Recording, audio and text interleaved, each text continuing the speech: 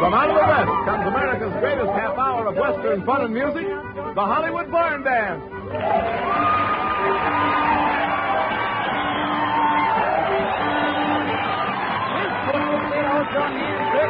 Come right in and make yourselves at home, friends and neighbors. It's the Saturday night doings of Cottonseed Clark and his gay gang of barn dance boys and girls. They're carrying on with their payday festivities from their new barn located just off Gower Gulch in Hollywood. And right now, here comes the keeper of the barn doors, your brushwood poet from down Texas way, Cottonseed Clark.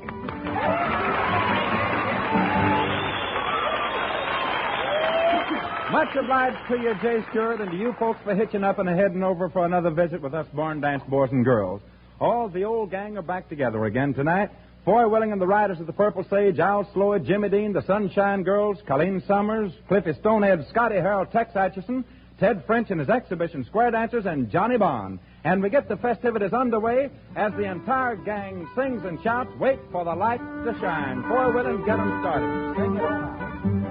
When the road is rocky and you're carrying a load, wait for the light to shine. If you find your friend that's on that weary, lonesome road, wait for the light to shine. Wait for the light to shine. Wait for the light to shine. Pull yourself together and keep looking for the sign. Wait for the light to shine. Don't forget your brother as you travel through the land. Wait for the light to shine. He may be in trouble and may need a helping hand. Wait for the light to shine. Wait for the light to shine, shine, shine. Wait for the light to shine. Never give up hope or catch your pearls before the swine. Wait for the light to shine.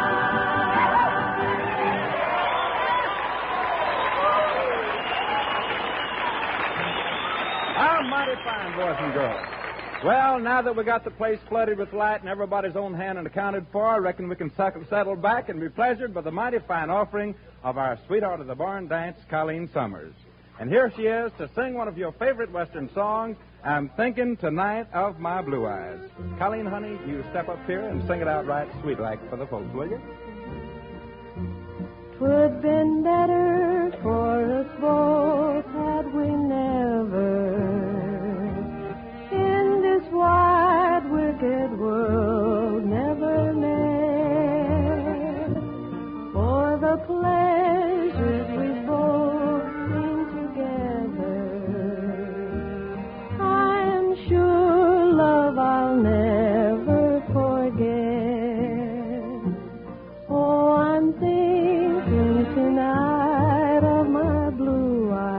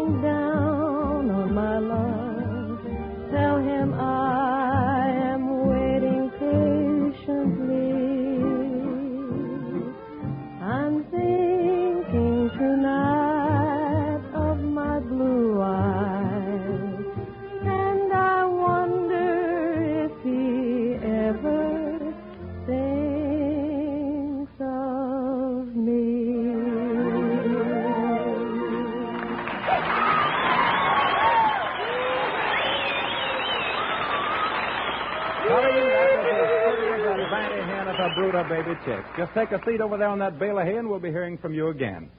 And now, folks, well, look who's a-coming. Hiya there, Johnny Bond, old pal, old hitching rail.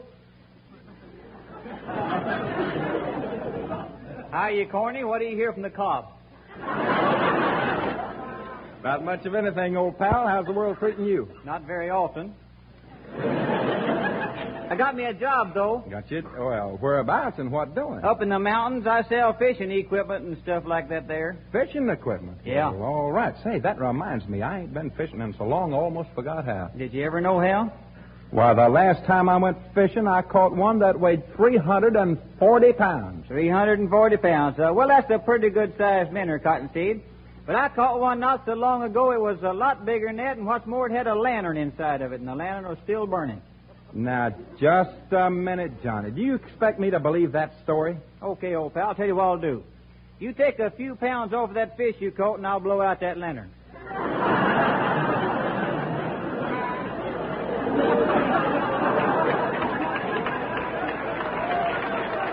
Let's get back to the fishing grounds. Yeah. Can you show me where I can catch some fish? Yeah, here's a map, old pal. Meet me up there in 15 minutes, and I'll show you some fish that you won't believe after you see them. Right now, I'm going to sing a song. I'll meet you there, old pal. Go ahead and sing your heart out. Now I growed up in the mountains, out where the snakes have legs, where the hoot owls speak in English, and the roosters lay square eggs. Shaved my beard and my mustache the morning I was born. That night beat up my old man and drank his rye and corn. Oh, I'm a truthful feller, they call me True Blue Bill. Never told a falsehood, and I guess I never will. Used to be a flyer, and in my aeroplane I flew across the ocean and I started home again. When I got halfway over, the doggone motor balked, so I let the darn thing sit there and I got out and walked. Now I'm a truthful feller, they call me True Blue Bill. Never told a falsehood, and I guess I never will. Now, you can believe this story if you want to, but down on our farm we used to grow some potatoes. Man, what taters we growed. One year we growed a tater that weighed 365 pounds. That's a pound for every day in the year. That potato would have weighed more, too, but you know it growed into our pig pen, and 14 pigs ate off of it all winter long. One time when I was shipwrecked on islands in the sea, by cannibals I was captured and tied up to a tree. They danced and beat their tom-toms, and they got rather tough. They said I would not make good steak, I was too doggone tough. Now the father of our country could never tell a lie, and he was my great uncle, so I ask you, why should I? I'm getting...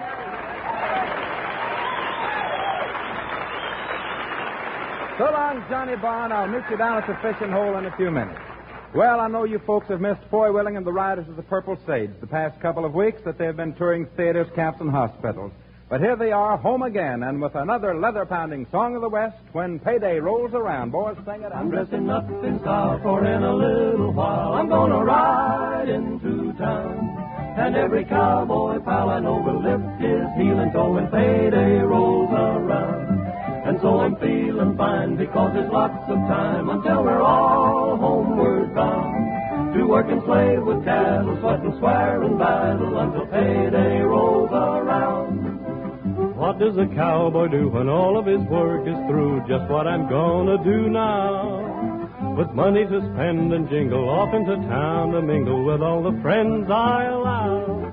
I'm dressing up in style, for in a little while I'm gonna ride.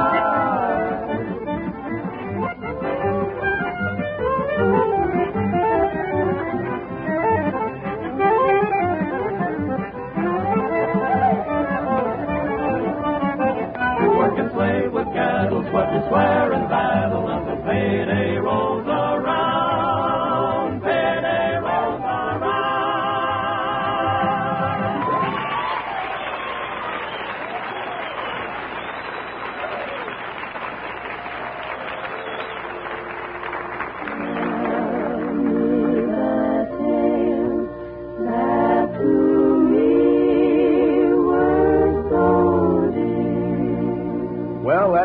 brushwood poetry time on the Barn Dance, friends and neighbors, and time for Cottonseed Clark to bring you another of his reminiscent recitations in rhyme. There's one in particular that you folks keep insisting that he read again and again. So tonight, he does somewhat of a command performance as he recites Pa's Wedding Suit. Cottonseed? When I was a little country boy, we was always desperate poor. We slept on pallets made of shucks laid down on the puncheon floor. Now the food we ate was what we growed. There weren't no cakes nor pies. And the clothes I wore was my pa's old clothes, cut down for to fit my size. Now Pa was a strapping great big man who was a pushing 6'3", and his clothes would have covered and wrapped around 3 boys no bigger than me. But Ma, she'd use her needle and thread, and she'd sew and cut and patch, and she'd take out here and put in there till she'd made the pieces match. Well, Pa sweated from dawn till late at night, but the two ends just never met. No matter how hard he worked, it seemed we was always just in debt. Sometimes he'd get discouraged and say, hard times will just never stop. But Ma, she'd hug him tight and say, next year, Newt, we're certain to make a crop. And then one year, I remember well, there came an awful hail. It whipped the corn and the cotton, too, and we didn't make a half a bale. Ma says to Pa, that young'un there is almost naked, Newt. If he's going to go to school again this year, it means your wedding suit. I reckon that was the prettiest suit that was ever seen or made. The buttons was all a genuine pearl, and the coat was edged with braid. That was the suit my pa had on when he was proud and young, while the preacher married him and Ma, and the congregation sung. Ma took the suit from the hair trunk, and then, I just can't, she said. But Pa put his arm around her and told her to go ahead. Her eyes was a brimming full of tears as she started to cut and rip, but she never stopped till the job was done, right down to the final snip. Now, what did I care if the other kids all laughed when they seed how I was dressed? When they said I was old-fashioned and poked fun at my coat and vest? What did I care if my cut-down clothes didn't look so grand or fine? I knowed in my heart there weren't nary a kid that had a pa or a ma like mine.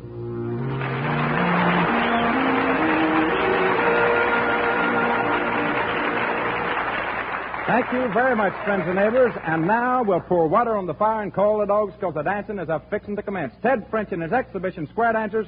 Johnny Bond does the calling. Left-handed Tex Atchison to make the music. And here we go. Tex starts sawing that thing out. Let's everybody...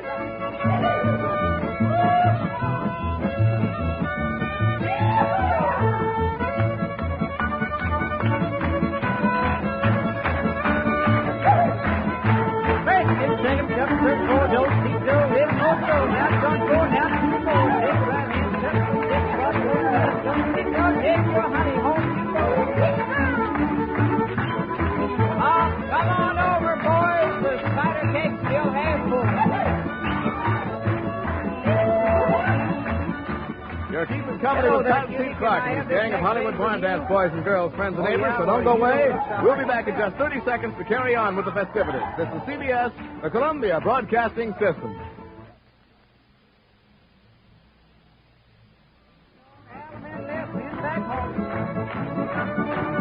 Here we are, folks, back at the Hollywood Barn Dance to carry on with the second half of our regular Saturday night doings. Once more, to keep things buzzing around the barn, in rides the master of the proceedings, Cottonseed Clark. Again, much obliged, Jay. All right, Johnny Bond, it's time to put the little skillet in the big skillet and throw the handle away. Send them home, Tex. Let's get on. Hey, this world takes the pretty girl around the world. Now that possum, now the coon, now the big boy around the moon.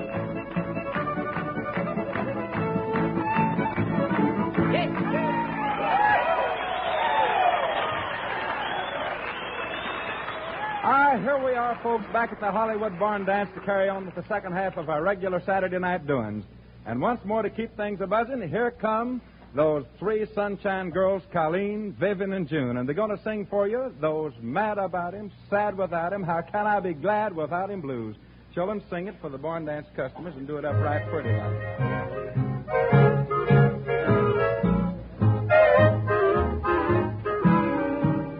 I went to bed last evening, feeling blue as I could be. I couldn't sleep last evening with what was worrying me. For all the tears I've wasted would surely fill the deep blue sea. I've got so mad about him, sad about him, how can I be glad without him blue? He keeps me walking on the floor, and like a fool I ask for more. Although I know he isn't good, I wouldn't leave him if I could. I know.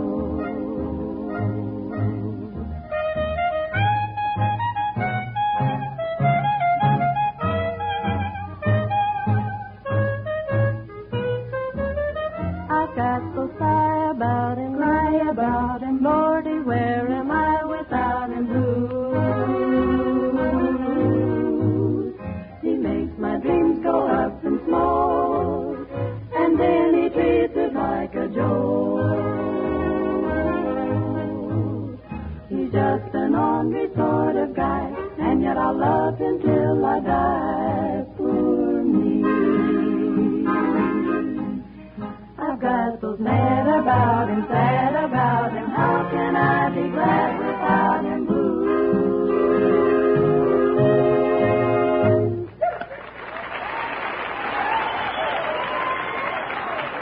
Colleen, Vivian, and June, the Sunshine Girls. Thank you, children, for a mighty fine bit of singing.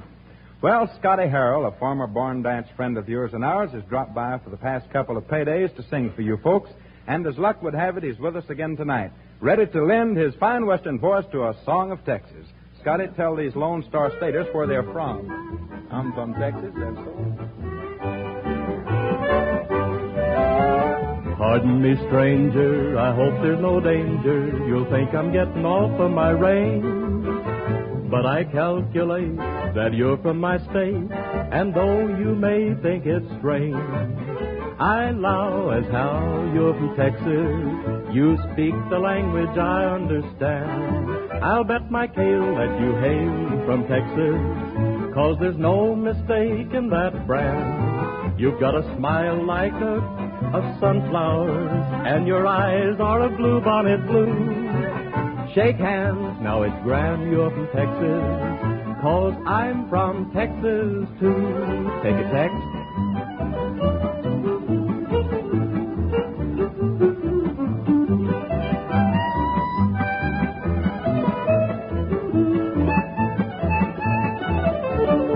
You've got a smile like an acre of sunflowers, and your eyes are a bluebonnet blue. Shake hands, it's grand you're from Texas, 'cause I'm from Texas too.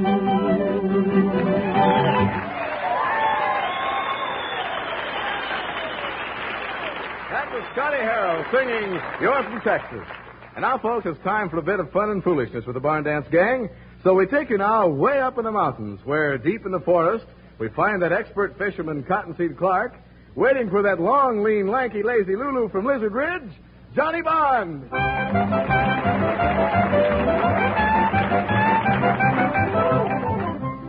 This is a heck of a note. Here I am, 40 miles from nowhere, not a sign of that Johnny Bond. I wonder where in the cat hair you could be. Hiya, Cottonseed, old pal, old fish face.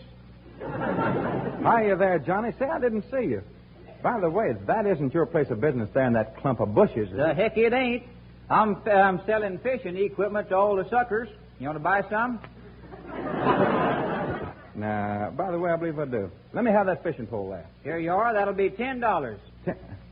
Now, here's the money. Now, where's the lake? Right down that road there a piece, but I wouldn't go there if I was you. Why not? Lake's all dried up. Dried up? Then why do you sell me this fishing pole? Business is business. Now, look, old pal, you asked me up here to go fishing. Now, let's get going. Okay, I'll show you a place where there's so dang many fish you'll have to get behind a tree to bait your hook. No. Yeah. Do you fish with flies? Flies, boy, you'll fish with them, camp with them, eat with them, and sleep with them.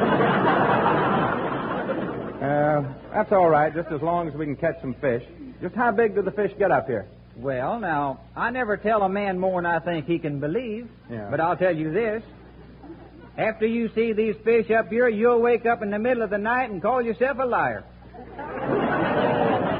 Now, let's get going right down this road here a piece. Right over there is the river. You can see it from here. Yeah. By the way, there's a fellow down there fishing off the bank. Yeah, that's old Razzmatazz Dean. Hey, Razzmatazz. You're the boss?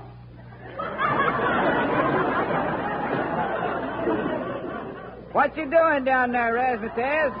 I said, what you doing, fishing? No, sir, just drowning some worms. Have you caught anything yet?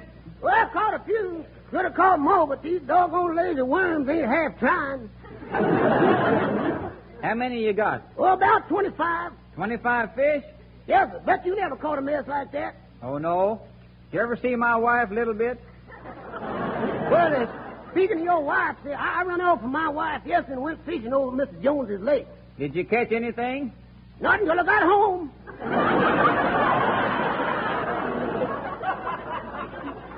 Well, we got to be moving on, Razzmatazz. Look out for snakes. Snakes don't bother me. I done seen one already. What kind? A very big rattlesnake. Had a frog in his mouth. But I took the frog away from him and used it for bait. Boy, I bet that made that snake mad. Well, he got him out at first, but I gave him a drink out of my jug, and that quieted him down. What'd he do then? He come back later with 15 more frogs.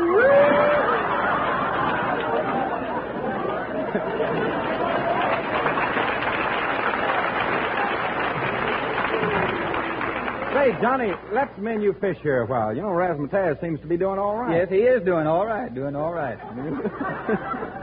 Suits me. You throw your line in here. I'm going to get me another drink of water out of this bucket. All right. Hey, just a minute. That's the minnow bucket. Minnow bucket? You know, I thought that water was kind of lumpy. Hey, Johnny, look. That man out there in that boat has caught a whale. Look. Ah, that ain't no whale. That's my wife, Little Bit. She was in swimming. Your wife, but Johnny, that man has caught her on his line. He's pulling her into the boat. Don't worry, he'll throw her back. Or jump in himself. Well, look, aren't you going to save her? Cottonseed, did you ever get a good look at my wife? No. Then pass me that jug and shut up. Say, listen, wait a minute. I hear somebody coming. Yeah, sound like a herd of elephants. Good evening, gents. Good evening. Catching any big fish? You're the biggest one yet. Then I take it you are catching some fish. Oh, sure, lots of them. I caught 15 catfish that weighed 25 pounds each. 15 catfish, eh? That all? No, old Baldy here caught 20 trout that weighed 40 pounds each. 20 trout, huh? Yeah. Is that all? Heck no, old Razzmatazz here caught 25 salmon that weighed 50 pounds each. Ah, fine. A mighty fine day's catch. Yeah. Now, do you know who I am? No, who are you? I'm the game warden. And you caught too many fish. Game warden, huh? Well, do you know who I am? No, who are you? I'm the biggest liar in the world.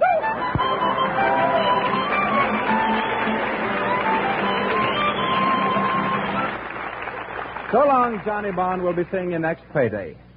Well, friends and neighbors, it comes time for another tribute to the West from America's great Western singing stars, the Riders of the Purple Sage, whose true and authentic interpretations of Western music have been nationally acclaimed. It has been said that the West is a land of adventure, opportunity, friendship, romance, life, and sometimes tragedy. You can't fence it in. You can't fully describe it, for to define the West is to limit the West, and you cannot limit boundless spaces. Writers of books and music have tried to define the West to no avail. They have, however, brought a light to a more visible insight of that same adventure, opportunity, friendship, romance, life, and sometimes tragedy. The latter is tonight's song subject of the Riders of the Purple Sage, a story that tells of the hardships and sufferings of the Riders of the Wastelands. Let's listen to Cool Water.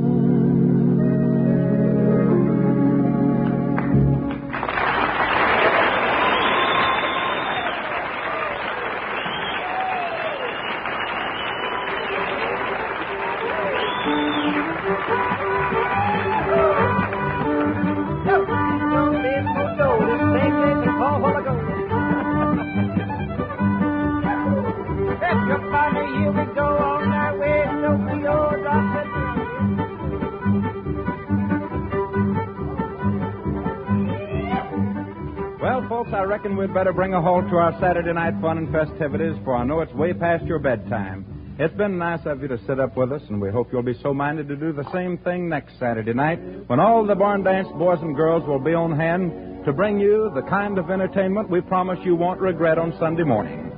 We'll see you all in church. Until then, this is Cottonseed Clark, speaking for all of the gang, saying so long, good luck, good night, and may the good Lord bless you. The Hollywood Barn Dance with Cottonseed Clark and Gang will come to you every Saturday night at the same time from Columbia Square in Hollywood. Jay Stewart speaking. This is CBS, the Columbia Broadcasting System. KNX Los Angeles, the voice of Hollywood. KNX Los Angeles, the voice of Hollywood. The Hampstead Theatre Club, London. Avis Bunnage and Ronald Baddeley in Stringer's Last Stand by Stan Barstow and Alfred Bradley. Have you got the table laid, Bessie? I'm on with it now. Well, don't take all day. Your father will be here any minute. And he doesn't like to be kept waiting, I know. Ma'am, do we have to have these? Have what? These plastic flowers. They look awful. They don't convince anybody. They look real to me. It's not as if you ever change them. It's spring all the time in this house, from April through to Christmas. I don't know what you're going on about. Oh, look, there's your father now. Look sharp. I'll go and get the stew. Oh, get out from under me feet. Now what's the dog done to you? You are in my way. When I come home from our day's work, I don't want to have to stride over that fat, useless lump. Is it ready? What's up with him, then? Well, you might well ask. Now, for goodness sake, don't start getting his back up tonight, Bessie. I've had a splitting headache all day. It's ready when you are. Stew, is it? And dumplings. Aye, all right. But don't say you don't fancy it. You were only asking the other day when we were going to have it again. I said all right, didn't I? What do you want, a song and dance? You'll have to go, you know. Who'll have to go? That dog. I hope I don't hang on long enough to get in his condition. I wish I thought somebody'd have kindness to put me quietly to sleep. Oh, yes, you can talk like that now. But life's sweet. More than you can say for these dumplings. I don't know why. I made 'em like I always do. Then you must have been heavy-handed. Dumplings need a light hand. Is there aught else you can find fault with while you're at it? I'm telling you, dumplings is sad, so's you'll know for next time. If they'd been perfect, you'd never have said a word, I suppose.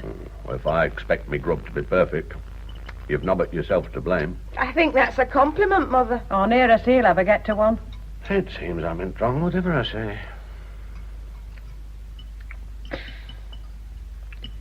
Did our Marjorie take Neville to the hospital?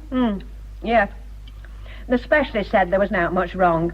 He gave her some drops for his ear and told her to take him back in a fortnight. If you ask me, strain's running out there. She's your daughter, Luther. No, I don't mean on her side. Our Marjorie's as strong as a knock. She has bairns like a chicken lays eggs.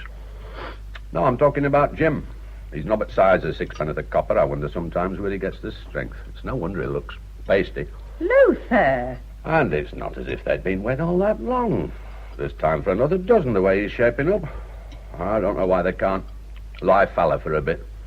You think he'd have found out what causes it by now? Luther, I do wish you wouldn't talk like that in front of our Bessie. Well, she's a grown woman, isn't she? If you'd talked a bit more to our Marjorie, she might not be where she is now.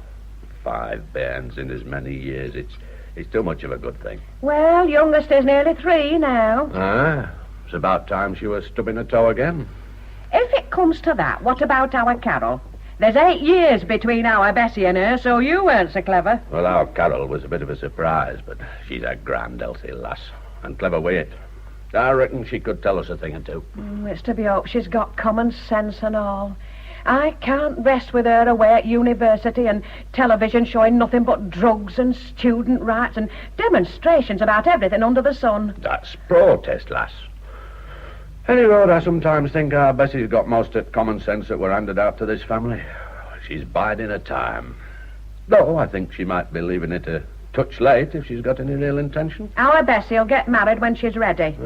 Don't mind me. Just go on talking about me as if I'm not here. You're not getting any younger, Bessie. I'd be a freak if I did, wouldn't I? Nobody gets younger. Anyway, like my mam says, I shall get married when I'm ready and not before. As long as you're not ready on your own. I'm not short of choice. You'll get shorter as folk get fed up of waiting for thee. She is engaged, Luther. Aye. Did Bob say anything about coming round tonight, Dad? No, he didn't. Didn't he mention it at all? I haven't spoken to him all day. Well, that's funny. And him working right next year. Is there something up or what? You might say that.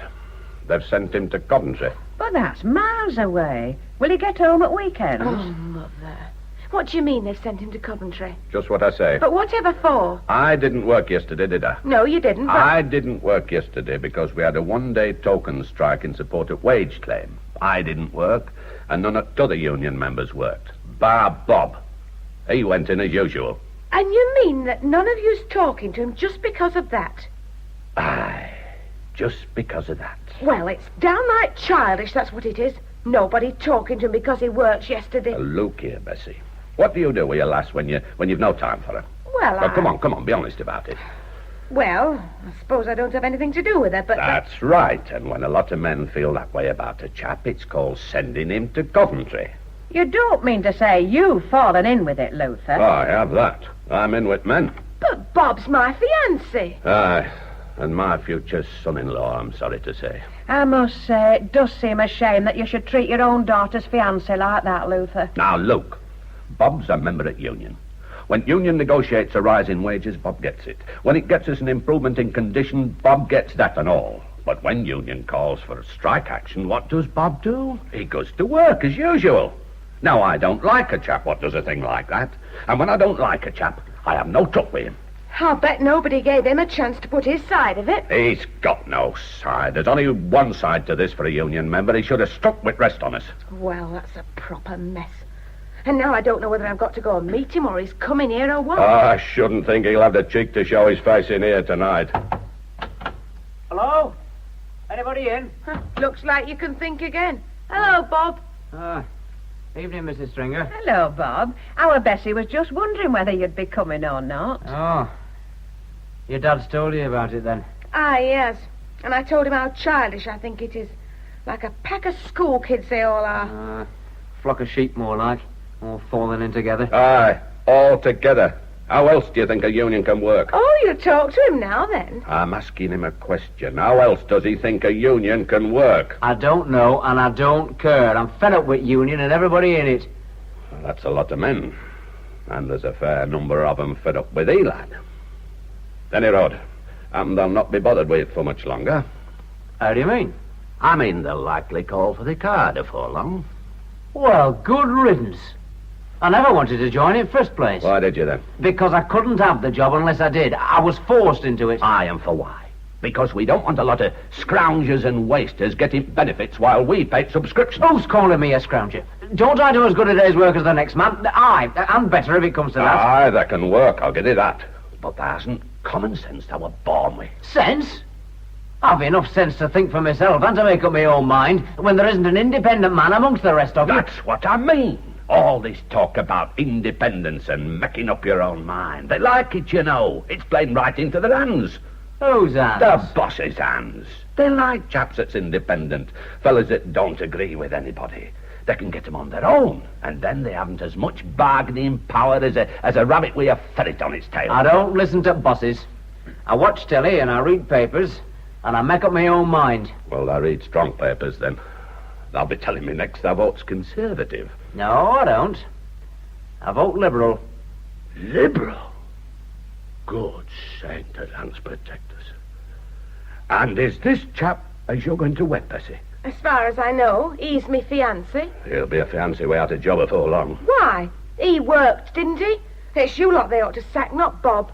But you see, they can't sack us because there's too many of us. We've 100% shop up at Crosslands, and men'll not work with a fellow what ain't in union. And your Bob won't be in union for much longer, or I'm a Dutchman. Well, if that isn't the limit. I do think it's a crying shame that a young chap should be victimised just because of his principles. You keep your nose out, Gladys. This has got naught to do with women. It's something to do with our Bessie. Your own daughter's young man, and you're doing this to him. Nay, don't blame me. There's naught I can do about it if I wanted to. And you don't. I've said all I have to say. Well, I've something to say now. It doesn't matter what your flaming union does to Bob. He's heading for better things than shop floor and being bossed about by a pack of tuppence halfpenny workmen. Hey, shut up, Bessie. There's no need to go into all that now. I think there is. I think it's time my father were told a thing or two. Who does he think he is, anyway? I don't suppose you know that Bob's been taking a correspondence course in accountancy. Eh? And I don't suppose you know that Mr. Crosland himself has heard about it, and that he's as good as promised Bob a job upstairs in the costing department if he does well in his exam. What do you think about that, eh? I'll tell you what I think about it. I think you'd better take that young fella out of my house and never bring him back again. So, he works because he doesn't agree with union policy, does he? He thinks we ought to have wage restraint, does he? He stuffs me up with that tale, and now you tell me it is angling for a job on staff? It wasn't his principles that made him go in yesterday. It was because he wanted to keep on right side of management. Calm yourself, Luther. You'll have a stroke if you get so well. I'll have a stroke if ever I see that scummy blackleg in my house again. Well, you might as well know I shall marry him whether you like it or not. Not at my expense, you won't. Oh, come on, Bessie. Let's be off. I will go. You better see if you can control him, Mother. He's yours. This one's mine. Bloody hell. You know, you'll do yourself no good getting worked up like that. And I think of all football matches we've been to together. Well, now Bessie can wed him if she likes. She'll go her own road in the end, and she's too old to be said by me. But she's no need to think he's welcome here in future. And what's more, I won't stand for you having them in toss together when my back's turned. You hear what I'm saying, Gladys? You're not to have that young fella in here again. Oh, for heaven's sake, will you shut up? Have you gone daft? I shall go daft if I listen to you much longer. Well, that's one of the dinner service plates you've just chucked on floor. I know it is, and I don't care. You can pay for it out of that rise the union's getting you. And you can pay for that one as well. Hey, hang on. And as for me, I'm going round to our Marjorie's. I shan't be making any supper, nor any breakfast tomorrow. No, nor any dinner nor tea neither. I'm starting my one-day strike now. You can look after yourself, and you can torture yourself for all I care. You're not feeling badly, are you? What's come over you? Principle. 32 years of it saved up. Well, by bloody hell. Well, I might as well go where I can find somebody that knows what I'm talking about. Come on, Bob. Is it all right? Of course it is. There's nobody in. Me mum's probably round at our Marjorie's. It's not her I'm worried about. Oh, we shan't see me dad for a bit. He'll have gone round to the Greyhound. They'll all be talking about what big men they are and how they can make the bosses sit up. Oh, I don't like coming in here behind his back. I live here, don't I? I've invited you. I can take care of me dad, don't worry. Grown men acting like kids. It makes your blood boil. Nah, leave them alone. They'll come round in time. Aye, in time. You're reading papers about some chaps being in Coventry for years on end. Well, then, I'll either stick it out or I'll look for another job. The trouble is, they'll very likely take your union card off you. Then you might not find another job in a hurry. And here's us saving up to get married. Oh, silly, daft men. They cause all the trouble in the world. There wouldn't be half the bother there is if they let women run things. What makes you think that? Because we've got more common sense, that's what. Hey, you'll have to put up for council if you think that way. I'd have to join some damn silly political party before they'd entertain me. Anyway, let's forget it for a while. Ain't it a mess, though? Oh, it'll all come out in wash. Come on, sit down here. Oh, it's all right you talking like that. What are we going to do if you lose your job? Oh, I don't know. Perhaps Mr. Crosland will give me that staff job if there's any trouble. Aye, and perhaps he'll let you go to save trouble. Oh, no, he's a decent sort. I don't think he'll let a crowd of workmen intimidate him. I could see me letting him if I were boss. Hey, you better not let your dad hear you talking like that. You go off the deep end. Say you're a traitor to your class or something like that. Oh, I know how to stand up for me rights, don't worry. But there's a difference between that and this sort of silly carry-on. Well, let's not spoil our evening, eh? Come on, sit down here. Sit. I wonder what's on telly. Oh. Never mind telly.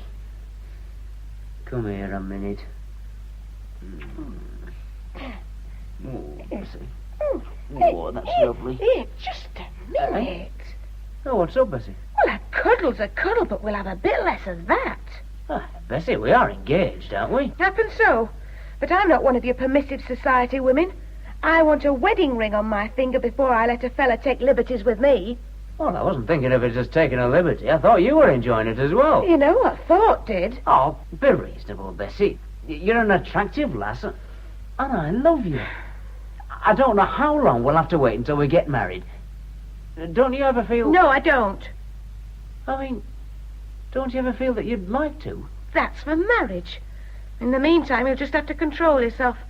They don't call me Alice Green. Eh? What's Alice Green got to do with it? You used to knock about with her, didn't you? She was always free and easy enough. How do you know she's free and easy? I'm only telling you what's common knowledge. I always found Alice a nice enough lass. I don't know why you want to start calling her names. I'm not calling her anything she hasn't been called before. And why did you pack up with her if you thought all that much about her? I'm not saying I think out about her. All I'm saying is that you are calling her names, and I've always found her to be a nice enough lass. But you did finish with her, didn't you? Well, no, she finished with me, if you must know. She threw me over for a chap she met at a dance in Bradford. So I've got to be content with Alice Green's leavings, have I? Oh, Lord. You know very well it's not like that, Bessie. I think a lot more about you than I ever did of Alice. But all the same, she gave you more fun than you get with me, eh? I didn't bring her into this, you did. Oh, what the heck's come over you, Bessie? You're in a right mood tonight. Aye, I am. I'm sick to death of men, if you want to know. What with men acting like bairns and men what can't keep their hands off you, so wonder women have any patience left. There's our Marjorie's husband, at her till she's going to have more kids than the old woman what lived in a shoe. And me mother, putting up with me dad's domineering ways for 32 years. Well, I shan't have it. It'll be 50-50, give and take when I get wed. And I shan't get wed till that's understood. It's as well we're getting to know all this. Now we can see who wants to wear the trousers. It's not a question of wearing trousers, but I intend to know where I stand. It's a woman's right to know what she's letting herself in for. And a man's. What do you mean by that? Well, I mean, it looks as though we'd better set it all out on paper. Draw up a marriage charter, like, with all the rules and stipulations and agreements. It wouldn't be a bad idea. Aye. And what kind of marriage would that be, with one or the other of us claiming breach of contract every other day? It'd be a fair arrangement. I can just see it. I must be taken out twice a week, and I can claim time and a half for washing up after 6:30. And you can't come into the bedroom without clocking in. You want to get your dad to help you draw it up. It's just his cup of tea. Oh, you've no need to be sarcastic. It's watching me dad carry on that's made me think like this. Oh, no, it's not. It's being his daughter, that's what it is. You think you're like your mother, but you're not. You're the spitting image of your dad. You've got no sense of humour for a start, and he's famous for it. Do you know what the lads call him up at the works? Smiley Stringer, they call him, because he's never been known to see a joke. You talk about him and his pig-headedness and domineering ways. Well, you want to have a good look at yourself. If that's what you think, I'm sure I don't want to hold you to anything. And I'm sure I don't want to wed a female Luther Stringer. Well, that settles it then. You can go and see if Alice Green will have you back. I don't care. And don't think I shall have any bother finding somebody else. You're not the only pebble on my beach. Oh, I never thought I was. I mean, there's, and then there's, Oh! Here, you can have your ring back now. I won't wear it another minute. And who the heck's that? Oh, hello, Bessie. Oh, it's you, Jack. This is a surprise. Won't you come in? I was wondering if I could have a word with your dad. Well, come in, come in. Me dad's out just now. Oh. He'll be down at the ground. Have you tried there? No, I thought I'd call you first, seeing as how it's on my way. I didn't know you'd be in on your own, like. On me own? Oh, that nonsense. Well, you men. What do you think that is sitting over there? A waxwork? I suppose if Bob got up and punched you on the nose, you'd reckon it hadn't happened. Well, there's nothing personal about this, Bessie. You can't kid me with that now personal business. Of course it's personal. And you're all enjoying it at bottom of you, taking your spite out on somebody you know. I don't need you to stand up for me. Oh, I see. Now, look here, Bessie. It's got nothing to do with you, and I don't want to discuss it if you don't mind. If your dad's down at Greyhound, I'll have a walk down there and see him. Well, seeing as I'm on my own, I'll come with you. Oh, well, I'll take you down and buy you a drink with pleasure, Bessie. But I shan't be able to stop with you. Have some business to discuss with your dad, you see. Oh, never bother about me. I'll find somebody to talk to. And you and me can have a little chat on the way down. It'll be rather like old times, won't it? I hope you know what you're doing, Bessie. Did you say something, Jack? No, I said nout. Funny, I thought you said something. It's stopping in on your own that does it. You start hearing things after a bit. Oh, my flipping maiden aunt, women. Right, I'm ready when you are, Jack. Right-o, I'll then. leave the light on and the door open for me mother. Ah. She'll be round at our Marjorie's. Well, that's a right out you do. What am I supposed to do now? Should I switch the light off and slip the latch or what? It'd be a laugh if they all found they were locked out, wouldn't it? Stop arguing, Bessie, will you, and come in. Oh, bloody hell, I can't face that lot. I'm for the front room. Where were you off to with Jack Harper? He called to see me dad. I told him he'd be down at the pub, and then I said I'd have a walk down with him. You set off out once with Bob. Where's he got to? Oh, he had to go early. To do his studying, you know. I see. All the same, I don't see why you Look, are we going to spend next half hour dribbling on about our Bessie, or are we going to get down to brass tacks? Well, why couldn't you let her go about her business? I don't see there's any need to bring everybody into it, Marjorie. Our Bessie isn't everybody, ma'am. We can't talk round at our house with Jim flapping his big ears and kids crawling all over everything. Besides, our Bessie'll have something to say about it. I don't know what our Bessie's supposed to know about such things. Our Bessie's a grown woman, ma'am. That's the second time I've heard that tonight. Will somebody please tell me what I've been dragged into the house for? Look, I don't think... What? Oh, nothing. Look, Mother, I know you must be upset, but we shan't get anywhere by sweeping it under the carpet. We've got to talk about it and decide what to do. Marjorie, if you aren't the most maddening woman I know... Well, I can't get a word in edgeways, can I? Do about what? About me dad. What about me dad? He's got a woman. You what? I'm telling you. He's got a woman. Or more than one. Marjorie, there's no call to let your imagination run away with you. You'll have him running an harem next. How do we know there isn't more than one? Hey, Marjorie, I wish to God I'd never given you that damn suit.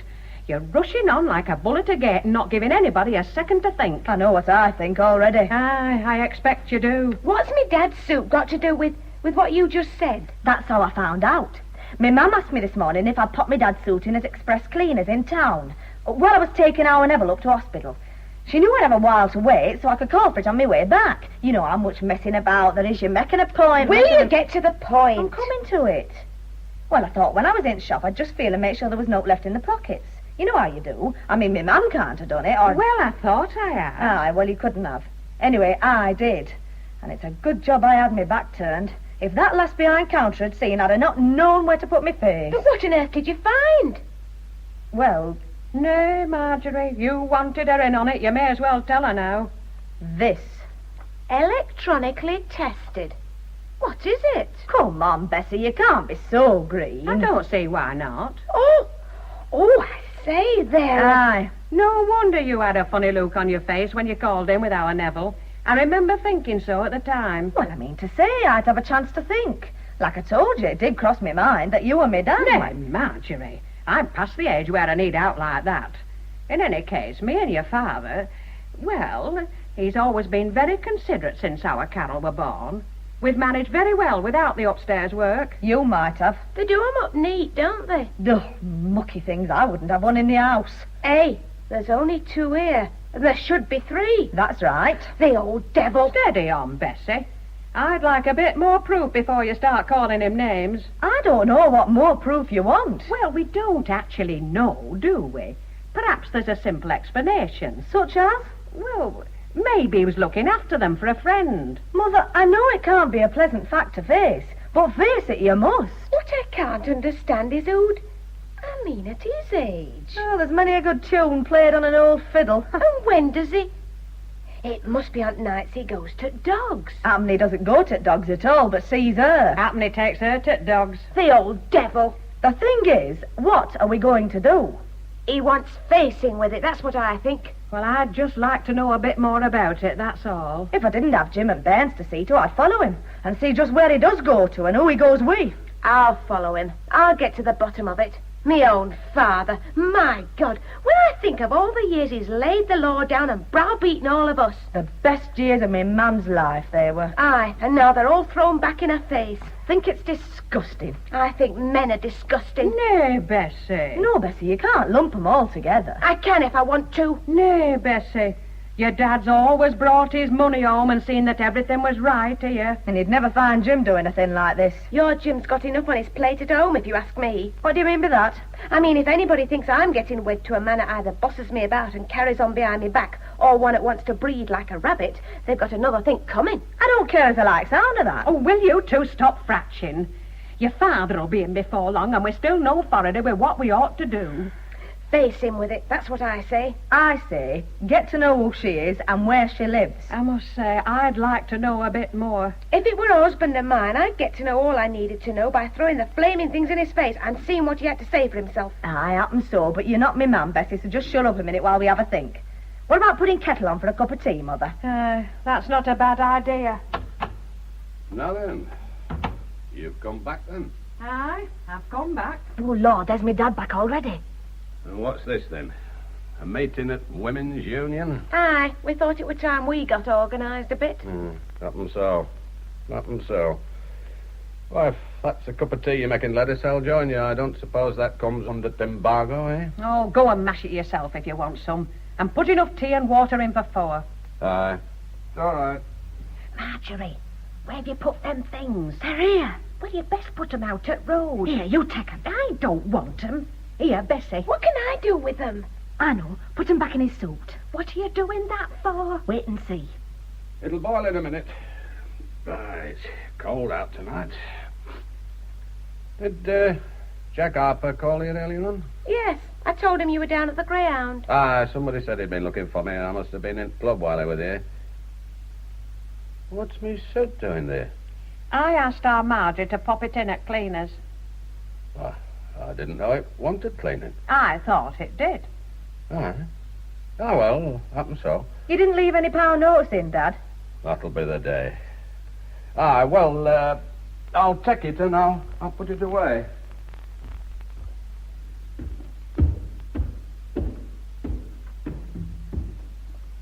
There, then. He knew they were there. Did you see his face? The old devil. Now are you convinced? I suppose I have to be. What do we do now? I don't know, but let's not talk in here. Is that kettle boiling, Mum?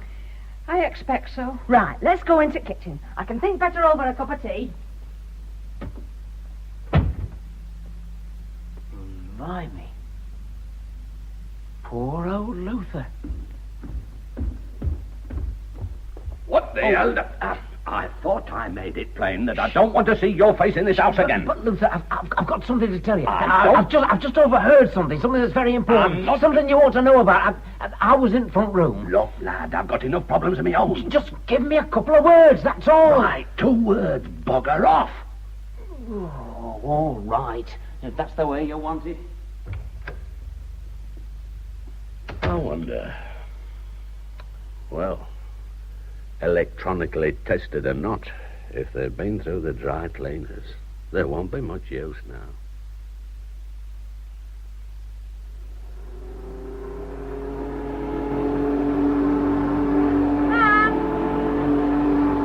Ma'am!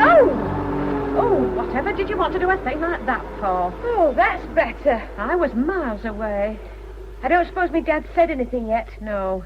Our Marjorie said not to let on that we knew anything, so I haven't. It's a strain, though, Bessie. I don't know that I can stand it much longer. Maybe you won't need to. What time did he get in last night? Just after midnight. I reckoned to be asleep. I didn't want to talk to him. I don't want to listen to his lies. We'll find out a bit more about it anyway when our Marjorie comes round. What time did she say? Well, she'll have to wait till Jim comes in to see it at Bairn's, so it'll be 12 or after. I'm wondering what she told Jim last night. I said to her, you can't just go out of the house for 2 or 3 hours in an evening without a reason. But she said not to worry, she'd think of something. You should have gone, Bessie, if anybody had to. You couldn't trust me to control my temper. Have you seen Bob lately? Not since that night. Isn't it time you were making a move, then?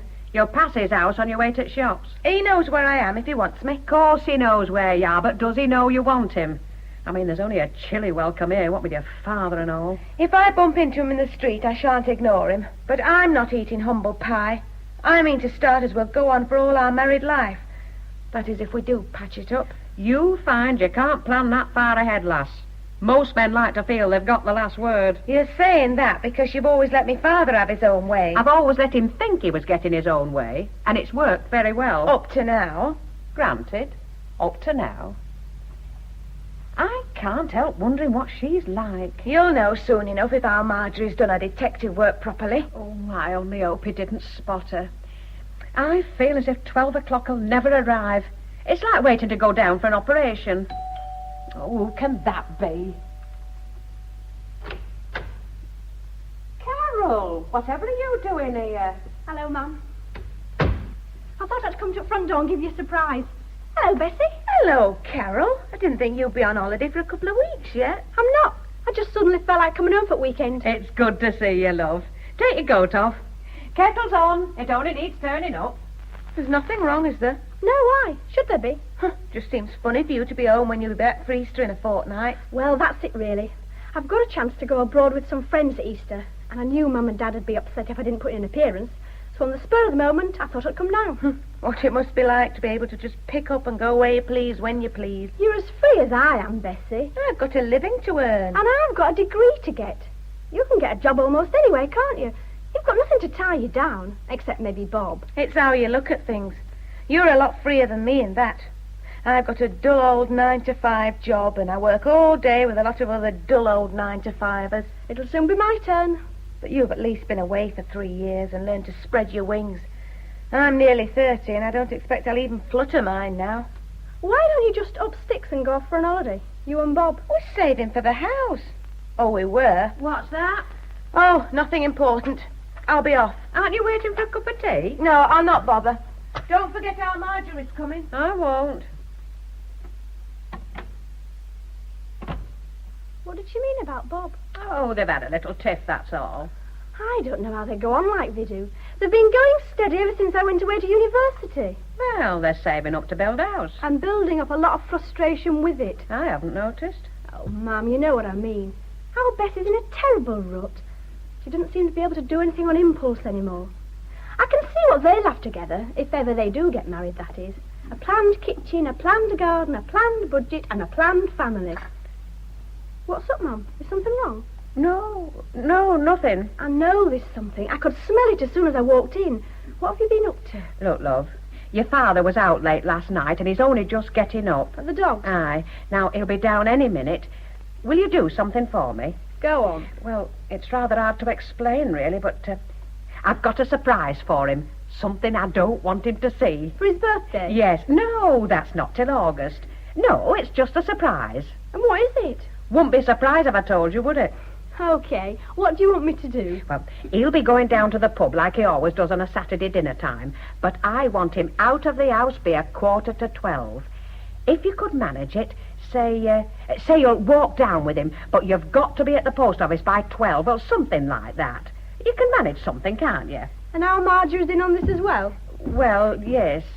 Listen, that's him coming now. Not a word. Shh. Well, now, what's this? Another mouth to feed? It's a good job I don't take you seriously. I didn't know Easter fell a fortnight early this year. I begin to think visits are rationed. You ration them, love, not us.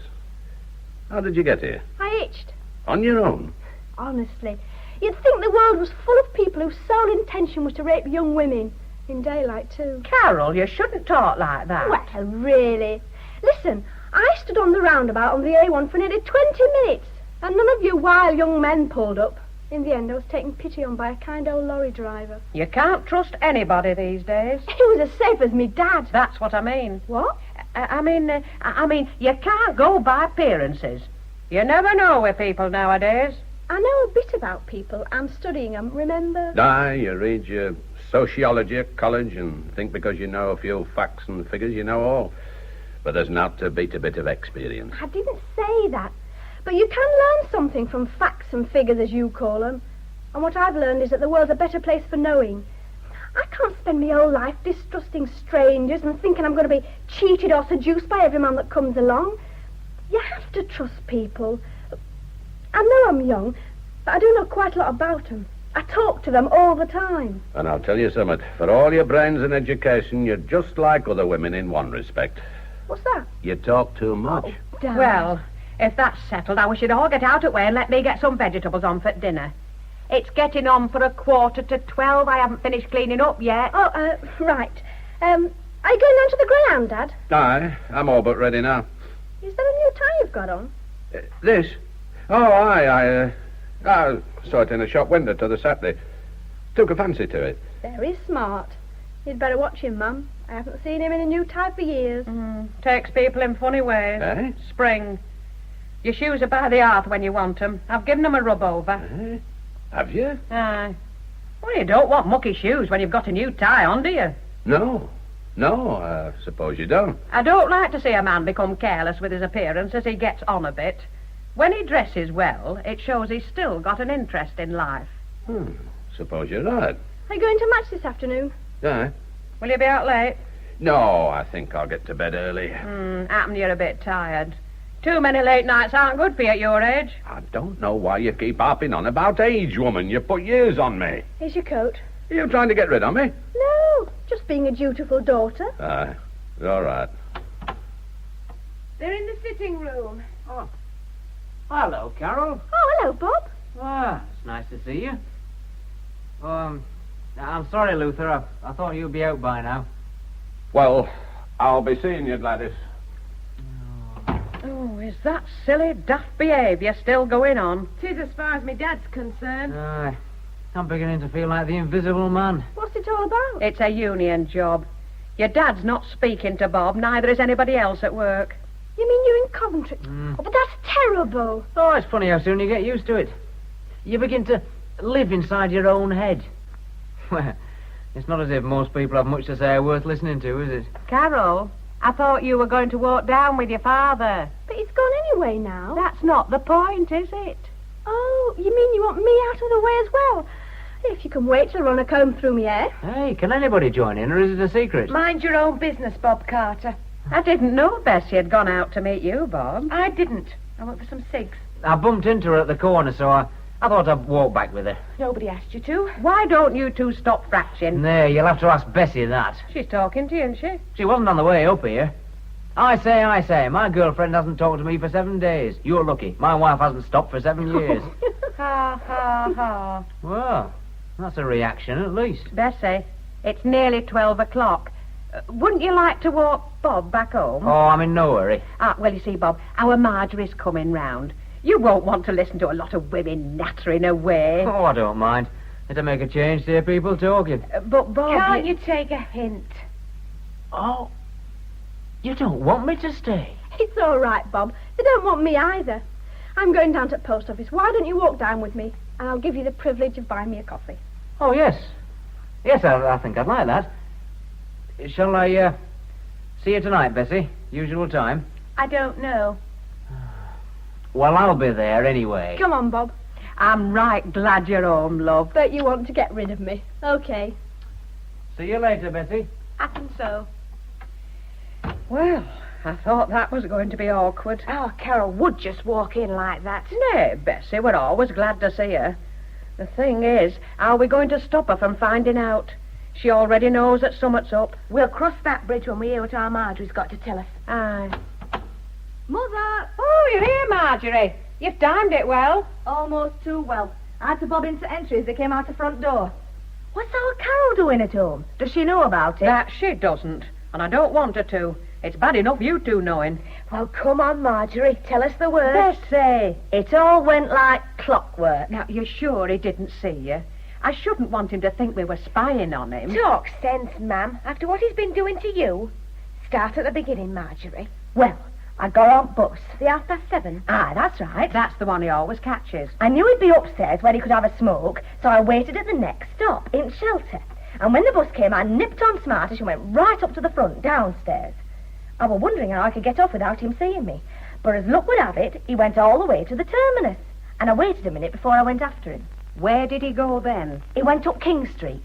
At first I thought he was going to the dogs. He's going to the dogs, all right. Bessie! But he went into the first pub. You know, the one they did up posh just before Christmas. The Crown, you mean? Aye, that's the one. I'll crown him. Anyway, I couldn't see through the window, and I didn't dare go in for fear of coming face to face with him. So I just waited on t'other side of the road. Then it started raining. I was wet through by the time he came out. So... Never mind, Marjorie. It's all in a good cause. Had he got somebody with him? Aye. And he were laughing. I'm not sure I'd have owned that.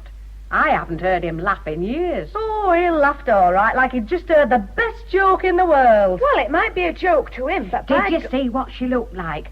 Was she a fast-looking piece? Well, no, not exactly. A bit flashy, maybe, but well set up and smartly dressed. It was the way she hung on his arm that got me, just as if she owned him, and looking up in his face all the time. Just the sort to suck up to him and make him think he's a big man. He always did like the lasses to suck up to him as a lad. I thought he'd grown out of all that donkeys years ago. They never grow out of it. I'd never have classed all men alike before, but now... But now we know. Aye, now we know. Go on then, Marjorie. Get on with your tale. It were coming down cats and dogs by this time. She had an umbrella, but all I got was that blue raincoat of mine. I never bothered to have it reproofed the last time it were cleaned, and it lets the water straight through. I tell you, I'm surprised I haven't gone down with pneumonia. I was soaked through. Marjorie! I'm coming to it. They went round a corner and got into a red car. That took me by surprise, that did. I had to nip into the yard or else I'd have been caught in headlights. They drove off, did they? Aye, up the Moor Road. The Moor Road? It's just like the news of the world. You don't think that they... I mean, well... No, not in a car. What? Oh, no, I shouldn't think so. It were only a mini. I'd have thought me dad were past that sort of thing. There's a lot we thought he was past. So that's all you found out? Oh, no. No, I had a brainwave. I went back into the pub. On your own? Well, I thought if she can wait for me dad in pub on her own, what am I worried about? Well, you should have come home when you were so wet through and let me have it out straight with him. Nay, I wasn't going to give up so easy. It's a lovely pub now, though, Bessie. You want to get Bob to take you sometime? A lovely thick carpet and nice soft pink lights. I thought, what can I order to warm me up a bit? So I had a sherry. I knew you'd make it right with me. You what? Over my expenses. There was 17 pence bus fare and 15 pence for the sherry. Why didn't you have a double brandy while you were at it? 32 pence I owe you. Remind me. Here, there's 35. Oh, it's all right for you, Bessie, earning a wage and only yourself to keep. 32 pence makes a big hole in my housekeeping. Well, now your 3 pence took good. Oh, how you two can fratch over a few shillings with all this going on. Did you find anything else out, Marjorie, or are you just talking for the sake of it? I like that. Who was it trailed all that way after him and risked getting a death of cold standing in pelting rain? It was you, Marjorie, love, and we're very grateful to you. All right, then. Where had I got to? You were in the pub, wet through, and drinking sherry on expenses. Bessie, just get on with it, will you, Marjorie? Well, I got talking to the landlord and reckoned I was waiting for a friend, for I was a bit late and might have missed her. She might have been with an elderly man in a brown overcoat, I said. Oh, he says, you mean the lady with the red mini? They're two of me Friday night regulars. I've known her for ages. She works at Burnett's. I only know that, though, he says, because she fitted me wife on. Well, I'm nodding as though I know all about it already, but I'd draw him out a bit more, and it turns out her name's Fairchild. And she's a corset fitter for Burnett. Did he say how long they'd been going in the pub together? Aye, the best part of a year. A year? The old devil. Oh, I blame myself in one way for not smelling something was wrong before this. You can't blame yourself, ma'am. He's been cunning. All his big talk about principles. I reckon he leaves them at work in his overall pocket. It might have been better if he'd left them things there and all. Nay, ma'am. Well, what's to do now? I'm hardly the sort to go into the Crown and face 'em with it. You won't have to. I've seen to that. Oh? How? I thought it'd be a good idea for all of us to have a good look at her. Wear her up properly, and then see what's to be done. Look at her? Are we going to do that? What do you mean, all of us? What I say? We know where she works, don't we? And what do you expect me to do, Marjorie? Go and pull her hair out for her in Burnett's underwear department? No, Mum. We get her here. Here? What do you mean, here? Here, in this room. In fact, it's all arranged. I rang her up from phone box this morning. One of my friends recommended you, I said. I need a fitting. Do you do fittings in customers' own homes? If our customers wish it, madam, she says, very posh she is on phone, that's part of our service. But you don't need a corset. As a matter of fact, I could do with one. But I shan't get one. I've all on to afford a new pair of pants from Marks and Sparks. Anyway, she don't know that, does she? And when have you fixed this for, Marjorie? 7 o'clock on Monday night. I knew my dad always goes out to a meeting on Mondays. But why bring her here? It's no good at my place with all kids, is it? Don't worry, I didn't give her your address in case she knew where my dad lives. And I give her my married name. I said it were a bit tricky to find, so I'd meet her at post office and show her the way. You sure you've got the right woman? Oh, yes. Mrs. Fairchild, and she'll be in a red Mini. Mrs.? She must be a widow. Divorced, more like. I don't like this. I wish we'd never started it. You didn't start it, he did. But we'll finish it. Nay, we shouldn't be doing this. You're not turning soft, are you, Mum? You can't let him get away with it. I don't think this is the way. It's either find some way of warning her off or face me dad with it fair and square. And what's to stop him doing as he likes afterwards, then? You can't lock him up in the house every night. Nay, if he knew I'd found out... What? Well, he'd surely... Ma'am? Oh, well, happen you're right. I shall have to get back. I've got naught done at home with all this. And I think I've got a cold coming on. Monday night now. Don't forget. I'm hardly likely to forget. No, well. Oh, by the way, you don't think he tumbled to anything after we put them things back in his pocket, do you? I don't think so. I don't know about you, Bessie, but I can hardly wait for Monday night. Me neither. Just fancy. If she'd been on pill, we might never have known.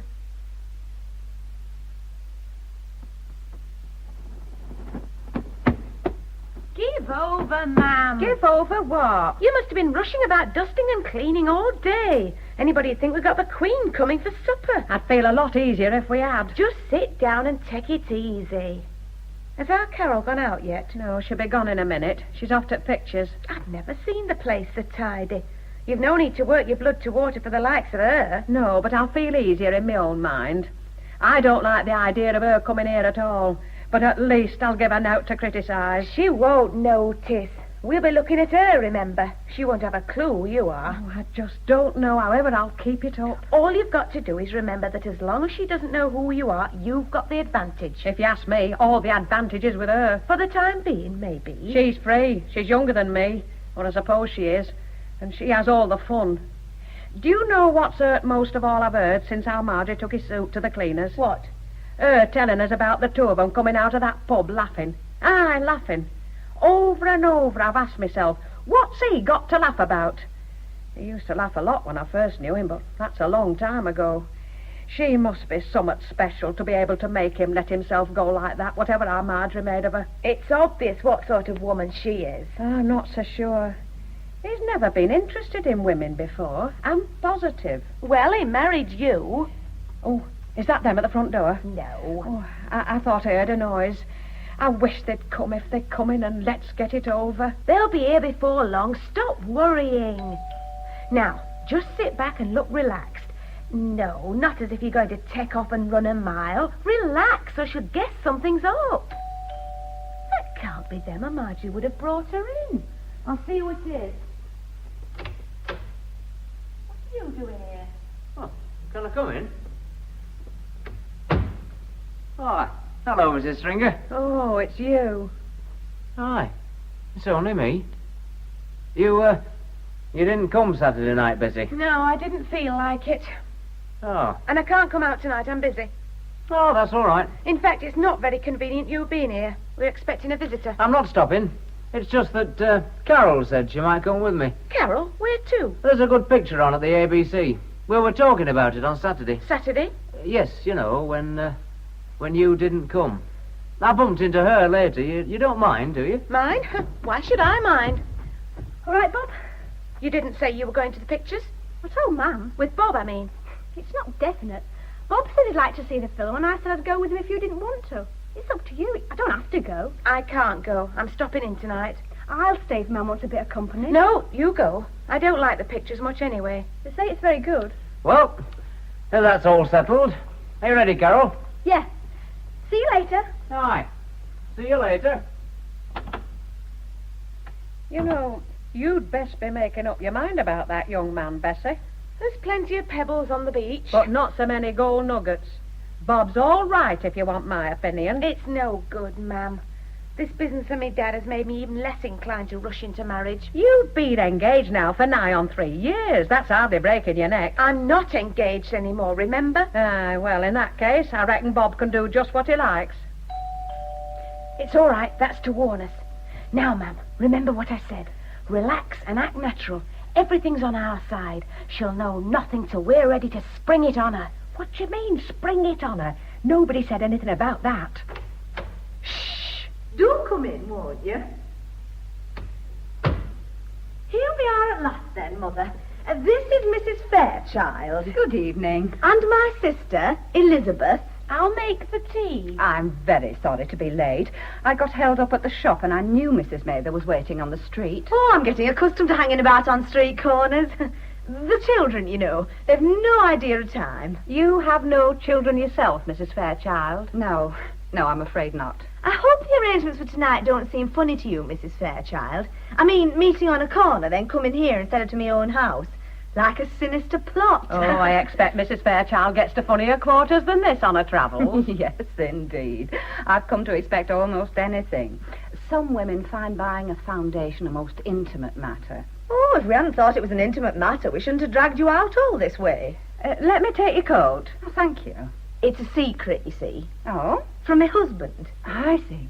Married people sometimes have to deceive each other a bit. Don't you think so? It depends, I should think. I don't mean about anything serious. But I want this to be a surprise for my Jim. What she means is Jim wouldn't understand her spending money on a corset, even though it was making herself look smarter for his sake. Oh, yes, it is a pity, you know, that we can't educate more men to realise what a valuable morale booster a good, properly fitted corset can be to a woman. I expect you don't have any trouble with your own husband on that score. I'm a widow. Oh. And you've not thought about getting married again? Well, thinking about it and doing it are two different things. Men aren't all that easy to come by, are they? Not unless you're not very particular. And I'm afraid I must be. Then again, there's no accounting for other people's tastes, is there? Oh, that's true. You'll have a cup of tea? It'll be very welcome. When I have an evening call, I don't eat till late. Do you work in the evenings a lot? Oh, it varies. It'll upset your social life, I expect. It does lead to difficulties sometimes, but one's livelihood must come first, mustn't it? Oh, yes. Especially with a woman on her own. Yes. Now, did you have anything particular in mind, Mrs. Mather? What? Oh, for a foundation, you mean? Have you a special problem like bosom control, midriff bulge, too full development in the hips or buttocks? Sad flesh is my main problem. Oh?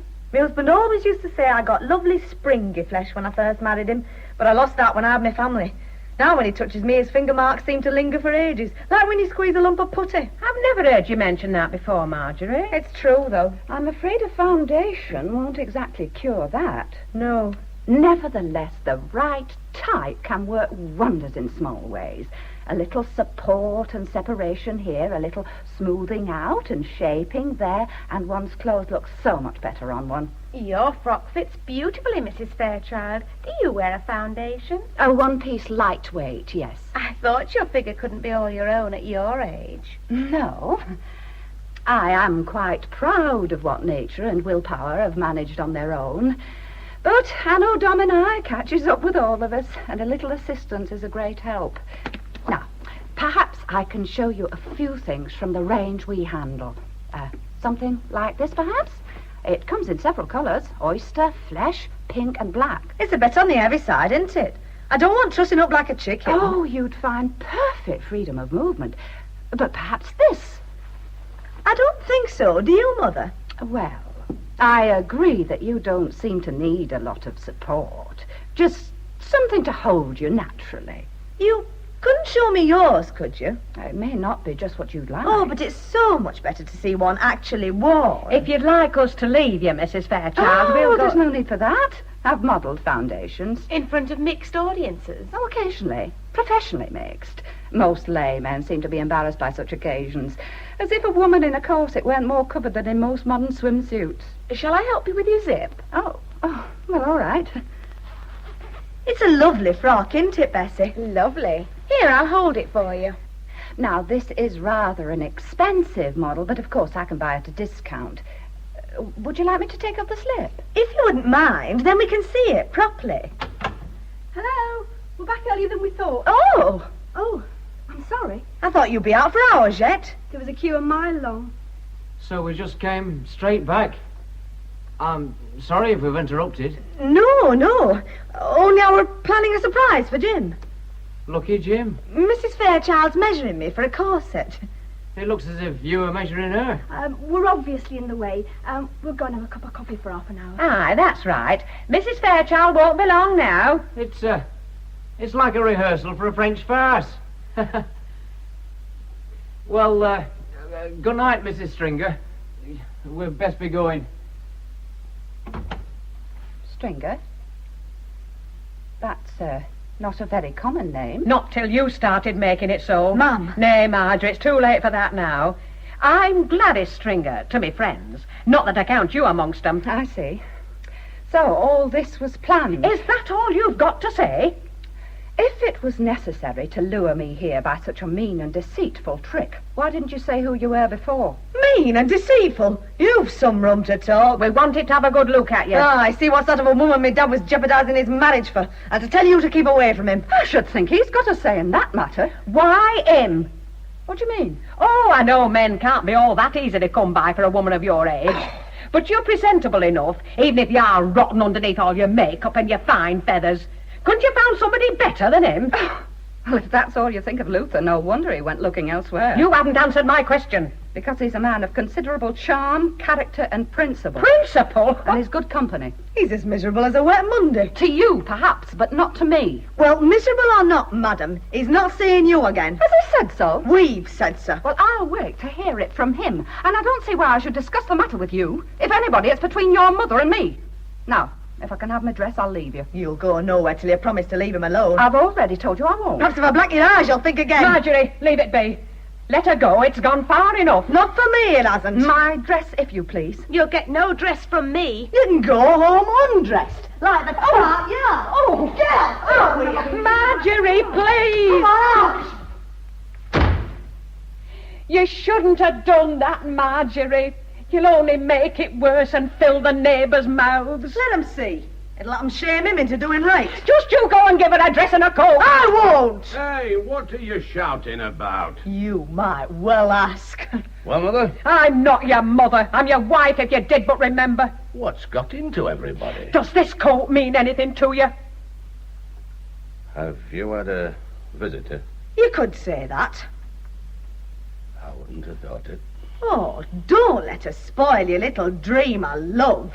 She didn't call on us, we asked her here. So you did know. Well, what's her coat doing here now? She left it behind. Left it? She left this as well. Her frock?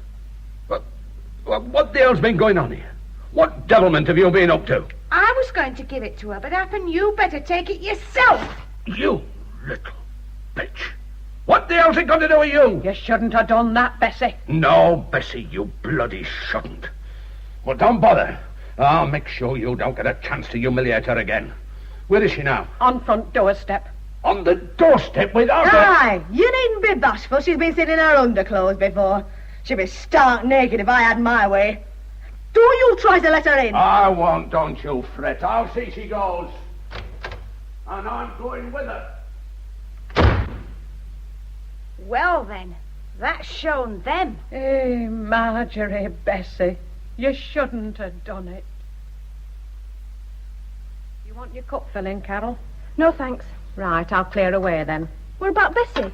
She's stopping behind a while, so she'll have something at work. You stay where you are, then. I'll do it. Aren't you going back to college before Easter? I might go back for a day or two. All these days away from your studies, they're wasted. Oh, Mum, I couldn't have gone back and concentrated on work. Not with all this going on. I wanted to see something settled. Well, isn't it? You know very well it isn't. There hasn't been a sensible word said in all of it. Just shouting and injured pride and everybody licking their wounds. And what would you like to see? I'd like to see a bit of quiet discussion without tempers flaring and everybody getting on their high horse. I should have thought I could be excused a bit of injured pride and getting on my high horse. Oh, that's natural. But it won't solve anything, will it? Who do you think you're punishing? Him or yourself? I mean, presumably he wanted that woman and now he's gone off with her. After what happened here that night, he'd no option, had he? Look, it wasn't me that got her to come here, nor pushed her out on doorstep. No, it wasn't. So why don't you stop talking like Bessie and Marjorie and speak for yourself? And what am I supposed to say? Do you want him to come back? He wanted somebody else. Now he's gone off with her. Why should he come back? Because I've asked him to. You what? I asked him to come and have a talk about it anyway. And when did all this happen? Last night. You saw your father last night? How did you find out where he was? I phoned Mrs. Fairchild at the shop. Oh, sounds very easy, does that. I phoned Mrs. Fairchild at the shop. What do you want me to say? She's the woman he's living with. You make her sound like a friend. I phoned her, and she told me that she'd arranged for me to meet him. Oh, very kind of her. And I did, in the station buffet. Was she with him? No. And what did he have to say for himself? Hardly anything. Well, that's a novelty. I think he was embarrassed to discuss it with me. So, he's not completely beyond redemption. Mother, it's no use his coming if you're not going to talk to each other like two civilized human beings. Did he say he'd come? Well, no, not exactly. He said he'd think about it. Right. I'll expect him when I see him then. And I'll decide what I'm going to say to him at the same time. Hello? Can I come in? Oh, who's this? Sounds like Bob. Oh, hello, Mrs. Stringer. Carol, I hope I'm not interrupting anything. Well, you're in now, whether you are or not. Our Bessie's working over. Yes, I know. I wondered if you'd heard the news about Crosslands. What news is that? They're talking about laying 150 men off, transferring one whole process to Northumberland. They've called the union in to discuss redundancy. Does it affect you, Bob? Why? And your dad. We'll both be out of work before long. So, he's out of a job as well. How the mighty have fallen. I'll be back in a while. I'm just going round to our Marjorie's. What if me dad arrives? He'll just have to wait, that's all. I expect he has to hang about for his fancy piece sometime, so he'll be used to it. Mother. Has anybody seen him since he left? I did last night. Oh. Would he talk to you? He didn't say much. Did Bessie tell you what happened? Why, with full details. Her and Marjorie, by crikey. They could have done it. They'd have flogged that woman naked through village. All outraged virtue. All getting their own back for years of your dad's domineering. Don't think I don't know. Your Bessie worked herself up so much telling me about it, I thought she was going to have an orgasm. Oh, I'm sorry. I shouldn't have said that. We're both grown-up people. And friends. Friends? Aye. I suppose you and your friends at college say pretty much what you like to one another. Well, we try to have honest discussions without keeping half the facts under the carpet. I've enjoyed having you two. We've never seen so much of each other, or talked so much before. No, we haven't. I've enjoyed it as well. What did you mean about Bessie, Bob? Do you mean she's cold? Cold? Set in her ways. Without imagination, that's Bessie. And you couldn't have said to her what you just said to me, about having an orgasm? She'd very likely have clouted me across the face. And we're engaged to be married. Or we were. Oh, I don't know. I know one thing, though. I've got the wrong sister. Just because she might not be right for you, I mean, it doesn't mean that... Well, say what you mean, love. You said yourself we're friends. Yeah, well, that's just it. We are friends, Bob. And it's been fun. Aye. Aye, I'll go back to college and I'll find myself another job and one of these days we'll pass on the street and you'll say to your university boyfriend, look, there's the chap that used to be engaged to my sister. Look, I'm sorry about this, Bob. I'd no idea. Oh, how could you have? Never mind. And it really is all over between you and Bessie. Oh, why? She doesn't know it yet, but it is. Look, if I thought I was coming between you... No, you haven't. I've told you about Bessie. I knew it long since, but it needed you and all this business with your dad to make me really see what a big mistake I was walking into. Well, I don't suppose you've had time to think about what you're going to do when you leave Crosslands, I mean. I've been studying accountancy at nights. I shall get another job, some sort of job, and carry on with that until I get some qualifications. It'll be worse for your dad, though, finding something else at his age. How's he taken the news? Has he said anything, or is he still not talking to you? I haven't seen him, love. He hasn't been to work for the last 3 days. That's not like him, is it? No, it isn't. I've always thought that even if he had a broken leg, he'd hobble to work on crutches. And soon there won't be any work. Yeah. Is that someone coming in? Hello, Carol. Hello, Bob. Dad, oh, you've come. Oh, I am glad. Is it only you two in? Mum Mum's round at Marjorie's. Bob will keep you company, and I'll go and fetch her. And then we'll make ourselves scarce. All right. Luther, I know you don't want to talk to me, but... What do you mean? Well, I suppose you'd rather pretend I wasn't here. Would I? I'm in Coventry, remember? Oh, nay, that's all forgotten. I've got other things to think about. Oh. Yes, I suppose so. And life's too short to go on bearing a grudge. Thanks. I'll not pretend I'm not pleased to have another man to talk to as well. Me neither. Hey, look, I'm sorry about the other night. What do you mean? Well, I did try to warn you. How could you know? I overheard the whole story about your Sue going to the cleaners. Oh, I should have known that your Marjorie and Bessie were cooking up something nasty for you. Did you? By God. Aye. Well, you did try. Ah, don't worry, there was naught you could have done. What do you got to say about it all, then? Nothing. Nothing? Oh, you must have an opinion, haven't you? Yeah, well, it's perhaps best kept to myself. Well, that makes a change, ain't it, Rod? Oh, I'm a disgrace, lad, aren't I? A disgrace to me wife, me daughters, and to myself. Well, I don't care. I don't damn well care. Have you heard the news about Croslands? Aye, it's in tonight's paper. Well, aren't you bothered about it? What can I do about it? Oh, I don't know. I just thought you'd not feel like taking it lying down. Nay, lad, I know when cards are down like anybody else. You buy the system when you're born into it. By the time you've reached the age where you can think for yourself, that's if you ever do. It's all gone so deep, you've not just economic survival to contend with, you're kicking again morality and all. And we're still bringing up young'uns the same way. Look at our Bessie. She's one of my own, and I must be as much to blame as anybody, but for all her sharp tongue and a noise about thinking for herself, she's as big a bloody zombie as ever walked the face of this earth. Now, they call them programs that they put into computers, don't they? Well, our Bessie's programmed right down to the grave. And then there's our Marjorie. She's like naught so much as a contented sow lying in her own muck with a litter crawling round her. Have you ever been inside her house? No. I've never seen it yet when it didn't look like a tip. By God, but this business might have gone a bit different if them two hadn't stuck their oars in. You bring your bairns into the world, raise them and protect them, and before you know where you are, you need protecting from them. Any road, what does it matter how it comes out, eh? It's still wrong in the beginning, isn't it? I don't know. You don't? Wonders never cease. I found somebody who doesn't think I'm the biggest dirty dog since Bluebeard. Well, it depends on what you do now, doesn't it? Now we're getting to it. Well, let's say it depends what you want. I want something I can't bloody well have. That's what I want. I want things like they were before anybody found out. Ah, I see. I've capped the haven't I, lad? You have. Thought I were past it, did you? Well, I didn't think you were the type. Oh, there's a type, is there? Oh, I don't know, but I never thought you were it. 30 years, plodding nicely along, and then I go and break out like this. You know, I'd rather cap myself. What do I want to go rocking boat for at my age? And I wouldn't, you know, if I hadn't met yon woman.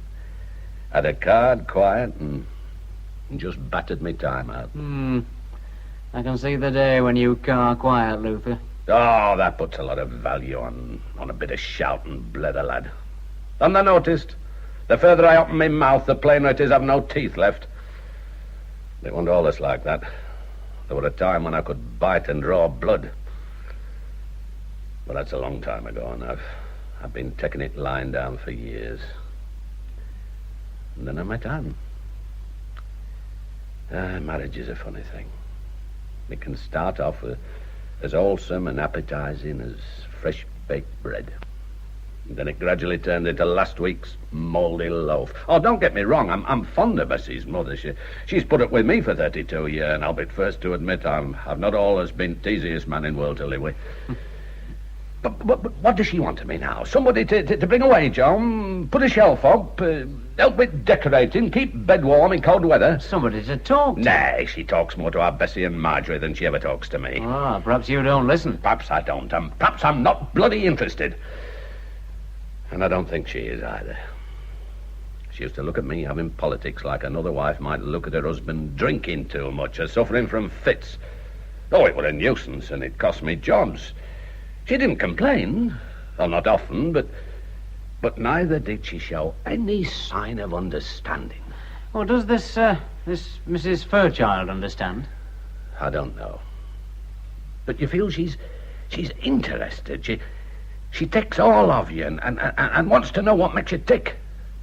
I got shock of my life when I met Anne and she took notice of me. Hey, you were flattered. I bloody was. And what's wrong with that? For the first time in 30 years, I began a close relationship with another human being. By God, Bob, I can't tell you how I felt. And if you want to know why I didn't stop and consider what I was doing, I'll tell you. I knew what I was doing, and King Dick wouldn't have stopped me. She must be a marvellous woman. Ah, don't talk so wet. She's neither marvellous woman nor the kind of slut our Bessie and Marjorie would make her out to be. She's a warm, intelligent human being that happens to be able to give me things I can't get anywhere else. And what's more, the things I've got to have. Oh, there's nobody can stop you having them, Luther. No. Nobody except myself. Aye. So what are you going to do, then? Does I think I can deny myself? Do you think you can deny your conscience? Well, the way I see things now, there's two choices. Pack me things or total surrender. And that's what's come of them two lasses and them meddling. Ooh, I've had my eyes opened in the last few days. I'll not say I didn't bring a lot on myself, but by God, I never realised what a nest of vipers I'd raised. And they're all enjoying the situation, bar young Carol. Aye. Anyway, thou knows now what's waiting for thee if thou ever dares to fly the kite. Oh, I shan't get married with that intention. Well, who does, lad? It takes a funny sort of fella to go in for all that lying and deceit for fun of it. But I'll tell thee summat. Though she is my own daughter, I'll be a Dutchman if our Bessie's all a lad like thee needs. Thou knows that, does thou?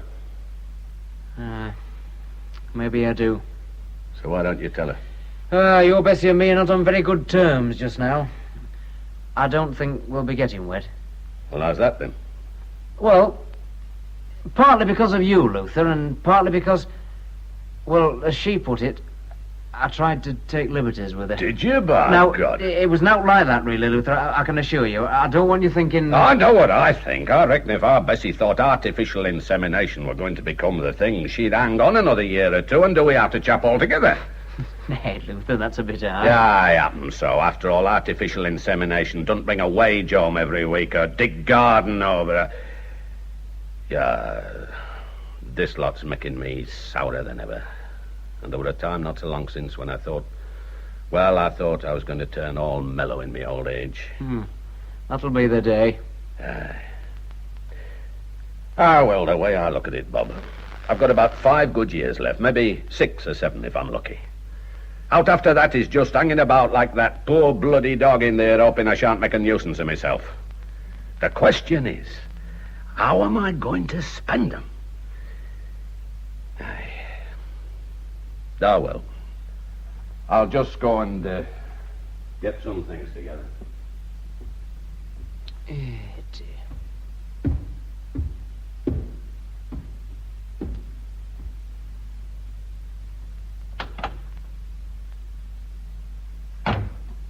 Hello, Bessie.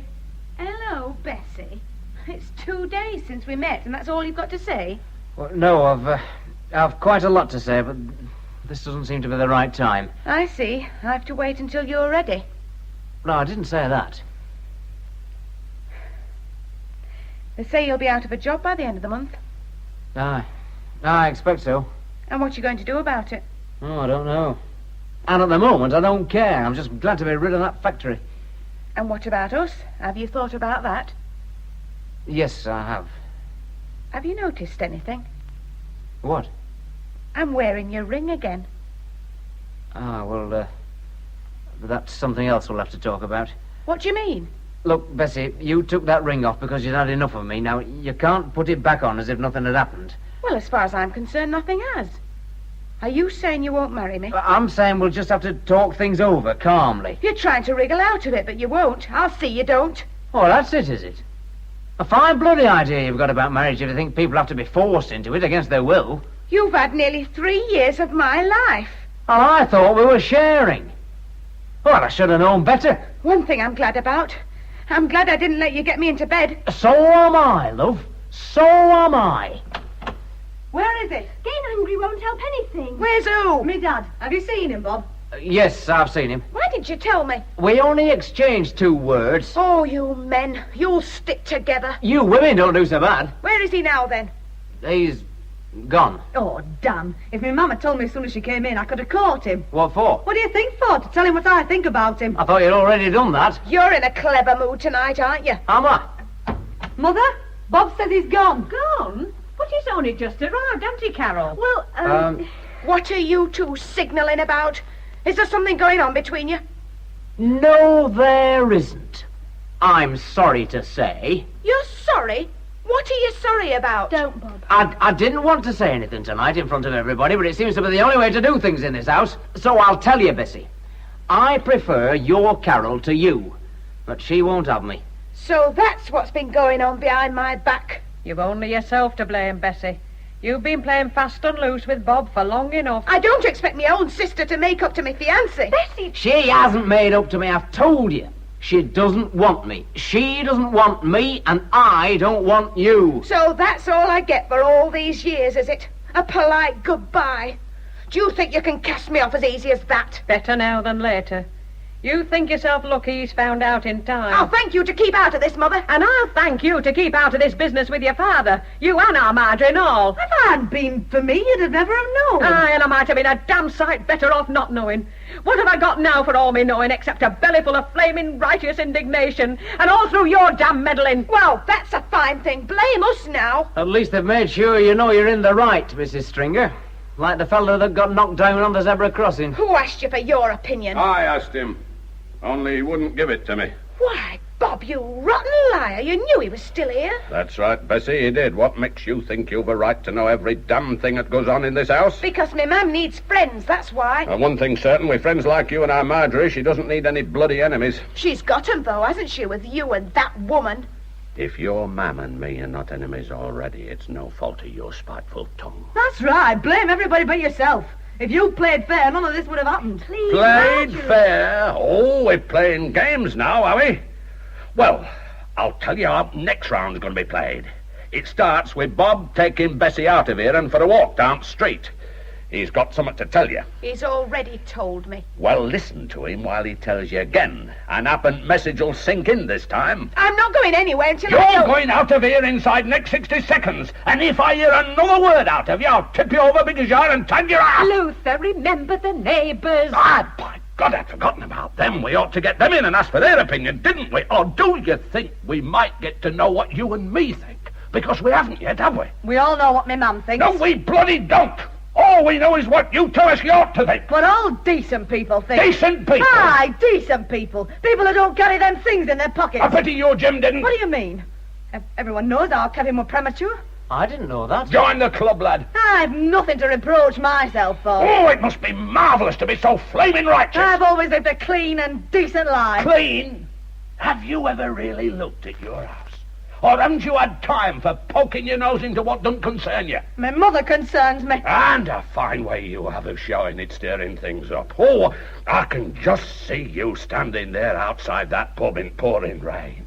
Key, old Kay. Call him. What were you thinking about as you stood there?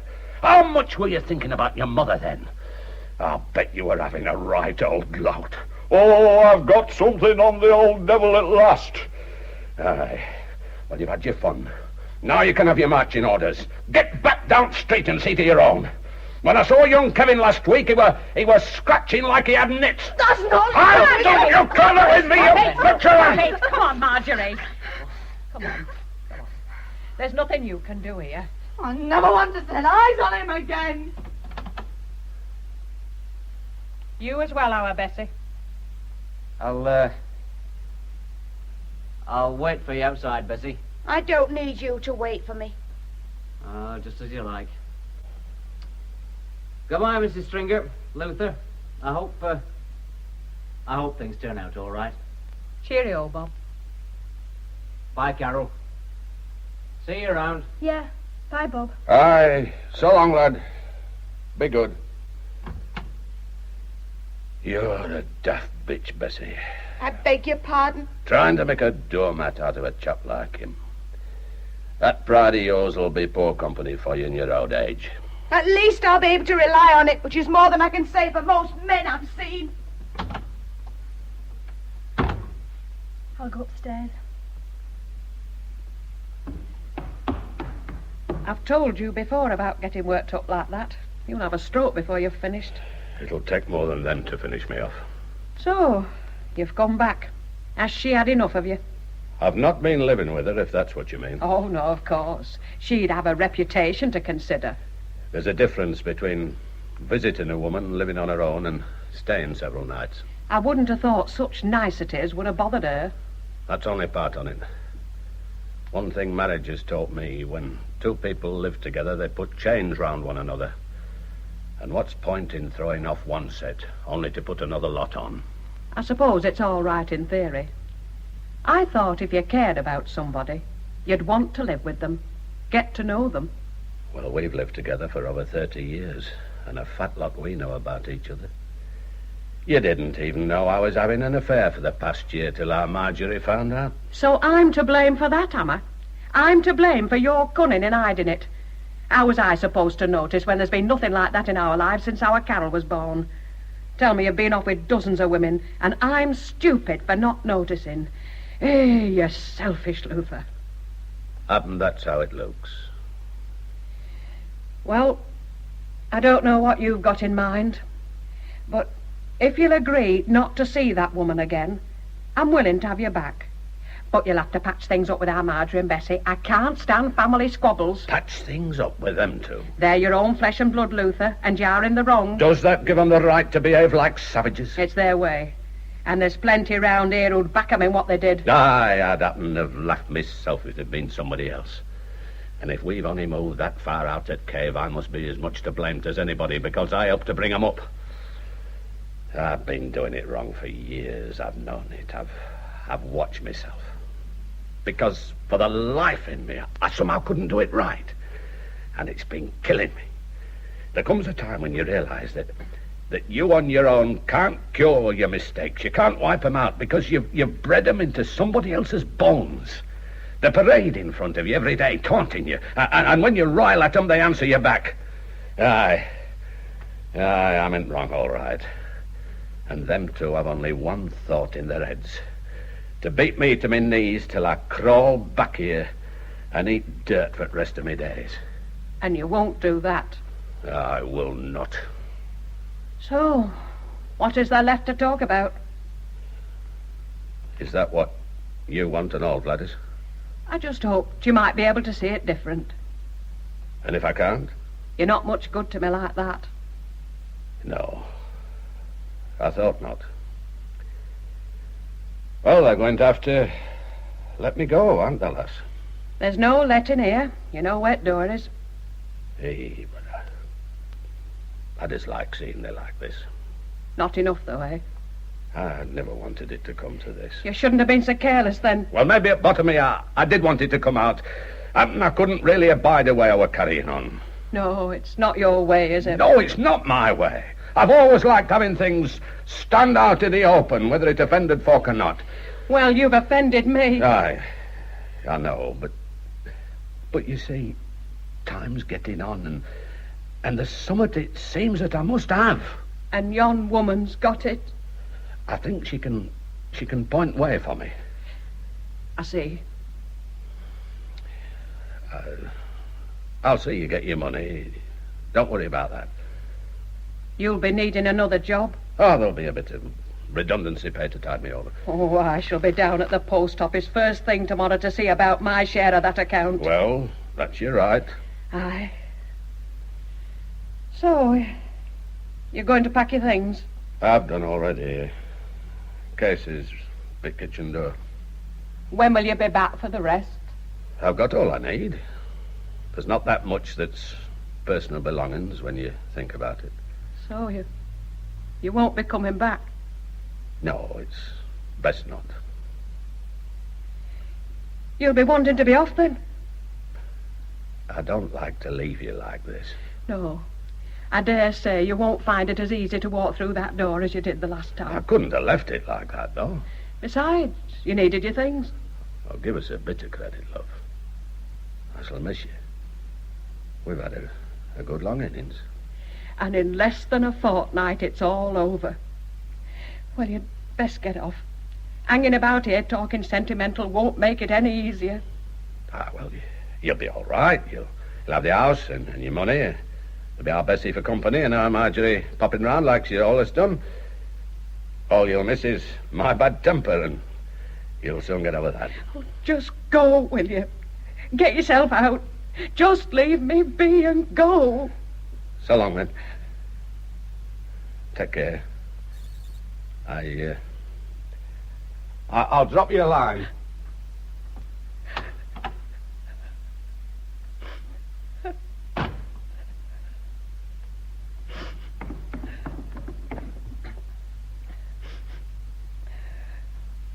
He's gone, then? Aye. It says it won't be coming back. It didn't do any good, then? He's trying to get you together. Doesn't look like it, does it?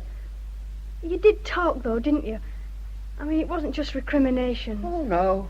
There were a few hard words. I did call him selfish once. Well, that's that. Aye. I don't know how you can sit there and talk about it so calmly as if you didn't care. Because I've got no option, lass. And your father in his own way had none either. What good's a fella that's had his nose rubbed in it? I don't want a man at any price. I can remember your father when he was a fighting cock, when he stood up for what he believed in, and he suffered for it and all. Did you ever understand what all that was about? No, not really. It always seemed to me that we could have had a pleasant life if only he'd curb himself a bit. But I was his wife, and understand him or not, it was my place to make an home for him. Until he was tired of it and fancied something else. Where's that understanding we were talking about before? What does it amount to? Me forgiving him and him coming back? Is that as far as it goes? I wanted to see you work something out. We have worked it out. He's gone. For now. For now? You don't think he's gone for good, then? Nay, all's not over between your father and me. I know a thing or two about him that yon other woman doesn't. And there'll come a time when he'll need that. Oh, it's all right her saying she wants him to be free. Not to put any more chains on, as she calls it. But that's what a relationship between a man and a woman is. A man wants a place where he can come home. Not talking much, maybe, but with somebody there to see to his needs. And your father's lived too long like that to settle to any other way. Our Marjorie says that woman makes him laugh. But nobody laughs forever. He'll be back. I can remember when your grandfather, my father, used to come in from pit, bone weary and black as night. And your grandmother used to lay hot water into the sink from fireside boiler. And then he'd strip to waist and brace himself with his hand on sink while she washed his back. All with hardly a word. But that's the sort of thing a mother does for her sons. Aye, lass. But you've still got a lot to learn about men.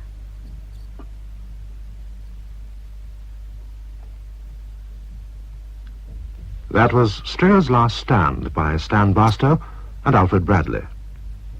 Gladys was played by Avis Bunnage, Luther, Ronald Baddeley, Bessie, Janet Dale, Bob, Alan Rothwell, Marjorie, Maggie McCarthy, Carol, Sylvia Brachet, Anne, Beth Harris, and Jack, Graham Roberts.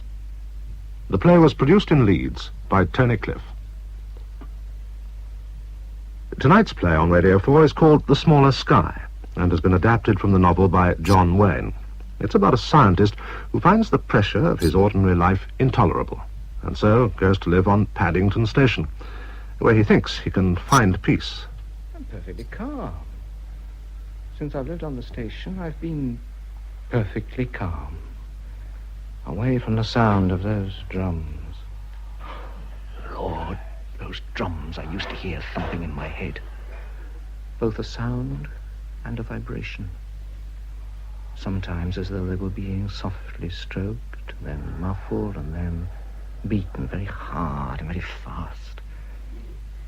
The number of times in the early morning I've lain awake with Elizabeth sleeping beside me, with the drums thundering away like frenzy, wondering how the sound didn't wake her. No, I feel peaceful. But I must get back to the station soon. Hugh Dixon plays the scientist, and Robert Lang plays a television interviewer who hunts him down in his retreat in The Smaller Sky on Radio 4 at 8 o'clock this evening. This is BBC Radio 4.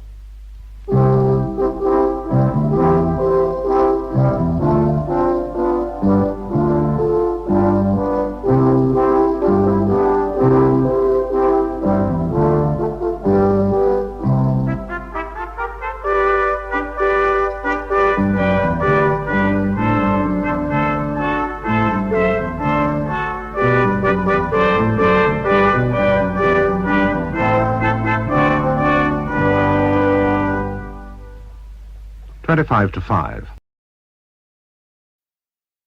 Midnight Theatre. Entertainment under the proprietorship of Mr. Adolphus Ruby.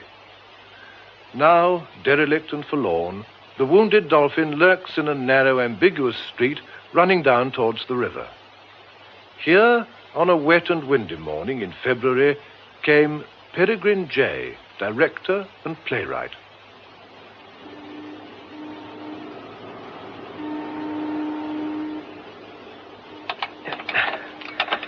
Oh, damn. Damn. Oh, won't budge. Why the hell didn't I ask that blasted agent for an oil can? Got it all on your own, mate, ain't you? Eh? You want a touch of the old 3-in-1. What? Oil, mate. Lubrication. Oh, yes, I know I do. No, it's no good. I better try the stage door. Yeah, let's take a butcher's. Huh? A touch of oil. That's all you need. Shift over then. Let the dogs see the rabbit. What's the story anyway? Case in the joint? Well, I just want to have a look. Rather you than me. Well, here we are. Sweet as a nut. It's all yours, mate. Seats in all parts. That's very good of you. I'm most grateful. No trouble. You thinking of buying up the old dolphin, then? Well, if I was a millionaire, I would, like a shot. Well, it takes all sorts, as they say. Not but what it's a pity to see it left to rot. Must have looked a fair treat in the old days. Yes. It was in its heyday back in the 1880s when Adolphus Ruby took it over. Was that so? Yeah. It ain't been a theatre for a good while now. That I do know. Rag dealer's store it was, before the Blitz caught it. Oh, God, what a stink. I should watch out for rats in air if I was you. Yes, I will. Yes, look, I'm very much obliged for your help.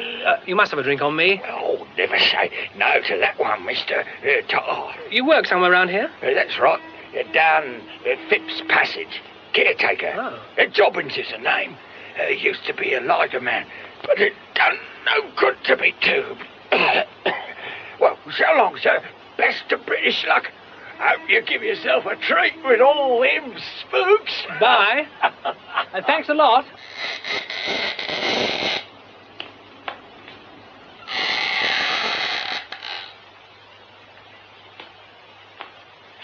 Huh. Lord, what a mess. Now, where are we? Foyer? Box office? It's bigger than I thought. Dress circle that way. To the Paris bar. Now, upstairs first or the stalls? No, the stage first. It's like the dust of ages. Not a mouse stirring. Oh, yes, there is. It's rats, though, I should think.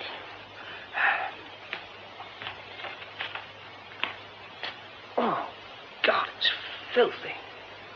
Now, past door. Oh, yes. Prompt side box.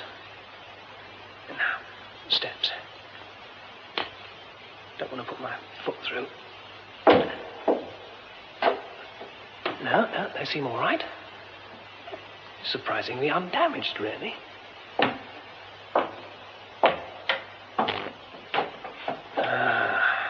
How lovely it must have been. Red plush and gilt. That shaft of light plays queer tricks. Must be coming in from the roof somewhere. You can almost see the audience. Ringlets and side whiskers and chandeliers. Rustle of programs. Ah, wonderful. No, God!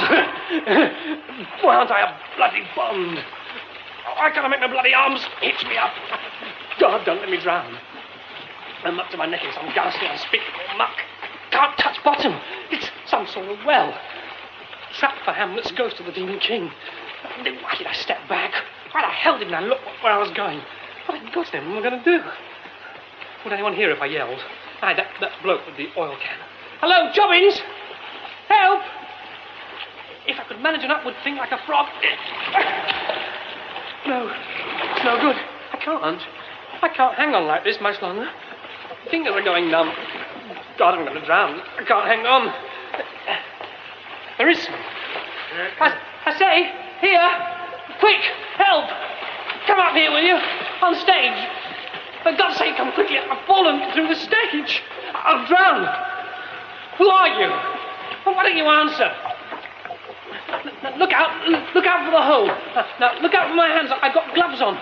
Don't tread on my hands. Get me out of this and say something. Doesn't need much. Just give me a heave and I can do it.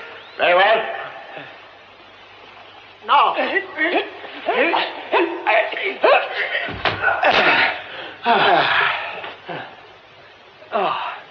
Oh, thank you. I couldn't be more grateful. God, I stink. You are Mr. Peregrine J. Yes, but... The people at the estate agents told me you were here. Oh. You should have a bath and change. My car is outside. I can't get into anyone's car in this state. You're awfully kind, but... Wait a moment. No. Come to the front of the theatre. Look, sir, it's very good of you, but I live quite close, just across the river at Blackfriars. Now, if I could just have a taxi or... Marcy. Yes, sir? This gentleman has had an unfortunate accident. There is a Macintosh in the car. Oh, yes, sir, of course. I'll fetch it at once. Well, if you could drop me at my flat or the Unicorn Theatre, I shall be able to manage perfectly well. I really do beg that you will allow me to come to your rescue. I mean to take you to my house and set you right.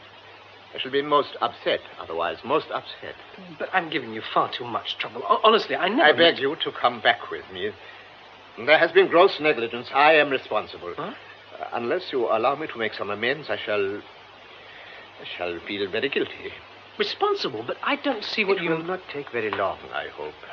I live in Curzon Street. The car will take us straight there. Here we are, sir. Thanks. Now, if you will allow me, sir. I'm afraid I'm being a most infernal nuisance. I really wish you'd just drop me off.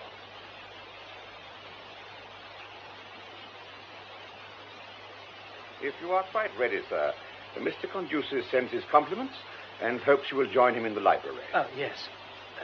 Did you say Mr. Conduces? Yes, sir, Mr. Vasily Conduces.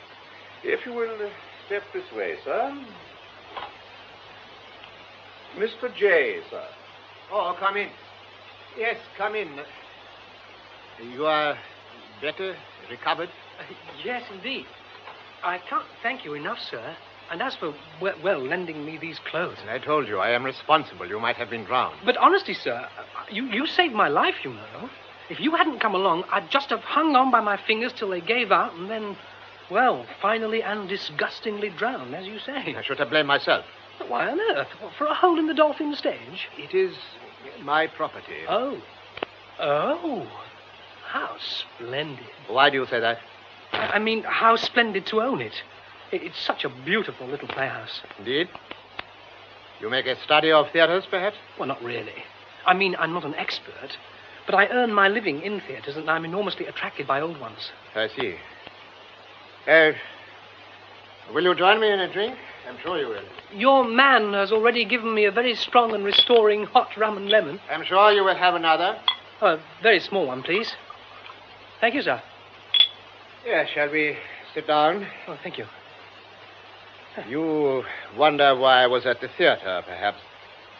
There's some question of demolishing and building on the site. I wanted to refresh my memory. You're going to pull it down? You dislike the proposal? Have you any reason, apart from a general interest in such buildings? Well, it'd be such a loss. Such a really damnable shame to see it destroyed. Now, it's the last one of its kind, you know. And so well designed, such a large stage. You could mount really big productions there. Now, just think what a thing it would be to do a season of Shakespeare's comedies. Imagine Love's Labour's there. Perhaps one could have a barge, and people could take water to go to the play. It's a marvellous plan. There's never been anything like it since Burbage moved the first theatre from Shoreditch to Southwark. Nothing fancy, mind you, nothing twee, and not pastiche either. Just a good theatre doing the job it was meant to do. Stuff that doesn't belong to any bloody method or movement or trend or period or what have you. You are referring to Shakespeare again, if I follow you. Well, of course I am.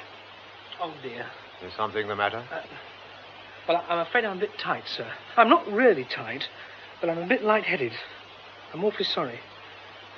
I think perhaps I'd better take myself off. I'll return all these things you so kindly lent me as soon as possible, of course. What do you do in the theatre? Well, I direct plays, and I've written too. I know nothing of the theatre. You are successful? Well, sir, yes, I think so, moderately. It's a jungle, of course. I'm not at all affluent, but I make out.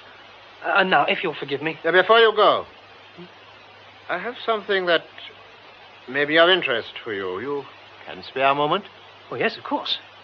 It is in this room. That's beautiful. Oh, you mean the bureau? Yes, it was found for me. I understand nothing of such matters. This is what I wanted to show you. Shall we move to a table? This box. It is some kind of portable writing desk. There's a false bottom.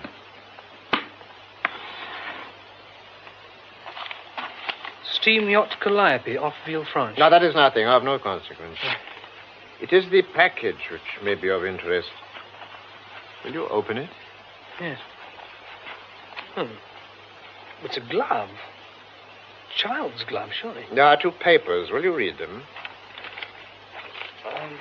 This little glove and accompanying note were given to my great-great-grandmother by her best friend, Miss or Mrs. J. Hart. My dear grandmother always insisted that it had belonged to the poet. See the mark inside gauntlet. M.E., 23rd of April, 1830. And the note? Dear God, it can't be. Made by my father for my son on his 11th birthday and never worn but once. Where did it come from? Whose is it? It is mine, naturally. But where'd you find it? At sea. At sea? During a voyage 6 years ago, I bought it. But... The box was a family possession. The former owner did not discover the false bottom until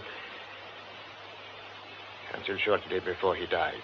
Has it been shown to anyone? An expert? No, I should no doubt get an opinion from some museum. I have not looked it all up. But I understand the age of the boy at the time of his death is consistent with the evidence, and that the grandfather was, in fact, a glover. Oh, yes. And the initials inside the gauntlet do, in fact, correspond with the child's initials? Yes. Hamnet Shakespeare. Quite so. Hamnet Shakespeare.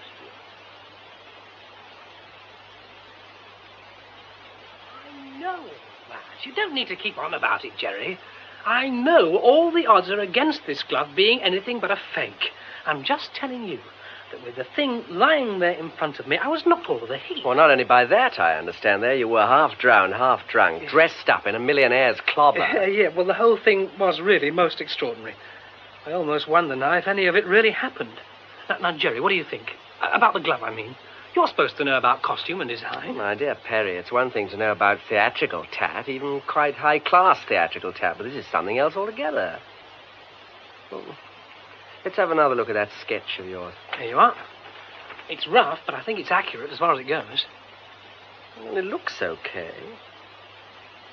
It's elaborate in the right way. It's tabbed, embroidered, tapering to the wrist. What about the leather? Oh, fine as fine. Yellow and soft and wrinkled and old. I can't tell you how old it looked. Well, it may be an Elizabethan or Jacobean glove, but the letter could easily be a forgery. Why? Nobody's tried to cash in on it. Well, you don't know. You don't really know anything about its history. Except that it was given to M.E.'s great-great-grandma by a Mrs. J. Hart. And Joan Hart... Nay, Shakespeare was left wearing apparel by her brother. Yeah, well, that's just the sort of detail any good faker would have mugged up. Only an expert could tell for certain. I told you, I said so. I said, wouldn't he take it to the V&A? And he gave me one of his weird looks, furtive and scared, blank. Oh, I don't know how you describe it. And shut up like a clam. Suspicious in itself. What do we know about Conducis, anyway? Well, not much. He's an all-time high for money, isn't he?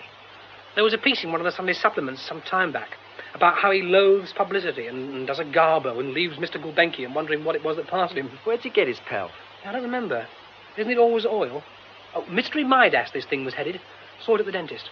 And he owns the Dolphin, and he's going to pull it down and put up another waffle iron on the South Bank. Oh, you must go and look at it, Jerry. It'll slay you. Wrought iron, cherubs, caryatids, a marvellous sort of mix-up of early and mid-Victorian, designed by an angel. God, when I think what could be done with and it... this ghastly old Croesus. Doesn't bear thinking of. Shall we wait upon him and crash down on our knees before him, crying, "Oh, please, kind sir, pray spare the Dolphin"? I can tell you exactly what the reaction would be. He'd back away as if we smelt and say in that deadpan voice of his that he knew nothing of such matters. I wonder what it'd cost. What, to restore? Hundreds of thousands, you think? But you know what? What? The glove. It's given me an idea. Idea for what? A play. I don't want to discuss it. Oh, one should never discuss too soon that way abortion lies. Well, as a flatmate, Jeremy Jones, you have your points. All the same, though, now, just suppose, just for a moment, that it's a true bill. That one summer's day in Stratford in 1596, old John Shakespeare over in Henley Street made a pair of gloves for his grandson, who wore them for a day, and then... Grief filled the room up of an absent child. Yes. If they are genuine, the glove and the note, have you thought what a really tremendous thing it'd be? Yes, I know. It's frightening. The sensation, the lust for possession, the sheer naked greed. There's been murder done for less. Post. Can't be. It's the wrong time. Perhaps it's a special delivery from Mr. Conducis offering to make you a present of the Dolphin. Very funny. Well, go and see. Anyway, you're making me nervous wandering about like that. Okay. But it could only be an advert for something.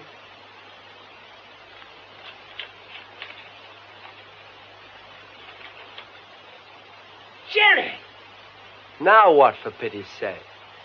Now listen to this. Now, just bloody listen. Ha! Dear sir, I am directed by Mr. V.M.G. Conducis to inform you that he has given some consideration to the future of the Dolphin Theatre, Wharfingers Lane, which he had occasion to discuss with you this morning. Mr. Conducis would be interested to have the matter examined in greater detail. He therefore suggests that you call at the offices of Consolidated Oils at 11:30 a.m. tomorrow, Wednesday, and speak to Mr. S. Greenslade, who has been fully informed of the subject in question. I am yours truly, M. Smithyman, Private Secretary to Mr. Conducis. Not true. It's true. Well, apparently, as far as it goes. You know, I've a notion he was once wrecked at sea. Who? Conducis, you don't. Oh. Who else? In his yacht. Oh, was his yacht called the Calliope? No, I rather think it was.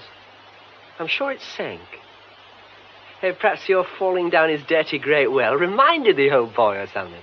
If you'd seen him, you wouldn't call him an old boy. He's the uncosiest human being I've ever laid eyes on. Be that as it may, you better posh yourself up and wait upon...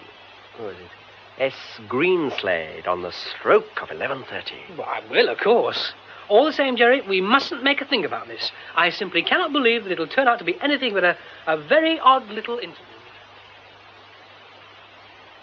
You appreciate, of course, Mr. J., the fact that your meeting yesterday with Mr. Conducis has led to this interview? I suppose so, yes. I don't know if you're at all informed about Mr. Conducis and his various interests. Well, no, not really. Only that he's... He's extremely wealthy and something of a recluse. Yes. Quite so. Well, Mr. J, I am instructed to make you an offer, which you may find a little surprising. Mr. Conducis is prepared to consider the rehabilitation of the Dolphin, subject, naturally, to favorable reports by an architect and the granting of planning permission. He will finance this enterprise on one condition. On one condition? That you will undertake its working management. Mr. Conducis offers you, upon terms to be arranged, the post of organizing and running the theatre, planning its artistic policy, engaging the company, and directing the productions. I should be glad to know what your reactions are. Well, it'd be crazy to pretend that I'm anything but astonished and delighted. Good. In that case, I will proceed with the preliminary investigations. There is one other matter.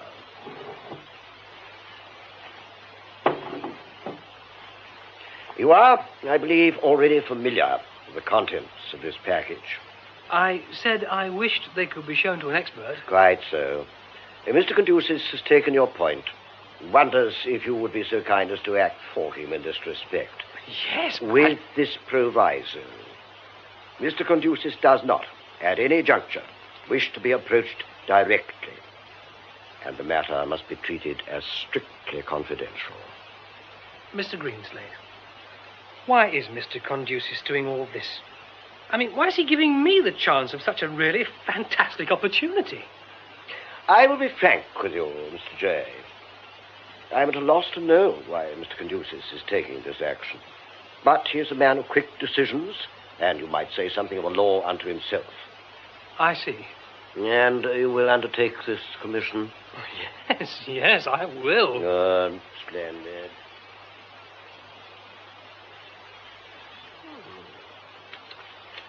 Well, they haven't laughed it out, of course. No, it really does begin to look as though... Well, anyway, it all depends now on the handwriting expert. You'll send this report to the man Greenslade? Well, yes, of course. Hey, what about opening at the Dolphin this time next year with The Glove, a new play by Peregrine Jay? Oh, gotcha. Why not? Come on. Let's do a shadow casting just for the hell of it. Well, I already have. Well, give us a look. Who have you got down for Shakespeare? Well, it sticks out a mile, doesn't it? Elizabethan angry, really, isn't he? Yeah. Lonely, chancy, tricky. White as the sun, enormously oversexed, looking like the Grafton portrait. All right. Who looks and plays like that? Marcus Knight, my God! Of course, he is the Grafton portrait. And as for fire, well, think of his Hotspur and his Harry Five and his Hamlet. Remember the Peer Gynt? Has he ever been known to get through a production without creating a procession of dirty great rows? Never. He's said to be more than usually explosive just now on account of no knighthood last batch. All the same, he's a brilliant actor, and this is a part he could play. Now, I've settled for rolling the lovely boy and the seduced fair friend and Mr. W.H. all up in one character. Yeah, there have been madder notions before now. Adds up to a damn good part. How'd you see him? Very blonde, very male, and very flip. W. Hartley Grove. Could be. Typecasting. You know, isn't he a bit of a shady character? There are stories... Oh, I don't know about that. He can be a nuisance, though, and a mischief maker. What about your dark lady? Destiny Mead, I see you got here. Well, I rather thought Destiny. She's cement from the eyes up, but she gives a great impression of smouldering depths and really inexhaustible sex. Oh, and she lives, by the way, with Marco Knight. That might or might not be handy. Anne Hathaway? Oh, any sound, unsympathetic actress with good attack. Like Gertie Bracey? Yeah. I'd tell you who'd be good as Joan Hart. Who? Emily Dunn. And she did some very nice Celias and Narissas, you know, Stratford. Put it down on your list. I will, thanks. Charlie Random for Dr. Hall. Have you thought of an infant wonder? Not yet. I suppose we'll get some stunted teenager acting its pants off. It'll be called Gary, of course. Oh, Trevor. Oh, God. Trevor Vere, I suppose. Would you give me the designing? Now, don't be an ass. Well, it'd be fun. Let's face it. It would be fun. Don't worry. It won't happen. none of it. The glove, the theatre, the play, it's all a sort of dream. It won't happen. There you are. Fate. You take it, Jerry. I can't, just in case. Okay. Hello. Yes? Yes, he's here. Yes, would you hang on a second? Mr. Greenslade wishes to speak to you. This is it.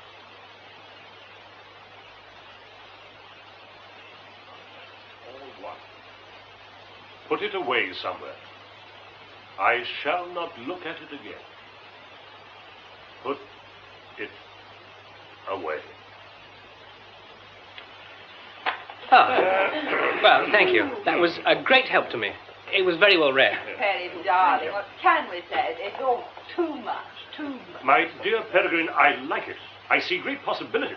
I look forward with pleasure to creating this part. I'm so glad, Marco. I think it's fabulous. And I like my Mr. W.H. I am right, aren't I, Perry? Anne Hathaway shouldn't be played unsympathetically. I mean, definitely not a bitch. She's had a raw deal, of course. I wonder what Joan Hart did with the gloves. That was Charlie. There weren't any gloves, really. Or were there, Perry? I mean, is it historical? No, I'm sorry, Lisa Love. I was talking inside the play, or, well, out of wishful thinking. Well, everybody, as you know, I'm not the first dramatist to have a bash at the man from Warwickshire, and I'm sure I won't be the last. Now, you've seen, I hope, what I've tried to do.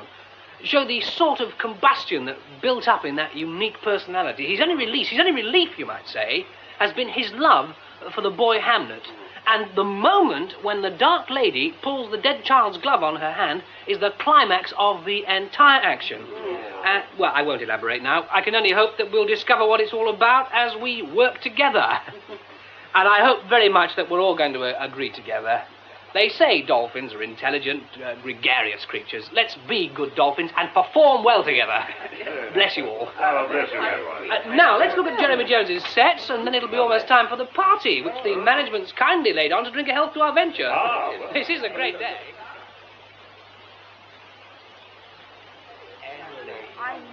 How are you? Got some champagne? Yes, thanks. Oh, it's a wonderful play, Perry. I can't get over my luck being in it. Can't get over the dolphin either. I thought you looked as if you were quite enjoying it. You read Joan Hart exactly right. One wants to feel it's a pity she's Will's sister, because she's the only kind of woman who would have suited him as a wife.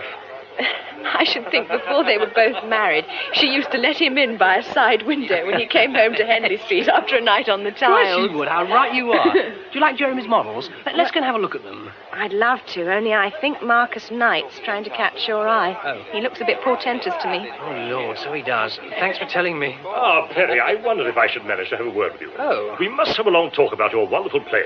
And I mean that, dear boy, your wonderful play. Thank you, Marco. Not here, of course, not now, but soon.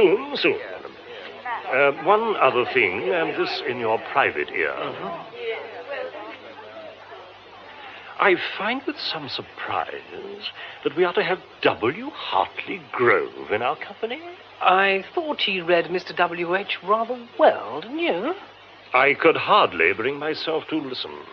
Oh, why? My dear man, do you know anything at all about Mr. Harry Grove? Only that he's a reasonably good actor. Now, for your own information, Marco, and I'd be grateful if you'd keep it very strictly between ourselves, I have had no hand in this piece of casting. It was done at the request of the management. They've been amazingly generous in every other way, and even if I wanted to, I couldn't have opposed them. But you mean you had this person thrust upon you? If you like to put it that way. You should have refused. I had no valid reason. I do beg you, Marco, not to raise a rumpus at the outset. You think I'm unreasonable? Allow me to tell you, Perry. I don't want to listen to any gossip, Marco. Gossip? My God. Anyone who accuses me of gossip does me an injury I won't stomach. Let me tell you that I know for a fact that Harry Grove is one of the... Now, what are you two up to, may I ask? Scandal-mongering? Perry, this is an enchanting theatre. I want to see it all. Why don't we have a bacchanal and go in Doric procession through and about the house, tossing down great bumpers of champagne and chanting some madly improper hymn, eh? Led, of course, by our great star. Excuse me, if you please. It is offended. See, it stalks away. It dislikes me, you know, intensely. Well, in that case, don't exasperate it, Harry. Oh, you think better not? They're rather tempting, though, I must say. Still, you're quite right, of course. Apart from anything else, I can't afford to. The great person might give me the sack. Yes, and if he didn't, I might. Do behave nicely, Harry. I must get back into the scrum.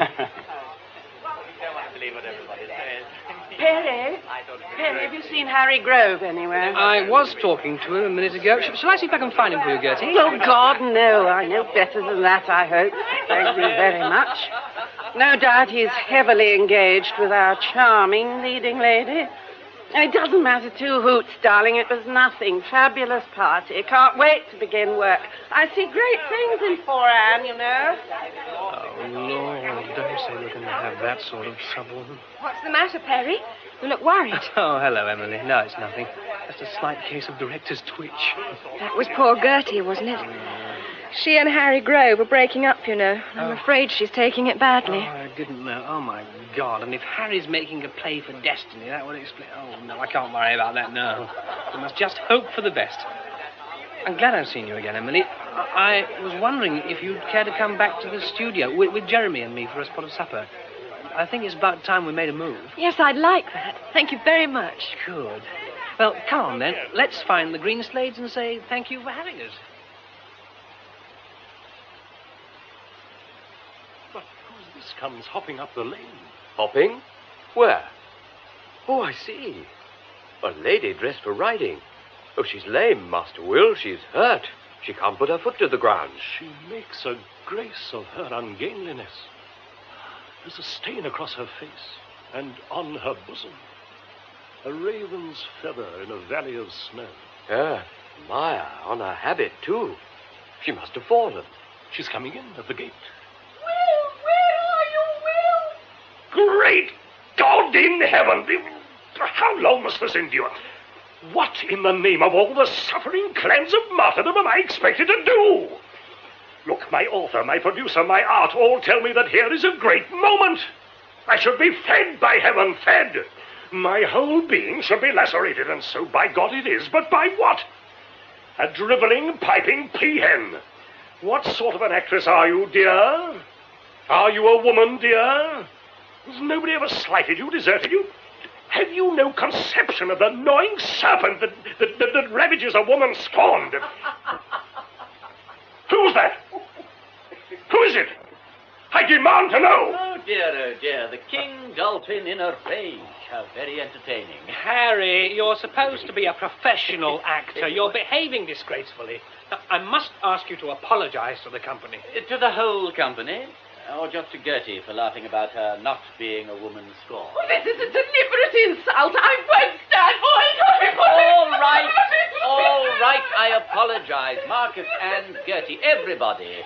In 17 plastic and entirely different positions, I will go backstage and be devoured by the worm of contrition.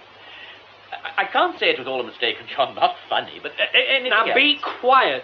You will certainly go backstage, and I don't want to either see or hear from you until you make your entrance. Is that understood? Yes. I'm sorry, Perry. I really am. Never in the entire course of my professional experience have I met with such behavior. It's abominable, inexcusable. I will not put up with it. I agree. It was very bad. But I'll speak to Harry later, and I promise you it won't happen again. Now, I suggest we break now. Everyone back at 2 o'clock, please, and we'll go on with the rest of Act 1. Charles, my dear boy, just a word in your ear. Now, when the dark lady enters, now just turn and move behind the table towards the door. Oh, Mr. Conduces, I'm so sorry. I didn't see you come in. If you have a moment to spare, Jay, there's a matter I wish to discuss with you. Yes, of course, sir. Would you like to come up to the office? No, thank you. I shall not be long.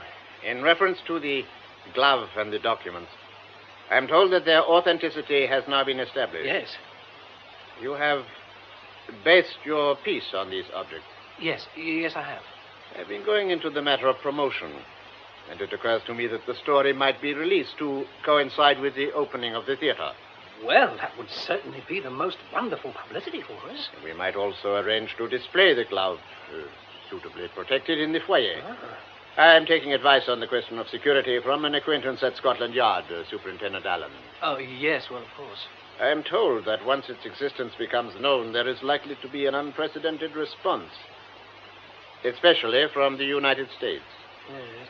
Mr. Conduces, I know it's no business of mine, but I can't help asking. Would you feel at all concerned about keeping the glove and the documents here, in this country, I mean? That is a sentimental approach to a matter of financial consideration. I cannot speak of the historical or nationalistic aspect. I know nothing of such matters. I dislike pale gloves intensely. Oh, hello, dear boy. Harry, I thought you'd gone to lunch. I just started back to use the phone. What's the matter? Am I interrupting something? Oh, there now. A genius for getting myself in the wrong. It's my only talent. Good morning to you, Grove. And to you, fairy godfather, patron, and all those things. Have you come to see your very own performing dolphin? Yes. Look at Perry. He's struck dumb by my misplaced familiarity. Not for the first time. Well, I mustn't double blot my copybook, must I? Oh, I do hope you'll be pleased with us, sir. It must be wonderful to have the power to rescue a drowning theatre instead of slapping it under. And you've no personal interest in our disreputable trade, have you? I have little or no knowledge of it. No. Like water, it doesn't really mix with oil. Or is it shipping? I always forget. Been doing any more yachting lately? Oh, well, I mustn't go on being a nuisance. Goodbye, sir. See you later, Perry, dear boy. I am late. I must go. Greenslade will keep you informed of any further developments. Good morning. Good morning, sir. Whew. Wow. Oh, well, we better get some lunch, I suppose.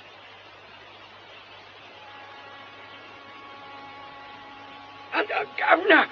Oh, hello, Jobbins. Well, it looks a treat, doesn't it? Lovely. Different from what it was when you took the plunge. It does indeed. Hey, you wouldn't be looking for a watchman, I suppose. Now she's near ready, like, day or night, any time. Well, I expect we shall want someone, especially now we, Why? Do you know of a good man? Well, self-praise is no recommendation, is what I say, innit? What, do you mean you take it on? Yes, that was the idea, Governor. Down the passage in our place, it's too damp for me to see. Oh, something chronic. I've got good references. There's plenty to speak up for me. Well, how does it strike you? With a sickening start or favourably? Well, favourably, I think.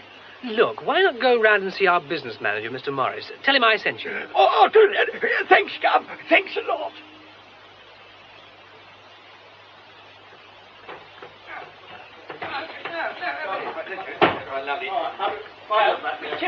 Mr. J. Yes? Can I help? I'm sorry, I don't think I know. Superintendent Allen, I was asked to come and check up on your security arrangements. Oh, yes, of course. I'm so sorry if you've been left hanging about. With the opening tonight, we're rather at 6s and 7s, as you can see. Well, that's perfectly all right. Don't worry about me. I'll just wander along and have a look, if I may. Oh, I'll show you. It's up here. The safe's been let into the wall on the half landing just below the circle foyer. What a beautiful little theatre this is. What a marvellous job of restoration you've done. Yes, it's all something in the nature of a dream come true for me. I should rather think it must be. Oh, now, here we are. There's a plate glass window, as you can see, with sliding steel panels behind it. The actual door of the safe's on the other side of the wall in the back of the circle. I see, yes. Well, it's a good safe. Oh. All the same, when the steel panels are open, you could have a smash and grab. What about guards and so on? Oh, we're employing a full-time watchman, a man called Jobbins. He'll be on duty here on the landing from 4 till midnight when his relief comes in. Oh, and Jobbins will sleep on the premises. There's a burglar alarm, too, of course, which works from the box office. You should be all right, then. How does the lighting work? There's a switch inside the safe which works the steel panels. The light comes on automatically when the panels are slid back. It ought to look very effective. I gather the treasure's being delivered from the museum this morning. Yes, it should be here any minute now. Well, I'll wait, if I may, and see it safely stowed. I'd be glad if you would. You know, this is quite a surprise to me, the display, I mean. I quite thought Mr. Conduces would take it all back into his iron bosom and lock it away in his Louis the something bureau. And that would be the last we should ever see of Hamlet Shakespeare's glove. I think I know what you mean. I can't begin to describe what an extraordinary man he is. I have met Mr. Conduces. Do you think him at all dotty? Or sinister? Or is he just plutocratic? Well, I was quite unable to classify him, but I'm bound to say I was uncharmed. Well, when I asked him where he found the treasure, he said at sea. Or just that, at sea. Sounded so odd. Not in the yacht Calliope, by any chance? The yacht Calliope? Wait a minute. What is there about the yacht collapse? Well, it was his private yacht. It was run down and split in two in a fog off Cape St. Vincent. Oh, now I remember. Good Lord. Upstairs, looking at the safe, I think. I think the treasure's arrived. Oh, I better go out and see. I'll wait for you here. Hello. Where did you spring from? Do you mind? That's my business. Who are you staring at, if it's not a rude question? At you. Know me again, won't you? I do happen to be a member of the company. Trevor Vere. Where's Superintendent Allen? Here. Oh, beg pardon, I'm sure. You must be the bogey from the yard. What could I have been thinking of? Manners. Superintendent, this is our manager, Mr. Winter Morris, and Jeremy Jones, who's designed the sets and the costumes for the show. How do you do? Nice to meet you. Shall I go and put the glove in? We're displaying it and the documents in this easel-shaped unit, you see, Superintendent, so it can be seen from below as well as from the circle foyer. Oh, that's splendid. Oh, fine. Couldn't be better. Shall I shut the door then? Yes. Twiddle the lock and all? Yes. Right.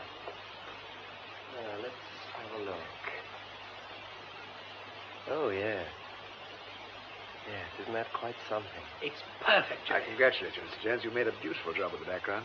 Yellow and black. The heraldic colours of a gentleman from Warwickshire. Yeah. I reckon any old duff could crack that Peter with his eyes shut. Now, what are you doing here, Trevor? You're not called. Just looked in for my mail, Mr. J. You're not needed now. Much better go home and rest before tonight. Yes, Mr. J. I wanted to wish you and the play and everybody the most fabulous luck. Thank you. The time for that is later. Off you go. Yes, Mr. J. Dear little mannequin. There, the presser here for shots of the glove with Desi and Marco. Suppose it won't be too easy with the things so high up. Well, should we have them down again? I hope somebody knows how to work the safe. I've locked it, you may remember. Don't worry, I know. Actually, the great man himself suggested the type of code. It's all done on a word, you see. You think a word of 5 letters, and each letter stands for a figure. Mr. Conducis thought the most appropriate word would be... Mr. Morris? Tell me, how long has this safe been in position? Well, 3 or 4 days. Why? Have you discussed the lock mechanism with your colleagues? Well, vaguely, you know, only vaguely. Don't you think it would be a good idea if you kept your 5-letter words yourself? Yes, but we're all... It's a normal practice, you know, just to persuade you. Is the combination one of these? Good Lord. If I were you, I'd get a less obvious code word and a new combination and keep them strictly under your Elizabethan bonnet. I very seriously advise you to do. Well, that's that. Greenslade, as usual, breaks the news. What? The decision. Conducis is going to sell the glove to an American collector. Oh, no. What? For heaven's sake, he's lousy with money. He's got so much it can't have any meaning anymore. Why can't he give it away? Let him give William Shakespeare's handwriting and Hamlet Shakespeare's glove to Stratford or the V&A. Let him give them to the nation. Let him do this, let him do that. He'll do exactly what he wants But to do. you have to see him, Perry. I mean, after all, he's got a good thing out of you and the Dolphin. Capacity business for 6 months, booked out weeks ahead, massive prestige, a lot. And a company of Kilkenny cats as far as good relations are concerned. Destiny waltzing over to Harry Grove and Gertie and Marco reacting like fury. You're all right. You got a strong thing going with Emily. I don't see what you got to worry about.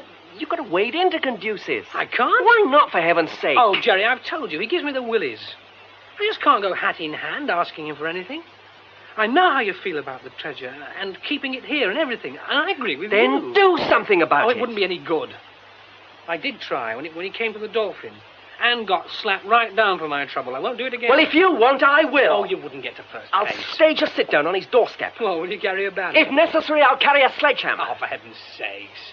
That's a damn silly way to talk, and you know it. Well, look, I may have been a trifle hasty. I do sympathize, I'm not really contemplating a sit-in. In fact, on the whole, I believe it would be superfluous. Now, look... No, it's all right. Let's think no more about it. All right, if you say so. I may as well mention that the things are to be removed on Monday and replaced by a blown-up photograph. Where are they going?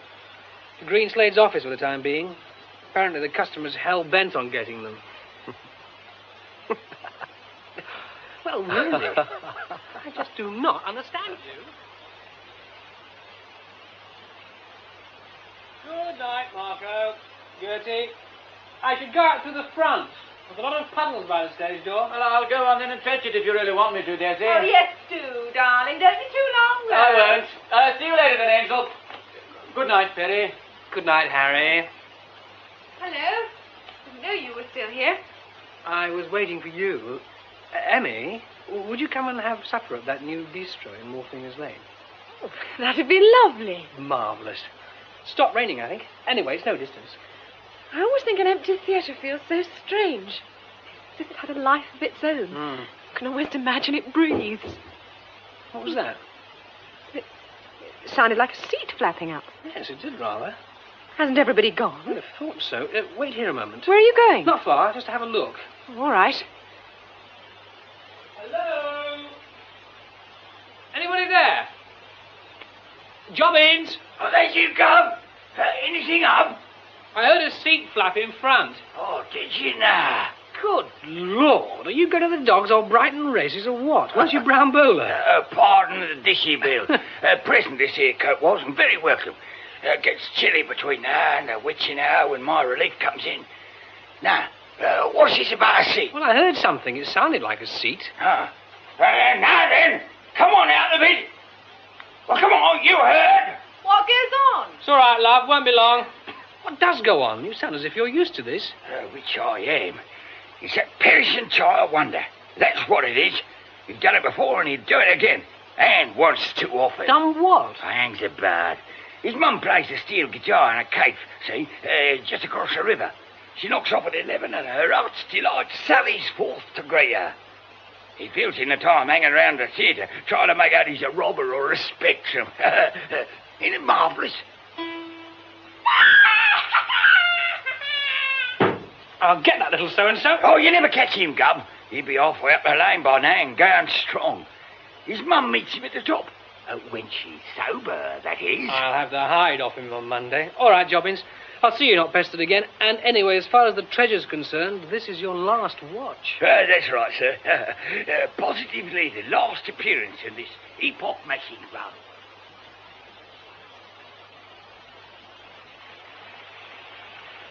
That was great fun, Perry. Thank you so much. It's a lovely supper. Oh, Lord, it's pouring again. We'll never get a taxi in this. Oh, it may not last. I tell you what, I've got a brolly and a Mac in the office. Let's run down the hill, get Jobbins up and collect them. All right. Come on, then. Mind you don't slip.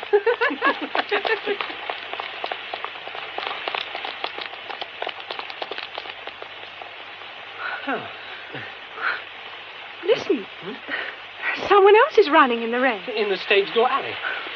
So it is. What? Who is it, Perry? Can you see? It's Hawkins, the relief watchman. Don't say, oh my God, Mr. J, for God's sake. What's the matter? Well, what is it? What's happened? Oh my God, it's murder, Mr. J. Murder, that's what's happened. Murder? Where? What do you mean? For God's sake, man, put yourself together. Who's been murdered? Henry Jobbins, that's who. His head's all bashed in. Oh God, Mr. J, his head's all bashed in.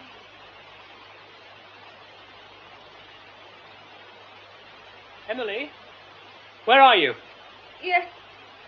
All right, I'm here. Oh. This is a horrible business, Emmy. I heard what you said on the phone. The police will be here almost at once. Is it murder? I can't be sure. It was one of those bronze dolphins, you know, on the pedestals in the circle foyer. He'd have been overturned and cracked his head open like an egg. We must be calm and collected. All the things people like us are supposed not to be. Yes, that's right. Well, so we will. Yes. Oh, I ought to ring Greenslade. He ought to be told. I should wait till the police get here. Yes. Listen. What is it? I don't know. But there's something down there in the centre aisle. I must go and look. Be careful, Perry. Yes, all right. You stay here.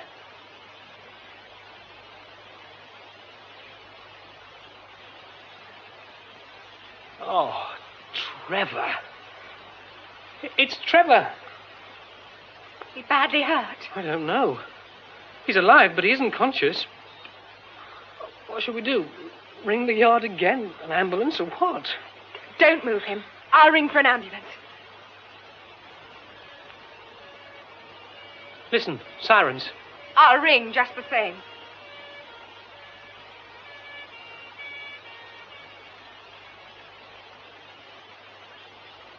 Now then, Mr. J, I'll just take a look at this body. Sergeant, may I go back to the boy? Well, in case he comes to and he's frightened. I know him. Yes, good idea, Miss... Dunn. Emily Dunn. Miss Dunn. Members of the company here, are you? Yes, we were at the new restaurant in Wharfingers Lane and came back to shelter from the rain. I see. Right then, Miss Dunn. You wait in there with the boy. Oh, and tell the ambulance men all you can, will you? Yes. Now, Mr. J. Yes, I'll show you. If you don't mind, I won't look. It's terrible. I'm sorry to balk. This way. What, up the stairs? Now, don't trouble to come up again, Mr. J. The less traffic in here, the better we like it. Yes, of course, I forgot. If you'll just stay here. Yes, thank you.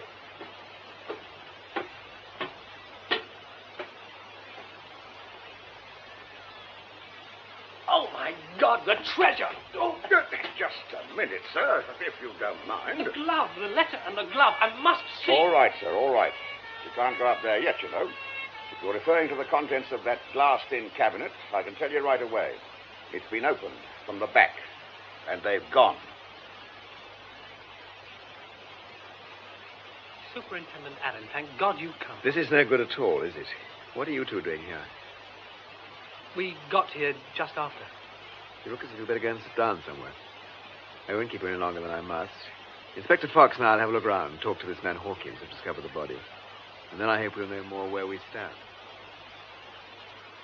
I ought to be in hospital. I ought to be home in bed getting looked after. All right, Hawkins. I know you've had a nasty shock and you're feeling rotten, but you see, you're the chap who can help us. Don't give me that. I know what you lot mean when you talk about help. Next thing it'll be the usual bloody warning. No, it won't. Now listen, we'll just go over it once more to make sure I got it right, and then you can go home. You arrived at the theatre just after midnight. About 5 past. And let yourself in by the stage door using your own key. Then what? Well, I locked the door behind me and shut the bolts. Then I shouted out to Mr. Jobbins to let him know I'd arrived, see? Yes? Well, I went through to the front of the house. There was a bit of light in the circle. He was standing up there wearing his flash new coat. He gave me quite a turn. Jobbins was? You didn't tell us that before. You never asked me. All right. Go on. Well, I said, is that you, Anne? And he says, who do you think it is? And I said I was sorry I was a bit late and should have made the tea. And he says, yes. So I went back to the props room and made it. How long would that take? Well, it's an old electric jug. It's a bit slow. Well, I took it round to the foyer and up the stairs and then... Oh, God. Oh, God. All right, never mind. That'll do for now. Just give your address to Inspector Fox and we'll send you home in a car. Yes, Sergeant, what is it? What have you got there? We've been searching, as instructed, sir, and found these. 7th row of the stalls, about 6 feet from where the boy was lying. A kind of black velvet easel affair, an old glove, and 2 little bits of writing. Would they be what was wanted? Oh, yes, indeed they would. Thank you very much, Sergeant. That was good work. Thank you, sir. Oh, and there's a Mr. Greenslade outside, sir, asking for you. Right, I'll come straight away. Surely that is the explanation, my dear Allen. The boy banged the door to suggest he'd gone, but actually stayed hidden in the theatre. Then, having somehow learnt the number of the combination, robbed the safe. He was caught in the act by Jobbins, who must have seen him from the half landing. As Jobbins made for him, the boy, possibly by accident, overturned the pedestal and the dolphin. He must have run back into the circle, run too fast in his panic, and fallen into the stalls, letting go of the easel with the glove and the documents, which fell with him. Well, as a theory, Mr. Greenslade, it has its attractions. It's tidy, it's simple. And it means all we have to do is to sit back and hope for the boy to recover consciousness and health so that we can send him up for manslaughter. Well, what I don't quite see... I'm sorry. No, go on. Why should the boy come out into the circle foyer where he'd be bound to be seen by Jobbins? Why not go down by the other staircase and let himself out by the stage door? He might have wanted to show off. There might be any number of reasons. What do you say, Allen? Well, the traces we found on the velvet balustrade of the circle can't really be reconciled with a nosedive into the stalls. However, I can relate them, and the boy's injuries, to a blow on the jaw, a fall across the balustrade, a lift, a sidelong drag, and a drop. Also, if the boy is the thief and killer, who unshot the bolts and unslipped the iron bar on the little pass door in the main front entrance? Who left the key in the lock and pulled the door shut from the outside? Did someone do that? That's how the police found it. I never noticed that. Jobbins would have bolted the door and dropped the bar after everyone had gone. I think he kept the key in the corner beyond the box office. No, doesn't add up. You didn't actually see the boy, did you? No, I only heard him catcall and bang the stage door. And there's nothing else you can tell us? Not as far as I can think. I've got a sort of notion there's something I've forgotten, some detail. To do with what? Any idea? Oh, the boy, I think. Something about a production of the cherry orchard. Yeah, it's gone. Don't suppose it matters. What action do you propose to take now, Alan? Oh, the usual routine, and very tedious it's likely to be. I should like to see all the members of the cast and the theatre staff during the day. If no one objects, I shall ask them to come here to the Dolphin. It'll save time. Yes, of course. Well, if there's nothing more one can do, you know where I am if you need me. Yes, thank you, Mr. Greenslade. Good night. Good night, dear Alan. Good night, Jane. Good night, Fox. Nice. No doubt we'll be in touch. Good night. Well, at least there's one saving grace in all this horror. Yes? Oh, yes. If the glove had been lost, I really think I should have gone completely bonkers. You will take care of it. Great care. Good night, Superintendent. Good night, Inspector. Good night. Good night. What's up, Mr. Allen? Anything wrong? Oh, my dear Brer Fox, I'm afraid so. I'm afraid there's no saving grace in this catastrophe after all. But Peregrine J.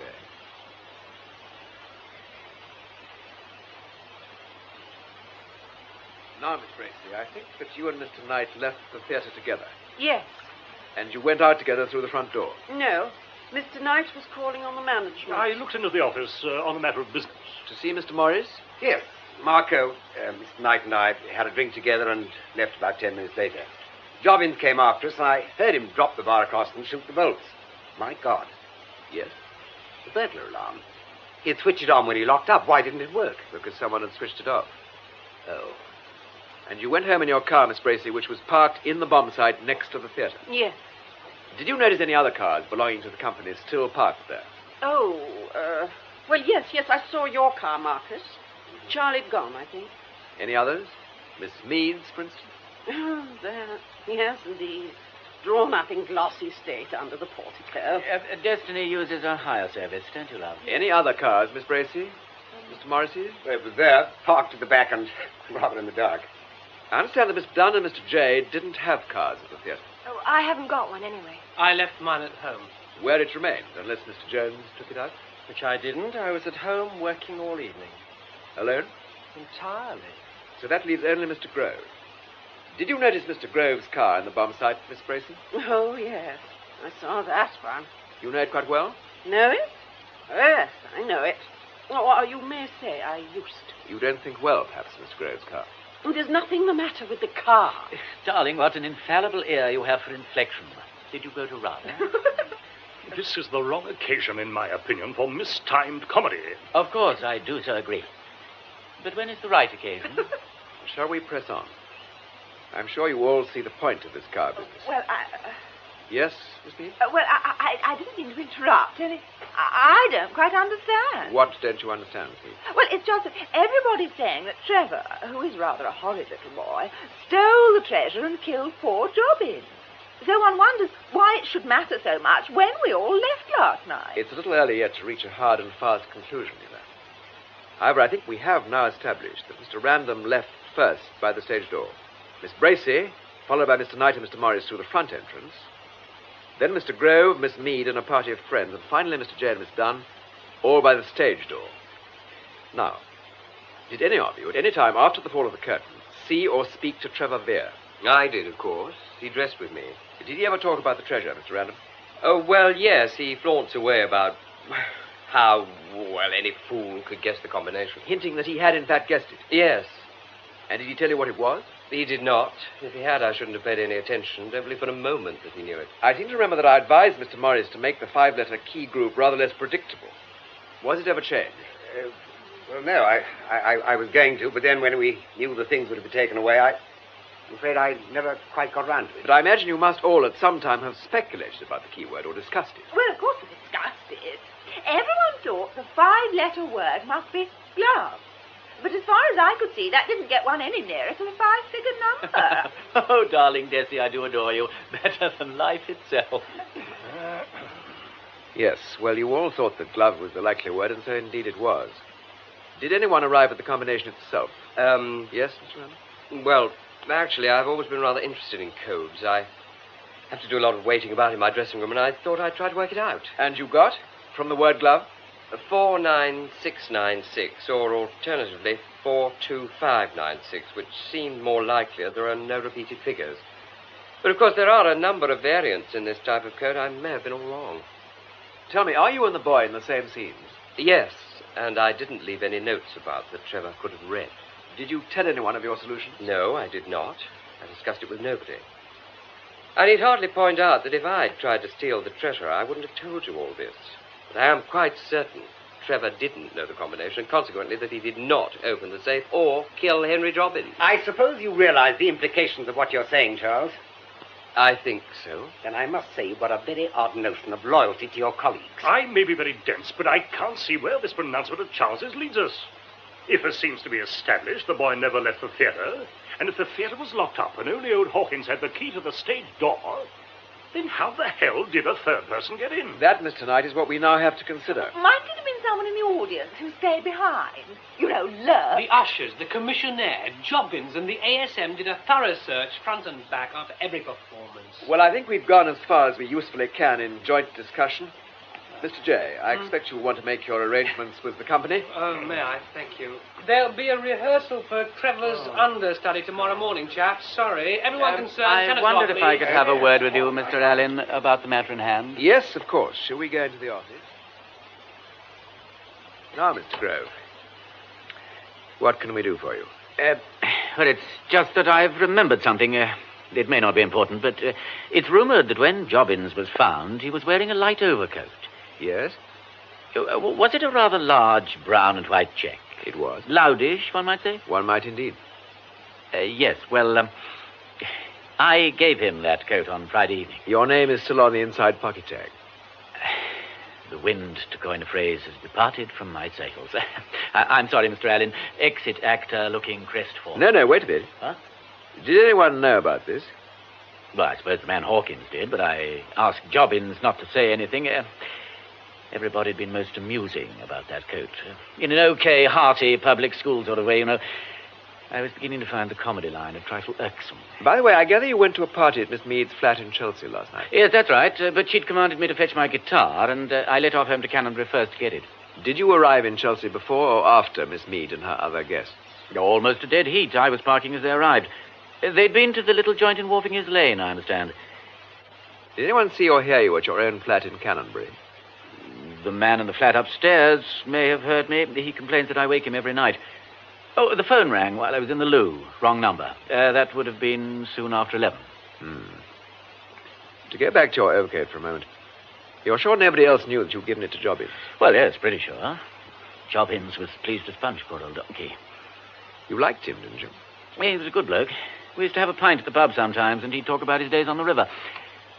Oddly enough, I think he quite liked me. Why should that be so odd? Oh, I'm hideously unpopular, you know. I have a talent for rousing extremes of antipathy. Even Mr. Conducius, although he feels obliged to be helpful, quite hates my guts, I assure you. You've seen him lately? Friday afternoon. Really? Yes. Yeah, I call on him from time to time as a matter of duty. After all, he got me this job. Did I mention that we're distantly related? No, you didn't. No. I don't mention it very much. Even I draw the line somewhere. I asked you to come in, Mr. Jones, because I think that you may have something to tell us about the glove which was taken from the safe last night. Yes. Yes, all right. I know what you're going to say, but I swear it's got nothing to do with Jobbins or the boy. Well, that, of course, is our chief concern at the moment. What's up? What's going on? Here. Who's been manhandling Hamlet's glove? It's not Hamlet's glove. It's a bloody good fake. What? I ought to know. I did it. Oh, Jerry, you fool. You unutterable idiot. Do you want to tell us about it, Mr. Jones? Yes. Yes, I'd better. Well, it began when I was making the property gloves. I turned out a mass of tat looking for material, and I came across this glove. It's genuine as far as the age goes. It's a small woman's hand, but the embroidery was quite different. I don't know, I suppose I got sort of besotted about it. I got a maggot about historic treasures going out of their native setting, and there was a lot of talk about Conducius planning to sell to an American collector. What did you intend to do with your copy ultimately? I don't know. I thought I might do a sort of leg pull. The day the real glove was delivered here, I had my fake with me, and I thought I'd try it out, see if anyone could tell the difference. It was quite easy. Making the switch, I mean. Very quaint. You ought to go into business with Harry Grove. Well, then I heard all that chat about the safe and the code, and I thought, this is terrifying. It's asking for trouble. So absolutely on the spur of the moment, I decided not to tell. I decided to leave the copy on show and take charge of the original. It's in a safe deposit.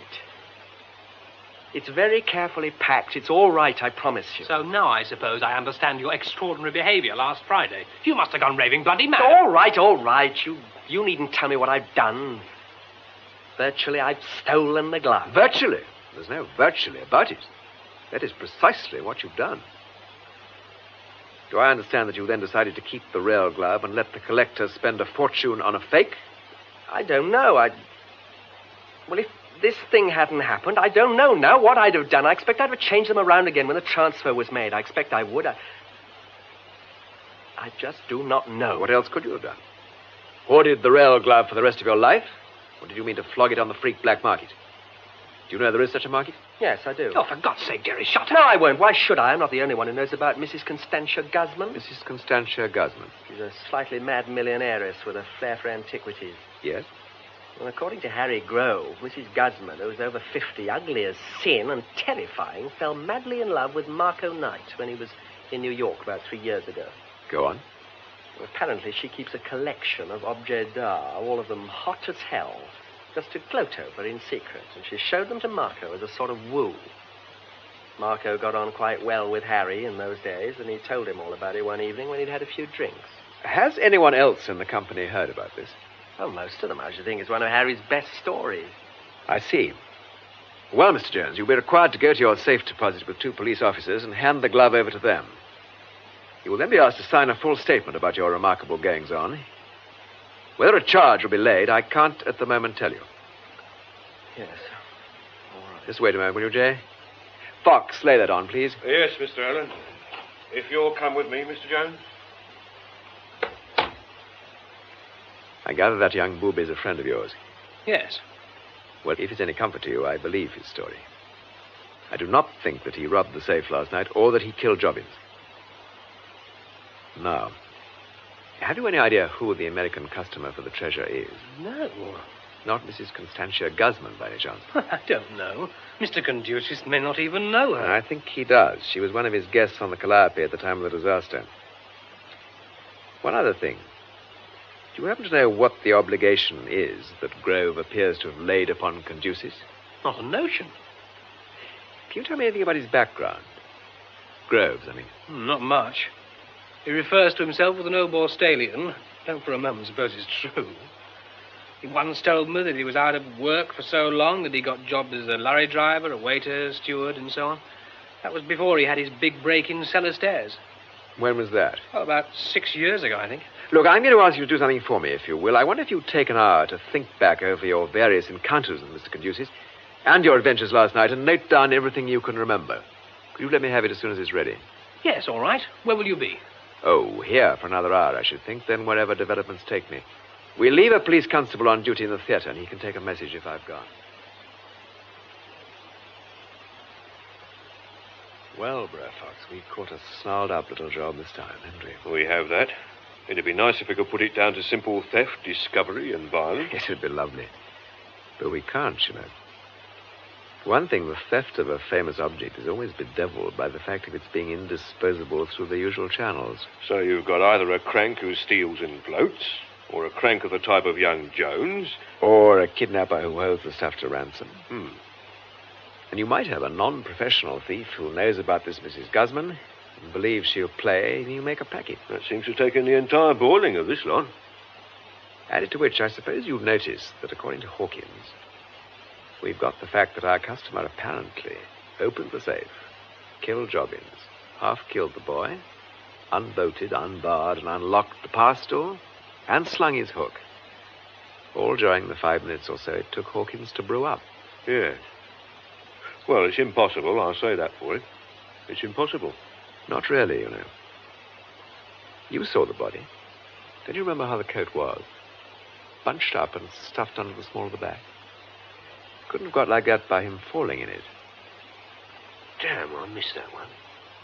It's an easy one, too. If only that kid could recover his wits, we'd all know where we were. We might, but concussion's a tricky business. What do we do about Mr. Jeremy Jones? What indeed?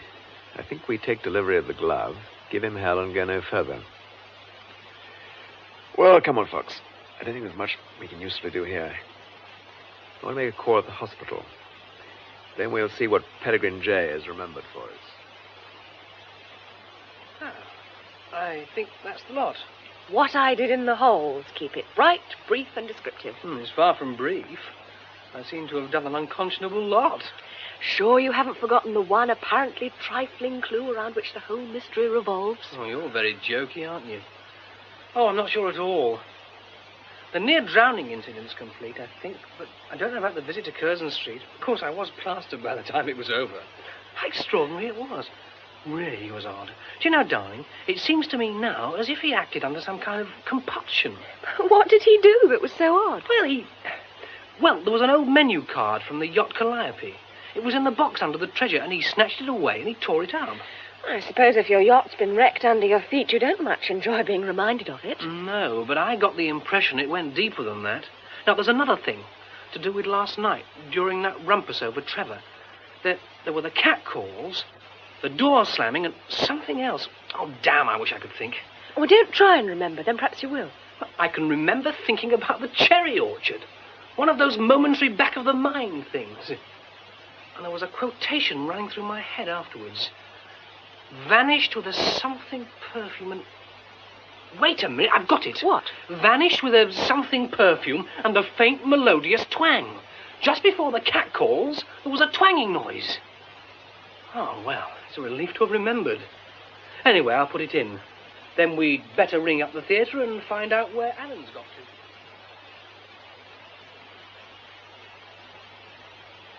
Hello? What's up? That's a Rosa. I haven't done nothing. You're all right. You had a fall. You're the super. Yes, that's right. We've met before. Yeah. Where, though? In the Dolphin, upstairs in the Circle. In the Circle? Things happen up there, don't they? You could say that again. All over the house. You had old Jobbins guessing. Then that's no error. What did you do?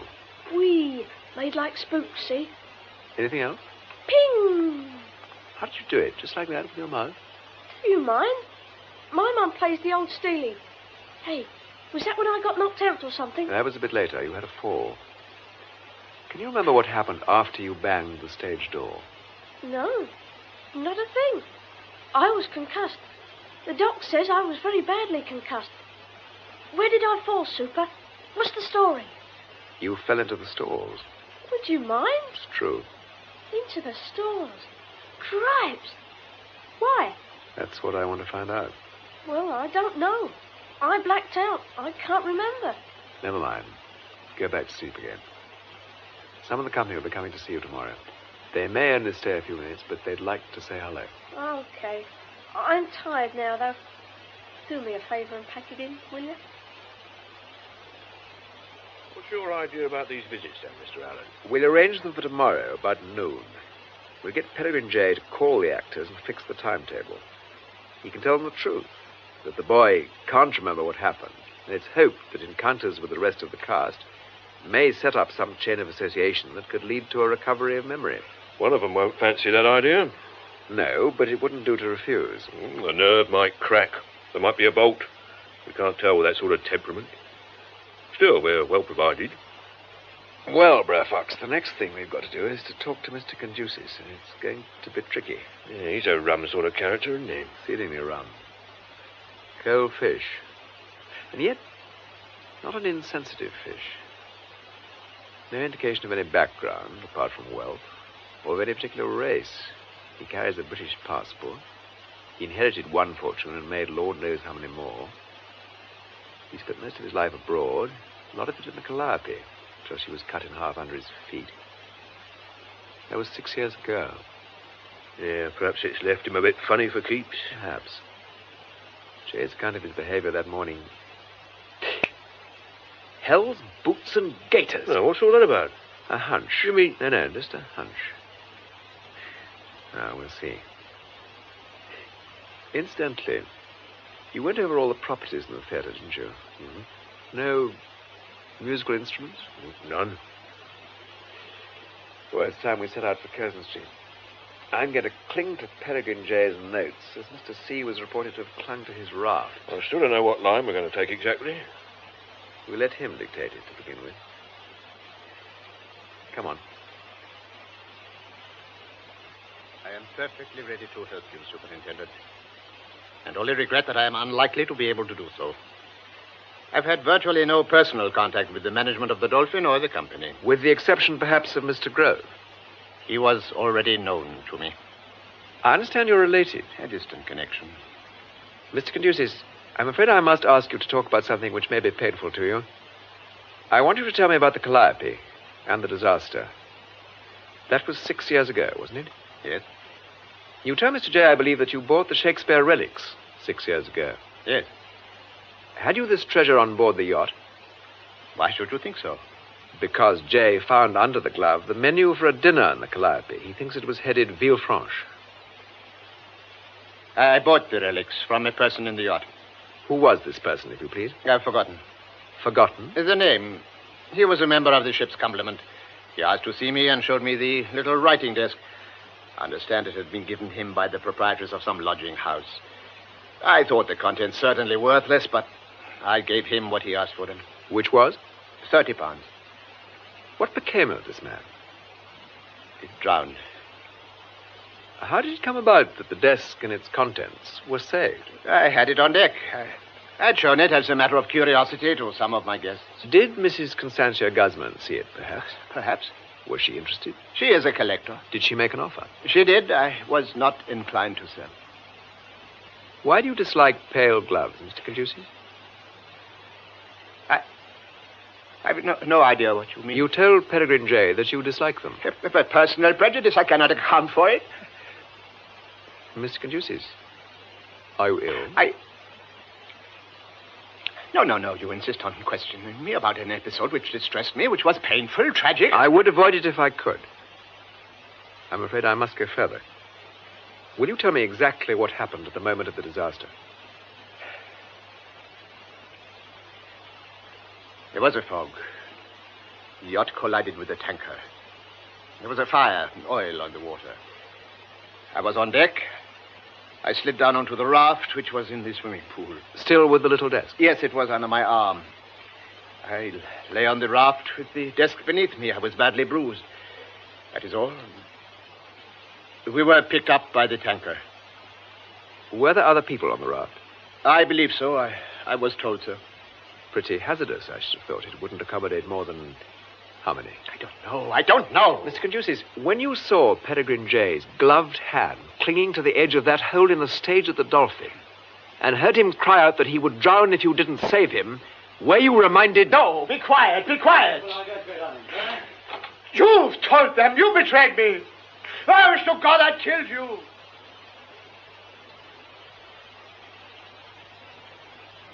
This is infamous. I absolutely refuse to take part in a dangerous and unwarranted experiment. I am an artist. Isn't he superb?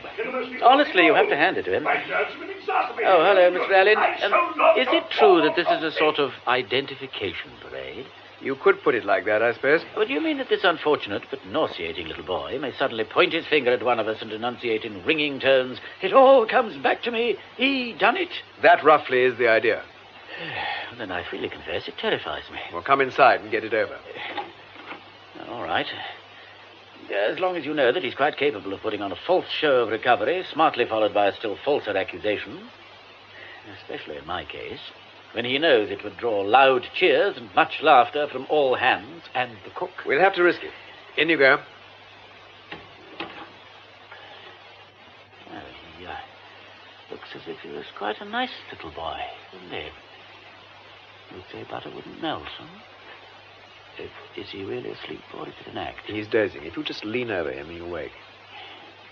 It seems a damn shame, I must say. All the same, I'll ask you to do it, if you will. There's a bruise on the cheek which mystifies us. Have a look, see if you've any ideas. His hair's fallen across it. Move it back and have a look. I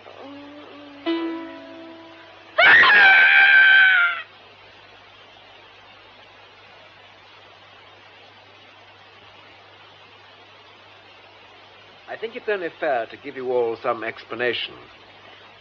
These, as I believe, are the facts about Saturday night. Grove left the theatre telling Miss Mead he'd go home and collect his guitar. He had, in fact, brought his guitar to the theatre and hidden it in the props room, where it was found by Trevor in the course of his illicit explorations. Grove got into his car, drove round the block, parked out of sight in Phipps Passage, and re-entered the theatre by the pass door in the front entrance. But it was bolted. Well, this was before Mr. Knight and Mr. Morris left, while they were having a drink in the office. Oh, I see.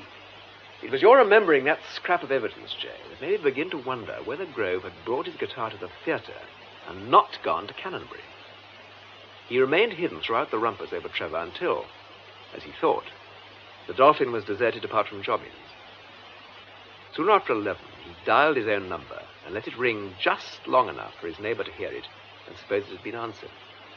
He then retrieved the guitar and left it by the front door. He switched off the burglar alarm and returned to the circle by the back staircase to wait. All this time, Trevor peeps, follows, and spies.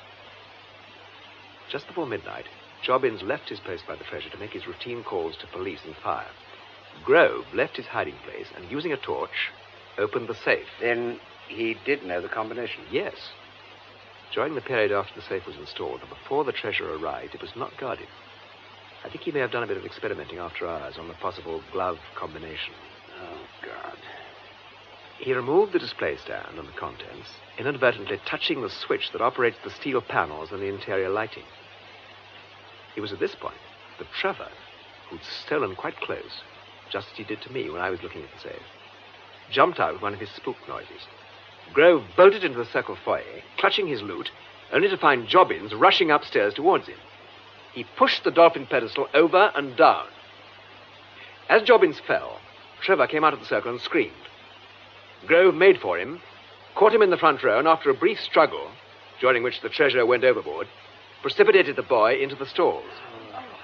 The last thing Trevor remembers now is Grove's face close to his own.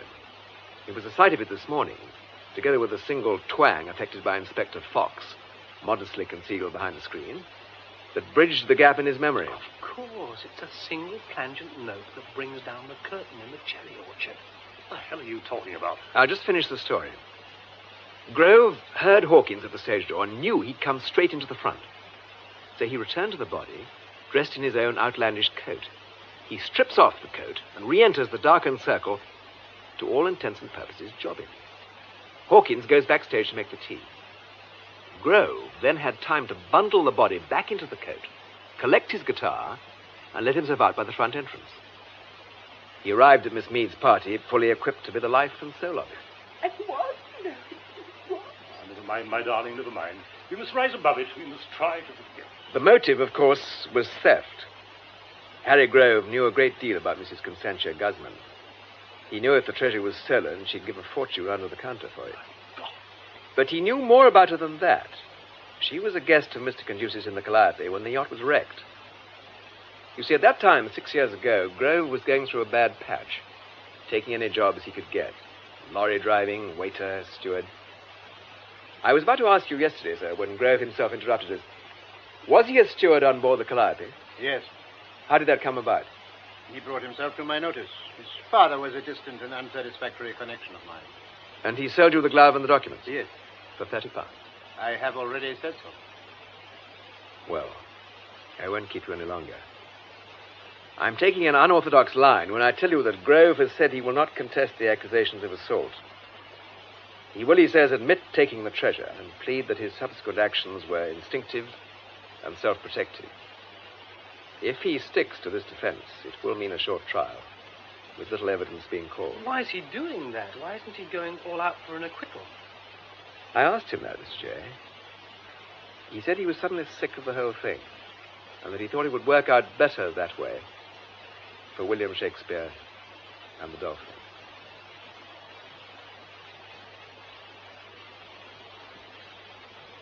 Superintendent, I will pay for Grove's defense. Let him know that. Very well. Has he said anything about me? Very little. But he asked me to give you a message. He said you owed each other nothing. He also said that as far as he was concerned, this was his phrase, he would keep the glove over his knuckles. And I could tell you so. Yes. He clung to the raft and tried to climb aboard. He would have overturned it. I smashed his knuckles with the writing desk and thought I drowned him. His hands were gloved. They curled and opened and slid away in their own blood. Nobody saw. He has blackmailed me ever since. I'm not cancelling, and there's very little publicity. I can't understand it. Could it be the hand of Conducis? Could be. Didn't somebody say power corrupts? It may do, but it comes in handy, dear boy. It comes in handy. All the same, you know, Emmy, I hope it's not the hand of Conducis. I hope it's the dolphin and us. You know, I'm sure he stayed behind to unburden himself to Alan. What of? Oh, goodness knows. But I've got a feeling it was to do with his yacht. He behaved so oddly whenever it came up. Perhaps you reminded him of it that morning. How? Oh, people drowning, you know, hanging onto bits of wreckage. Perhaps he was glad he rescued you or something. Well, so he should be. Well, let's forget about him now. Come on. I'm going to buy you a really extravagant lunch, and then we're going to look at some engagement rings.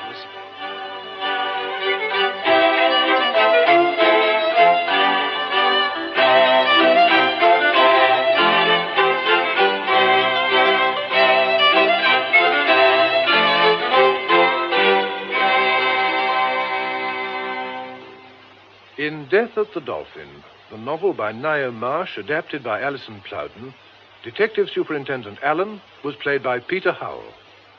Perry J. by David Valler, Mr. Conducis by Malcolm Hayes, Harry Grove by Frank Duncan, Jobbins, Bruce Beebe, Jeremy Jones, Anthony Hall, Greenslade, Gerald Cross, Marcus Knight, Victor Lucas, Destiny Mead, Sonia Fraser, Gertie Bracey, Betty Bascom, Emily Dunn, Patricia Gallimore, Charles Random, Leslie Heritage, Trevor Vere, David Howe, Winter Morris, John Gabriel, Hawkins, Patrick Towell, Sergeant Hector Ross, Inspector Fox, Edward Kelsey.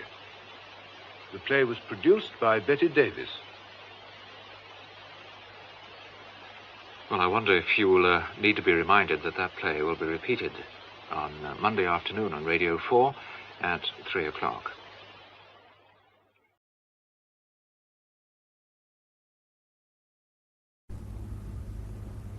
We present The Bridge by John Leslie, with Alan Wheatley, Monica Gray, and Andrew Sachs. The Bridge.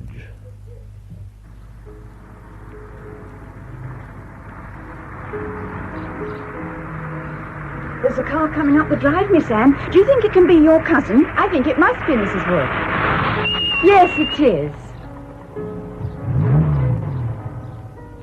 Hello, Frank. Hello, Anne, dear. Good morning, sir. I'll give you a hand with your bags. Oh, thanks. Father. Frank here. Thank you. That's all right, Mr. Kent. I'll take that one as well. Oh, no, that's too heavy. I'd like a hand with these oddments, though. One thing to be said for our cousin. He travels in style. Good Lord, he's brought a sunray lamp. Oh, come on, useless. Lend a hand here. Dear Frank, never at a loss for the mot juste. All right, we're not all built like greyhounds, you know. Oh, Lord, I didn't mean you, Cousin Rodney. I'd never speak like that to Harley Street's #1 brain specialist. I meant Glamourpuss here. I'll take these up to your room, sir. Oh, thank you, Mrs. Wood. You sure it's not too heavy? Oh, gracious, no, sir. Oh, damn, this easel's wedged.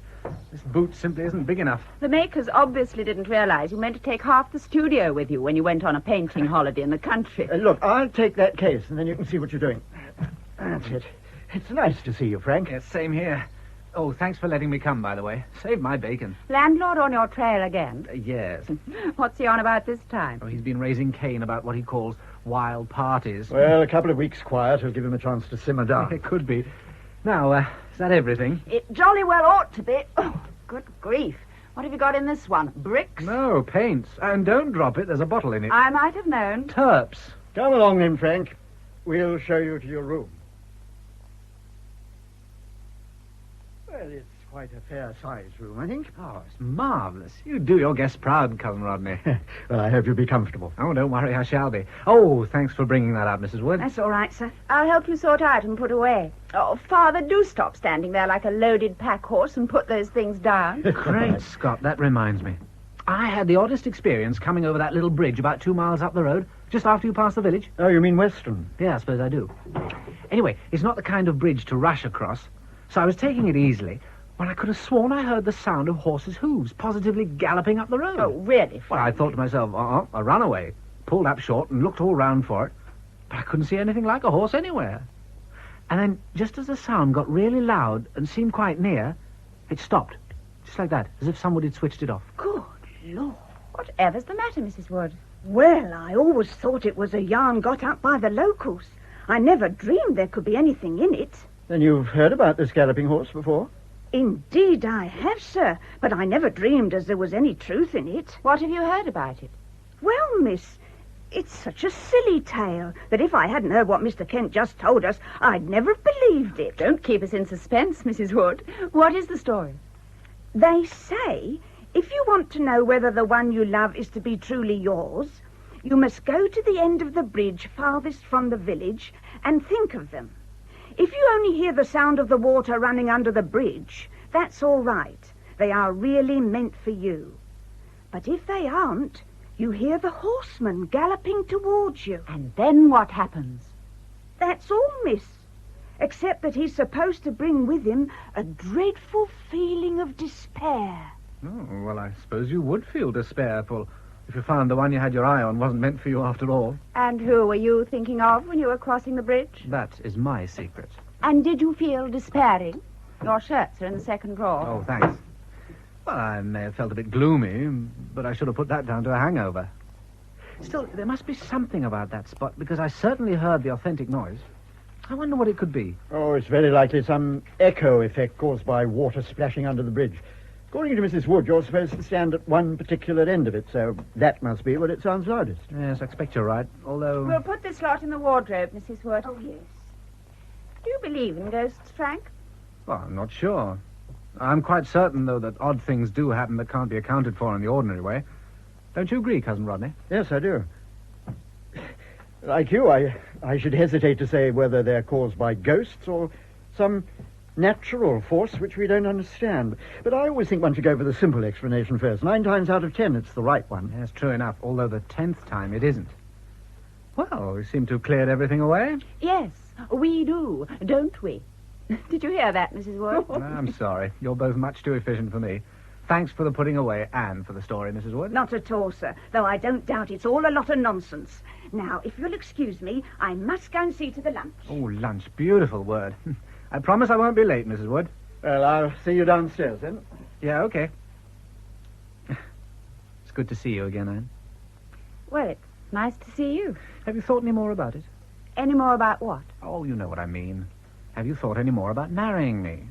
I said I'd leave you alone to give you a chance to think about it. Well, it's nearly 2 months now. Frank, I told you then I couldn't possibly see how it would work out. And I still don't. We're not compatible. You're happy-go-lucky, and I'm all for creature comforts and security. Oh, comfort and security. Ye gods, girl, don't you see any more to life than that? I suppose you'd rather marry a stuffed shirt like Stuart McAlpin and die of boredom. Stuart? Why bring him into it? Well, he's a company director. He's wealthy. He's mad about you. And you see him quite a lot in town. Though why, I can't imagine. Well, what if I do? Is that anybody's business but mine? And have you been following me about or something? No, of course not. It's just that people see you and they mention it. I'll bet they do. And I still can't see where he fits into this discussion. Oh, and I'm sorry. Look, you don't actively dislike me, do you? What an idea. Oh, of course I don't. I'm very fond of you. Come on, let's go and find Father. All right. But I notice you haven't given me a definite no, so I'm not giving up. Come on. He'll want to show you the house. By the time he's done that, it'll be time for lunch.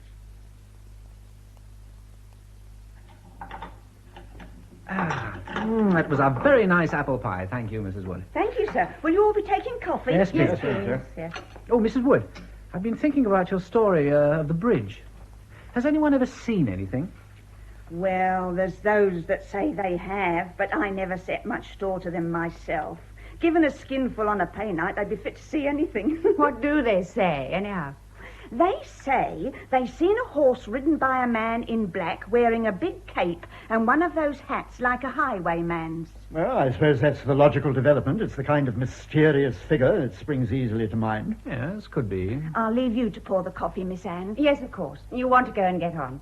Thank you, Mrs. Wood. Thank you, miss. I don't think you're quite satisfied with my explanation, are you, Frank? Which do you mean? About the surge of the river causing the galloping horse sound? Or the horseman himself? Both. Well, I expect you've come pretty near to it. Only you haven't heard those hoofbeats. I have. Are you going to do some psychic research? No, not particularly. But that bridge gives me a point to start work. Well, you know my line. I don't try to paint what I see, but what I feel about it. If I'm trying to express something about the bridge, and the horseman gallops up with his feelings of gloom and despair, well, that'll be fine. I can add them in, too. Oh, I don't think I should like a picture of despair. And how on earth would you paint it, anyway? Oh, I'd have no idea until I started on it. Even then I wouldn't be sure. I expect Cousin Rodney thinks I begin to qualify as a patient. Of course I don't. Artists have to explore new fields, even if the layman might think them odd. Ah, from you, that's reassuring. How are things in Harley Street? Excellent, thank you. But like yourself, at the moment, I'm in a retreat. As it's the holiday season, I'm spending the next 2 or 3 weeks here. I hope to make some headway with a composition I have in mind. What sort of composition? Symphony, I hope. You know, you are a remarkable chap. A top-notch brain specialist. You're not content with that. You have to be a successful composer as well. Ah, but that's just the point, Frank. Up to now, I haven't been successful at it. I've written several orchestral works, but they misfire somehow. But I'll do it yet. Of course you will. It's only a question of time. Oh, it beats me how you do it at all. Science and music's a complete mystery to me. I don't see how one could even start to learn it. Well, we can't all be cast in the same mould. I couldn't imagine myself wielding a brush. Yeah, that's a point. Well, still early. I think I'll pop out and see what the neighborhood has to offer to a painter. When will you be back? I'll try and make it for tea, if that's all right. Yes, of course.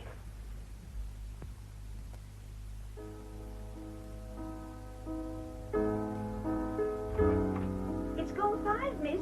Shall I serve tea yet? Yes, Mrs. Wood. I don't think we'll wait any longer for Mr. Kent. He's been out for over 2 hours, but it's quite possible he'll stay out till dinner time. He's gone prospecting for places to paint.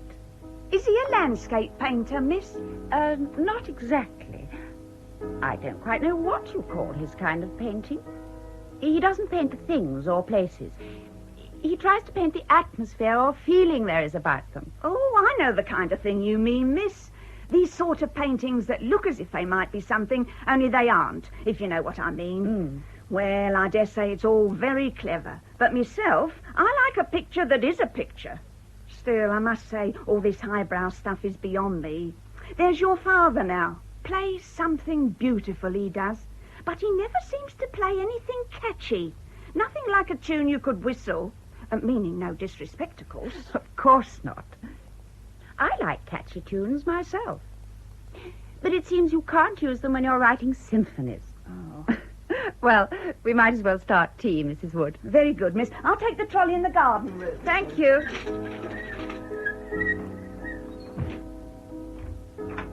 Tea, Father. Oh, good. I'm sorry I'm late. Come along, Frank. Mrs. Wood will go berserk if we don't get tea over. She's been hovering for the last 3/4 of an hour. Oh, I'm sorry. You shouldn't have waited for me. You know what I am. Now, we do. Did you have any luck? Well, it was all very odd. Sit down here, and then you'll be nice and handy for passing things. What was odd? Well, this bridge business. Oh, you went there? I was intrigued by the story Mrs. Wood told us, particularly in the light of what I heard for myself this morning. Tea, Frank. Oh, thanks. And pass the sandwiches. Yeah. Did you hear anything when you went there just now? Now, if you mean hoofbeats, I just don't know. There did seem to be a sort of echo of them once or twice, but very faint and far away. Not a bit like they were this morning. What conclusion did you come to about them? I didn't. Of course, the river is noisy at that spot. But even so, I would have said they had nothing to do with it. It's difficult to say, as they were so faint this time. I wonder why that was. Perhaps you weren't thinking of the loved one. Huh? Oh. Yes, maybe you've got a point there. If it's a genuine spook, perhaps I wasn't keeping to the rules of the game. I could have had my mind more on the noises he makes than providing him with a reason for making them. On the other hand, maybe he's changing his mind. Anyway, that wasn't really the odd part of this afternoon. I was listening to the sound of the river when it seemed as if another sound began to rise out of it. And yet at the same time, oh dear, it is difficult to explain, it was as though it was sounding in my head, too. What kind of sound? Music. Music? Well, what sort of music? For all the world, like a symphony orchestra. But it wasn't the way I usually hear music in my mind. I mean, if I recall a tune, I recall a tune, and that's it. But this sort of full-blast stereo stuff with every instrument sounding loud and clear, that's a new one on me. It seemed to rise simultaneously in your mind and from the sound of the river? No, it was much more than that. And that's what makes it so hard to explain. It wasn't just a matter of hearing it. I seemed to be involved with it somehow. I don't know if that makes sense. Tell me, what did this music sound like? Was it familiar? No, I didn't recognize it as anything I've ever heard.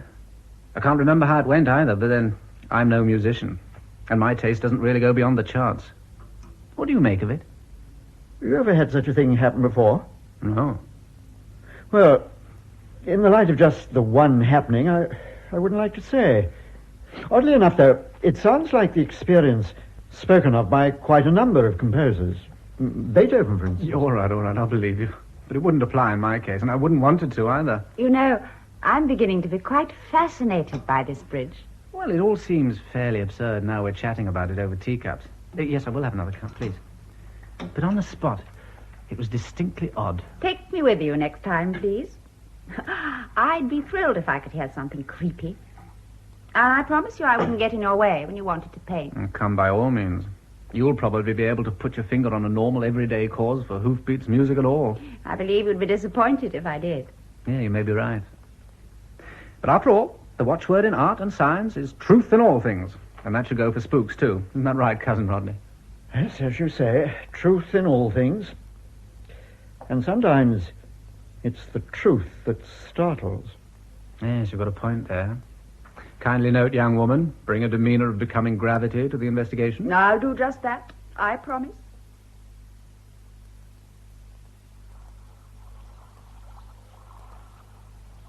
The car should be all right on the verge there. Do you want to unload your painting things? No, not for the moment. We've left it a bit late anyway. The light will be going soon. Let's go and have a look and a listen. It's a funny old bridge, isn't it? Still, it all seems nice and normal. Unless you can hear anything peculiar. No. No, nothing beyond the sound of the river. Perhaps my matter-of-fact outlook is having a quelling effect. I don't know that your outlook is so matter-of-fact. Do I sense a subtle shade of meaning in that remark? Oh, you may do, but I didn't intend to be subtle. No? No. I mean simply that you pretend to a nice matter-of-fact common-sense outlook. You say that because of it you prize security above all else. Oh, Frank, are you going to start all that up again? Yes, I am. Don't you see that the only true security is that of loving and being loved? Yes. That's all very well, Anything else would be just emptiness. One day you'll come to realize it, and by then it might be too late. And I need you. And if only... Well? That sound, don't you hear it? What sound? Oh, and look out! Frank, what? Oh!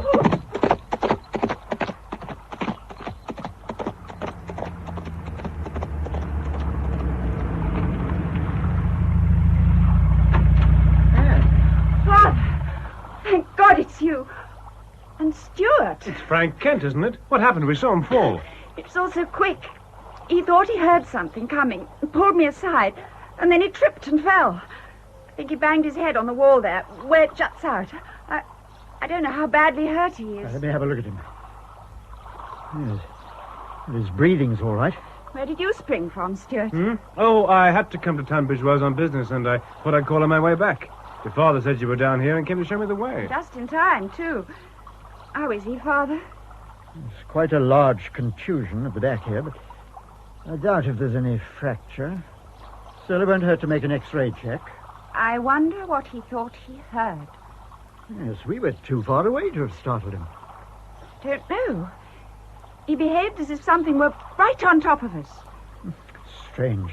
The road was clear enough. Shall we have to get him to hospital? No, I've got a portable X-ray unit at the house. Perhaps, Stuart, you'll help me get him into the car. Yes, of course. Now, I'll take his shoulders if you'll take his feet. Right. That's it. And open the door and guide me back into the car, will you? Yeah. That's it. Now, slowly does it, Stuart. Yeah. Just get him propped in the corner here. That's fine. I'd better drive his car home. Can you find the key? I think he put it in his right-hand coat pocket. Yes, I should think this is it. He's coming round a bit. Looks as if he's trying to speak. Mein Kopf. Mein Kopf. What did he say? He's passed out again. Yes, that was odd. It was. I didn't know Frank knew any German. Well, German or no German, we've got to get him home. Now, if you'll drive, Stuart, I'll perch on the edge of the back seat and stop him rolling about. All right, Frank, let us take your weight. Just lie back here. Now, gently does it, Stuart. That's fine. And fetch me a rug from the hall. And ask Mrs. Wood to make him a cup of tea. Yes. Where are we? We're back at the house, in the study. That chap on the horse. Is he... The chap on the horse? Now, don't you worry about that.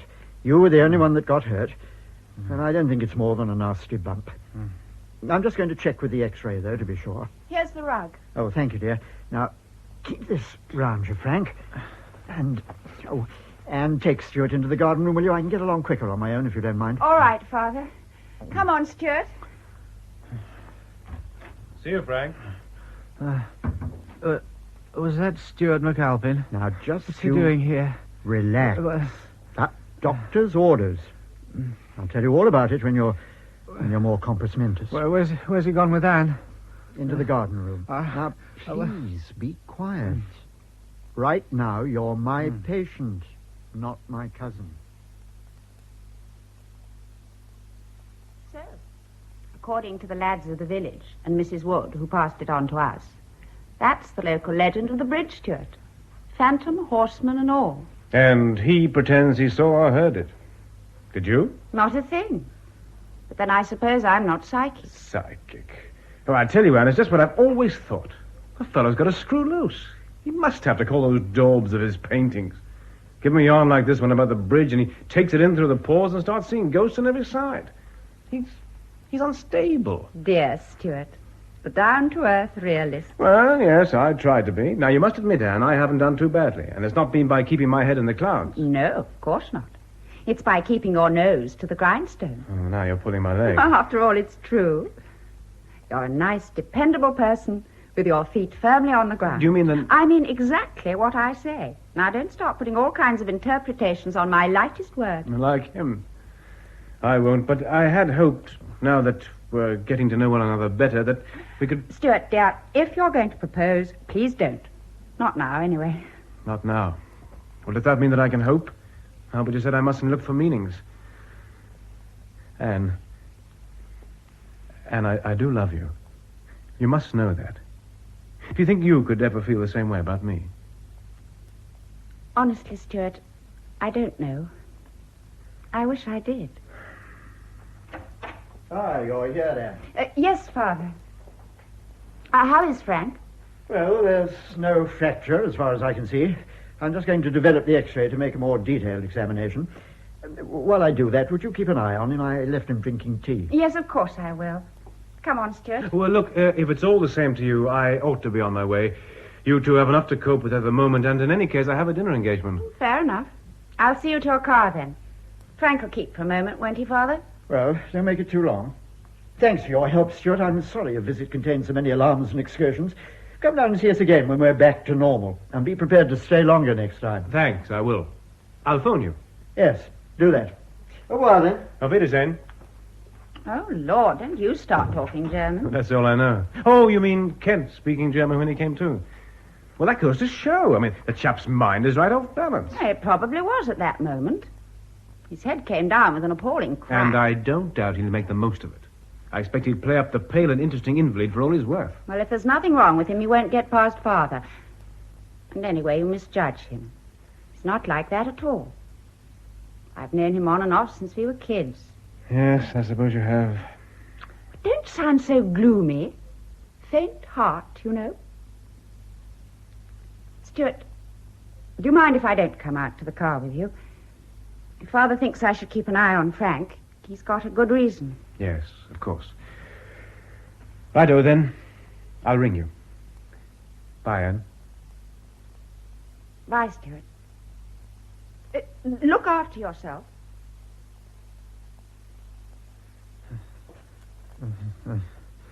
Nein, es ist noch nicht in Ordnung. Right. Hello, patient. I've been told to watch over you for a bit. Oh, do you think you ought to be writing? I thought you were supposed to rest. Huh? Do you think it wise? Is it terribly important? Oh,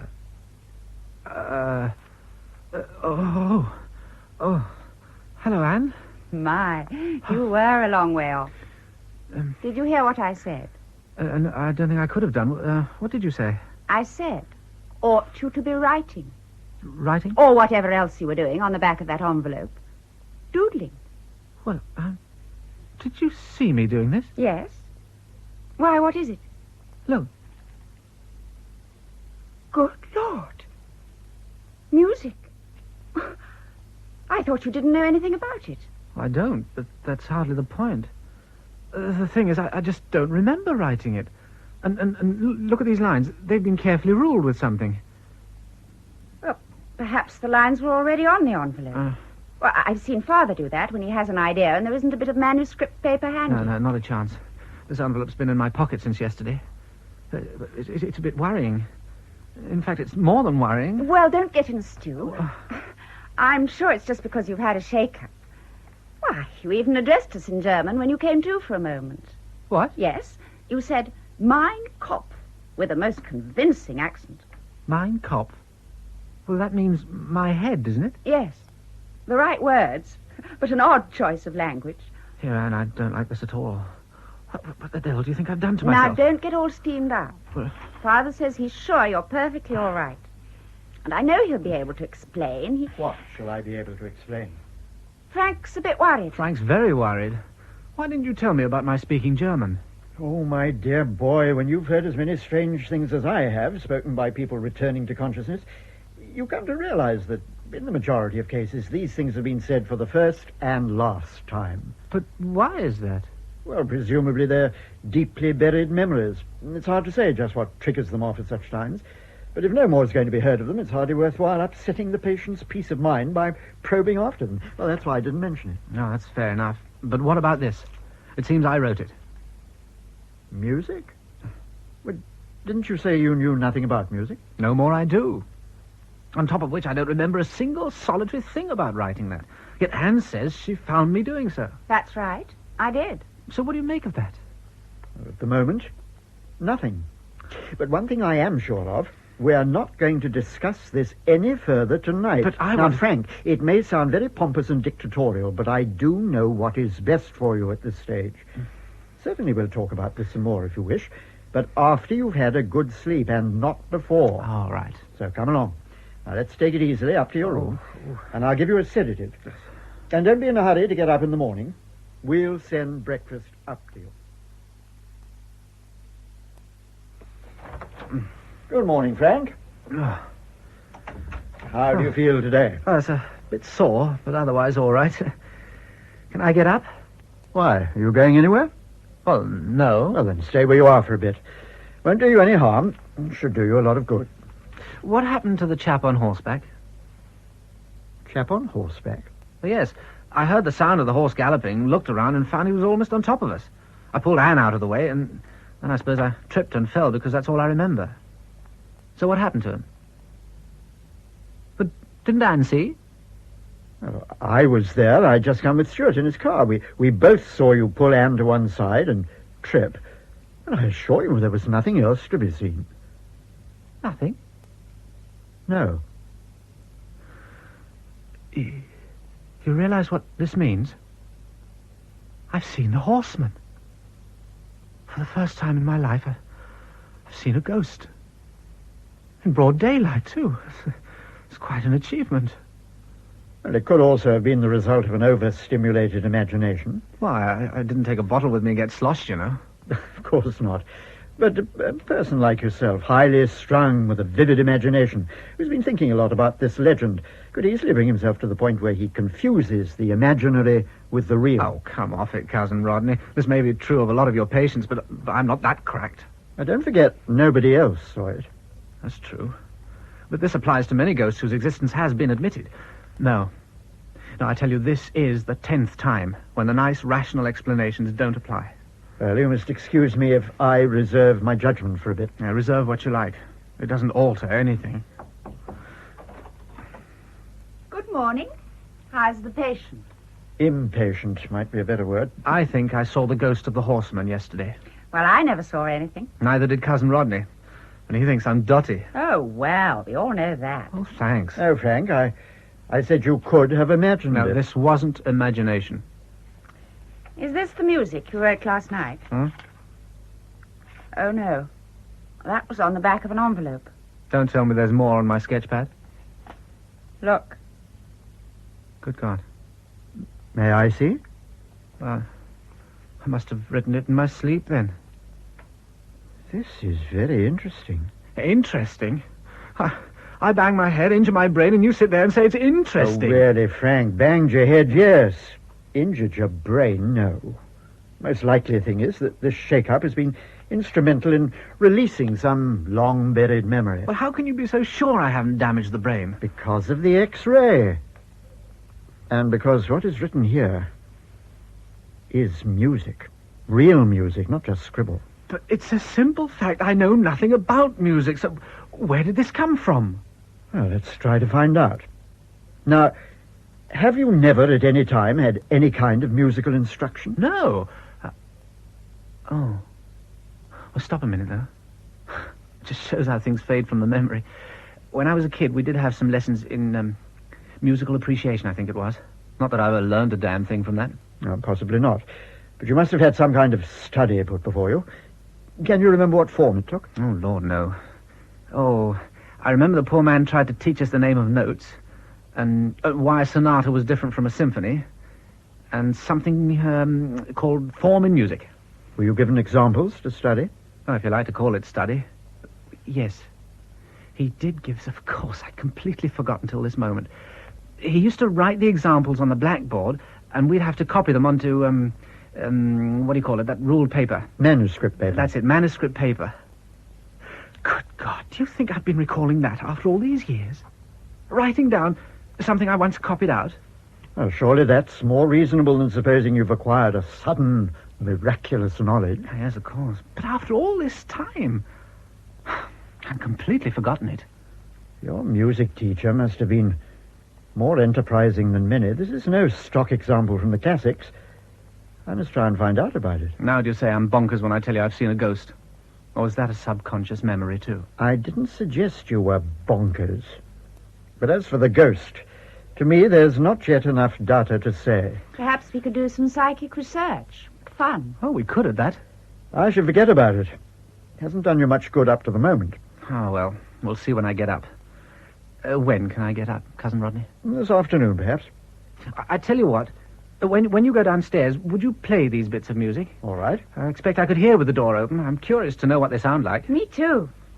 Frank might even recognize them if he heard them. I'll come with you.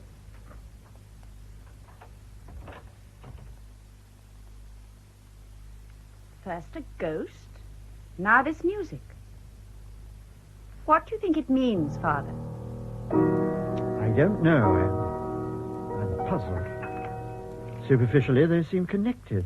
I see what you mean. The music occurred after the accident. But there was no accident to trigger off his seeing the horseman. He seems very convinced, though. So is anyone who has an hallucination. I wonder if he suffered from delusions at any other time. It's hardly a thing you can ask. But why shouldn't it be a ghost?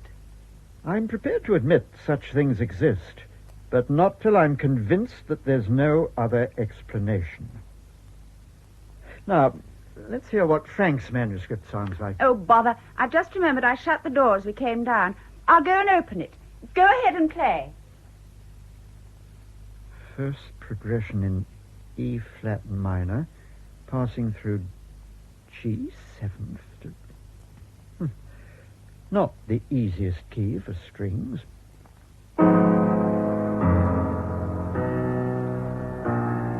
Father! What's the matter? It's Frank. What? Oh, he's all right. But it's so odd. I opened the door, and there he was writing. And he hasn't taken a blind bit of notice of me. I think you'd better come up, quickly. There you are. See what I mean? I wonder if he'll speak again. Ja. Ja, das ist gut. Es wird in Ordnung gehen. German again. Frank. Frank. Huh? What? Oh. Oh no. It's happened again, hasn't it? It's happened again. And it's also very strange, Stuart. I've been dying to have a natter to someone about it, so I'm awfully glad you rang. But haven't you talked it over with your father? Oh, he doesn't want to talk about it. That is, he doesn't want to speculate about it. He just wants to get on and find out what's the matter. How's he going to do that? He says he's going to try to treat Frank by hypnosis. I think they've already started. Do hope it'll work out. Now, listen carefully, Frank. I'm going to try hypnosis. Now, don't let it worry you. It's a perfectly straightforward process. It's not a battle of wills between practitioner and patient. It's mostly a matter of the intelligent cooperation of the patient. I see. You say relax, so I relax and so on. Yes, that's right. Oh, that's frightening. Trances, music, and now German. I can see how the music could have happened, but not German. We didn't take that at school. Well, we're going to try and find out. Now, just settle back in your chair and get as comfortable as you can. Right. Now, look up at this metal disc. No, don't move your head, only your eyes. That's it. The idea is to make you glad to close your eyes when the time comes. Now, your eyelids feel heavy, very heavy. So heavy they are falling of their own accord. It's difficult to keep them open. If they closed, you would be sound asleep. They're closing now, and you are asleep. Very sound asleep. Very sound asleep. Excellent. Now, Frank, listen carefully. You are asleep, yet you can hear and understand what I say. Do you understand? Please reply. Was ist das? Please answer clearly. Oh, mein Kopf. Es tut weh. Wo bin ich? Where did you learn German? I do not learn German. It is my native tongue. You are German? I am Austrian. And you are English. Please, who are you? My name is Cranston, Rodney Cranston. I am a doctor. A doctor? Oh, yes. My head, it hurts. I have been ill, perhaps. No. No, an accident, I think. Yes, an accident. Yet I cannot remember well. Don't distress yourself. Your memory will clear. What is your name? Ich bin Franz Kramer genannt. My name is Franz Kramer. You have heard of me? No. No, not yet. But these are still, as you would say, early days. Are you a musician? Yes. I think you might call me that. Your beautiful piano. And so are you, I think, a musician, yes? Yes. Oh, yes. So already I feel better. Attended by a doctor who is a musician. Please, doctor, prescribe that I may play for a while your piano. I don't know that I should. Oh, please, my mind is so confused. I feel that to play would help me to clear it. It's always been so. When I've been depressed or worried or sad, to play has given me new life. For just a very short while, then. Carefully now. That's right. Comfortable? Yes. Oh, this is very well. Very well indeed. Yeah.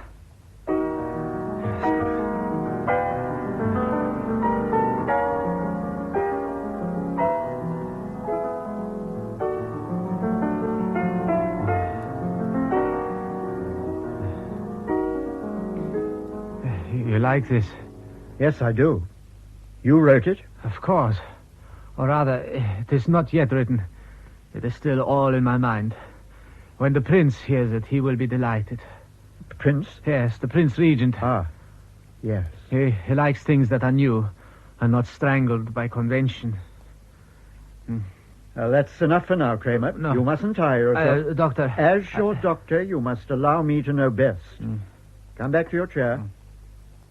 That's it. Now remember, you need rest. Just rest. You are tired and must sleep. Good. Anne, is it important? I have Frank under treatment. Oh, I'm sorry, Father. I wouldn't have knocked, but I heard you playing, so I thought... Heard me playing? Oh, yes, of course. I wanted to see if listening to music would awaken any memories in him. Did you want me particularly? No. It was only Mrs. Wood fussing about dinner. Oh, well, tell her whatever she wants to put on is all right with me. Now, you must excuse me, my dear. Very well. Franz Kramer. The one person who might know is Paul Bachner. Frank. Frank, wake up. Huh? Oh. Well, I must have dropped off. No, you hypnotized me, didn't you? Any results? Well, you see, we were interrupted. I can tell you this, you make a good subject, but so far no remarkable results. So we shall have to look upon this as research. And possibly devote quite some time. Yes.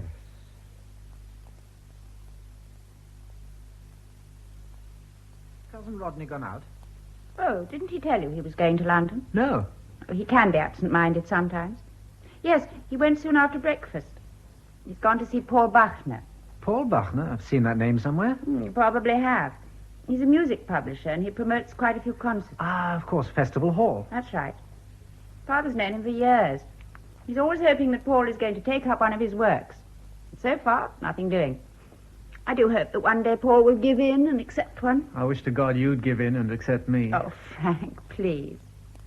Apart from anything else, I don't want you working yourself up while Father's not here. You know he insisted on complete quiet. But, Caroline, I'm feeling much better now. What did you call me? What did I call you? You said Caroline. Caroline? Yes. One of your numerous light of loves, no doubt. I haven't got a light of love by the name of Caroline. In any case, it sounds more like a maiden aunt. It's nice to know that one can so easily be confused with a maiden aunt. Oh, come off it, Anne. Hey, do you think this has anything to do with my head trouble? No, I don't. I think it was just a slip of the tongue. Little things like that shine a surprising amount of light on a surprising number of events. Good morning, Paul. Ah, my dear Rodney. It's a long time since you visited me. Am I to understand that you have a new work to show me? Well, I have one in hand, Paul, and I hope when it's completed you'll be able to accept it. However, that's not what I came to see you about. No? I'm hoping you can give me some information. Of course, if I can. Thank you. Well, first I must tell you in confidence that this concerns one of my patients. Briefly, under certain conditions, he believes himself to be Franz Kramer, a musician. Now, did such a person ever exist? Franz Kramer. Well, well. I've not heard that name since I left Vienna. Oh, yes, he existed. I have his file here. Good. I feel I could make better progress if I knew something about him. He's not English, this patient of yours. What makes you say that? It seems so unlikely that anyone outside the staff of the Vienna State Library would know of Kramer, although he died in England. Indeed? Where? It's so long since I read about him. It was, yes, it was near Tunbridge Wells. Tunbridge? Are you sure? Well, I'm living near there myself now. So? Well, here are the notes. Now, Franz Kramer was a pianist and composer who was just beginning to arouse interest in the year 1792, in which same year he died. He left very few manuscripts of his compositions, and not all of these are complete, but they give us some idea of his talent and what he might have become, though he must have startled some of the musical pundits of the day. Oh, in what way? Well, it seems that the idiom in which he wrote, while acceptable enough to us at the present day, must have seemed quite a shattering collection of dissonances to many of his contemporaries. Still, he's not the only one to have written music in advance, as it were, of his time. That's very interesting. He received his musical education in Leipzig and Vienna, and after a successful continental tour as a concert pianist, he came to England, where he attracted the attention of the Prince of Wales. I have a note here that he fell in love with a certain Caroline Tressida. Then the rest is as I have already told you. You've no further details? Well, these are only a quick summary, which I made in the Vienna library. If you wish, I can send for the complete history. Well, if it's not too much trouble, I should be very much obliged. Of course it is no trouble. You have aroused my interest also. I will let you know as soon as I have it. Thank you. It seems ironical that a creative artist should live and die, and nothing remain but a few fragments of manuscript and a page of museum notes. One could say relatively the same of all men, save that I do not believe that death is the end. I am sure that the spirit within us lives on. I've always been doubtful of that, but I think I'm coming round to your opinion. I'm glad to hear it. What has happened to cause you to change your mind? Well, yes, Miss Bell? You asked me to remind you in good time of your lunch appointment with Sir Charles, Mr. Backner. Oh, yes. Thank you, Miss Bell. Charles Wallace? Yes, he is to conduct my next 3 concerts, and we have several points to discuss. Well, then I won't keep you any longer. But you're not keeping me. There is plenty of time before the appointment, and I'm only too delighted to see you. Oh, thank you. Why don't we arrange to dine together soon? We could then continue our talk about the hereafter at our leisure. Yes, I'd like to. I've some rather pressing work in hand at the moment, but, well, I'll give you a ring. Splendid. I look forward to it. Before I go, I have something which I think might interest you, if I may use your piano. But of course.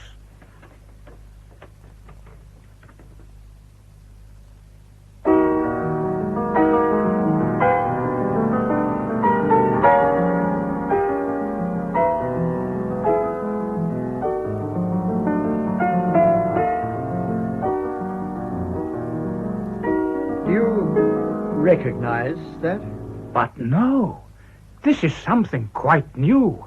Ah, you mean this is a theme from your latest work? Well, it's... You like it, then? After all the times I've tried to interest you in my music without success. But this has great promise. If the rest goes on to fulfill the promise, then perhaps you are right. And you are going to convince me. I'd give a lot to do that. All you have to do is to continue as you have begun. To continue as I have begun. Yes, you're right, Paul. That is all I have to do. Hello, Frank. Were you asleep when I looked in a moment ago? I must have been. Anyway, I woke up to the sound of your bright chatter. All gone well today, Frank? Yes, nothing startling to report. Father's going to play your magnum opus. My what? Oh, yes. Well, thank heavens there's been no more of that. Yes, let's hear it, Cousin Rodney. Very well.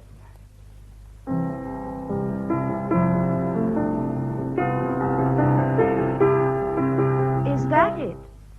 That is a little bit of Clementi. Pleasant, but uninspiring.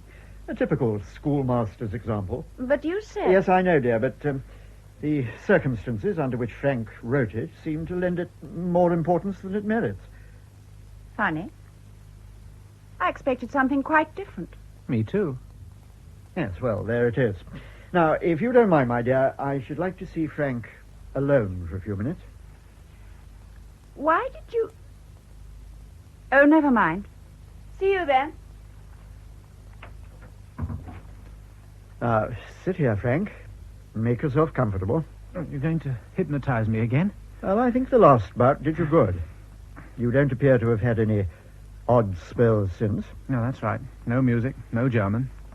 You seem to have accounted for the one. What about the other? Well, we all know 2 or 3 words of another language, sometimes more than we realize. At all events, there's nothing to worry about. Now, relax. Yeah. That's right. Your eyelids feel heavy. They want to close. Let them close. And sleep. Sleep. Good. Kramer. Franz Kramer. If you can hear me, reply. Speak to me of your past. Speak to me of your past. I had been invited to play at a soiree given by Lady Catchpole. Soon after my arrival, I was standing in her palatial salon, talking to her brother, Sir Roger Cunningham, while she welcomed the guests as they were announced. Sir William and Lady Tressida, the Honourable Miss Caroline Tressida, Mr. Jeremiah Cook. Sir William and Emmeline, I trust I see you well. Indeed, yes, ma'am, and much your debtors for your kind invitation. Dear Lady Catchpole, we have heard the most exciting reports of Mr. Crane. I'm not surprised. His Royal Highness gives the greatest praise to his talent. So we've heard. And tell me, is he as handsome as they say? Oh, vastly handsome. I vow there'll be many a maid's heart yearning after him before the night is over. Yes, and many an older heart that should know better. Caroline, how enchanting you look. It is kind of you to say so, Ma'am. Dear child. Lud, I vow you grow more like a mamma every day. Oh. Indeed, you might well be taken for sisters. But there, the girl is undoubtedly somewhat mature for her age. Am I to congratulate you, Mr. Cook? Above all things, madam. And you, Sir William. What, but I, madam? You are to be congratulated on your prospective son-in-law. A handsome husband for the girl, who will, as I mistake not, treat her most lavishly. Indeed, yes, madam. There, you see, undoubtedly a man of sterling worth. We are all to be congratulated, I believe, for we have a most delightful evening before us. Oh, yes. We are so looking forward to hearing Mr. Kramer play. But indeed, Caroline, see, that is he over there speaking with my brother. That is Caroline Tressida, my boy. She's very beautiful. Yes, she is very beautiful. And she is also bespoke. The stalwart, earnest soul now speaking to her is her future husband, her allotted spouse. He does not look worthy of her. His worthiness is a small account compared to his worth. His worth? What would a man of such uninteresting looks be worth?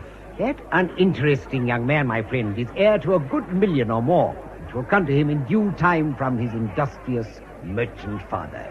A glorified grocer, in fact. And it is for this money that her parents are forcing her to marry him? Well, as to force, I wouldn't say that, Kramer. I wouldn't say that.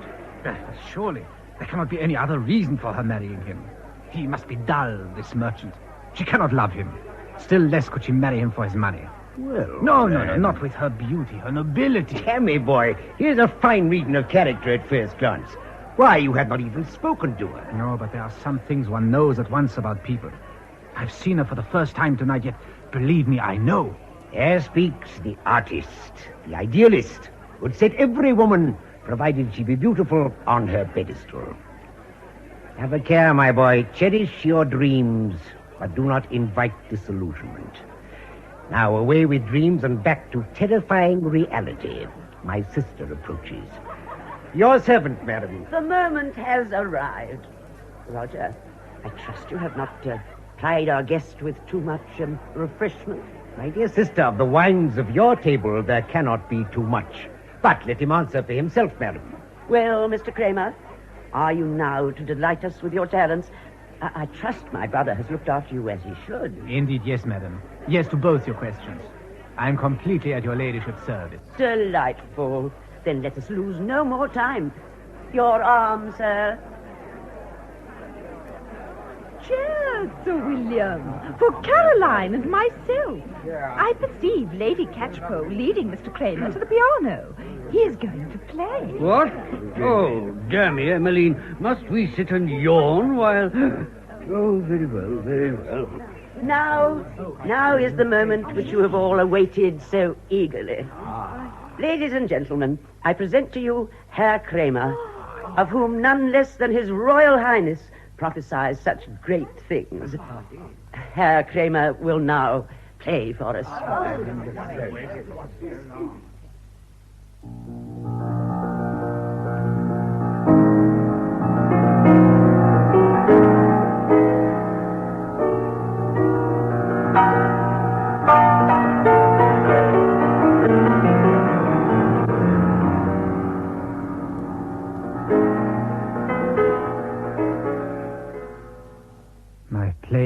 Well received. I felt that Caroline knew this was my message of love to her. I went on to play others of my compositions to an appreciative audience, with the exception of Sir William, who I noticed had managed to slip quietly from the room. I guessed he may have found more congenial company. However, I concluded my recital.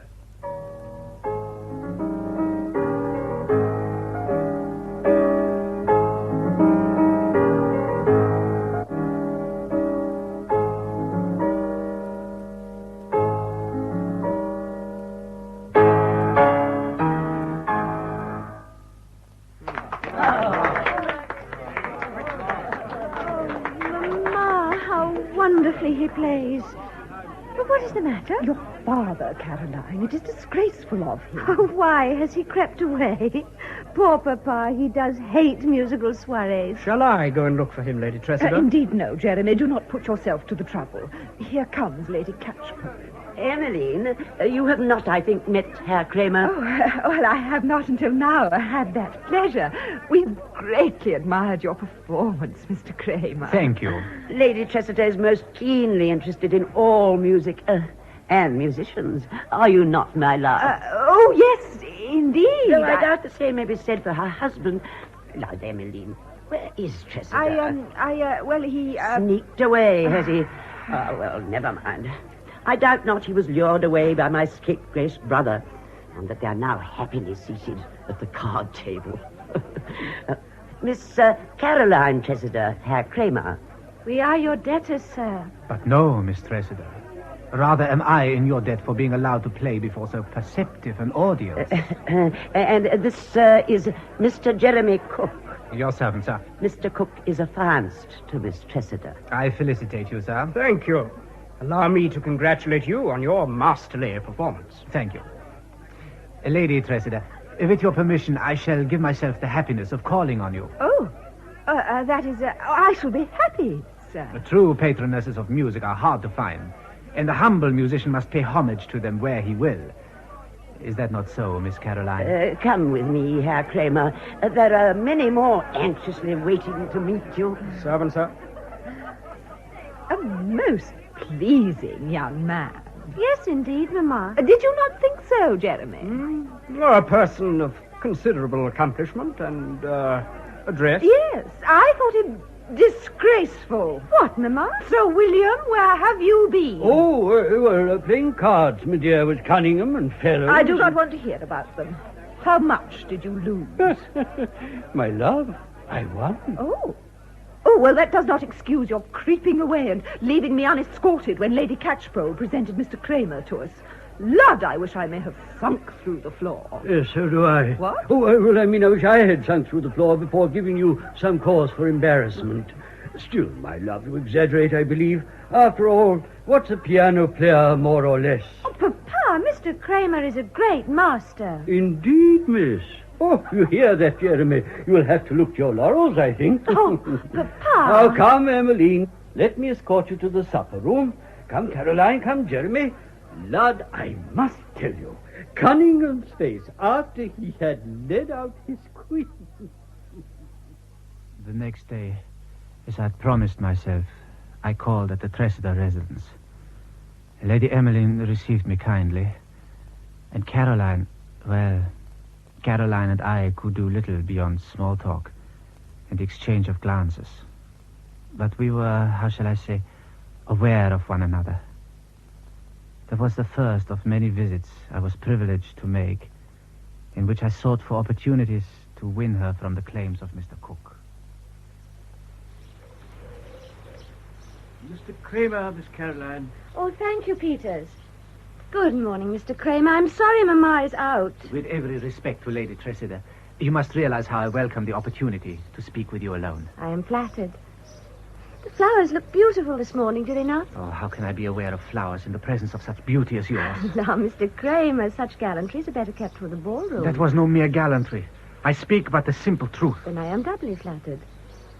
Come, sir, walk with me in the garden until my mother returns and give the flowers a share of your praise. They, too, like to be admired. I had rather that we sat a while. Perhaps here in the shade of the tree. Indeed, Mr. Kramer, it was my intention to walk in the sunshine. I have something I must say to you. Something which demands your full attention. And can I not give you that as we walk? I think not. Oh. Very well, then. Now, Mr. Kramer, what have you to say that is of such importance? Surely you must know that you have come to mean everything to me. When I first saw you at the concert, I knew you were the one that I should love forever. And, my dear, I cannot think that you are indifferent to me. Mr. Kramer, please, you must not. Oh, propriety, conventions. Caroline, love knows no conventions. Yet, I too can bow to them. I will go to your father. No, you cannot. But yes, he is not a monster, your father. But I am already engaged. Oh, to Mr. Cook. To that, how do you say, that estimable young man. Caroline, you cannot love him. I have said we are engaged. Yes, a family arrangement. When I've explained to your father, he will understand. Explain? Understand? What is there to explain? Of course, we know that love is its own explanation. But naturally, your father will ask, as all fathers ask, can I provide the life for you to which you are accustomed? And I shall reply, what I can do, I shall do. I begin to be known as a composer. My engagements as a concert pianist are increasing. Believe me, if it lie within my power, my Caroline shall want for nothing. She shall be treated as a princess. But if not, well, we shall have our love. We shall be happy and we shall live. Oh, yes, we shall live. We shall live. Mr. Kramer, I see my father in the drawing room. Do not be afraid. I shall make him understand. He will see that this excellent, estimable, dull Mr. Cook has no claim on you. Oh, please. You are not for such as he. Can the sunshine belong to the cloud? Can the rose belong to the desert? No, Caroline, you are meant for life, gaiety, for music. You're mine, as I knew from the very first moment, and I shall not let you go. Oh, this is intolerable. Yes, it is intolerable that you should be imprisoned any longer thus. Come, I will speak to your father now. Mr. Kramer, you must do nothing of the kind. If anyone is to speak to him, it must be me. Do you understand? I shall speak to him. Alone. But, Caroline, I cannot... If this affair is to be resolved peaceably, mine is the only way. Now, please do as I ask. And go. You have courage. I bow to it. I will leave you now. But when I come again... When you come again, things will be very different. Poor Caroline. If only I had remained. I underestimated her father. I can only guess what must have passed between them when she confronted him. Yes, that seems quite clear. And after that? I do not know. I cannot recall. This illness you tell me of has left my mind a blank. My head still hurts when I try to think of it. And yet somewhere, lately, I seem to have seen Caroline. I think the truth is that during your illness you have dreamed of her, vividly. She has been much in your mind. Perhaps it was a dream. Yet she seems so real. So real. Doctor, where is she? I must find her. You must not try to do so for some time yet. You are not yet fully recovered. But I... Listen. I will try to find her. In the meantime, why not occupy yourself with writing your concerto? Then when she comes to you, you will have it ready and she'll see for herself how she has inspired you. Yes, you're right. I will do this. But are you certain you can find her? Yes, I have a great many resources. I must see her. She's all of life to me. I cannot go on with... Kramer. Frank. You can't... You mustn't fail me now. Not when we're on the threshold. Frank. Frank. Father? Yes? Paul's on the telephone and wants to speak to you. Oh, good. Now, look after Frank, will you, Anne? What on earth's the matter? He nearly fainted, but he's all right. Take him out for some fresh air. A walk will do him good. Hello, Paul. What news? I telephoned to Vienna and asked them to put a copy of Kramer's history on the plane. I have it here now. Ah. When can you come to town and dine with me? Paul, my patient is going to need constant surveillance for a while. At the same time, I feel that history is important. Would you change the arrangement and come down here? Very well. Shall we say next Thursday? Yes, that'll be splendid. Well, I must hang up now, Paul. There's a slight emergency to cope with. I understand. Till Thursday, then. Goodbye. Goodbye.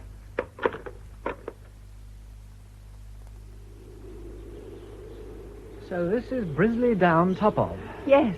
I love this spot. The miles you can see from up here. Gives you such a wonderful sense of freedom. I think now I'd love to get on a horse and ride over those hills. Over the hills and far away. Pure escapism, mine, still. A horse? Yes. We never did solve that little mystery, did we? Mystery? Of my ghostly horseman. I saw him, all right. Whoever else didn't. What I should like to know is who he was and why he rides that road. Don't you think you ought to forget it? I don't see how I can forget it. Just switch it off. Oh, I know you think it was all a delusion, that I was going potty before I fell on my head. I don't know that you may be right. Of course I don't think any such thing. I suppose there are ghosts. A lot of people seem to have come to that conclusion. And a lot of people are right. You say you saw this one clearly. Can you describe him? That was all over too quickly. I simply saw a man on horseback galloping right at us. Yes, but you must have caught some impression of him. Was he old or young? Well, I should have said a young man. How was he dressed? Well... Were his clothes light or dark? But come to think of it, dark with a lot of white about his chest and throat.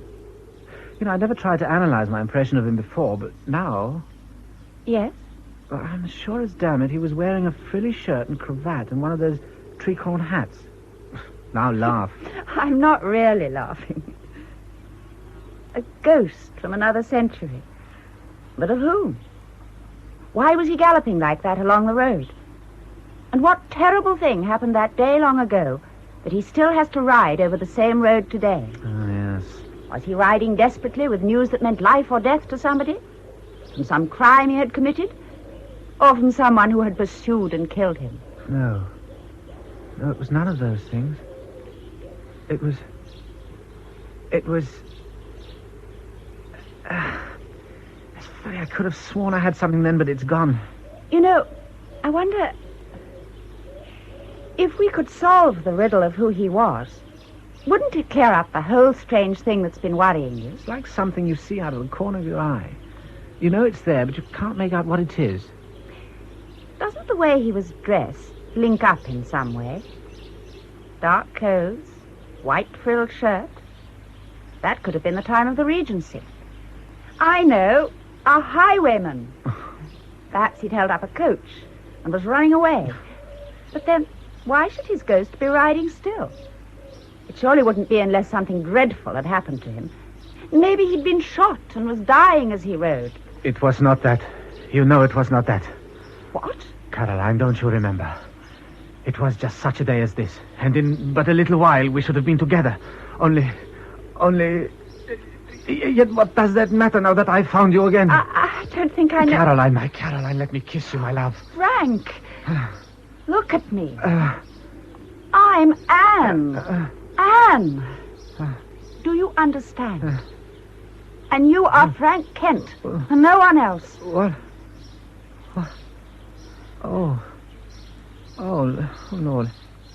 I'm sorry, Are you all right? Yes, I think so. I felt a bit funny for a moment. Whew. What were we talking about? Oh, yes, that horseman. I shouldn't bother any more about it for a bit.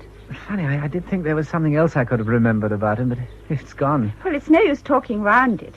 I dare say it will resolve itself in its own good time. Don't you often find it's like that? You do your damnedest to remember something or other, and it's not until you've given it up and got on with something else that it comes back to you. Yes, I know what you mean. So the best thing to do for the moment is to change the subject completely. Oh, very well.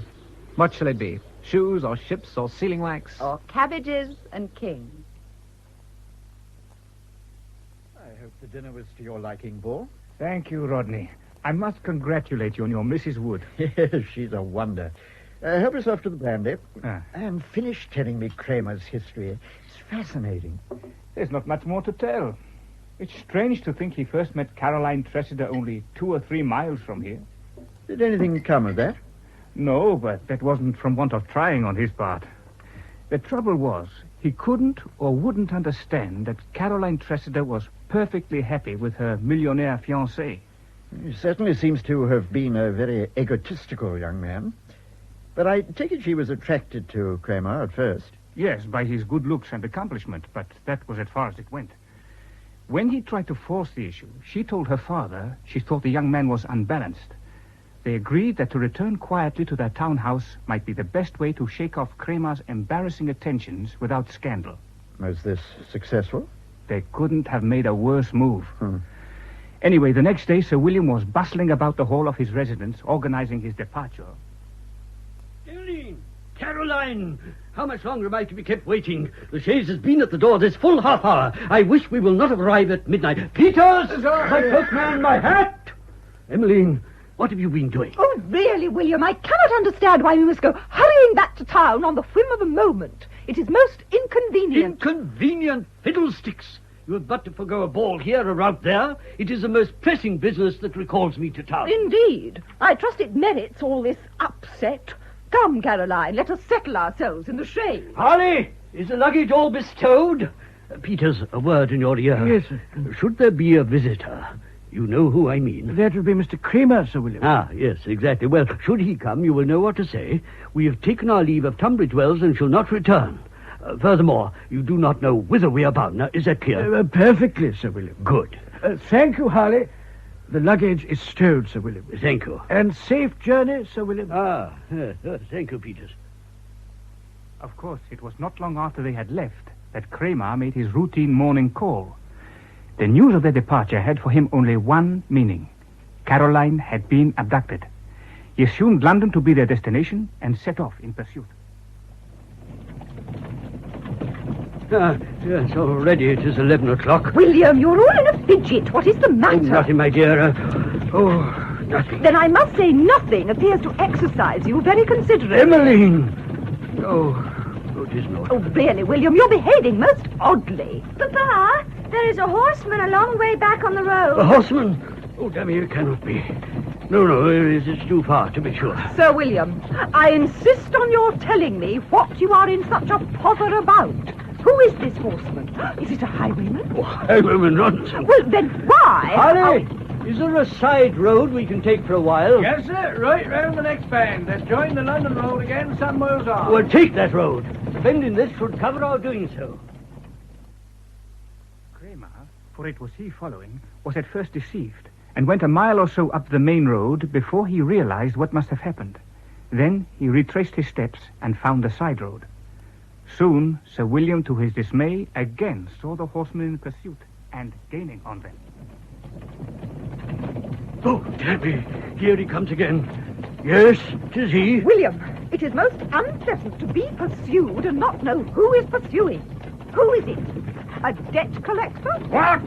Zoons, madam, I would have you know that no one has done me for... Never mind. You must know it is that young fellow, that pianist, that you would encourage. Mr. Kramer? But why should he follow us? Because, and I mistake not, he's got some romantical notion that our daughter is to be married against her will. This would be some madcap scheme that he's conceived to rescue her, as he thinks, from her plight. The fellow seems near insane. Is this true, Caroline? Yes, Mamma. Why did you not tell me? We did not wish to worry you, Mamma. Really, William, let us stop the chaise and put an end to this nonsense once and for all. A pretty scandal it will make if we are to be followed to town by a wild-eyed lover on horseback. My dear, I am convinced we deal with a madman. But I know what I shall do. A pistol! Oh, no, William. Oh, Papa! Have done, both of you. My aim must be sure. Very good. I intend only to fire over his head. No, Papa, no! Let go my arm! Oh, dear God. What have you made me do? And so, my dear Rodney, ends the story of Franz Kramer, musician. The shot was fatal, then? He died instantly. And Sir William? He was censured, of course, but finally exonerated from blame. Caroline, I understand, married her rich merchant. Very interesting. And very tragic. Thank you, Paul, for the trouble you've gone to find all this out. Not at all. I hope it may be of help with your case. Now tell me, how is your music progressing? Well, I think it's going tolerably well. This is the manuscript, as far as it goes. So, you have accomplished much? May I look through it? Yes, by all means. Come in. Beg pardon, sir. Could I speak to you a moment? Yes, certainly, Mrs. Wood. I'll come out. Excuse me, Paul. Well, what's the trouble? It's Mr. Kent, sir. He's come down from his room and gone out, although he wouldn't come down to dinner. And he looks so strange. I thought I'd better tell you. I do hope you don't think I'm interfering. Oh, of course not. Very good of you to keep an eye on him. You'd better let me know again if you think he's out too long. This night air is inclined to be very chilly. Very well, sir. Thank you, Mrs. Wood. But I don't think you need be too worried.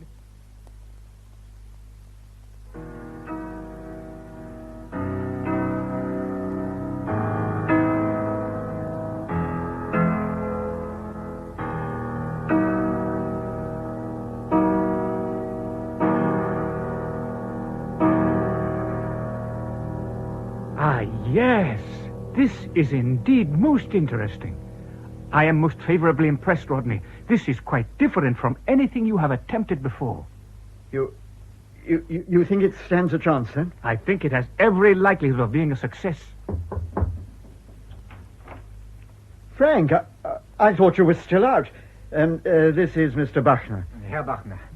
Excuse me, Doctor. I have, again, an idea. I must write it while it is fresh in my mind. I think I have mentioned Frank to you, Paul. Yes. Where's the music? You have it, sir. Why, Doctor, do you show my music to a stranger? Your music? Mr. Bachner is a publisher. But this is very officious of you. We will talk of publication when I've finished the work and not before. In any case, I have an alteration to make. No longer do I favor the basic chord of B major for the con moto transition, but by modulating directly to that key after the G-flat moderato, and then to E for the transition, I can take the reprise of the first theme in A major, which leads without abruptness to the original key for the finale. The manuscript, please.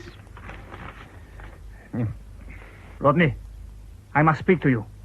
Let us go outside. My patient, you can see. He will come to no harm here. Come. This puts a very different complexion on things. Now, sane or insane, that man is an accomplished musician. He may That seem was so... no lunatic babbling just now, but an intelligent man who knows what he means to do and how to set about it. And he, not you, is the writer of that concerto. Well, you see... Isn't he? Yes. What made you do it? And to deceive me, your friend. What else could I do? In this state, he fully believes he is Franz Kramer. In his own self, he's Frank Kent, without a glimmering of musical knowledge. Who would believe that he had written it, or that his secondary self had done so? And yet that music had to be given to the world. Yes, as long as it bore your name. You saw a chance to steal, and you took it. But as to his secondary self, did it never occur to you that Kent might be possessed? Possessed? Yes. If Kent is as ignorant of music as you say, is it not a possibility he has been taken over by the spirit of Franz Kramer? It had crossed my mind, but... But as long as the work was incomplete, you would allow your patient to run into the gravest danger to mind and body when your first duty to him was to cure him. Can you not bring him to himself? I don't know. It's been getting more difficult each time. Besides, he's never changed spontaneously before, as he has done tonight. It's always been under hypnosis. Well, you had better try. Let's go back to him. Kramer, if you've finished writing, I want to talk to you. And I want to talk to you. Good. I'll come and sit down then. I do not wish to sit down.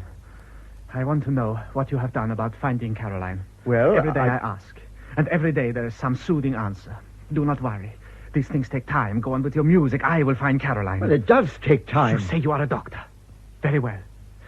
Is this a madhouse? Am I mad? Why do you not allow me to know why I am here? When one has been as ill as you have, it's... When have I been ill? I don't remember. No, I don't remember. I can't. What have you done to me? Please, be calm. Keep away from me. I don't trust you. Your answers are too ready, too soothing, yet they tell me nothing. Because there is nothing to tell you. Certainly not the horrors you imagine, and you are imagining. Am I? For the first time tonight, while your eye has not been on me, I have been out and seen how lonely a place this is. How am I to know I am not kept here for some good reason? Shut away in a madhouse and drugged. Oh, yes, I have heard of such things. When a man of title wants to get rid of someone who is inconvenient to him. This is nonsense. Is it? Is it not a plan conceived by just such a man to get rid of me and force his daughter to marry for money? Can you tell me this is not the doing of Sir William Tressida? What? Ah, yes. Yes, you know that name, don't you? Don't you? Well, I know the name, but he has nothing to do with your being here. So you say. Then why have I not seen her, my Caroline? She would never stay away if she knew I was here. Why does she not come? What is going on? Do you need any help? Anne. I'm sorry. I couldn't think who was shouting. Caroline, you have come back. No, you're not Caroline. You're so like, but you're not Caroline. You, doctor, or whatever you are. Where is she? But this is Caroline. Tell him you are Caroline. Lies, always lies. I want the truth. Do you understand me, the truth? But this is the truth. This is Caroline. Now, you needn't worry anymore. She has come to you. Now you can finish the music. Rodney, no. The music. That's all I hear from you is the music. Caroline is stolen from me, and you... Oh, God. Now I see. You would steal my music. Well, you will not. My God. Will he be all right? I don't know. I don't know. What have I been thinking of to let it get to this? Never mind that now.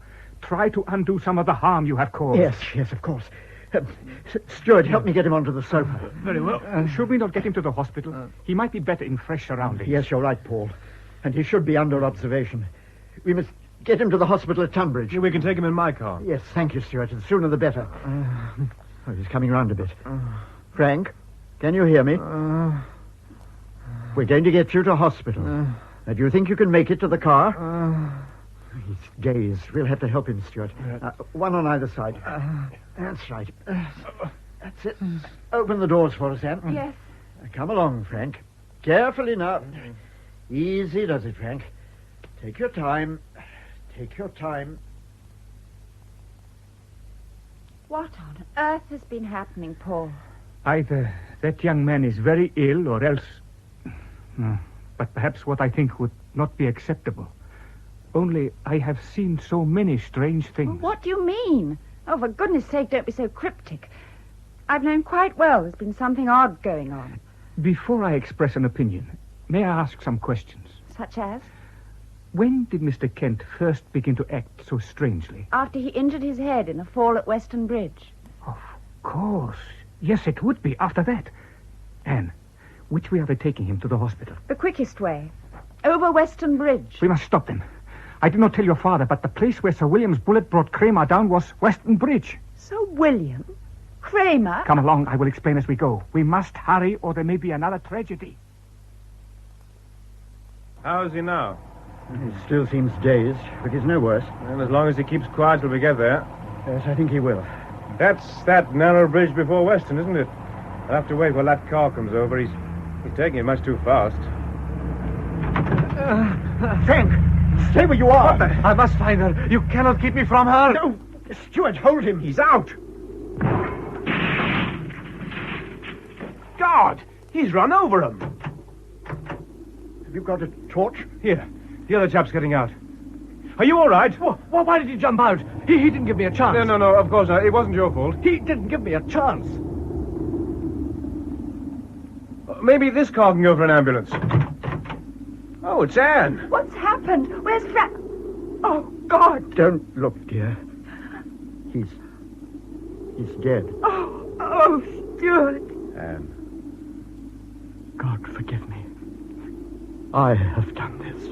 The second tragedy at this bridge. Or who knows?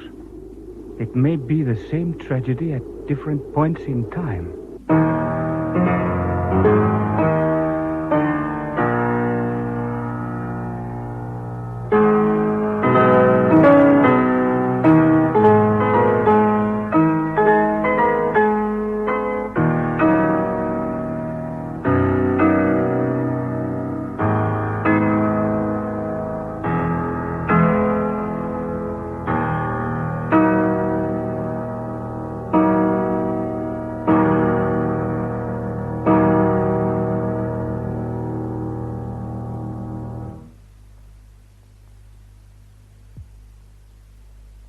In The Bridge by John Leslie, the part of Rodney Cranston was played by Annan Wheatley, Anne by Monica Gray, Frank Kent by Andrew Sachs, Mrs. Wood, Hilda Fenimore, Paul Bachner, Leonard Fenton, Caroline Cressida, Joe Manning Wilson, Lady Catchpole, Griselda Harvey, Sir William Cressida, James Thomason, Lady Cressida, Sonia Fraser, Jeremiah Cook, Brian Hewlett, Roger Cunningham, John Gabriel, Stuart McAlpin, Alan Barry, and Peters by Peter Tuddenham. The music was composed by John Leslie, and the pianist was Anna Berenska. The play was produced by Norman Wright. And now, Saturday Night Theatre. The Case of the Late Pig by Marjorie Allingham, dramatised for radio by Gregory Evans, with James Snell as Albert Campion and Cyril Sharps as Lug. The Case of the Late Pig.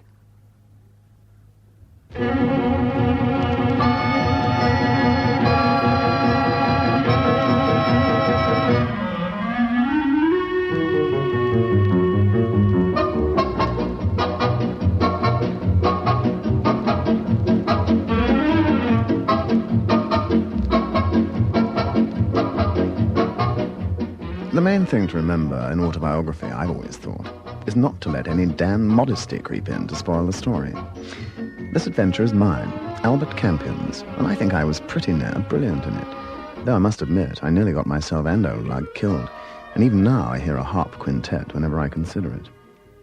It begins with me eating in bed. Lug, I ought to explain, is my, gentleman. He's an old war stallion, and he came straight from serving time at His Majesty's pleasure to serving me at mine. Some time ago, Lug acquired the habit of reading the Times to me while I eat, whether I like it or not. His taste doesn't run towards the literary and journalism, so he only reads the columns that appeal to him. He reads the deaths. How about this one, then? Peters. I was reading a letter. It interested me particularly because it was both flowery and unsigned. Lugg laid down the paper with gentle exasperation. Know anyone called Peters, Cock? Hmm? Oh, God. Peters, R.I., aged 37, on Thursday the 9th at Tevering after a short illness. Funeral, Tevering Church. Peters? Did you say R.I. Peters? Why? Know him? Well, not now. Oh? We were at school together. Sweet little angels at St. Botolph's Abbey. Pig Peters took 3 inches of skin off my chest with a rusty penknife to show I was his branded slave. He made me weep till I was sick, and I kicked him in the belly. Then he held me over an unlighted gas jet until I passed out. Blimey. I haven't seen Peter since I went into the sicker with carbon monoxide poisoning. I promised him then I'd go to his funeral. I'll get your black suit. I like a nice funeral when it's someone you know. Have a look at this. What do you make of it? Why should he die? He was so young. This what come this morning? Yes. There are thousands more fitting than he for the journey. Peters, Peters, saith the angel. Why? He was so strong, so unprepared. The roots are red in the earth. And the century creepeth on its way. Why should the mole move backwards? It is not yet 11. Well? Bit out the prayer book. Don't be an idiot. I remember learning it when I was a nipper. What's the machine, then? Royal, portable, new. No peculiarities. Nothing special about the paper, sold everywhere. Let's see the envelope. Oh, WC1, the old central stamp. Chuck it in the fire. I don't know. Peters, you see, this and the announcement... Don't be daft. Sling it in the fire.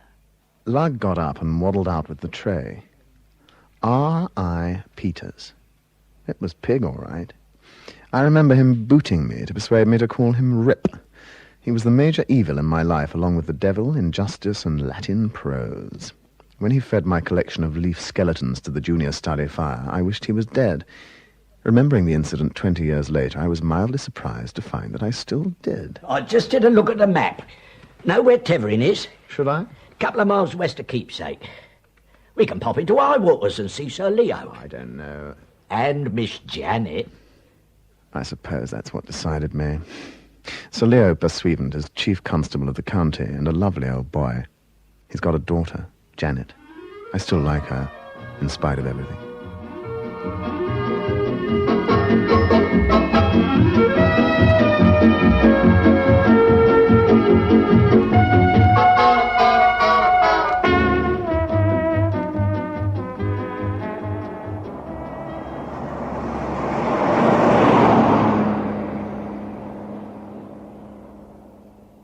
Tethering.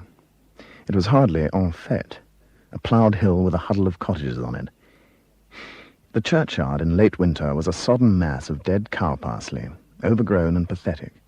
Peters had been an ordinary, unlovable sort of twerp, and he was being buried in an ordinary, unloved sort of way. I began to wish I hadn't bothered coming. But then, as we were standing by the graveside in the light rain... To take to himself the soul of our dear brother here departed. We therefore commit his body to the ground. Earth to earth, ashes to ashes. Good Lord, Dust watch it. to dust. Pig, you always had me in with him. What's the matter? Of the resurrection to eternal life. I'd know it anywhere. What are you twittering about? Pig had several revolting habits, even at 12 and a half. One of them was a particularly vicious way of clearing his throat. According to the mighty I've just heard it for the first time in 20 years. All things to himself. Amen. 4 others had come to see Pig laid to rest. A pleasant, stolid-looking chap, a girl in rather flashy black, a rather nasty old man, and... Whippet, what are you doing here? Well, you see, He didn't answer, and without thinking, I raised my hand to clip him. He never did answer unless he was clipped, and force of habit was too much for me. Gilbert Whippet had been my junior at St. Botolph's. I hadn't seen him for 15 years, but he still looked the same. It's about as easy to describe Whippet as water or a sound in the night. I can't really say what he looks like, though presumably he's got a face, since it would be an omission I'd be sure to observe. Somehow he made me unreasonably angry. Whippet, what are you doing at Pig's funeral? I was invited, I think. Yes, look, I had this. Came this morning. Why should he die? He was so young. There are thousands more fitting than he for the journey. Goes on in the same vein. Here. Odd. About the mole, I mean.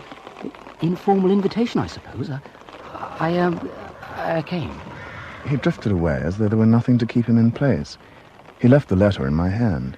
It was identical to the one that I had received that same morning. As I came out of the churchyard, I noticed the stolid, pleasant-looking chap glance at me inquiringly. I went over to him, wondering how to put the question that was in my mind. He helped me out. Sad business. Quite young. Did you know him? I don't know. I mean, I was at school with an R.I. Peters, and when I saw the Times this morning, I thought... When I got here, I felt it must be some other Peters. Big man. Too fat. Sandy hair and light lashes. Went to school at Cheapskate. Yes, that was the man I knew. Sad business. He came to me after an appendicectomy. Shouldn't have had it, really. Weak heart. Picked up a touch of pneumonia on the way down. Well... I see. Couldn't save him, poor chap. I'm in practice here, round the nursing home over the hill. Taking a few convalescents. Never had a death here. We stood there chatting aimlessly for a while, and then I went back to town. I didn't call into Highwaters to see Leo and Janet. I wasn't in the mood. Pig's funeral had rattled me somehow, left a sort of half-heard echo in my ears. Later, I looked out some old school photographs and had a good look at him.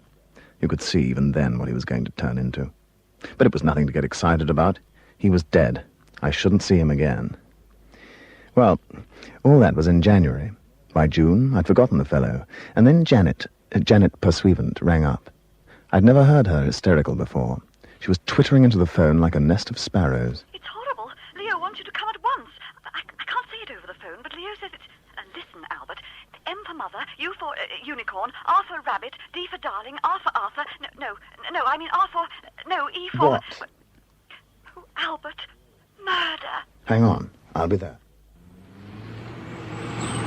Leo was standing on the steps of Highwaters when Lug and I drove up. He came down to the car and grasped my hand. Janet told you? Yes. Not a word, not a word. Move over. The mortuary is behind the police station. I'll direct you. Now, my boy, I want your opinion. We're going to trust you. I haven't put a thought in your mind. I haven't influenced you in any way, right? No, sir. Good. In here. There, under the sheet. Take a look. I said nothing. Lying on the table was the body of Pig Peters. He was unmistakable, and I knew without touching his limp, podgy hand that he hadn't been dead for 12 hours. Yet in January, and this was June. Dead. What? Damnable cad, though. Or not to say it, perhaps, but... You knew him? I met him. Had a most unpleasant interview with him only last night. Rather awkward in the circumstances. What was he calling himself? Alias, eh? Very likely. It never occurred to me. Harris. Oswald Harris. More money than was good for him. And the manners of an enemy NCO. Terrible fella. See the wound. It's hard not to. It looks as if he's been kicked through a felt hat by a cart horse. Yeah, very good. Damn nearly right. Substitute urn for cart horse and you're bang on the button. Urn? Geranium urn. Stone. Big so-called ornamental thing. Madness to keep him on the parapet, always said so. So, a stone urn fell off a parapet. Oh, very good, very good. Except the fell part. What? No way around it. The urn was one of several, all firm as the Rock of Gibraltar. Must have been pushed. I see. Damned awkward. Still, I thought you'd agree with me. Seen all you want? I glanced down at the corpse. Pig, certainly. Dead again 5 months after the funeral. There was enough mystery in the business already. I kept my contribution to myself. I let the sheet fall back. I couldn't believe that Leo had dragged me down here just to confirm his suspicion that Pig had died from a bang on the head. there was more to come. I'd like to have a talk with you. Private matters. We'll go down to Holt Knight's. See poor Poppy. Have a look at one or two things. Holt Knight's? Is that where it happened? Come on. Getting chilly in here. As we walked to the Lagonda, I considered the business. Holt Knight's. You see, if Keepsake is a sort of County Eden, which I suppose it is, Holt Knight's, well, that's the Rose Garden. Keepsake's as perfect a village as you can imagine. Norman Church, Village Green, 2 splendid pubs. On one side it's got an estuary, on the other a ring of modest estates. Holt Knight's is the largest. It was run down for a long time, just a millstone round someone's noble neck. Then Poppy Ballou retired from the stage and bought it, and, well, she turned it into the finest hotel and country pub in the kingdom, with an 18-hole golf course attached. All very lazy and homely and comfortable. And now... But we'd reached the cars by then. Leo was looking at Lug with mistrust. I stepped in. Lug, I'm going to drive Sir Leo over to Holt Knight's. You'd better go back to High Waters. Take a bus or something. A bus? A bus? Yes, one of those big green things. You must have seen them about.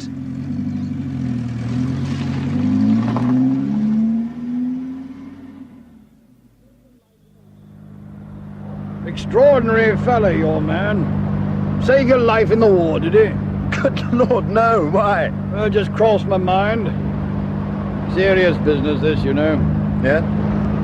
More than half a dozen good fellas, including myself, were in a good mind to put that Harris chap out of the way last night. What? Well, one of us must have lost his head. I'd better stop the car.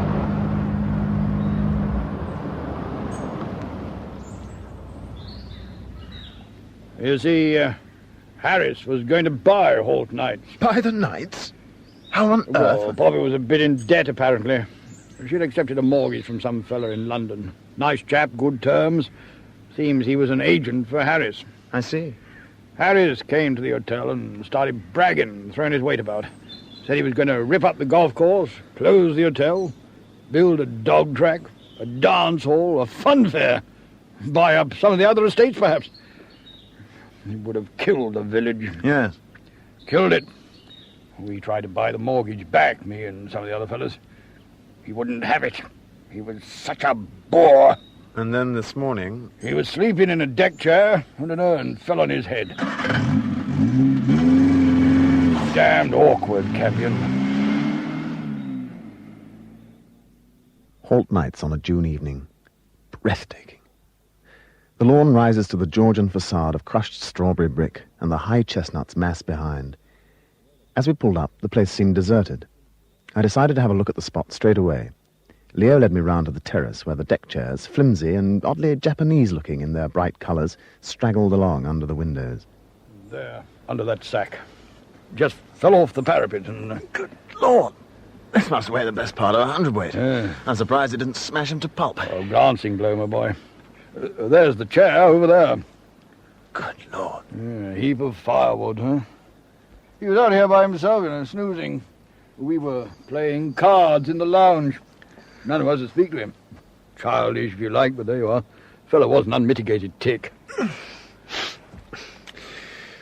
clouds are blowing up. What? Oh, there's Poppy. Let's go in. Albert, good to see you. Leo, you're a lamb to send for him. Come and have a drink. Isn't it awful? Such a horrid man, Harry. Has Leo told you how he tried to speak? It's not easy to describe Poppy. Over 50, I suppose. Tight grey curls, wide mouth, enormous blue eyes. That's the easy part. The rest, well, she's friendly, generous, with a sort of naive obstinacy. She dresses with enough frills to rig a frigate. It suits her nature, if not her figure. You see her and you like her. That's all there is to it. But it was very wrong of someone. I'm not being silly, am I, Albert? I did tell them it was dangerous. I said it would lead to trouble. What? Last night when... Haven't you told him? Well, But you must. It's not fair. I was coming to it. I've only had him down here half an hour. It was like this. 2 or 3 of the more hearty old pets hatched a plot. They were going to get Harris drunk and get him to sign a document relinquishing the option, right? Well, yes. I told them it was dishonest. I said it wouldn't work, and, well, it didn't. Harris just got truculent and passed out. We had to put him to bed. He went to sleep it off on the terrace next morning, and that beastly thing fell on him. Awkward, you see. Damned awkward. Leo's Inspector Percy. Pusey. Such a nice man. He's been through the servants with a tooth comb. Hasn't found a thing. Not even a brain, poor ducks. So, he looks like one of the guests. And I only have such dear people. There's going to be a hellish scandal. I think I'd better see that parapet.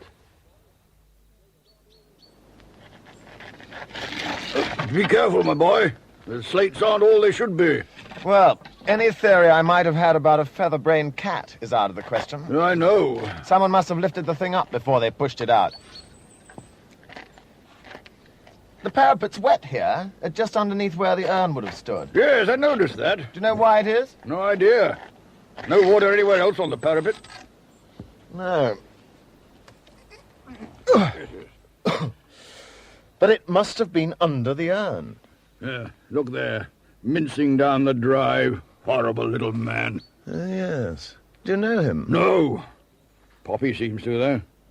He's been hanging around here recently. You must have a word with her about that. Let's go down. I glanced out of the window and saw the little figure at the bottom of the drive. I recognized him immediately, principally because of the extraordinary sensation of dislike he aroused in me. The last time I'd seen him was 5 months ago, weeping ostentatiously into an enormous black handkerchief at Pig's first funeral. As I steered the Lagonda back towards high waters through the yellow evening light, I did a bit of constructive thinking. I'm not one of those intellectual sleuths with a mind like an adding machine. I'm more like a bloke with a sack and the spiked stick. I collect all the odds and ends and turn out the bag in the lunch hour. Well, it seemed to me then that the bag was pretty well full, and I had a fair idea what was going to come tumbling out. One of Poppy's guests had clearly got overprotective. A sad business, I felt, but thankfully almost over. I had no idea then what was still in store. As we drove down the narrow village street, I thought of Pig and his 2 funerals, past and present. I asked Leo a question, as casually as I could. Tethering? Yes, of course I know it. Just across the fields. Isn't there a nursing home there? Yes, run by Brian Kingston. Good fella. Very small, though, very small. Is he? No, the nursing home, not Kingston. Big fella, you'll like him. Yeah? Yeah, dear chap. Coming to dinner tonight, just the 4 of us. You know him well, then? Fairly well. I was playing a hand with him when this confounded urn fell and made all this trouble. Bridge? Before lunch? Good grief, no. Poker. We were just settling up when a shadow fell past the window and there was a sort of thud. It wasn't an ordinary thud and... oh, damned unpleasant. Didn't like the look of him, did you? Dangerous. Thought a fellow you'd set the dogs on instinctively. Who? That chap we saw skulking around in the nights. Told Poppy about it, but she just brushed it off. I think I've seen him before. Where? Where was that? Oh, at a funeral somewhere. Very likely. As we rolled up the drive to high waters, Janet came down the steps to meet us. She fussed about Leo lovingly before she bundled him off to change for dinner. Her attitude to me, however, was rather different. Oh, by the way, your friend called at about 6:30, but didn't stay. I said you'd be in for dinner. Lug, oh, so that's it. What's he done now? Oh, not Lug. I like Lug. Your girlfriend. Girlfriend? Did she leave a name? Yes, she did. Miss Effie Rowlandson. Never heard of her. Was she a nice girl? No. No, she was not. So I went into high waters alone. Old Pepper, pottering around in the hall doing the odd jobs that butlers do, seemed pleased to see me. Mr. Campion, how nice to have you back at high waters, sir. Thank you, Pepper. The letter came for you this morning, sir. It's on the chest. Oh, thanks. You're in your usual room, sir. I'll bring up your bags.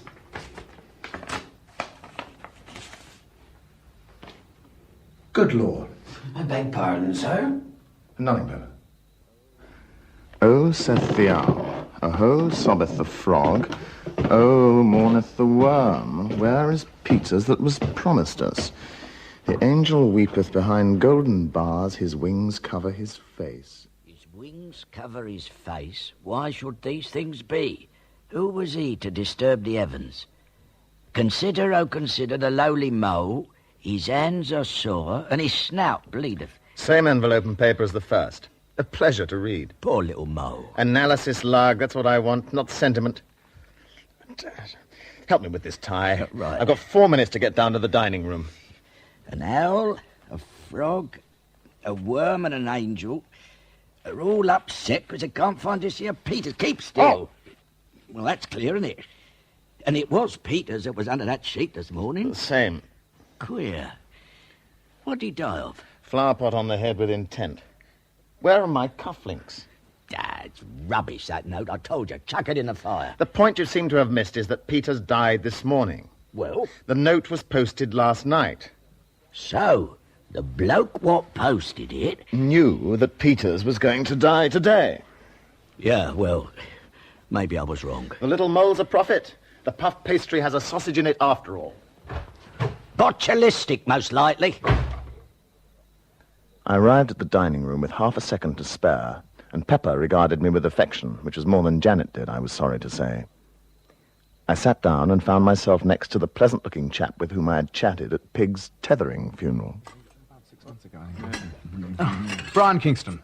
I think we met before. At a funeral near Tethering, yeah. That chap we saw at Holt Nights, you know, Campion? Yes. Kingston says he's staying in the village. At Mrs. Swift's. Apparently this Mr. Hayho... What's his name? Hayho. Well, apparently... Hayho? Hayho? Idiotic name, must be false. I don't think so. Hayho is quite a common name. Hayho? I don't believe it. Look, this is hardly the time to be funny, Kingston. I mean, this is a serious business, my dear fellow. It's very serious. I mean, I was saying, wasn't it? Wasn't Hayho that queer fella at the funeral? Peter's funeral? Yes. Yes, I think he was. There was an odd sort of girl there, I remember that. Wait a minute. What? I just thought of something. Perhaps we can have a chat after dinner. Did you know Peters well? Not intimately. He wasn't a nice chap. I think I'm onto something. Can't tell you here. But we didn't get a chance to talk after dinner. The inspector in charge of the case came to see Leo, and he excused himself, taking me with him. We adjourned to the gunroom. Well then, Pusey, what have you come up with? I don't know what to make of it, sir. It seems like we've made a mistake. But where it is, I can't tell you. I spent the whole day questioning people, and, well... And no one but Sir Leo has a decent alibi? No, sir. Everyone has an alibi. And a good one, too. They all knew each other well. One of them couldn't have done it unless... Unless what? Well, go on, man. We're in lodge here. Unless all the gentlemen knew, sir. Unless you... Unless they were all in it together. Conspiracy, eh? Is that what you think? Well, sir, it hardly seems feasible. feasible. I don't know, Pusey. It's an idea. And yet, but it couldn't have been so in this case. They would have all had to be in it. Don't you see? And I was there. Yes. Of course, sir. I was forgetting that. No. Impossible. We'll have to think of something else, Pusey. No, we'll go over the alibis together. I mean, there may be a loophole. They settled down to work, and not wishing to trespass on the inspector's province, I drifted off to find Kingston. I finally tracked him down on the terrace. He was standing alone in the moonlight, smoking a cigar, and looking rather like a Hollywood leading man. He took my arm eagerly. That chap Peters. Yes? Well, this is rather in the nature of a conformed Henry Richard Peters, whatever he may be calling himself now. I leave all that I possess. I do not do this because I like him. Well, it went on in the same vein. I didn't think it was decent. A thing like that can cause a lot of trouble. I cleaned up the wording a bit. Very sensible. But I don't quite see where this is leading. Well, you see, as soon as I saw Harris, he reminded me of someone.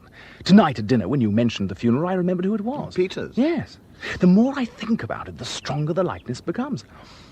Well, you see what I'm driving at? I think so. You think Peters and Harris are... brothers. Now I've said it, it doesn't sound so exciting, does it? Anyway, I thought there might be... There you are. I've been trying to find you. There's a call for you, Dr. Kingston. A Mrs. Bedford. Oh, yes. I've been expecting this. She's a week overdue. I'd better go. Would you say goodnight to your father for me? Of course. Good night. Good night. I'll let myself out. Thank you for a splendid evening. Quite, romantic, isn't it? Out here in the moonlight. Night-scented stocks in the garden. Nightingales in the ilex. Albert, Yes? do you know who did this beastly murder? No, not yet. You think you'll find out? Yes, I'll find out. Albert, will you hold my hand? It'll be a dreadful shock to Leo when he has to know. Poppy? Well, they'd all shield her, wouldn't they? After all, she has the most to lose. Go back to town, Albert. Give it up now. Don't find out. You look very lovely tonight. Your hair, your dress, oh. I'm sorry about this afternoon. I'm sorry about what I said. That woman, I know... Mr. Campion. Oh, I beg your pardon. Forgive me, Miss Janet. What is it, Pepper? A young lady has called to see you, sir. I put her in the breakfast room. Miss Effie Rowlandson, sir. Miss Effie Rowlandson. I'm afraid I looked at her blankly.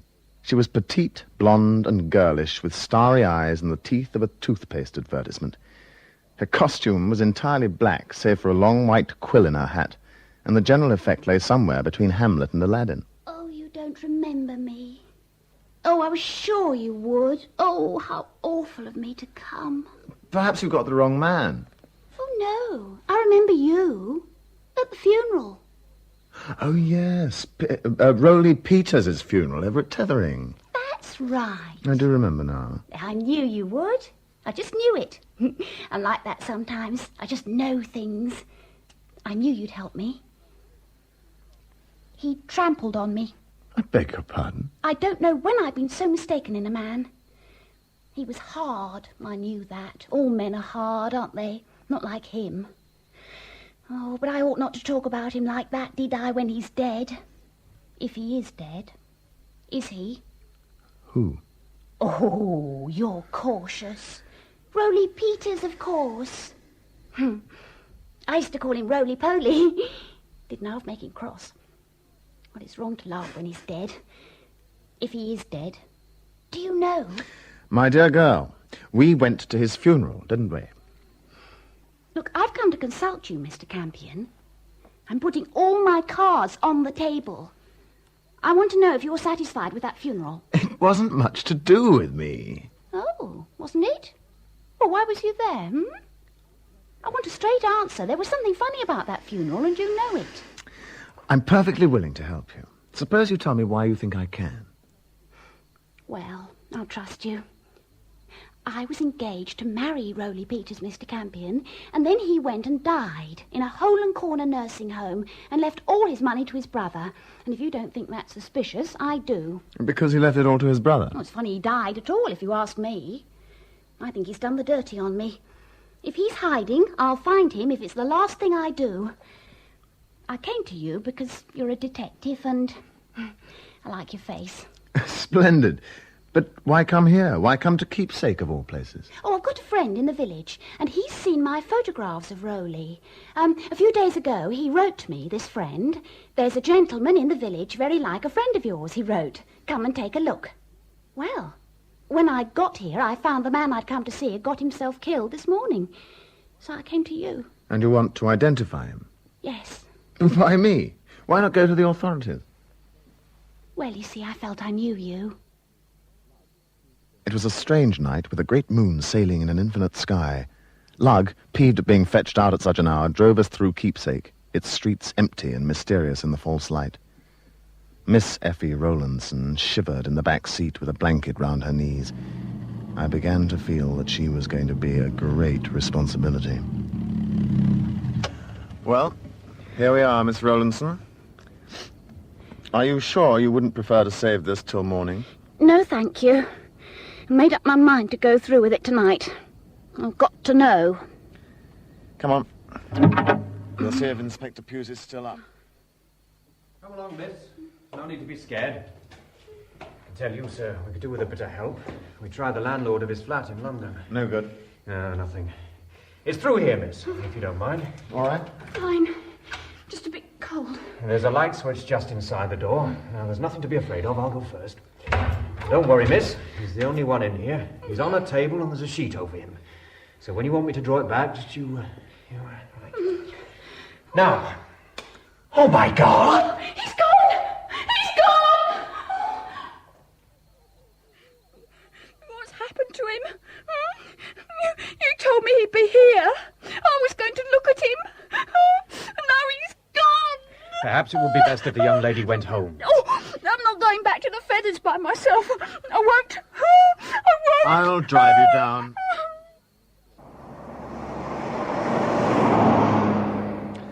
The situation had all the unreality and acute discomfort of a nightmare. The fields and walls and hedges on either side of the road were ghostly in the false light. It was hot, and there wasn't a breath of wind anywhere. Effie, beside me in the Lagonda, was shivering so much I thought she might pass out. I've had a shock. I steeled myself, and it wasn't necessary. That was one thing. Then I realised Rowley got out by himself. That sheet, it was just thrown back like someone had got out of bed. You didn't know Rowley Peters like I did, Mr. Campion. He was clever. He was clever and cruel. And he's about somewhere.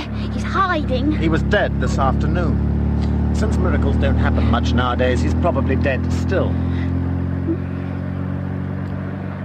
I'm not an imaginative girl, Mr. Campion. But you read of funny things, don't you?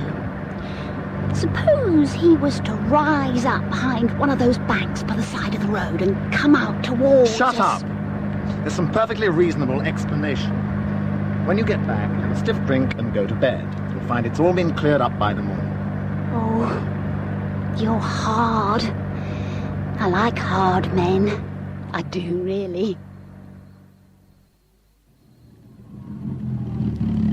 Well, we're here.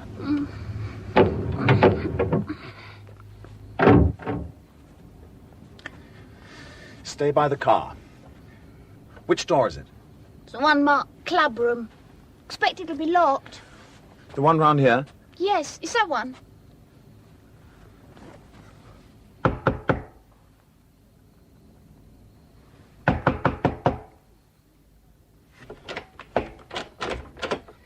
I say, you're fearfully late. Do you know what the time... Good God! Whip it! Oh, Campion. Hello.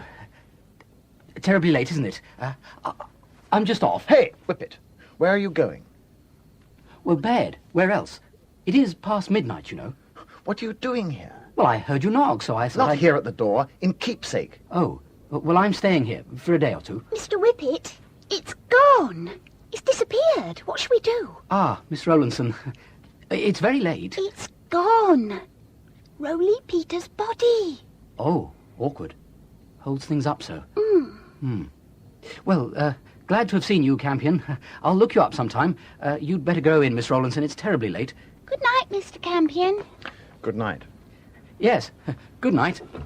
Oh! Your foot. You seem to have left it in the door. I can't, Look here. If you know anything about this business, you better tell me. What do you know about Peters? Nothing. I'm just staying here. Oh, I've heard the talk, of course. Close the door when Wait! You had one of those letters. Have you had any more? About the mole? Well, yes, as a matter of fact, I have. I've got it somewhere. I say it's terribly awkward, you losing the body. Have you looked in the river? The river? Do you know anything? Do you mind, Campion? You're creasing my dressing gown. Well, it's the obvious place, isn't it? Now. Oh. Look, it's fearfully late. Way past my bedtime. I'll look you up tomorrow, if I may. I don't mean to be rude, but... Oh, what's that? Well... Good night, Campion. See you tomorrow. Good luck with the body. As I drove back to the police station, I tried to reconcile Whippet's appearance with the whole mysterious business. And why the river? Why should he think the body would turn up there? I covered the half-mile in a little under a minute and pulled up outside at the same moment that another car arrived from the opposite direction. As I climbed out, I recognized Leo's respectable Humber. That's you, Campion. Most extraordinary business. Pusey told me over the phone. I don't like monkey business with a corpse. Not a bit like my district. Indecent. Pusey, anything to report? Come round and look, sir. All these windows were bolted on the inside. I checked round at about 11 o'clock. Well, the body was here then. I was thinking about bed when Mr. Campion arrived with the young lady and Mr. Lugg. Oh, he's inside, sir, drinking tea. Yes, he would be. Well, that's when we made the discovery, sir. Well, did the key leave your possession? No, sir. Pusey, I've always found you an efficient officer, but Yes. you're asking me to believe a fairy No, story. sir, you see... If the body didn't go through the windows, it must have gone through the door. And if you had the only... Excuse me, sir. Mr. Lugg and me, we made a discovery. You see, all the buildings in this yard were put up by a local builder. And, well, they've all got the same lock. I see. Any keys missing? Well, no. But, well, we've had the builder in doing a bit of work recently. There's been a lot of toing and froing. Damned inefficient. Yes, well, and something else we found. Look, over here. Huh? Now, this fence was perfect this afternoon. These boards have been kicked out tonight. So this was where he was brought through, hmm? Looks so, sir. Have you looked in the lane behind? Yeah, me and Mr. Lugg had a good look round, sir. There's nothing. The ground's too hard for there to be any marks. He was a heavy fellow. Seems very likely it was done with a car or a cart. Yeah, excuse me, sir. I think the best thing is if we wait till morning and question all those as live nearby. In the end, we left it at that. Leo drove back to High Waters and Lugg followed in the Lagonda. Pusey went to bed, and I walked off down the lane at the back of the shed, with the moon already sinking and faint streaks of light in the east. It was colder, and I was in the mood to walk home. The lane went on for some distance between high hedges, and I sauntered on, my mind on the business. After a while, I passed through into a field that rose up to form a considerable hill, black against the sky. It was very dark at the bottom of the hill, and as I plodded on, lost in thought, there came down to me suddenly a sound at once so human and so terrifying I felt the hair on my scalp rise. Pig! For a moment I stood still, prey to all the irrational fears of childhood. Then I set off up the hill at the double.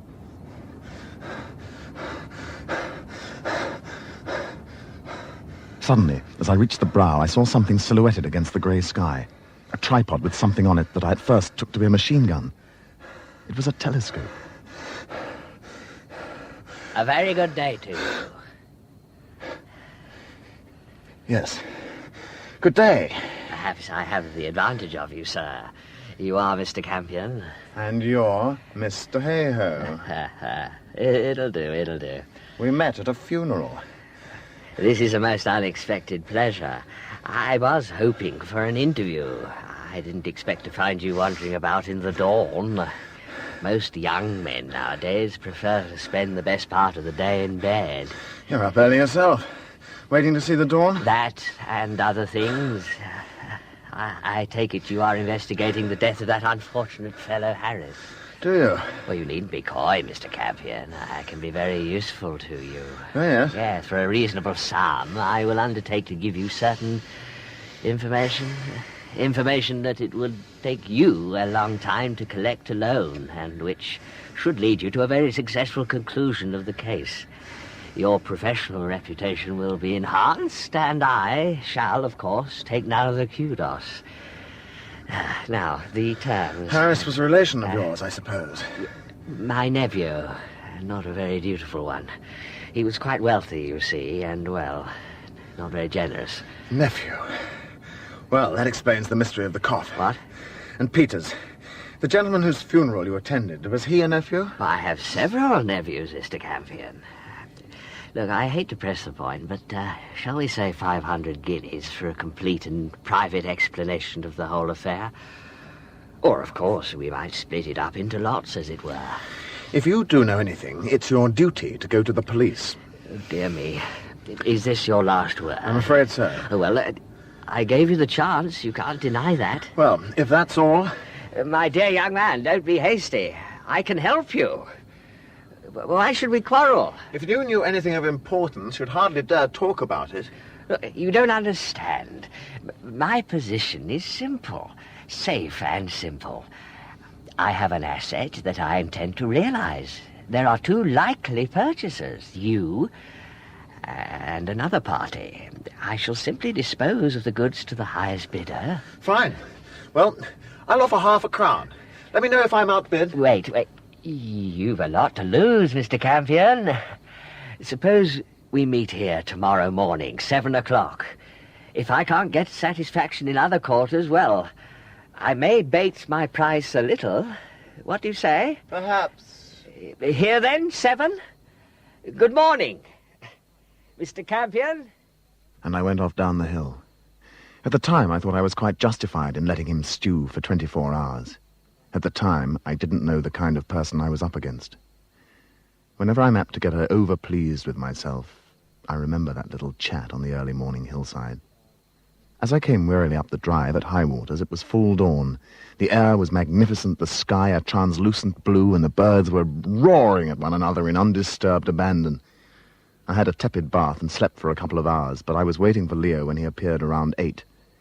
We went for a stroll round the garden before breakfast, and I put my request to him. Had the fellow watched? Yes. Good idea. I'll ring Pusey. Hey, extraordinary name, hey-ho.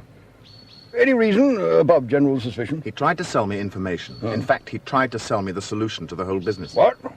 Bring him in, bring him in. I mean, this is no time for pussyfooting, my boy. We want to get him down to the station and tell him where he stands. I don't think I would, sir.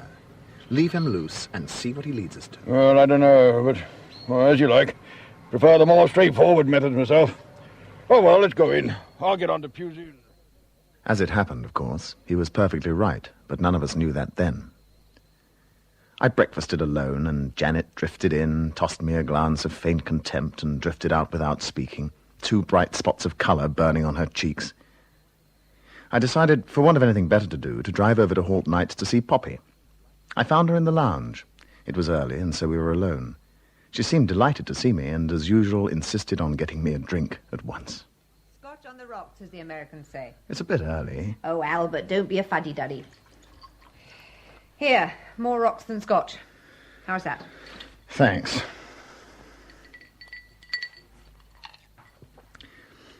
Did you have any visitors yesterday morning? Someone who popped in and then left, perhaps? Well, yes, I suppose I did. I'm afraid I haven't told Leo about it. It's rather awkward. People down here are terrible snobs. I don't quite follow. It was Hey-Ho. He's an awful little bounder, but he's got to live like anyone else. Hey-Ho is a friend of yours. Oh, no, not a friend.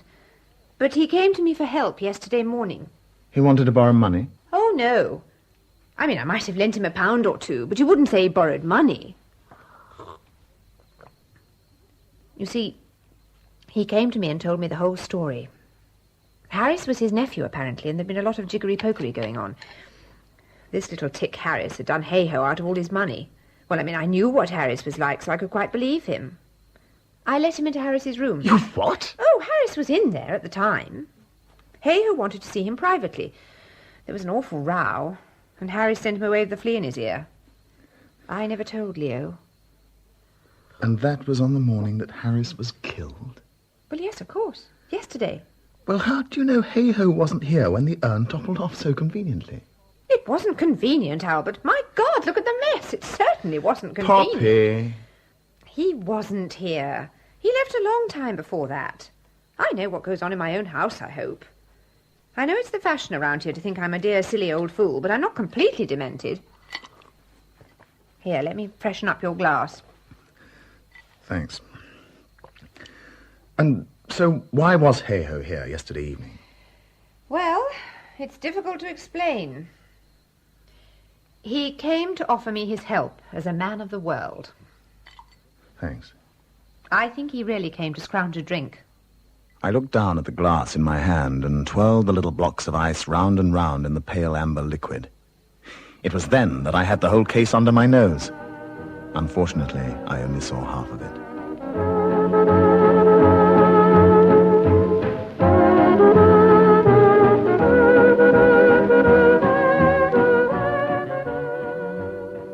I hadn't had time to consider this for very long when I heard the sound of a car on the gravel outside, and thinking it might be Leo, Poppy and I strolled out to meet him. But it was Lug in the Lagonda, and as I hurried up, I saw that his great moon of a face betrayed unusual excitement. Hop in. The General wants you down at the station. Got something for you. They found the body. Oh, got your second side outfit working again, I see. Oh, morning, ma'am. I'm sorry, Poppy. Leo's waiting for me down at the police station. I'll send him along when the excitement's over. Do. He's a pet, Albert, one of the best. Tell him I'm silly and sorry, all right?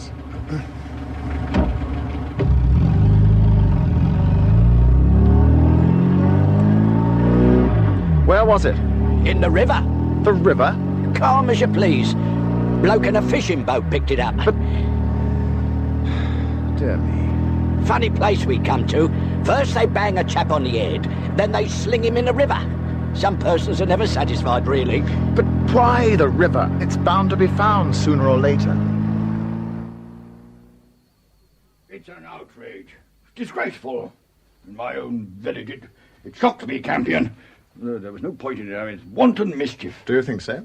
What do you mean? I think there should be a post-mortem. What? Someone good, but someone discreet as well. Not Kingston, for heaven's sake. Anyone else locally do? Well, yes, there's old Professor Farrington. He did something of the sort for us some time ago. But you can see for yourself the cause of death. Are we justified in having a post-mortem? It's always justified in the case of a violent death. Yeah. When you saw the body yesterday, did you notice anything that put such an idea into your head? No, I didn't. But this makes all the difference. Water has a peculiar property, doesn't it? What do you mean? It washes things. As I walked out of the police station, I was thinking of Whippet. Whippet and the anonymous letters, Whippet and Effie Rowlandson, Whippet and his extraordinary guess about the river, if it was a guess. I decided to look for Whippet. He wasn't at his hotel, and in the end I had to go back to High Waters unsatisfied. After lunch, I decided to take a turn about the garden to try to get a few things straight. It was one of those vivid summer days that are hot without being uncomfortable. As I walked down the grass path between the lavender hedges, I heard the sound of voices, and something familiar about one of them caught my attention. 2 deck chairs were placed side by side on the rose lawn with their backs to me, and I heard Janet laugh. At the sound of my approach, her companion rose, neat and cool in his white flannels. I experienced an odd sensation, half relief and half exasperation. Whippet, Campion, found you at last. I've been searching for you all over the place, my dear fellow. Oh, yes, where? Oh, here and there, roundabout. I've been busy. Hello, Janet. Now, this is a nice friend of yours, Albert. Oh, do sit down. There's a deck chair over there.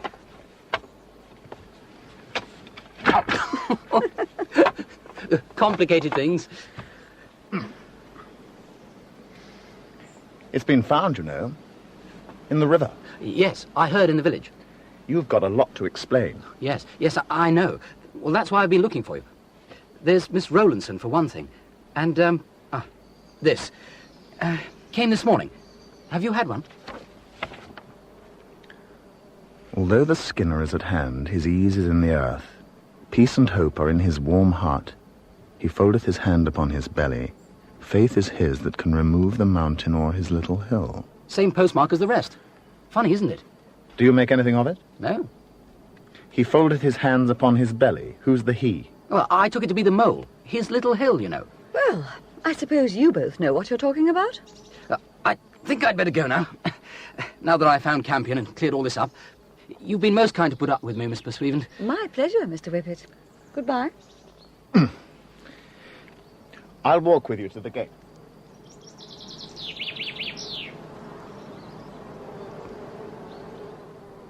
Look, Whippet, you'll have to explain. What are you doing in this business in the first place? Who's that girl, Effie? She's got a strong personality, Campion. I met her at Pig's funeral, and she sort of, well, collected me. When she asked me to drive her down here yesterday, well... What about the letters? You're not supposed to take them seriously, are you? Anonymous letters. Well, and yet, well, I wonder who's writing them. It's very disturbing, Campion. I'll be at the Feathers. Look me up when you can spare the time, and we'll go into it. Goodbye. Ah, I don't want to interfere, Albert. No. Mr. Whippet told me a bit about Effie Rowlandson. He did. Well, thank goodness for that. I don't think you should let her annoy him. What? It's bad enough to bring her down here in the first place, without letting her get her claws into other people. I hate to have to talk to you like this, Albert, but really, you know, it is rather disgusting of you. Before I could stop her, she turned on her heel and stalked back into the house. I followed her, of course, but she had shut herself in her bedroom, and once more I was given furiously to think. I went into the library, a large, old-fashioned room, cool and with the aromatic smell of paper. I sat down in a big leather armchair to think things out, but my lack of sleep was too much for me. I dozed off. I was awoken by... Sir, sir. What is it, Pepper? Sir, the telephone, sir. Miss Poppy Ballou ringing from Holt Night, sir. Perhaps you'd like to take it in here, sir? Thank you, Pepper, yes. Poppy. Oh, Albert. I've got an awful confession to make. Oh, yes? I'm afraid you're going to think I'm rather stupid. It seems Hay-Ho did come back that morning, the morning Harris was killed. One of the girls saw him. It was a long time after his row with Harris. I thought he'd gone. The girl knew I'd given him permission earlier, so she thought it... Oh, Albert, will you have to tell Leo? Arrest Hay-Ho? Why, I don't think we can arrest him, don't you know?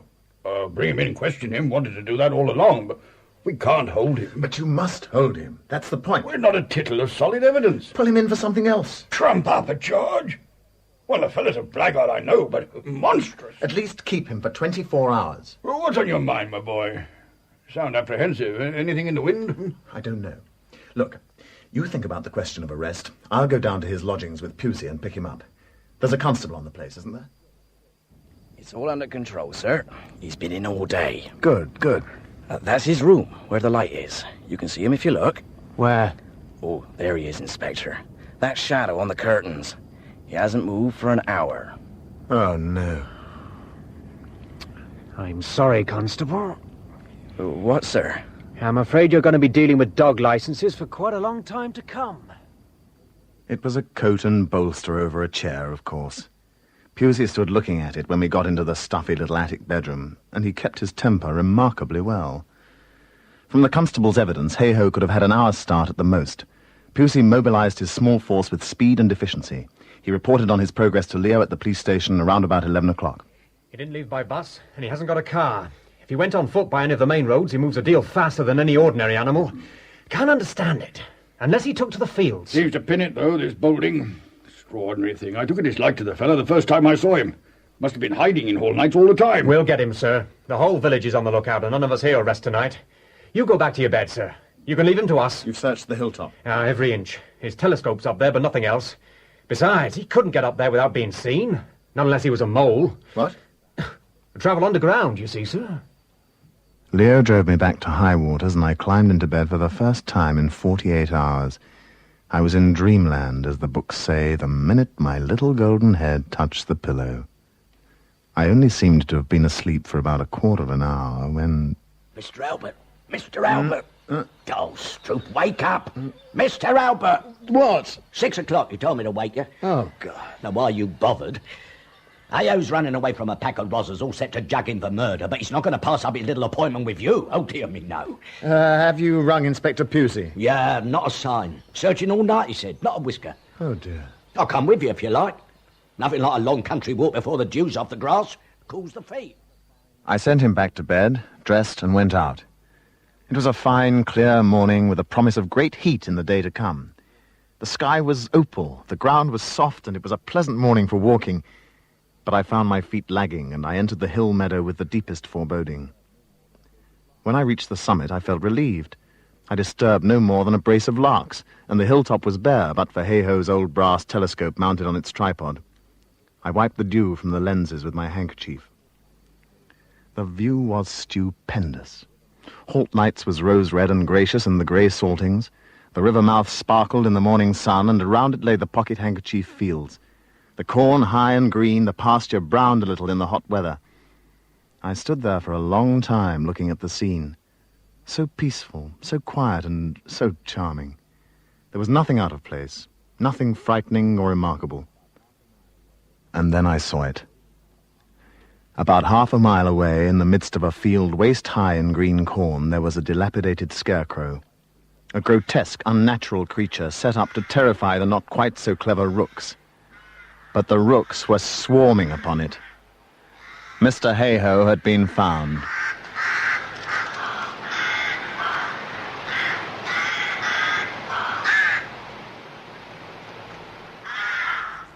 Just one, you think, sir? It looks that way. One thrust, strong and deep, over the collarbone and into the jugular. Done here, do you think? The road's just over there. The murderer wouldn't have had far to carry him. It might have been done here. There's enough blood. What was he doing in the middle of a field with a murderer, anyway? A bit of private business. I'd like an opinion on the wound. Well, Professor Farrington will be along later this morning to see the other body. We can get Kingston to have a look in the meantime. Are we going to leave him up here? Well, we should. At least until Farrington arrives. But we can't leave the fella hitched up out in the sun like this. It isn't decent.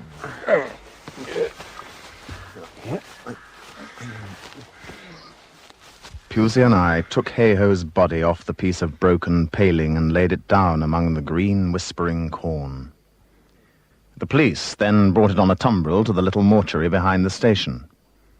Leo and I stood alone in the mortuary shed between the two white-covered things that had come to upset so violently the time-honoured piece of keepsake. This is what you were afraid of. Something like this. He had definite information, you see. He talked about it. But who's done it, Campion?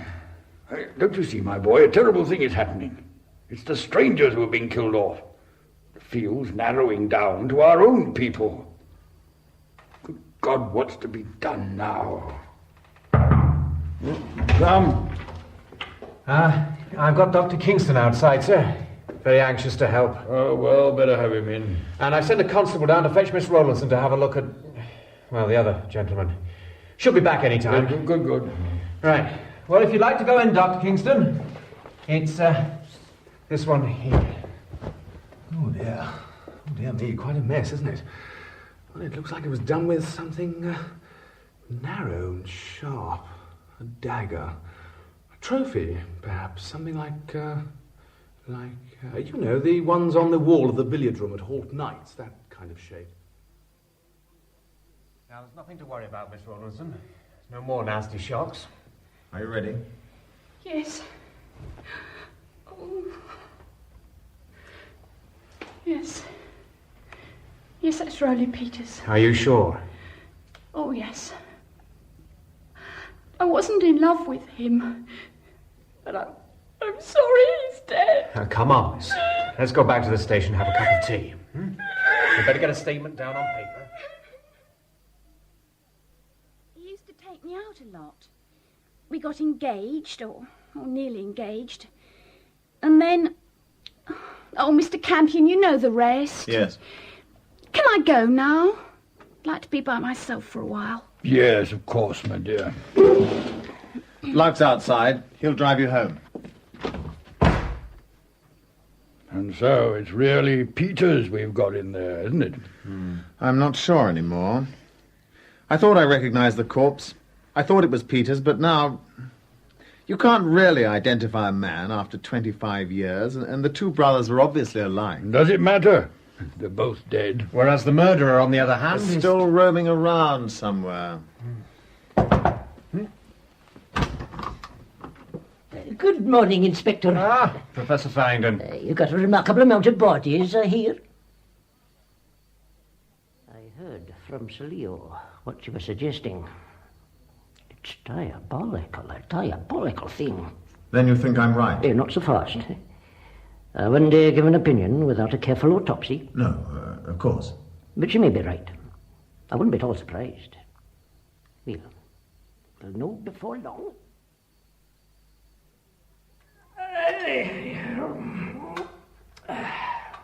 Have this sent round to me. I'll let you know for certain in a day or two. Oh, I thought...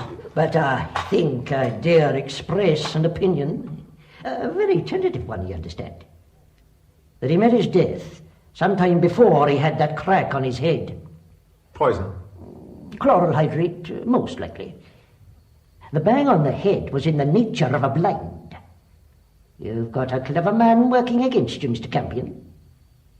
Now, let's have a look at the other poor fellow.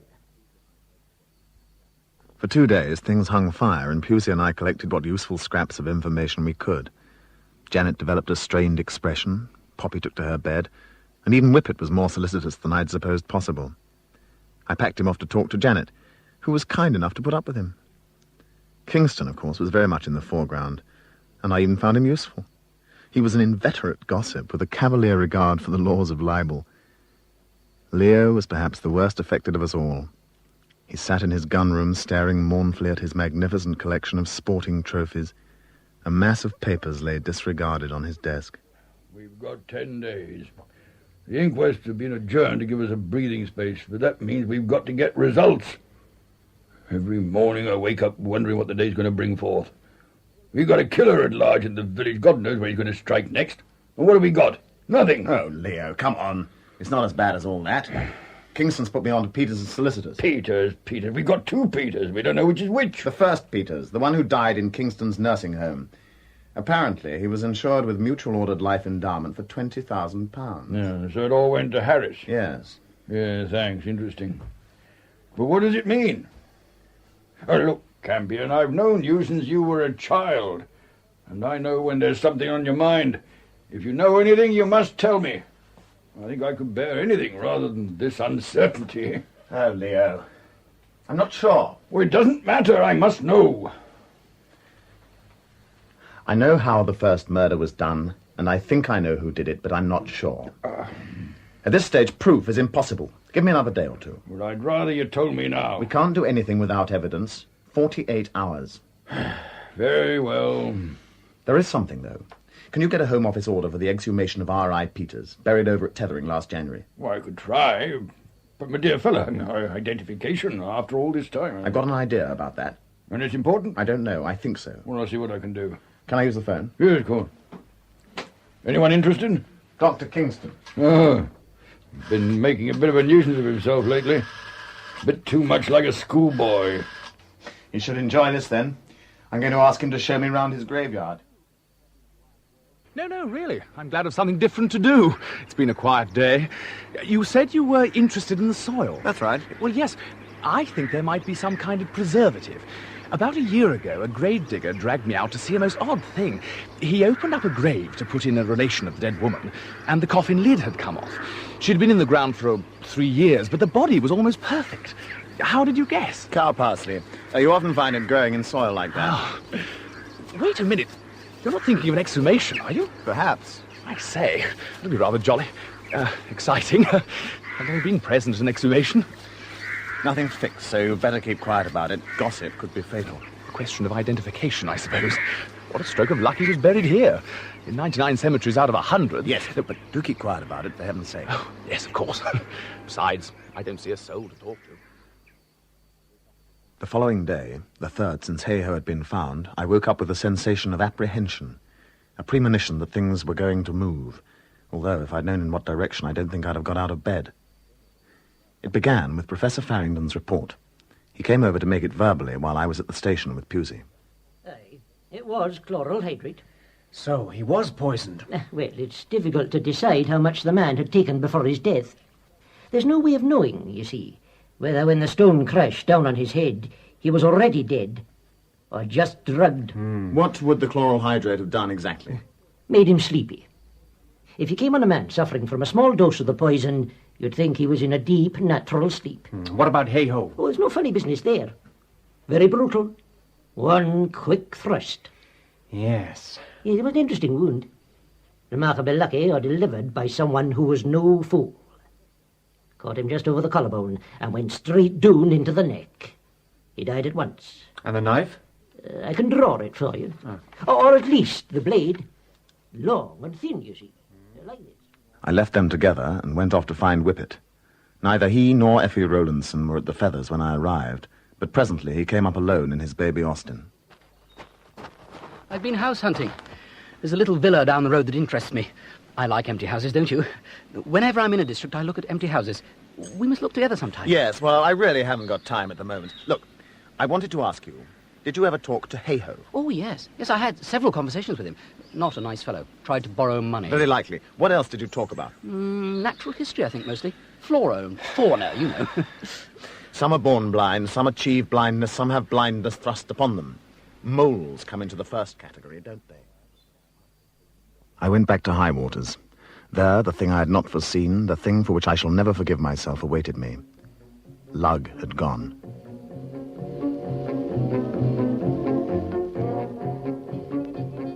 There may be men servants who go off without a moment's notice, but Lug's not one of them. We searched and searched, but there was no sign of him. He disappeared as mysteriously as Hay-Ho had done, wandered into the fields and vanished in precisely the same way. I didn't know what to do. In the end, I rang Kingston. Glad you called me. I came over right away. There's obviously no time to lose. So what's your idea? That chap Whippet. I've been keeping an eye on him. Oh, I know, old school friend and all that, but you don't really know him, do you? And someone must be behind all this. Well, go on. There's a house, an empty villa all by itself at the end of a partly made-up road. Whippet's been down there once or twice, poking around. I think he actually got the key from the agents. Didn't it occur to you that Hay-Ho probably wasn't killed in that open field? It's a lonely little place, just right for a spot of bother. I think we should take a look. Well, I suppose anything's better than hanging around here.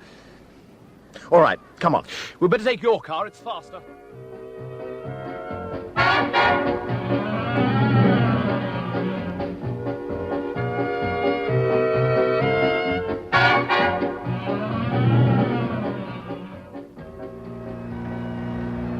Straight down the hill, then left.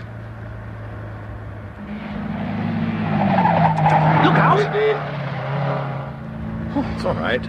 Pull over. No time. You haven't been sleeping. Pull in there. I've got a hip flask in my bag. Pull in, or I won't be responsible.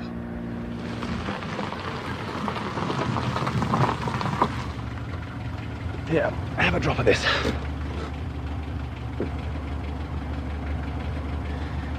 You're right. That is better. I think I'll have another. Just what I needed. Can I hang on to the flask for a while? Of course.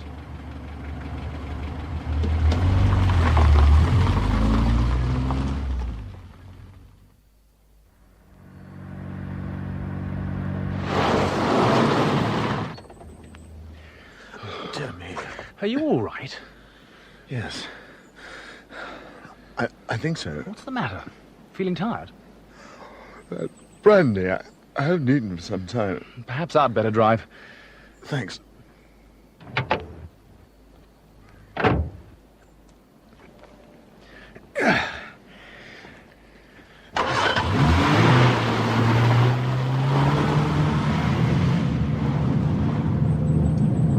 Got to get out of luck. I'm tired, terribly tired. I was aware of him pulling up, and through my half-closed eyes I saw a dilapidated little villa, its white stucco streaked with many rains. At the side of the house there was a garage with a badly made drive leading up to it.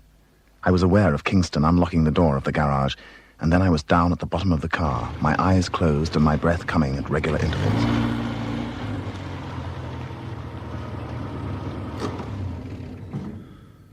Well, there you are, my dear Mr. Campion. Sleep sound. There. Let me wipe the wheel. Press your hands onto it. Carbon monoxide, easy death. That's why suicides choose it so often. So simple. I just leave you in the car, start the engine, and close the doors. The neurotic Mr. Campion has done the inexplicable once again. Suicide of distinguished London criminologist. I was too clever for you. Too damned clever. By half. That business with the hip flask was poor stuff. I smelled the chloral as I raised it to my lips. I simply didn't drink. But I hadn't realized the fellow's strength. When we came to grips, there was muscle there, and weight to back it up.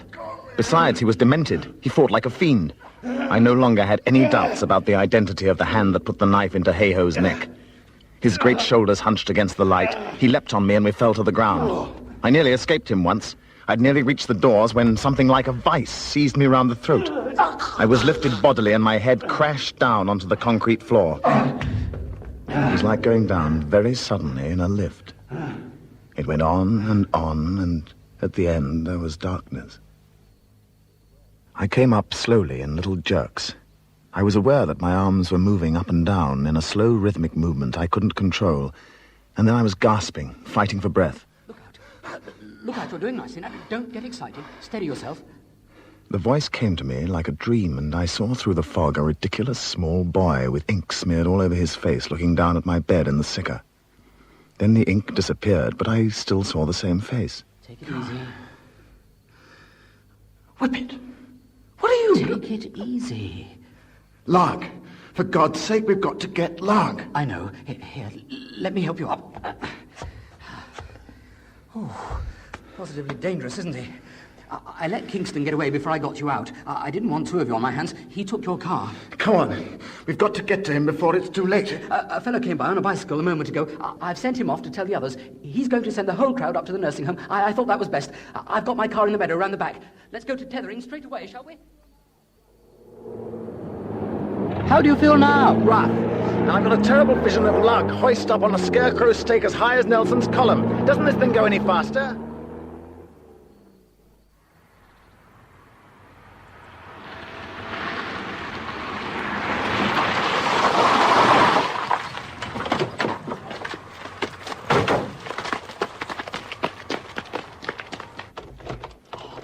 Locked! Break it down.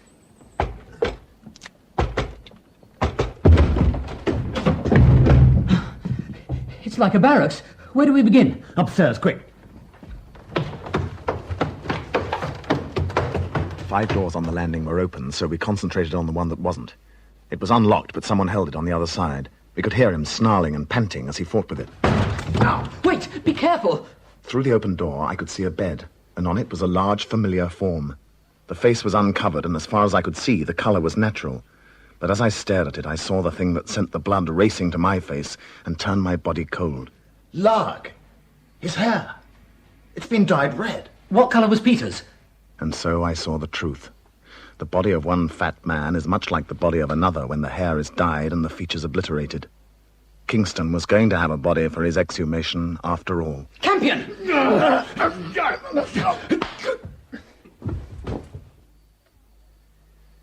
It's all right, Whippet.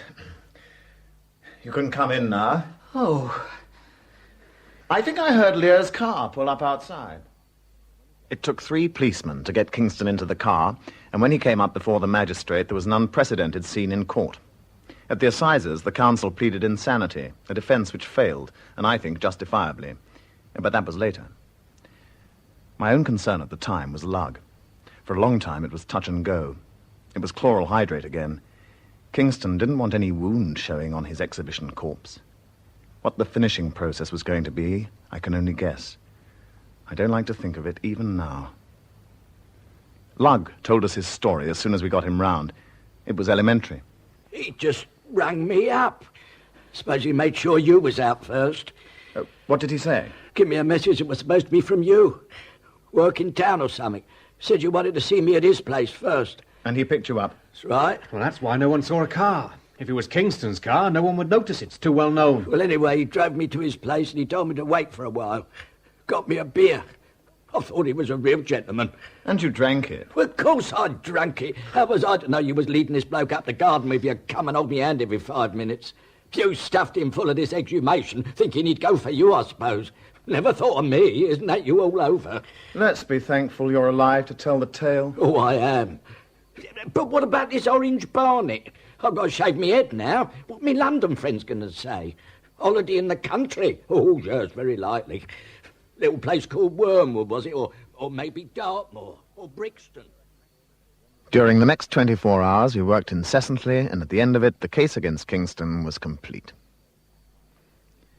It was on the evening of the day on which the exhumation had taken place that Leo, Janet, and I went down to Holt Knights. Leo was still seething. Bricks. Yellow bricks wrapped in a blanket and nailed in a coffin. Even now I don't see how he did it alone. He wasn't alone. He had Peters to help him. You're terribly confusing. How many brothers were there? None. Only the one inimitable pig. But why go to all that trouble of pretending he died in January? Insurance. £20,000, my poppet. He and Kingston were going to do a deal. Tie up with a medical man and let mutual ordered life endowments solve your money problems. Pig invented the brother, and they killed him off together. Yellow bricks. Neat. Very. So why didn't it work? Because Pig was a crook, basically. He wouldn't pay up. Once the deed had been done, Pig had Kingston by the short and curlies. I think he kept his doctor pal on a string, promising, and then laughing at him. He didn't reckon with the sort of man he was dealing with. Mad? Well, not quite. And what about Hey-Ho? Wicked uncle finds wicked nephew in clover and wants to browse too. Another danger for Kingston. Yeah, I think we had him to dinner. Terrible fella. Hey-ho blackmailed him, I suppose, after guessing the truth, huh? Hey-ho was certainly selling discretion, but I don't think he even guessed Kingston killed Pig.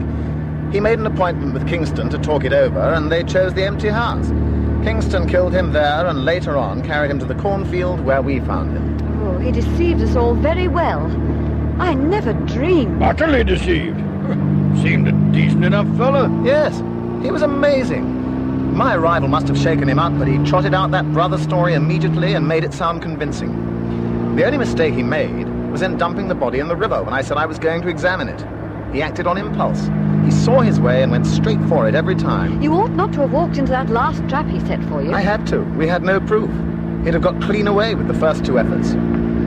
All the same, I don't think I'd have been so foolhardy if it hadn't been for Lug. All the same, you'd have looked pretty green if it hadn't been for Gilbert. Gilbert? Whippet. Oh, yeah. We had a word or two on the phone before Kingston picked me up. We guessed that if Kingston was going to try anything, he'd take me to that empty house. But still, I shouldn't have been so brave without him. Then you know about Gilbert. How much do you know? A little. Dear me. Leo was on the point of demanding an explanation when we pulled up at the Knights. We found Poppy, Pusey and Whippet waiting for us in the lounge, and when we were all sitting round with the ice cubes clinking in our tall glasses, Poppy suddenly turned on me. You've made a mistake, Albert. I don't want to be unkind, dear, and I do think you're very clever. But how could Dr. Kingston have killed Harris or Peters or whatever his name was when he was in this room playing poker with Leo? Yes, that's right. Quite forgot. Just cashing in his queen pot when bang, down came the urn. You said yourself it couldn't have been an accident. It had occurred to me, sir, too. I was going to mention it. Well, I think the time has come for me to do my parlour trick. What? Poppy, when Dr. Kingston called that morning, you gave him a drink, didn't you?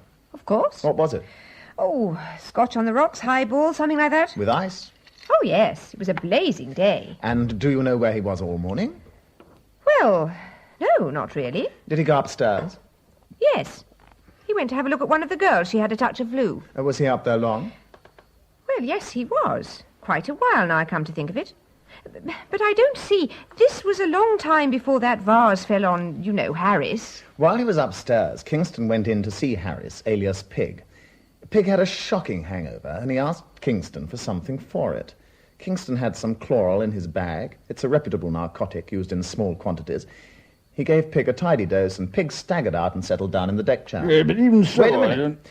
Kingston was just going to let Pig die of the chloral, but that was risky. He noticed the position of the deck chair and the vase right above it. He sipped his drink, and he saw his chance. But my dear fellow, I keep telling you, he was with me. It was the drink that did it. He had 2 or 3 solid cubes of ice in his glass. He slipped upstairs. The rest was easy. He took the urn out of the socket that kept it in place and balanced it on its peg half over the ledge. He propped it up on the ice cubes and went down and played poker. Good God. Amazing. Oh, there was a risk that someone would notice, but, well, it was small. No one did. He just had to wait. Until the ice melted and the urn fell. Oh, it's horrible. Powerful smart. If I might ask you, sir, how did you come to think of that? The moss on the ledge was damp when I first arrived. It didn't dawn on me at first, but when I had a drink here the other day and I saw the ice, it just slotted into place. Wonderful. I was after the same fellow, of course, but the alibi put me out. Mr. Whippet. Whippet, very pleased to have you here, of course, but where do you fit into this extraordinary story? I mean, what you doing here? Well, His little hands are sore and his snout bleedeth. Eh? This is Gilbert Whippet, Jr., son of Q. Gilbert Whippet, chairman of the Mutual Ordered Life Endowment Company, sometimes called the M-O-L-E. Mole. Oh. You always were a lazy little beast, Whippet. I prefer writing to action. Well, I'm sorry to have dragged you into all this, but we had nothing to go on, except a sort of uneasy suspicion. I couldn't approach you direct because, well, there was nothing direct about it. Lug and I appreciated your style. Well, it seemed the best way to ensure your interest. Whenever I thought you might be flagging, I wrote again. And you just followed the mole. When Lug and I set off for London the next day, Poppy, who had come to High Waters for lunch, stood with Leo and waved goodbye to us from the lawn. The sky was dappled blue and white, The birds sang and the air smelled of hay. Janet, with Whippet in tow, came running out to us just before we started off. Her eyes were dancing and she looked adorable. Congratulate us, Albert. We're engaged. Isn't it wonderful? What? Yes. Congratulations. I hope you'll be very happy. I'm indebted to you, Campion.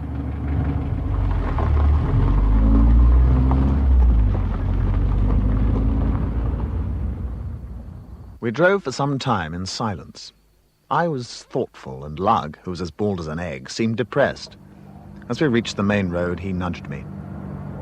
God, what a performance! Whose? That bloke Whippet. Come down to a place with Miss Effie Rowlandson and go off with Miss Janet Persueven. That took a bit of doing. Lug, how would you like to walk home?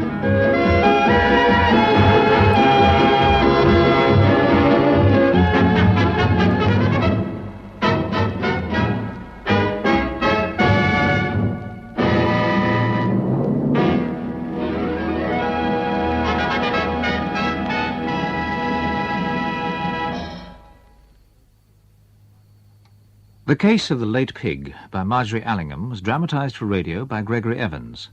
The cast: Albert Campion, James Snell; Lug, Cyril Shapps; Whippet, Hayden Wood; Janet, Diana Bishop; Leo, Garrard Green; Kingston, David McAllister; Poppy, Judy Franklin; Effie, Amanda Murray; Inspector Pusey, Christopher Scott; Hayho, Philip Menachem; Parson and Pepper, Michael Drew; Farringdon, Paul Nicholson; and the police constable, Nicholas Orchard. The programme was directed in Bristol by Brian Miller. Now there's a bit of time in hand before 10 o'clock, the weather forecast and the news. So let's have a look at the remainder of some of our programmes this evening. Offering a drink is a traditional sign of hospitality and welcome, and yet it's thought that 750,000 people in Britain have a serious drinking problem. Treatment for that problem can vary widely. Some drinkers, for example, want to abstain completely, while others prefer to learn to drink at a safer level. Tonight, at 10:15, Peter Evans considers some of the treatments available, as well as the reasons for their wide variation of aims, in Breaking the Bottle. Loneliness, like alcoholism, is on the increase, paradoxically when, in this age of communication, it's becoming increasingly difficult to be alone. Later this evening, in A Word in Edgeways, loneliness is the subject for discussion. Here's Brown Redhead. There used to be a particularly soppy song which asked the question, "Are you lonely tonight?" It was really a come-on for the last waltz, but it is a real question. Loneliness, or so they say, is a growing malady. And tonight on A Word in Edgeways, I want to ask David Benedictus, Jean McFarlane and Frank Wright if they believe that loneliness is widespread, and if so, why? What is this unwanted solitude? Well, that's A Word in Edgeways tonight at 11:15. And that's followed by another episode of Ray Gosling's On the Train to New Zealand. And speaking of trains, now from our motoring and travel unit, here's some motoring information. With temperatures dropping rapidly, driving conditions are becoming treacherous in most areas tonight. In South Wales, there's no improvement so far, as the roads are concerned. All roads are virtually impassable, including the M4 motorway and the A48, the main London to Fishguard road. A similar situation applies in the Gwent area, where the roads are blocked by deep snow. Drivers heading for the West Country will find the M4 motorway closed in both directions from junction 17 near Chippenham in Wiltshire to Newport in Gwent, and that includes the Severn Bridge. It's expected that the M4 will remain closed all day tomorrow. Drivers making for Devon and Cornwall will find the A303 and A30 passable with care to Exeter, but after that, the A30 is blocked to Bodmin. The alternative route is the A38 via Plymouth, although conditions are bad, with the road reduced to single alternative lanes in places. Drivers using the A40 to enter Wales will also find conditions hard going, and police don't advise travelling into that part of the country at all. In Wiltshire, the A4 is closed between Marlborough and Caen, and all roads north to south are closed over Salisbury Plain. The M50 motorway is closed in Herefordshire, and the M5 is only passable with care. Well, that's our motoring information, and now here's a quick look at the weather forecast. Most districts will have bright periods, although patches of freezing fog may persist in a few areas. There'll be scattered snow showers, mainly over eastern and northern Scotland. Southwest England will have outbreaks of snow, possibly giving heavy falls in places, although rain is likely at times in the extreme southwest. The snow may extend to the extreme south of Wales and some other southern coastal counties of England for a time. It will continue very cold and frosty. And the outlook for Monday and Tuesday, continuing very cold with severe overnight frost. There'll be sunny intervals, but also snow in places and patches of freezing fog. That's the forecast. Sins of the Father by Bill Lyons. Another play about the two cops, Vogel and Fraser, with Douglas Livingstone and Nigel Hawthorne. And I don't want to seem neurotic, but it's about time his name came off the door and mine went up. I'm fed up with people coming in and calling me Inspector Binns. Vogel. V-O-G-E-L. Hello, Jimmy. Oh, sir. Oh, thanks. Teething troubles? Trying to get things into some sort of order. I imagine he left this squash racket behind, too. Shall I send it on to him? Where is Dusty now, anyway? Inspector Binns? Oh, he should be well on the way to his new appointment in Glasgow. Rather him than me. He won't be needing this up there. Bloody savages, they are. There's something rather endearing about your broad-mindedness. Oh, my God, how long are you going to keep this up for? Eh? This office. It's so tidy. It's not you, Jimmy. It's the new me. See, all the files in order, too. So you'll never be able to find anything now. They used to be indexed by the dust. Rubbish, it's all worked out. I've got a system. Bit of a contrast to your home life, isn't it? What do you mean? Well, you seem to be in danger of disappearing under an avalanche of baked bean tins there. They've overrun your dustbin already. You been checking up on me, sir? No, of course not, Jimmy. I just happened to be passing your place on my way to visit a sick auntie. I see. And how was she? Oh. Your auntie? Oh, sick. Shame. Yes. You heard from Mo? We spoke on the phone last week. But no prospect of you two getting together again? No. Pity. Yes. Of course, it's very sad for your daughter. Tina. Yeah, Tina, yes, right. Yes, I always think it's the children that suffer. Mo says she's quite cheerful. Damn shame, though. The whole business. It doesn't affect my work, sir. I'm still a good jack. Yes, of course. Does Mo know about the promotion? I did mention it, yes, sir. Ironic, really. She went through all those years with you when you were being passed over, and now you've made it to inspector. Is this a social visit, sir? No, I've got a case for you. Oh. It needs tact, Jimmy. So let's hope the new you is more than just a tidy office. What's on? Been a series of break-ins in C Division. Signs are it's juveniles, but they're good and getting better. Well, that's local stuff. They don't need crime squad to charge a few snotty-nosed kids. No, it's a bit more serious than that, Jimmy. I told you, they're getting better. They've learnt what to take and what to leave. Insurance value of the last lot was over 10,000. And the local boys reckon that's too big for them to handle? Well, I've said we'd help out. With respect, sir, haven't we got enough on our plates just now? Do you know the local MP down there, Jimmy? Sutton, isn't it? Yes. That was his place that was broken into. You play squash with him sometimes. That's got nothing to do with it. He's an under-secretary at the Home Office. With a big law and order debate coming up. This isn't political, is it? Special branch stuff? No, Jimmy, it isn't. Stop making problems. Now get your best suit on and get down there. Okay, sir? And, Jimmy, don't stub your fags out on his carpet. So sorry to keep you waiting, Inspector, but my husband is most conscientious about his constituents.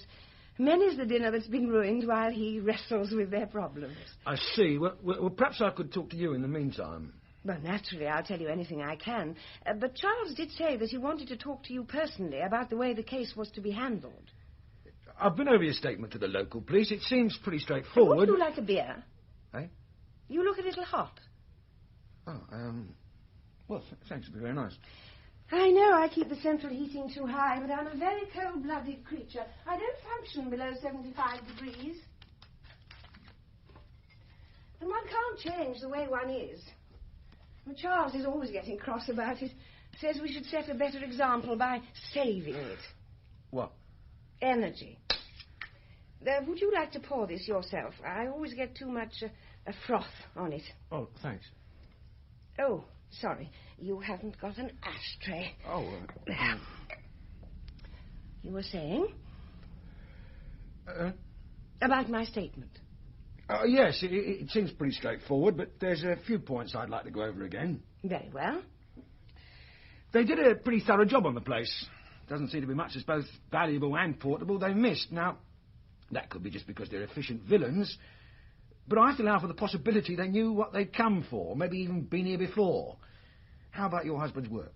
Does he ever talk to constituents about their problems here? Occasionally, yes, but it's most unusual. He does that sort of thing at the office. Would he have a record of any such meetings? I imagine so, but you'd have to ask him. Charles is very good at keeping records. Yes. I suppose he'd do a fair bit of entertaining, dinner and that. Naturally. Then could you make me out a list of who'd been here recently? Certainly not. Eh? Well, we can surely rule our friends out of your inquiries, Inspector. I'd hate to think you were going round cross-questioning them.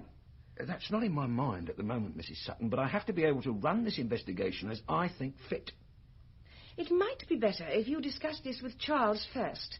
I'm sure your superiors would agree. After all, Mr. Fraser has had dinner here himself. How about your son? I beg your pardon? Does he have his mates over? Most kids do. Of course. But the fees at his school are £3,000 a year, and I hope you won't think me a snob if I suggest to you that that probably makes it an unlikely breeding ground for petty criminals. It's a fair point, I suppose. How about the servants?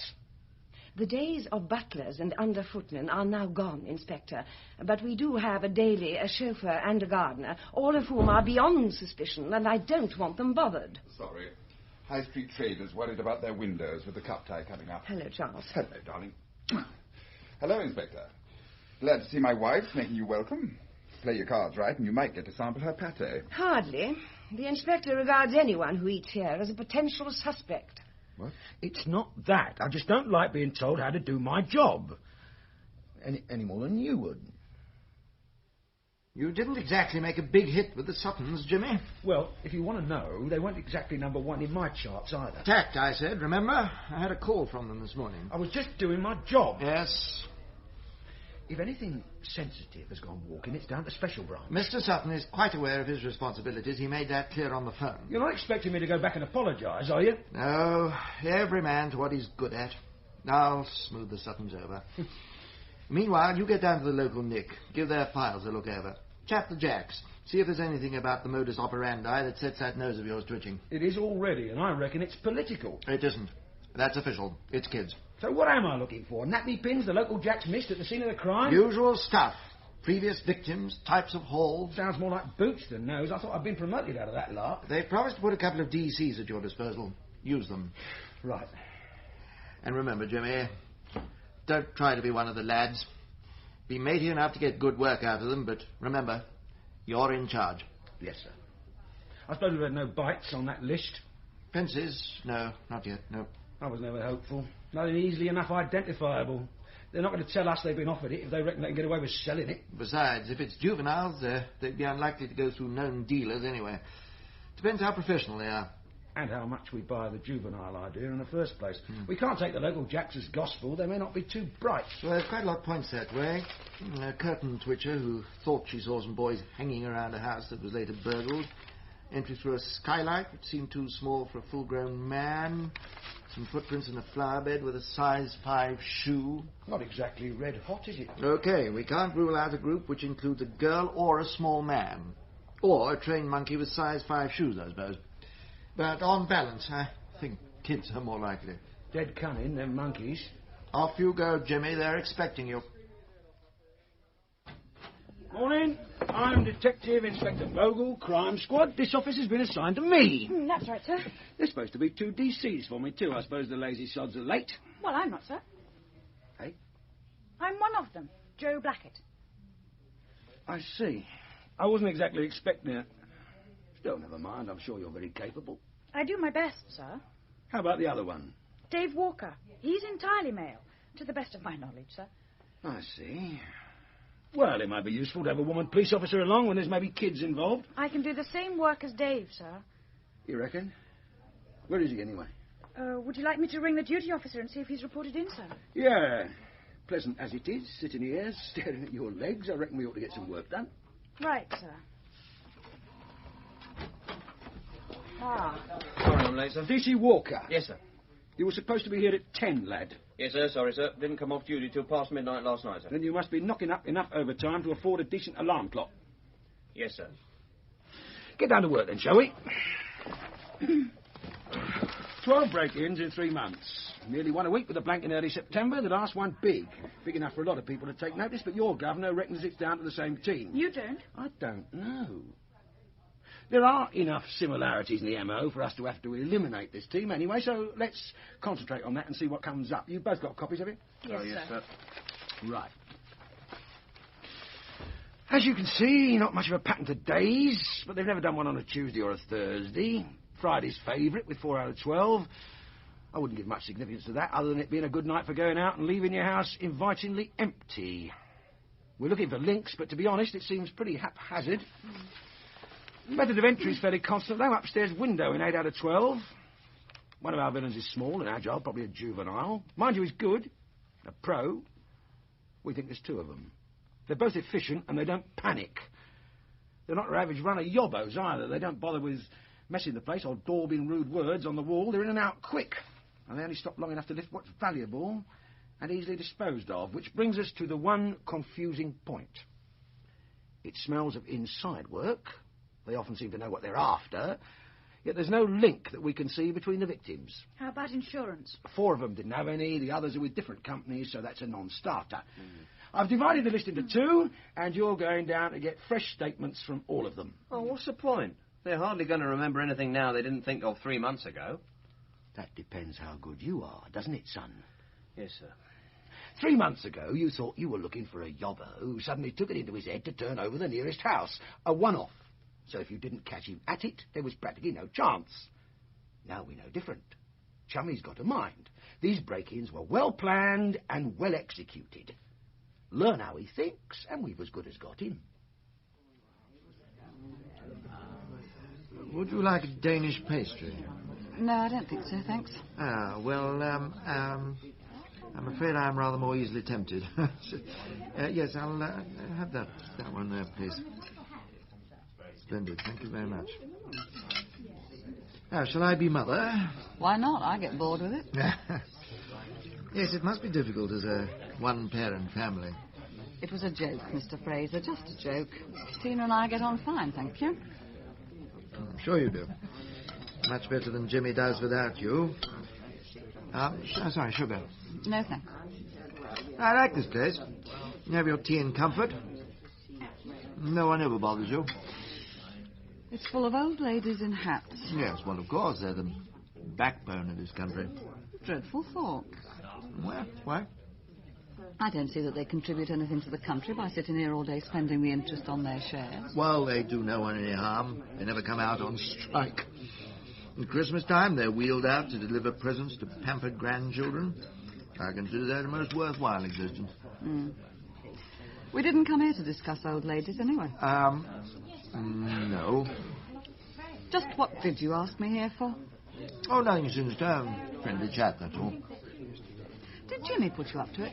No, it's my own idea. I don't know you all that well, Superintendent, but from what Jimmy told me about you, you are not the type to waste your time on friendly chats.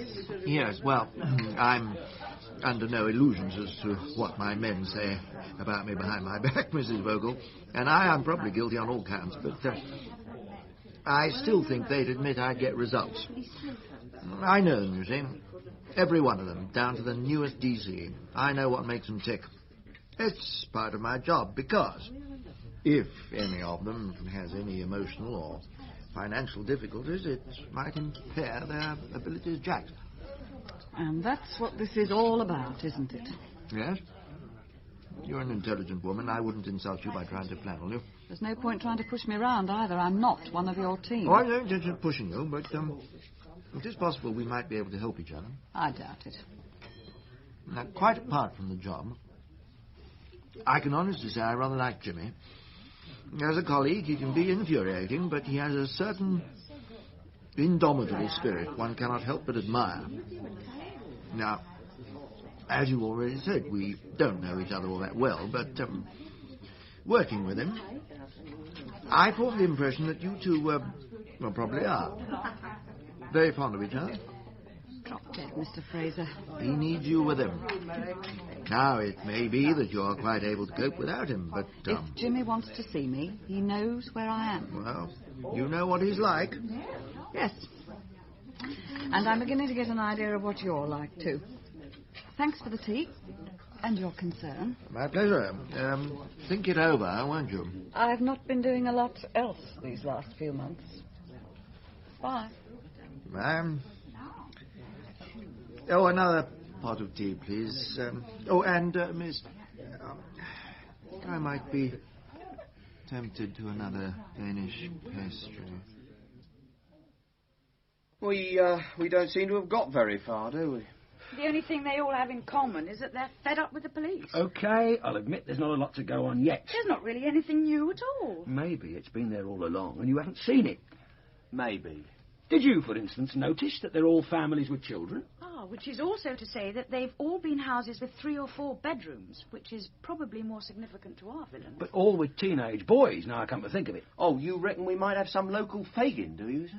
It might help us to find where they're getting their information. No, they all go to different schools. Inspector Morris checked that one out early. Boys don't only meet each other at school, you know. And anyway, Mrs. Bowles hasn't got a teenage boy. Unless her Sylvia's had a sex change. Oh, It is not unknown for a 15-year-old girl to tag along with some lads. Remind me to give you a lecture on that one day. And I still think 11 out of 12 is a bit more than coincidence. Vogel? Where? I'll be right over. Tell him not to stamp on anything with his big boots. Been another break-in. Looks like our team. Home beat man's there. The owner's your mayor. And he's going bananas. I don't think he's got a teenage son. Pity. Maybe not. But he has got a nice little alarm system and they bypassed it with no trouble. Walked off with another 4,000 quid's worth. Oh, they really are improving. Yep. We better knock 'em off soon or they'll be into Buckingham Palace. Come on, Batman and Robin. Let's go and shut the stable door. Bad guy Batman. And how many people would have known you'd be out tonight, sir? Anyone that took the slightest interest in local affairs. The twinning committee had this date penciled in a year ago. Oh, yes, that's right. It's down here. You're entertaining some high-powered frog. We were returning the hospitality we received in France last year. Yes. I suppose Mr. Sutton would be there for a do like that. Charles was present, yes. Why? Nothing. It's just that his place was turned over last week. Well, that seems to be something we have in common with too many people locally. It's about time you did something about it. We're trying, sir. About this alarm system of yours. Recommended by one of your crime prevention officers. That's not exactly my information, sir. Well, the system he recommended at first was far too expensive. I don't have anything valuable enough to warrant that sort of outlay. He considered this the next best thing. I've got that in writing. I see. What exactly is covered? The safe is protected by a beam system. All downstairs doors and windows are wired in, plus the 3 bedrooms and bathroom upstairs. But there's no alarm on the windows of the lavatory or the loft extension. Well, your crime prevention officer thought that they were the least likely methods of entry, since they both meant a climb of 30 feet, and there was no way of getting a ladder against the house there.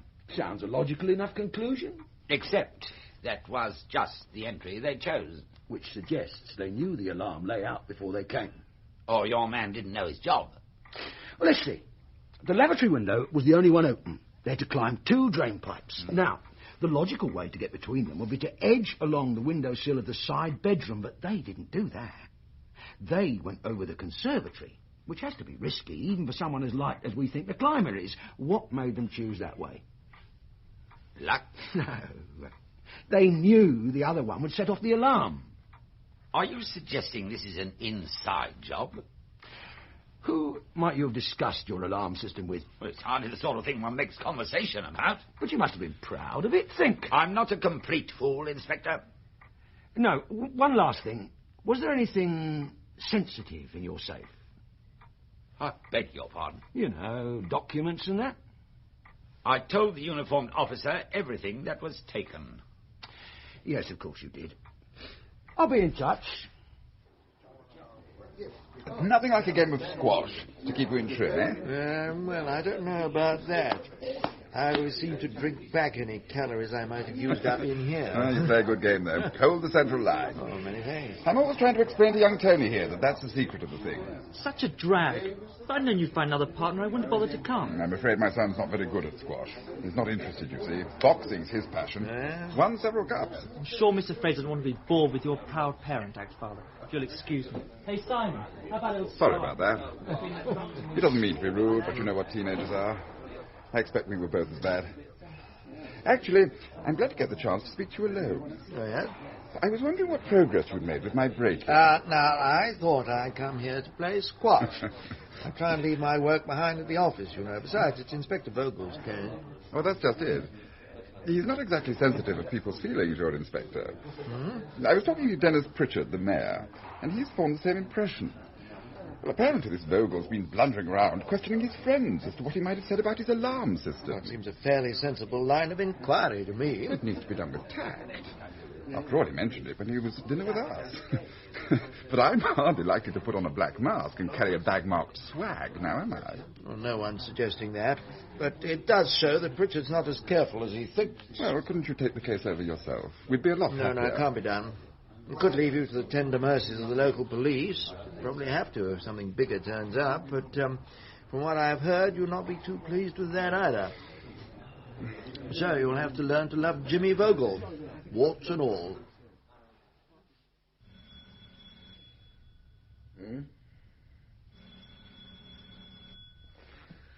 Oh, all right, I'm coming.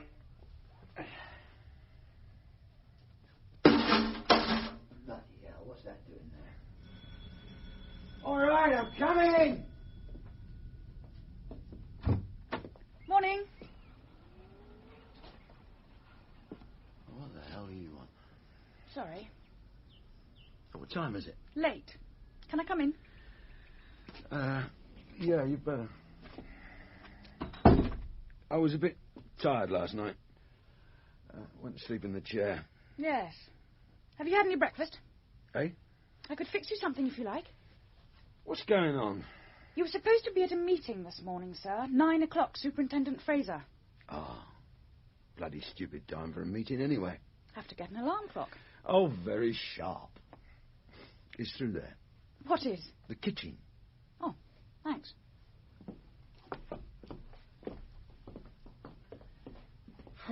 What would you like? Dunno. You don't seem to have a lot in. Haven't had time to go shopping yet this week. There's some blancmange, plenty of dog biscuits. Was there a special offer? Just coffee will be fine. It's in the jar marked rice. About this meeting. Oh, it's all right. I told them you'd phoned early, following up a lead. Were they convinced? No. Does it matter? Not really. Why'd you do it? I knew you were a bit overtired last night, sir. I mean, why help me out like that? My governor's been bleating about this case being a non-starter. I was worried your meeting might take me off it. That way I'll end up doing the filing, sorting the figures. And you reckon you'll be better off with me? I want to get onto Crime Squad, sir. I'm good. I just need a chance to prove it. My God, all this keenness first thing in the morning could turn my stomach. I'm surprised you've got a stomach left after what you put away last night. Watch it, Constable. Sorry, sir. Would you like me to tidy up a bit while I'm waiting for the kettle to boil? It is a bit of a mess, isn't it? Won't take long. So, you've got ambitions to become the great detective, have you? Why not? No reason.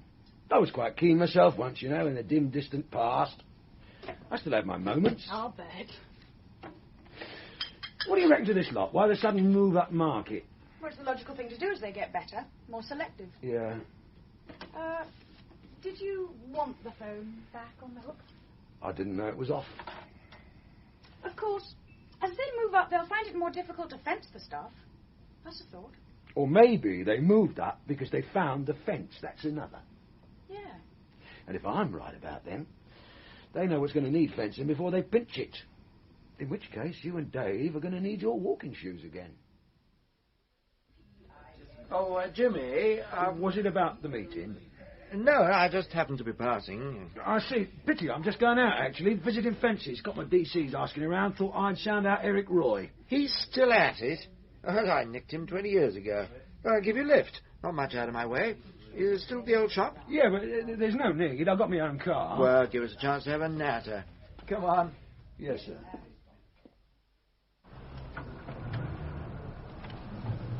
How's it going? What? The case? Making progress? Yeah, I think so. New developments?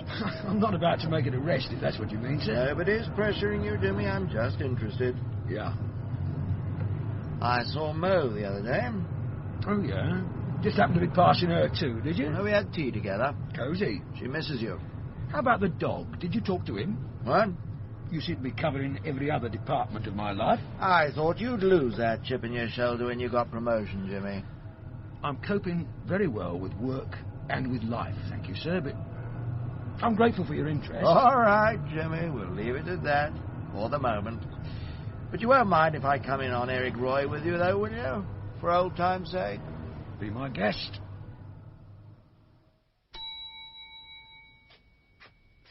Hello, Eric. What you been doing out the back there? Unstitching labels off fur coats? Still the same sense of humour, Mr. Vogel? You know I've been straight for years now. Oh, hello, Mr. Fraser, too. What's up? Crown Jewel's gone missing. Have you had this list, Eric? Lit the fire with it on Sunday. Lovely blaze.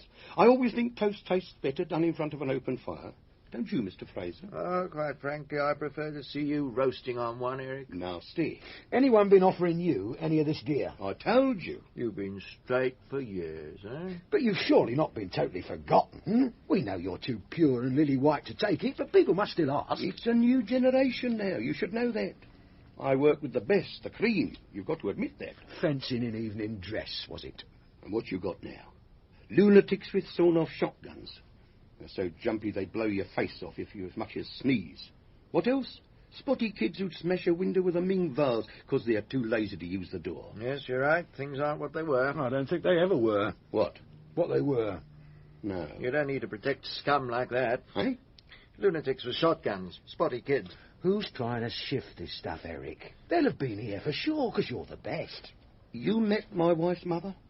Fat woman owns the fish shop on William Street. The very same. I hate her more than anyone else on earth. So? I wouldn't tell you if her Rotex was out of date. Understand? How many times have I nicked you, Eric? Twice. So you know me by now. You come second to my mother-in-law. Sometimes it's quite close. But you know the way I work. I don't offer bribes or incentives. No. You're all stick and no carrot. Exactly. Tomorrow morning, I'm going to go round and find every bright young DC who wants to impress me and get on the squad, and tell him your number's up. Then I'm going to pay a visit to traffic and sort out a few disgruntled, bitter individuals who are aching for a transfer to greener pastures, and you won't be able to park your Mini on a yellow line for 30 seconds. That's always supposing it survived its spot checks for tyres and the like. By the time I'm finished, you won't even trust the lollipop man to see you across the road. That's harassment. Is it worth going through all that to protect someone you've got no respect for anyway? And they call us villains. I may be hard, Eric, but I'm practical too. I'd never try and put you in a witness box. Look, nobody need know you told us anything. We just want a lead. Come on, Eric. Get it off your chest. Yeah, I sent them packing. Didn't take anything. We believe you. Thousands wouldn't. And I don't know any names. Descriptions would be a start. 2 of them. Kids. I blame the parents, you know. What they look like? Kids. They're all the same. Jeans, scruffy hair. Kids. That's not enough, Eric. One's small, skinny, 14, 15, maybe younger. Cockney. The other one's older, quite well spoken. 5'7" or 8. Nice jacket, hand-stitched. Anything else? Nah, I told him to clear off. Same as I would you if I could. But there must be some way you could contact them if you decided you had a buyer later. I told them I wasn't interested. They wouldn't have given up that easy. And neither will I, remember? That was the only funny thing about it, really. They said I should put a lost budgie card in Carter's newsagent. Oh, not that old dodge. Exactly. Your boys will be round in 10 minutes. But it shows that, young as they are, they've got connections with someone who was active when that was a villain's postbox. Okay, I'm going up. Usual signal if you spot anyone. Bit of rust on the fixings there. Better watch it doesn't give way. Ooh. Easy does it. Easy does it. Don't like the feel of that. I wish that cloud would go back over the moon. Still, I'm glad of the light for the moment. Now that moss will be damp with the rain from last night. Better be careful. If I ease my foot onto that ledge... That's the way. Now, the question is the pipe going to take my weight? Oh, just about. There.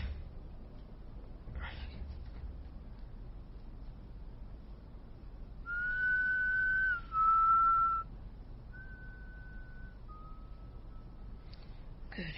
Now for the catch. I slip my penknife down that crag. Nearly. Come on, beauty. That's it. Third time lucky.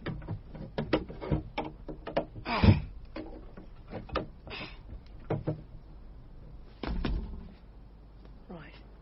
Bedroom, second door on the left.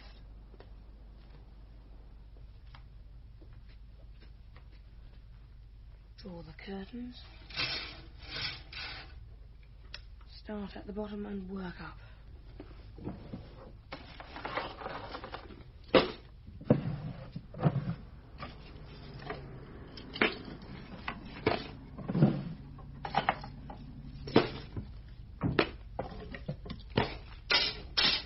Trouble. Put some tea on the window lamp. I've got to get out of these shoes. They're killing me.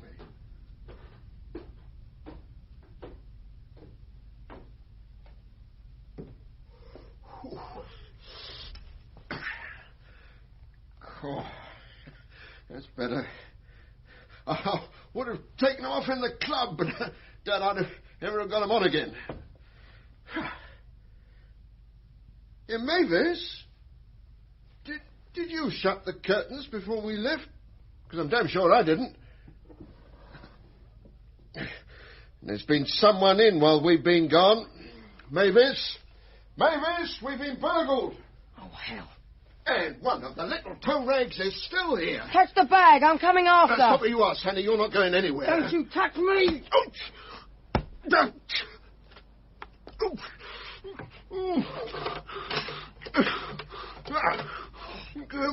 Mavis! Oh, 999! Quick!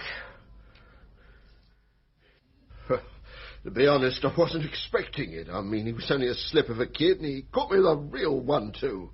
Right and left to the stomach, and then bang. Lost 2 front teeth. He certainly got a hard head. Nerves of steel, too. I don't think I'd have tried getting down that way. Blokes our age got a bit more weight to carry, eh? He was still lucky. He'd have busted his leg for sure if your carport hadn't broken his fall. And left a nice dent in the roof of the car, too. Did he get away with much? Oh, we didn't do too bad, I suppose, catching him at it. Lost a bit of jewellery of the wife's. It was given to her by her mother, so she's a bit upset, I'm afraid. Yeah, DC Blackett's looking after her. I don't think it's anything a nice cup of tea won't cure. Did you see the other one? Only a clean pair of heels. You can give us a good description of Henry Cooper, though. Well, afraid not. Had a Spurs scarf round the bottom of his face. Blonde, small. I don't suppose that helps much. How about his voice? You said he shouted down. Cockney. His mate, did he answer? No word. What's the chances of getting the jewellery back? I'll tell you that when we catch him. Blackett! Sir? Well, thank you for your cooperation, sir. We'll be in touch. All right.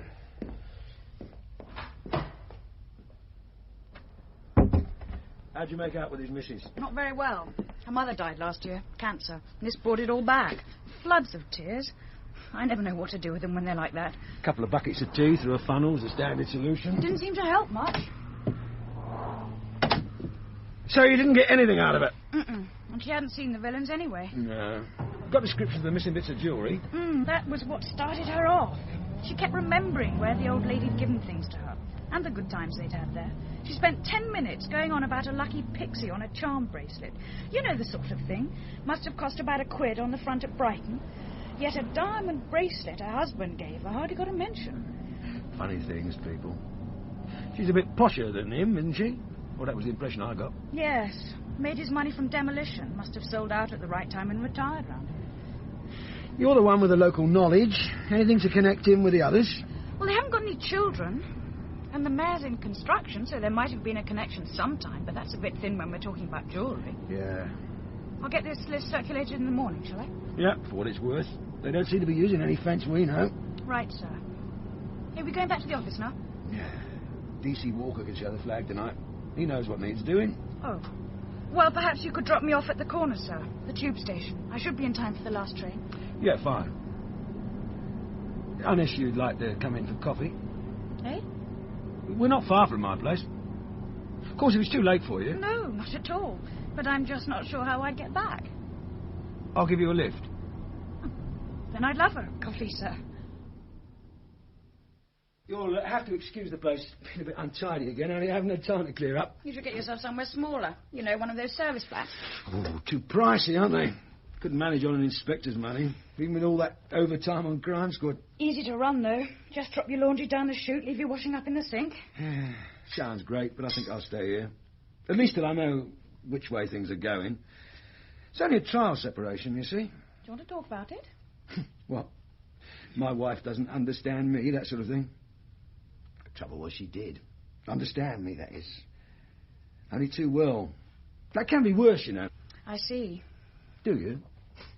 I'd have thought you were a bit young to have gone through all that. Oh, look, don't patronise me. I don't have to put up with that. We're not on duty now. Are you saying I'm patronising when we are on duty? If you're a woman police officer, you get used to it. Oh, you're not going to start raising a woman's lib banner, are you? And why not? When whatever exalted rank we reach doesn't raise us off our backs, in the imagination of the average policeman. We can only have one ability, which is of any interest, and if you don't seem inclined towards that, you're written off as a lesbian. It's not that bad. No? I mean, you don't think I asked you here just because... No, it's not unknown. I felt like some company tonight. Like you said, this place is too big for me on my own. I get lonely, I suppose. Aww. It's all right. I'm not looking for sympathy. But after you've been married 14 years, you're bound to notice a difference. Like your socks aren't washed and your meals aren't made. No, it's not that. I can always buy a new pair. There's a good Chinese takeaway on the bridge. Well, I got in about 11 last night, put on the late night horror. Somehow it's only half the fun when you've got no one to pull it to pieces with. Do you mean that thing where the boy came roaring out of his grave on a motorcycle? That's the one. Terrible, wasn't it? I watched it on my own, and it didn't spoil it. I fell off my chair laughing. Maybe it's an attitude of mine, then. Yeah. You've got to stop thinking of women as just an extension of you. To laugh at your jokes and sympathise when you moan. Well, how should I think of them? Do you reckon I'm a hopeless case? Or can you still teach me? Shall I make you some breakfast, sir? You can't keep calling me sir. Not here, anyway. Oh, I see. It's darling between the sheets and sir or Mr. Vogel in the office, eh? I'm getting too old to cope with this sort of thing. Well, you realise in your male chauvinist pig way you've never even told me your first name. Oh, it's Jimmy. Do you want any breakfast, Jimmy? I do know where everything is. Just coffee. Well, I hope you won't mind if I make myself something. I'm starving. I think there's a frozen pizza in the fridge. Would that suit? Got any cornflakes I can put on it? Hey? Forget it. That'll be fine. You didn't happen to notice where I left my razor? On the bookcase, and the box is by the loo. Oh, tar. Live with your parents, do you? Not anymore. Needed to be independent, I suppose. That's why you moved out. I didn't, they did. To the cemetery. Died within a few weeks of each other. Oh, sorry. It's all right. Happens to us all in the end. So you're all on your own? Not quite. My sister shares with me. She'll be worried about you not coming home last night. I doubt it. She's in Delhi. Jet setter? Air hostess. How long have you had this pizza? Dunno. I never eat them. Mo got it in for Tina. That's my daughter. Sell by December 78. Don't think I'll risk it. You're probably right. Shove it in the bin. God, when was this last emptied? I forgot to put it out last week. Is that how you usually carry on? Hey? Flowing hair all over the table? God, it's no wonder your wife couldn't stick you. Need taking in hand, do I? I'd say you were a hopeless case. Who the hell's that? Oh, don't worry. I'll do something tactful, like hiding under the sofa or climbing up the chimney. Probably the milkman. Can't remember when I last paid in.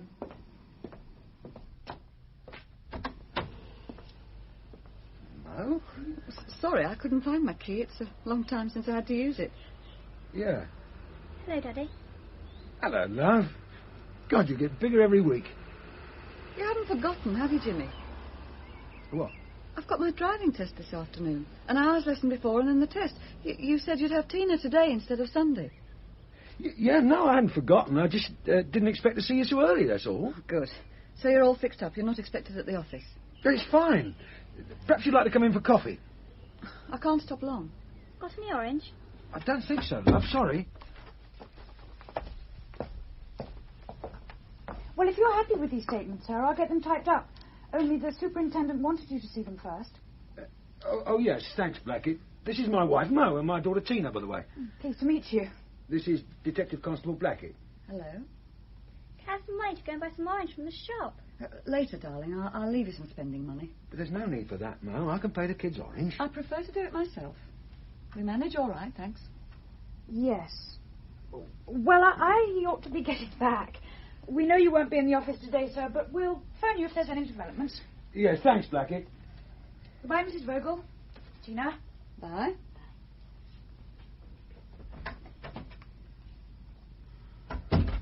Pretty girl? Yeah, I suppose she is. Don't tell me you hadn't noticed. She's very good at her job. I'm glad to hear it. The coffee won't be long. Kettle's on, anyway. I don't think I'll bother after all, thanks, Jimmy. I've not got much time, and I'd like to get some shopping before the lesson. Oh. Well, perhaps you'll have a cup with me, Tina. I don't like coffee. I want orange. We'll go and get one later. I really insist on paying. OK. I'll leave you to it then. Mind you behave yourself, Tina. I'll pick you up after lunch. OK, Mum. Good luck with the test. Oh, yeah, good luck. Thanks. See you later, Jimmy. Bye.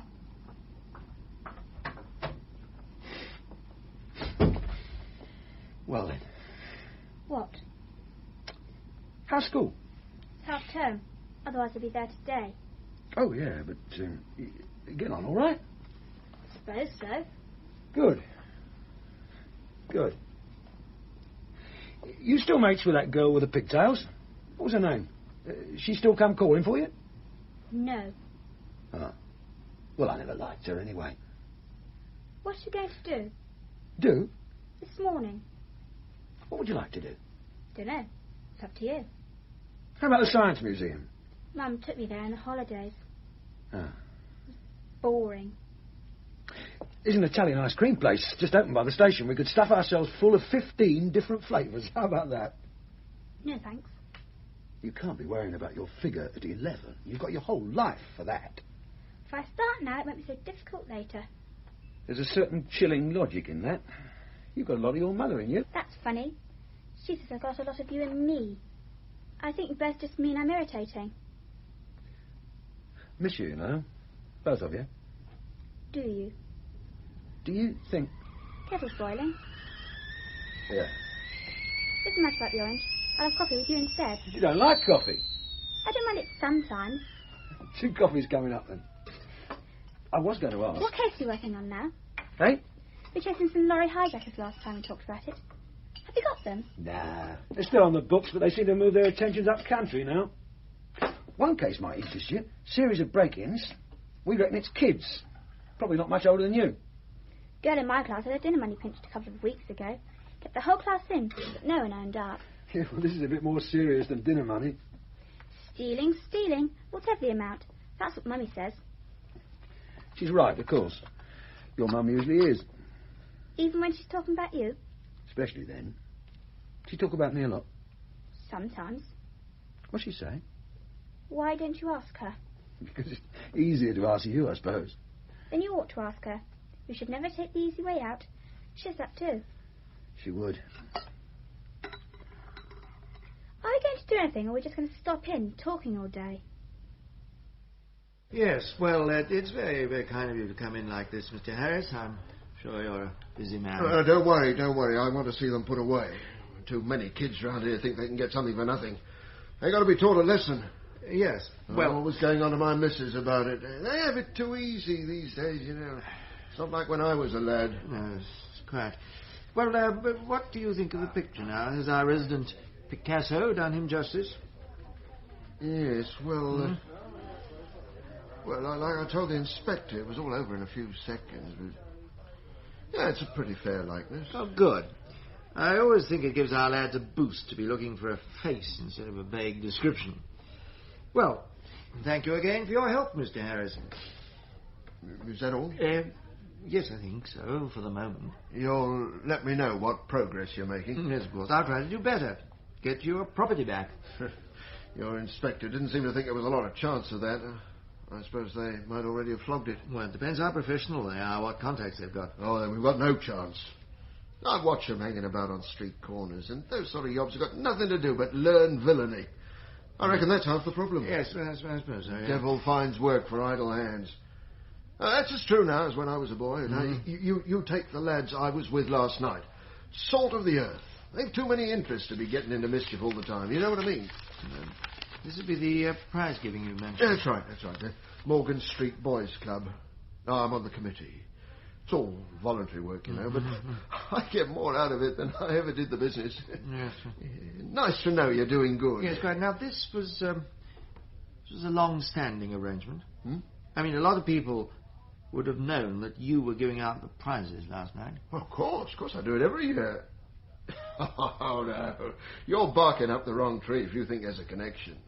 Now, those lads respect me. They'd never turn my place over. Maybe. But it only needs one boy to boast about the prize he's getting, and his mates could work out that your place is left empty for the evening. Yes, Jimmy, I looked in at the office, but you weren't there. No. Wanted to see what progress you'd been making. Yeah, well, it was Mo's driving test. Oh, yeah? I said I'd look after Tina. I've put in 50 hours already this week, Yes, sir. I'm sure you have, Jimmy. There's no need to be so touchy. Sorry, sir. How'd it go? Hey? The test. Oh, she passed. Good. Do give her my congratulations when you see her. Yes, sir. Thank you, sir. Anyway, I'm sure you'll be pleased to know that I've not been idle in your absence. In fact, I seem to have solved your case for you. Pardon, sir? Now, you arranged for Mr. Harris to come in and see a police artist do a picture of his visitor. Yes, sir. Just routine. I didn't think I needed to be there. Quite. But as I was there, I got chatting to him, and he mentioned the Morgan Street Boys Club. Well, I pricked up my ears straight away. I was aware of his connection with the club, sir. It's in my report. Indeed it is, Inspector. What you do not seem to have been aware of is that it is the link you've been looking for. I made a few phone calls this morning, and it didn't take long for a pattern to emerge. Now, as you already noted, most of our victims have teenage sons. All but two of them are members of the club. Of the others, one has mates there. The girl's boyfriend is a member, and we can even cover Tony Sutton. I'd have thought he was a bit upmarket for Morgan Street. Yes, quite, but they've got a very well-equipped weight-training room, which he uses in the holidays. He's a school boxing champion, remember. Maybe it was him hit Mr. Harris, then. Well, apart from the fact he's a foot too tall, it might have been. No, I think Tony's trouble is his mouth, not his fists. A careless word when he's doing his bench press and the mare gets turned over the next night. It all fits. Like a jigsaw puzzle. And nothing political. Well, I don't suppose it'll take you long to tie up the loose ends. Now go through the membership. There's a couple of rotten apples in there somewhere. One or both with criminal connections, and neither of whom turned up for the prize giving. How big's the membership? Oh, just over 800. Be a doddle then, wouldn't it? Well, if you could get things sewn up for the weekend, I'd be grateful. We need you back. We're snowed under at the moment. I'll do my best, sir. Sure, go. Now, delegate as much as you can. Especially the legwork. That's what the DCs are for. And don't let them take advantage of you. Keep your distance. I know how to handle DC, sir. I was one myself long enough. Now, you're very sensitive today, Jimmy. I thought you'd be grateful for my help and advice. Well, never mind. I'll see you at the weekend, I hope.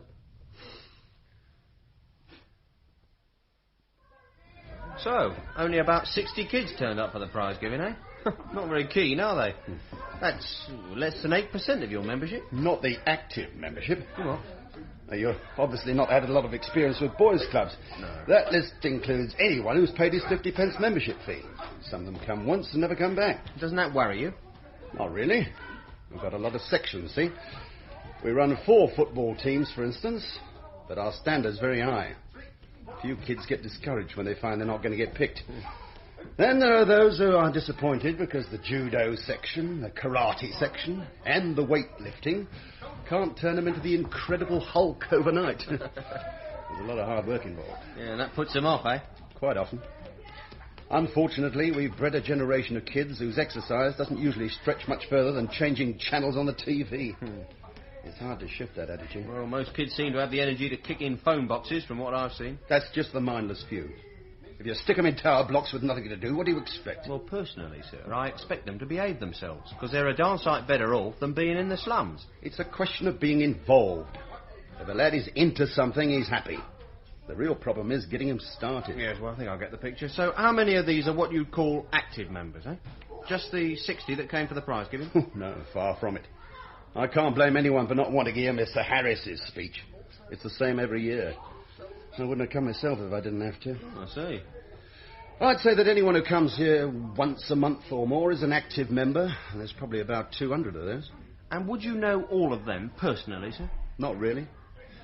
Only the ones who do table tennis, rock climbing or judo. Those are my specialisations, you see. But of those you do know, are you aware of any with criminal connections? Been in bother or got older brothers or fathers who have? No, I'm not, and I wouldn't want to be. I trust my lads, and they trust me. And I don't intend to let this investigation spoil that. Well, I must say, I find all this rather disturbing. I've always thought the club did an excellent job. Well, no one's suggesting anything different, sir. Really? From what you've said, it sounds like Fagin's kitchen. Not at all. We're just considering the possibility that our villains may have been acting on information overheard, chance remarks, at the club. We're probably talking about one boy from a membership of 800. Even the police force will be hard put to guarantee that percentage of rotten apples. Well, what do you think, Tony? Could you have let something slip? I don't know. Can't remember. Why don't you put bugging devices in the dumbbells, Superintendent? Look, it may seem pointless, but I want you to try and remember. Now, I don't know a great deal about weightlifting, but I don't imagine there's a lot of opportunity for small talk during a serious session. Is there anywhere else in the club where you come into contact with people? Canteen, maybe? They run their own coffee bar there. And you'd spend some time at this bar when you're at the club? Not through choice. And if that's where the information came from, the laugh would be on Dad. The coffee bar is run by the boys themselves. Oh, yes. Well, they all put in a bit of time there, cutting sandwiches, washing up, whatever they're asked to do. Mm-hmm. I was made aware of the fact that Tony wasn't pulling his weight. So I persuaded him to join in more. Rubbish. It was just inverted snobbery. Dad's got this thing about me mixing with all sorts. He unloads his hang-ups on me. Yes, well, the public school is still the best education available in this country, but I sometimes worry that it may give our children a rather one-dimensional view of humanity. That's why I encourage Tony to widen his circle of acquaintances. But you'd never catch him slumming it. Now, look, I don't think all this is entirely relevant. I just need to know whether you might have said something in the coffee bar or anywhere else that might have led to the break-in here. I should think it's very possible, and I intend to be even more indiscreet in future. They'll be queuing up outside. Not everyone finds your sort of humour amusing, Tony. Oh, that's all right, Mr. Sutton. I think I've got all the information I need now.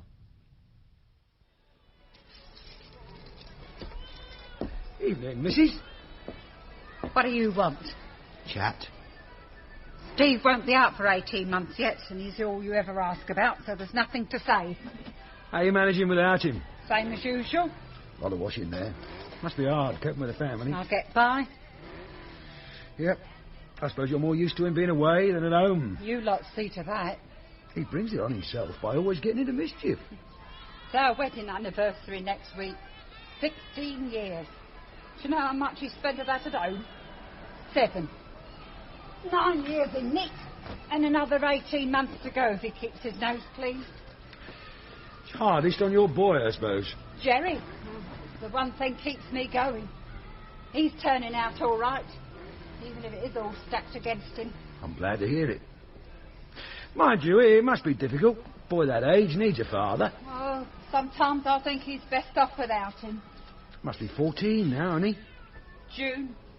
Another couple of years he'll be out, bringing you a wage in. He's doing that now. Paper round in the morning, Saturday at the greengrocer's. We couldn't manage without. Where is he tonight? Playing football, probably. No harm in that. Why all these questions about Jerry? Nothing to worry about, just routine. I've heard that before with his dad. Usually ends up with me not seeing him for 2 years. It's to do with the club he goes to, that's all. You seeing all the members? We may have to in time, yes. But not yet. So how come Jerry's top of the list? He's never been in any trouble. Never. You should see his school report. OK, he's not bright, but they all say he works harder than anybody. Look, no one's accusing him of anything, Mrs. The sins of the father, eh? Just tell him we'd like to talk to him. I'll call round again.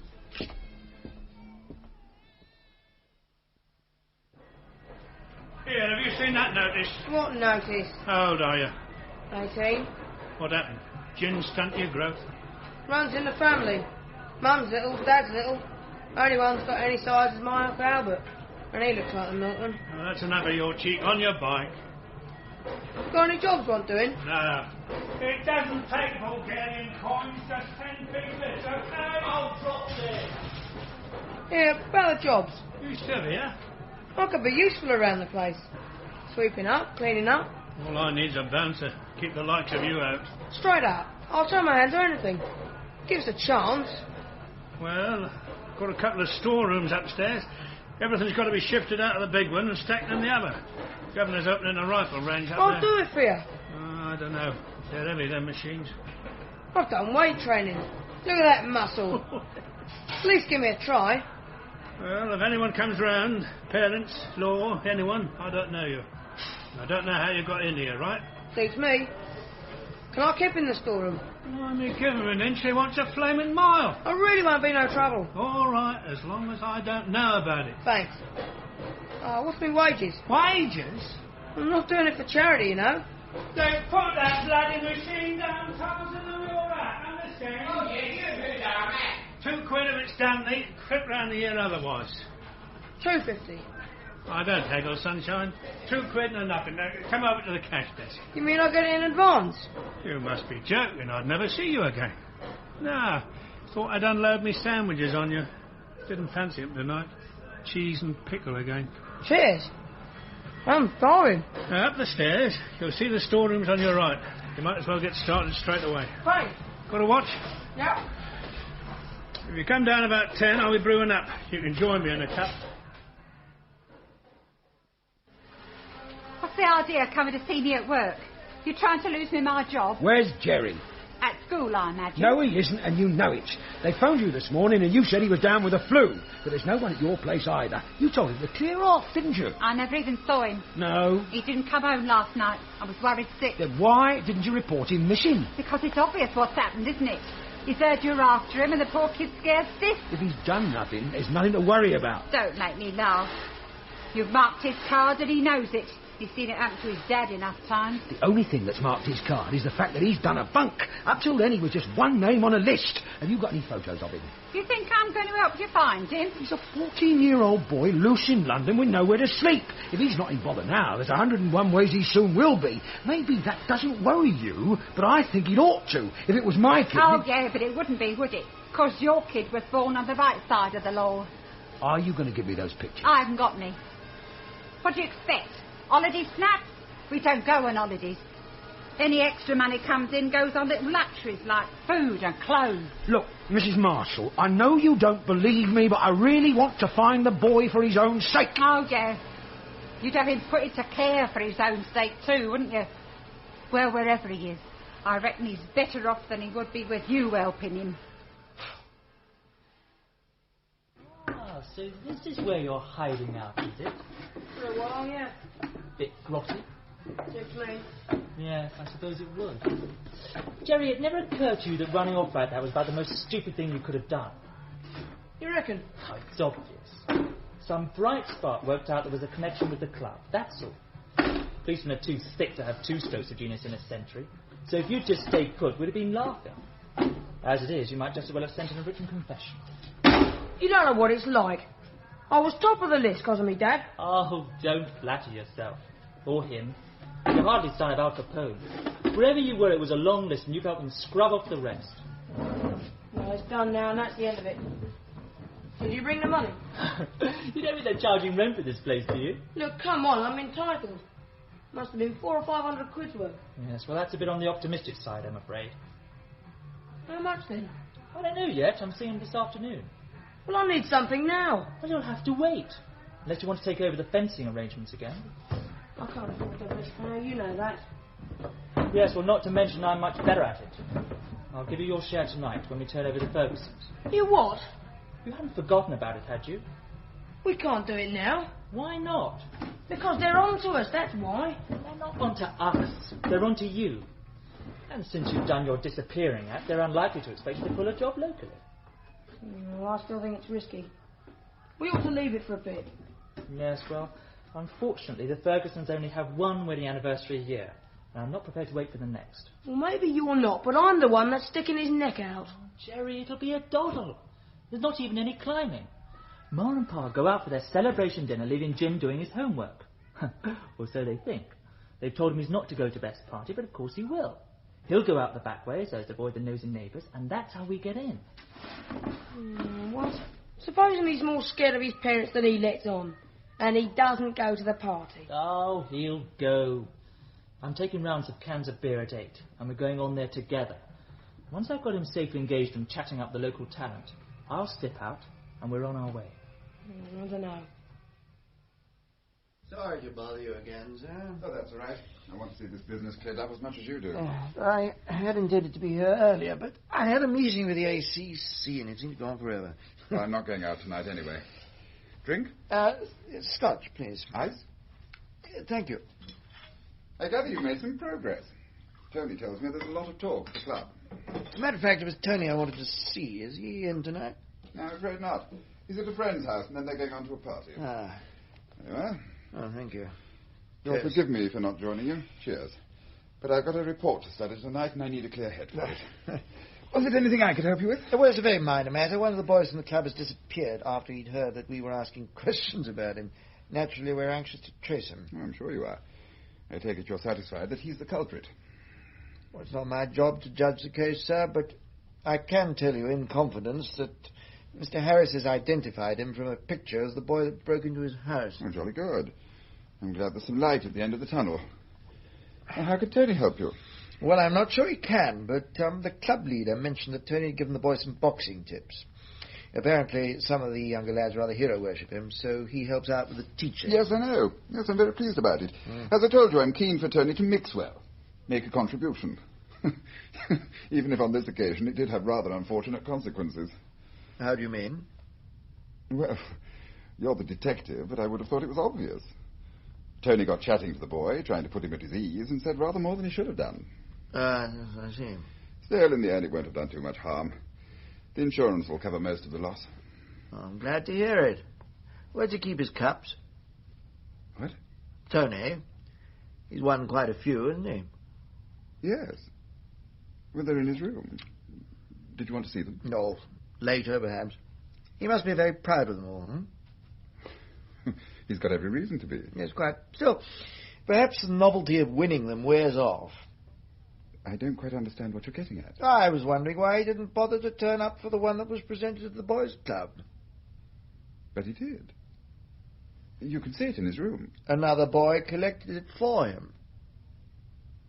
Didn't you know? He might have mentioned it. I don't remember. Well, never mind. Perhaps you'll ask him to give me a ring sometime. Help tidy up the loose ends. He'll be back in about half an hour, I should think. You'll pick him up before he gets inside, eh? I don't want nothing to do with it. Yeah, okay. Thanks for your help. How long's he been here? like I told the beat lad. He just arrived today. Told me he was looking for a job. Look, I'm grateful to you, and I'll mention that to the local Nick, so if you have any trouble, you'll start in credit. But I need to know his movements, what he's been up to since he opted. It's not for publication, so there'll be no harm done. He's been here 3 days. I liked him at first, but, well, I don't see why I should protect him now. What did he do to get up your nose? I came back last night with a stack of money. I know these kids. See enough in here every night. There's only one way they get that sort of bread. Hey? Peddling H. 14-year-old kid? I don't sound so surprised. You must see it all the time. There you are. Drug squad, ain't you? No, crime squad. What's he done then? Housebreaking. You wouldn't have told me if you'd known, would you? I don't suppose I would. It's the one thing that gets me, see? Oh, I've fished them out of the bogs when they've messed it. Old age pensioners of 14 and up. It's such a stupid bloody waste. Yeah. Oh, I know what you're thinking. What does he know about waste? Sweeping between the slot machines. He's never done anything with his life. Well, I have, see. Not as I'd care to tell you about, but maybe a damn sight better than finishing off your childhood with a dirty needle. Yeah. I'm glad the kid wasn't into all that anyway. You won't tell him it was me grassed on him? No, of course not. It might work out for the best for him, you know. Yeah, what? I mean, if someone can set him right now. Who do you think you are, Billy Graham? Just pull him in and worry about your crime figures like the rest of them. Back again? Yes, I'm sorry to call so late, but I'm afraid it is rather urgent. Well, surely you could have waited till the morning. I don't think so. You'd better come in, I suppose. Thank you. Now, what's it all about? Do you ever read this magazine, sir? Zeo? It's a scandal-mongering rag. Hardly my cup of tea. Well, I imagine we'll be seeing a lot more of this edition. It's the one that comes out tomorrow. A mate of mine, Spectre, let him have it. He was delighted. Always said it was political. I'm still not convinced. What are you talking about, Superintendent? The article on page 10, dealing with a time when you were at the Department of the Environment, under-the-counter deals.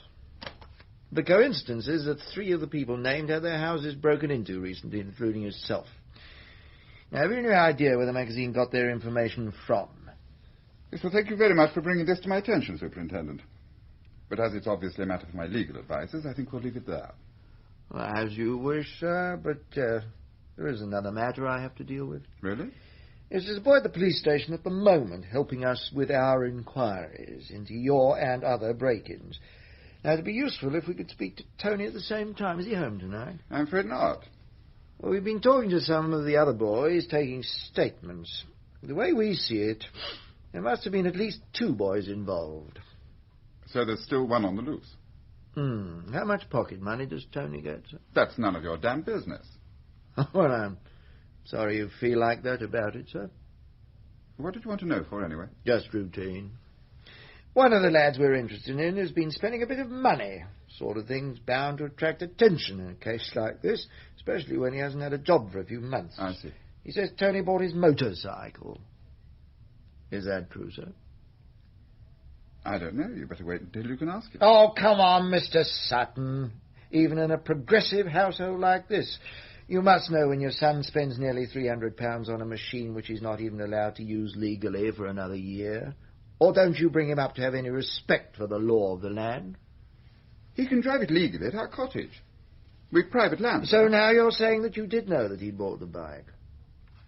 I'm not saying anything until I've taken legal advice. Yes, well, that's probably very wise, sir, especially in view of this magazine article. I take it that young Master Tony will have a similar attitude. If he ever returns, that is. It's never right, you know. Hey? The way you lot carry on. Just 'cause my old man's inside, you think you can forget about the rules. That's not true, Mrs. I've explained your rights to you. Everything's been kosher. Knock hell. Kid's tired, you can see that.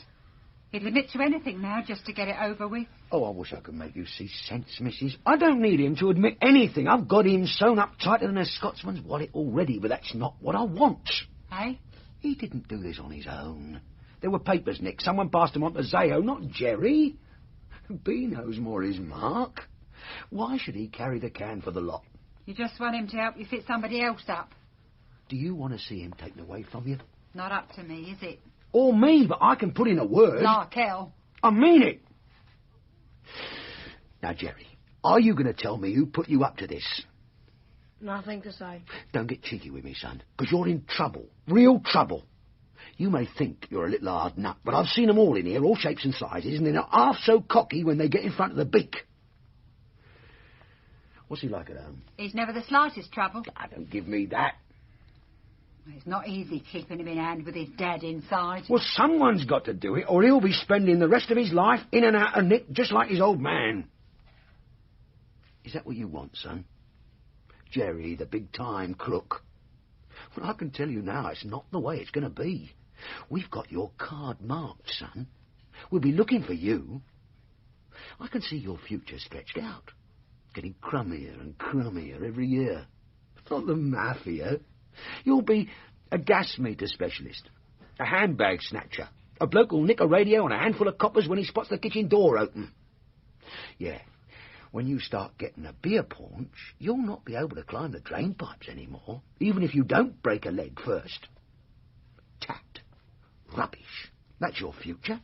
A few quid when you get away with it, and back in the nick again when you don't, and we collar you.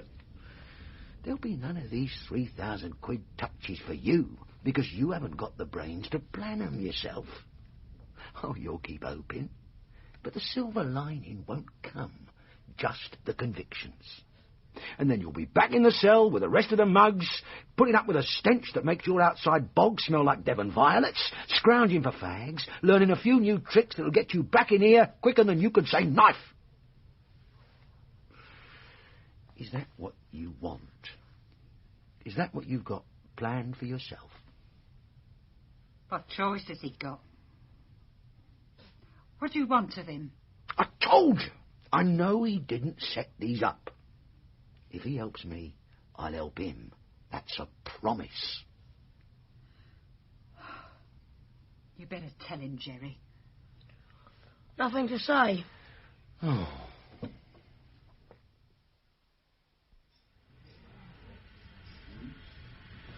Penny for him. Not much of a bargain, I'm afraid. Is it all right if I join you, sir? Pull up a chair. Don't usually see you in the canteen, sir. You usually eat in your office or the pub. I've had more hot dinners in police canteens than you've had hot dinners. Yes, sir. Oh, I wish they'd turn the eggs. I hate to see the yolks staring up at me.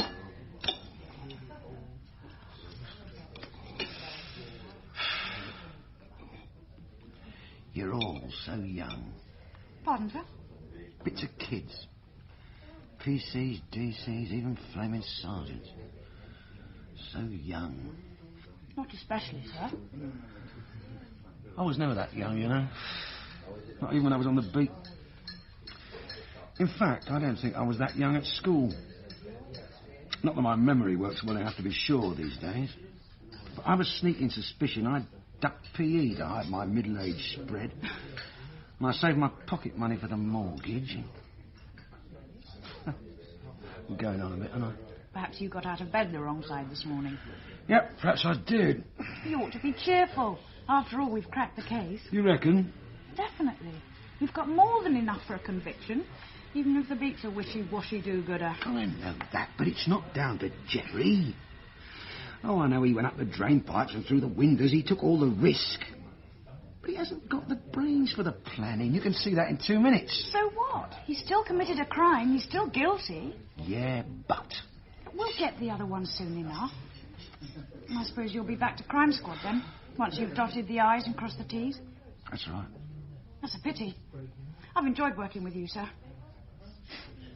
Thanks. Yeah, perhaps we'll get the chance to work together again sometime. Maybe. I'd like that. Mind you, I expect it'll be me calling you sir by then, the way you're going. And that wouldn't be quite the same, would it?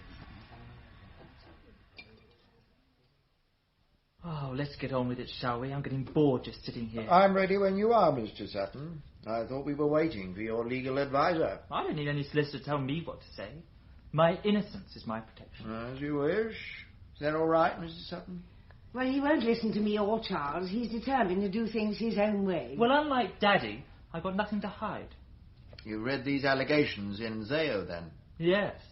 Ironic, isn't it, that someone who goes on so much about fair play and moral values should be involved in fixing contracts and under-the-counter deals? If it's true, yes. You seem almost pleased at his discomfort. Oh, do I? Now, you surely didn't ask Tony here to talk about my husband. No, not exactly.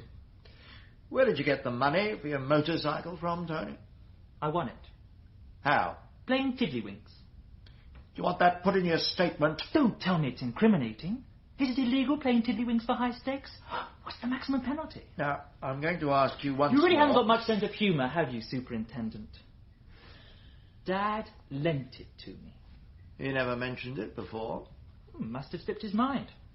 I'm sure he'll confirm it if you ask him. Will he? I wonder why. Funny thing, the memory. Isn't it? Now look, here's a list of dates, times, and a pencil. I want you to write down where you were on each of them. Oh, I'll do my best. I can't usually remember where I was 3 hours ago, let alone 3 months. Then start thinking, because it could prove to be important to you. I'll be back. After that, somebody will you?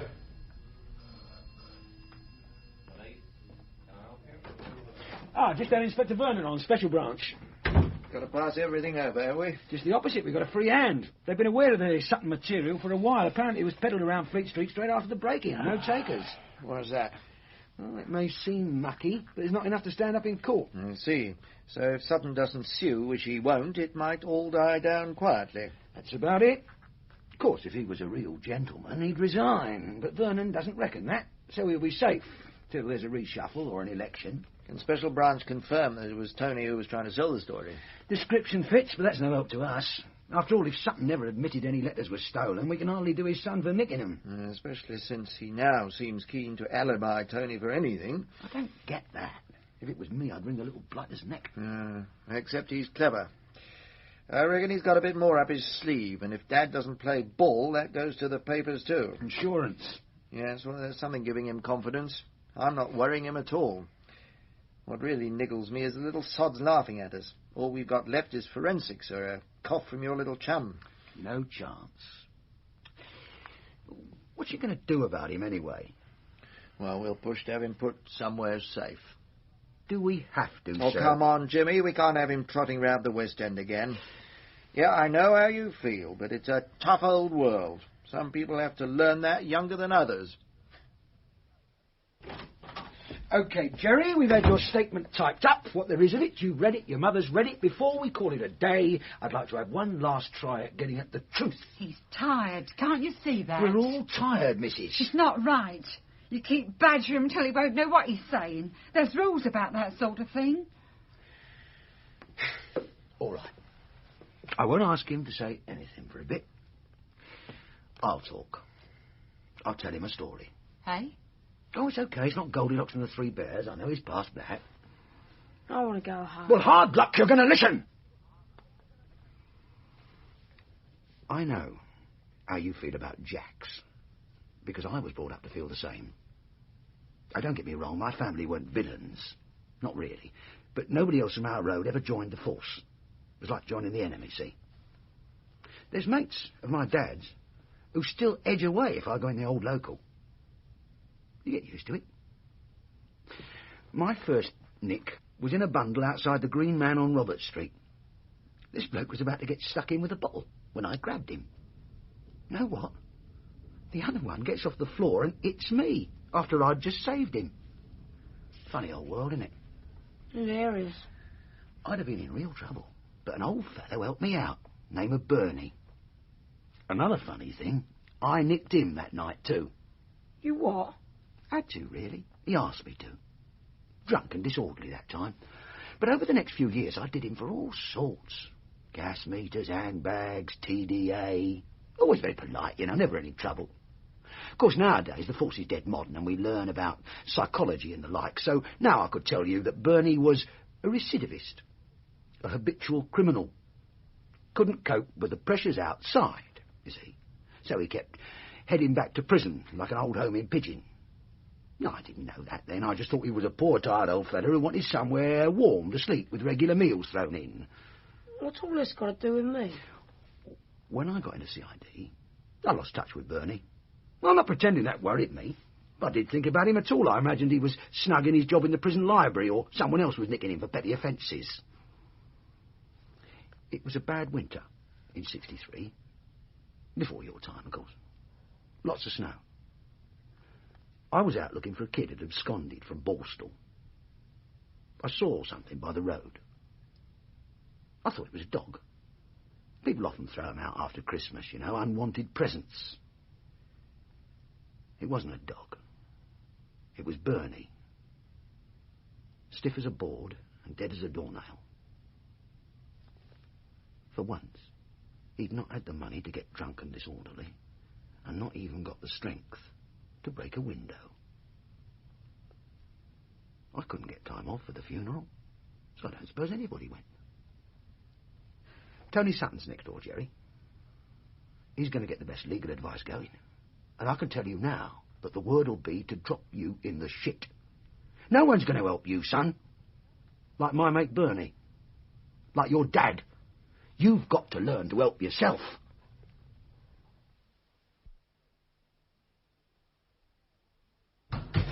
You wanted to see me, sir? Yes, Jimmy. Our hijacker friends seem to be moving south again. A couple of container loads of scotch just outside Wapping. Got one of the drivers in the local nick supposed to have been beaten up, but it smells fishy. Get down there, will you? Yes, sir. The soccer will be around to give you the gin. Right. Didn't Big Harry have something for you on it a little while back? Yeah, it was pretty vague. I didn't reckon it. Well, you know your snouts, but I'd have thought it was worth pushing. Why don't you pay him a visit tomorrow? I'm in court till the morning, sir. Well, so that shouldn't take too long. No, sir. Oh, by the way, we're only doing Tony Sutton for receiving. What? We'll get a guilty plea. I promised Jerry we'd be square with him. That's why he coughed. Well, you haven't broken your word. We're being quite fair.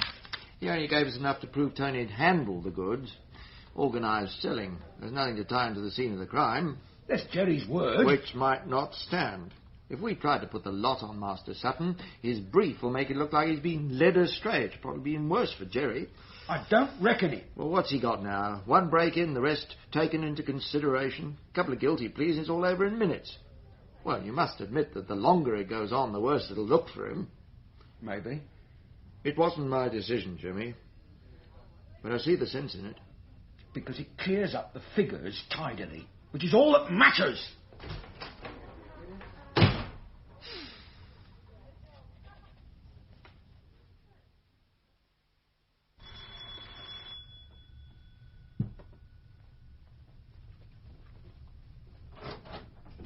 Jimmy?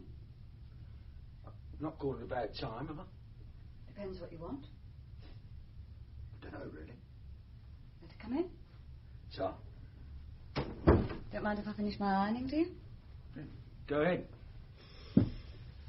Where's Tina? Violin lesson. Still doing that, is she? How's she getting on? Same as before. She doesn't do quite so much practice. Must be a relief. Why don't you make yourself useful and put them on the frame as I finish them? Yeah, okay.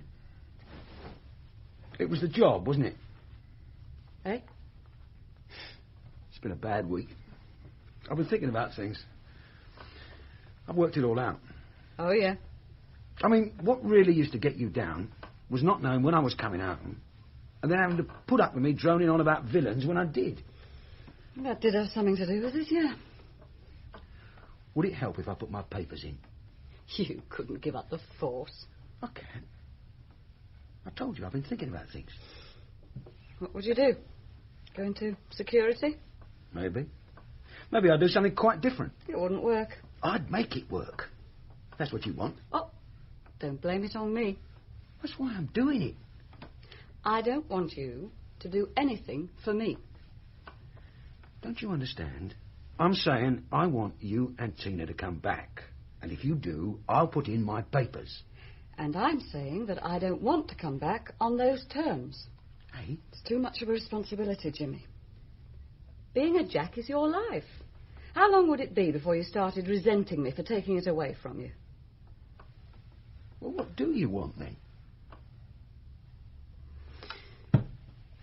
I want a little kindness. I want you to notice that I might have had a long day too.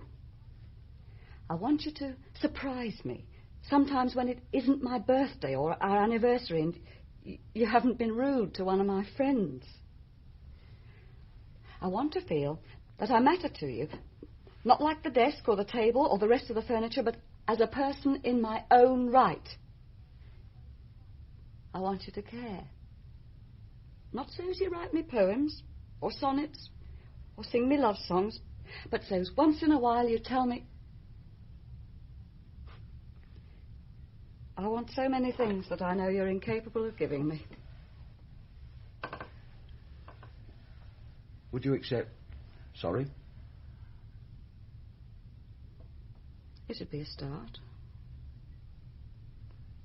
Sorry.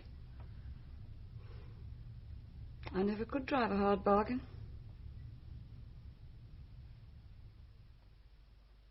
In Sins of the Father by Bill Lyons, the part of Superintendent Fraser was played by Nigel Hawthorne and Inspector Vogel by Douglas Livingstone. Diana Bishop played Mo and Tina Lyons, Tina. Joe Blackett, Jenny Twigg. Dave Walker, Brian Carroll. Charles Sutton, Philip Voss. Mrs. Sutton, Petra Davis. Tony, Merlin Ward. Jerry Marshall, Dominic Cox. Mrs. Marshall, Eva Stewart. The Gaffer, John Bott. Harris, Geoffrey Siegel. Walt, David Sinclair. Eric Roy, Fred Bryant. And the Mayor, Brian Haynes. The play was directed by Jane Morgan. Afternoon Theatre.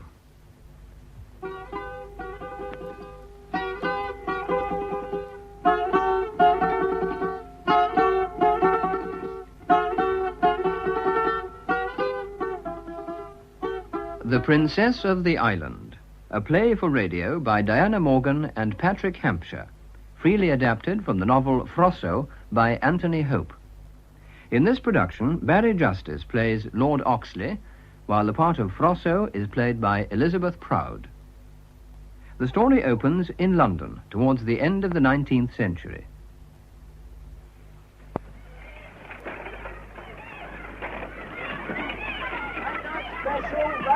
Special, horrible murder in the East End. Has the Ripper struck again? Late night special, read all about it. My lord? The Turkish Embassy, Truscott. Very good, my lord. Well, let me help you, Beatrice. Thank you, Charles.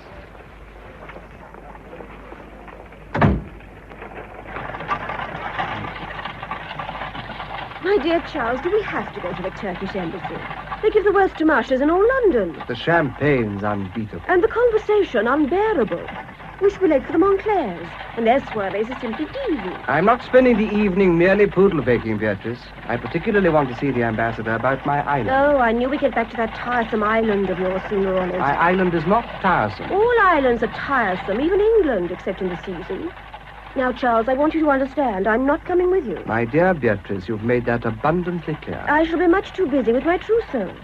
I can't have anything wider than the English Channel between me and Monsieur Worth at a time like this. Certainly not the whole of the Mediterranean and most of the Aegean. Charles, how could you have been so absurd? Buying an island you've never even seen. I've always wanted to own an island. It was my childhood dream. Charles, I hope you're not going to turn out to be eccentric. The money Uncle George left made it possible, and it cost far less than your emerald tiara. An emerald tiara was always my childhood dream. Touché. By the way, what's the idiotic place called? My island is called Neopali. Neopali? Oh, Charles.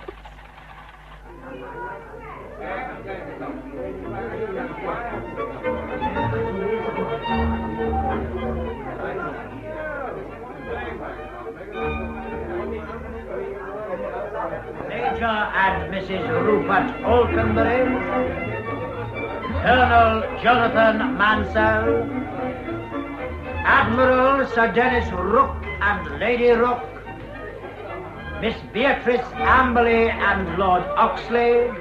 Dear Miss Amberley, more ravishing than ever. Thank You're a lucky man, Oxley. I am indeed, Your Excellency. You are also the new owner of Neopalia. The matter came to my official notice. I'm most obliged for your government's ready consent to the transfer. Oh, it's nothing to us. In fact, the tribute we receive from the islanders, such as it is, should be safer. You have an excellent reputation, Oxley. But don't you think it rather absurd, Your Excellency, for Charles to buy a Greek island? The last would-be purchaser of the island, a Baron d'Ezenville, was killed most unpleasantly. But that was 200 years ago. The Earl and Countess of Clanroydon. Ah, my dear Lady Clanroydon, more ravishing than ever. So kind. You're a lucky man, Clanroydon. What did I tell you about the champagne, Beatrice? Who's that dark and rather deevy man over there? He keeps staring at you, Charles. At me? With you standing beside me? Yes. Odd, isn't it? Look, the ambassador's beckoning him over. He really is far too handsome for a foreigner. Ah, my dear Constantine. I wanted a word with you. Lord Oxley is here. I am aware of that, Your Excellency. I'm perfectly certain there will be no trouble, but I gather the islanders are none too pleased at your father selling Neopalia. Indeed. I am seldom there, Your Excellency. Neopalia's loss is Monte Carlo's gain. You are too kind. Muraki Pasha and Madame Muraki. Ah, dear Madame Muraki, you look more ravishing than ever. A Parisienne of Parisienne. You are always a flatterer, Your Excellency. And you a fascinator. You're a lucky man, Muraki Pasha. I have been for nearly 17 years, Your Excellency. Our eldest son is already at the military academy. You and Monsieur Stephanopoulos know each other, of course. Of course, of course. Muraki Pasha, after all, is the gentleman appointed by your government as governor of our island. Lord Oxley's island. Constantine, my dear fellow, pray take Madame Muraki into the supper. Some really excellent dolmas, Madame. The vine leaves direct from my gardens on the Bosphorus. And, of course, that soupçon of mint in the stuffing. Oh. Madame? Enchanté. Tell me, Monsieur Stephanopoulos, it is true that your father thought Neopalia. A brief Well, word, Madame, Muraki Pasha. Your Excellency, I gather that our young friend is extremely angry that his father has sold Neopalia. Constantine Stephanopoulos should have realized that even a rich man may cease to be a rich man if his son plays roulette. You do not gamble. Not with a little ball and colored numbers, Your Excellency. I think a visit to Neopalia in the near future might be advisable. Indeed. Is that charming little Stephanopoulos' niece still in residence? Efrosini, do you mean? Of course. The princess of the island, as the local people so quaintly term her. I imagine she is there. She rarely leaves the place, I'm told. A pretty child. Yes, Your Excellency, a visit might be advisable. Neopalia can be very charming in the spring. Captain and the Honorable Mrs. Plato. Ah, dear Mrs. Playdell, more ravishing than ever. You are a lucky man, Playdell. Surely we can leave now, Charles. I'll see you to your carriage. Why don't you go into the Montclairs? My dear, I've arranged to give my cousin young Dennis Swinton supper at the Optimum. He's just passed out of Osborne, and this is a celebration. I consider the Optimum a very vulgar place. I agree, my dear, but I hear vulgarity is back in fashion. Now, if we make our adieu.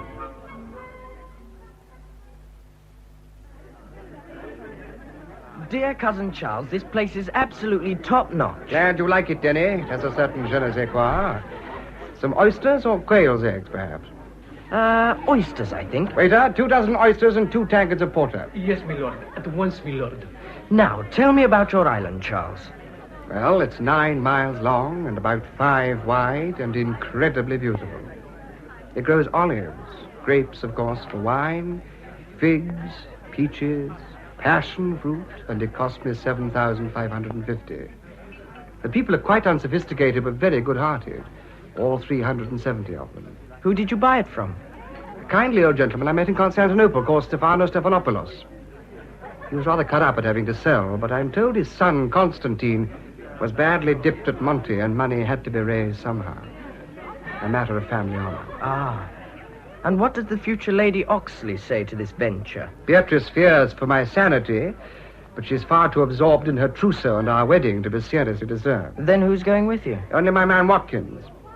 I must bring him along because he always knows where everything is. Can you speak the lingo? You forget I was third secretary in Athens for 2 years. Oh, yes, of course. When do we leave? We? My dear Charles, you don't suppose I'd let you go without me? How do you propose to get to whatever it's called? I've arranged to buy a small yacht. I shall pick it up at Rhodes. And that's precisely where I come in. Oh, how? After all, I am a sailor. Not another word, Cousin Charles. It's settled. Your oyster, my lord. A gentleman left this letter for you. Oh, thank you. Excuse me, Denny.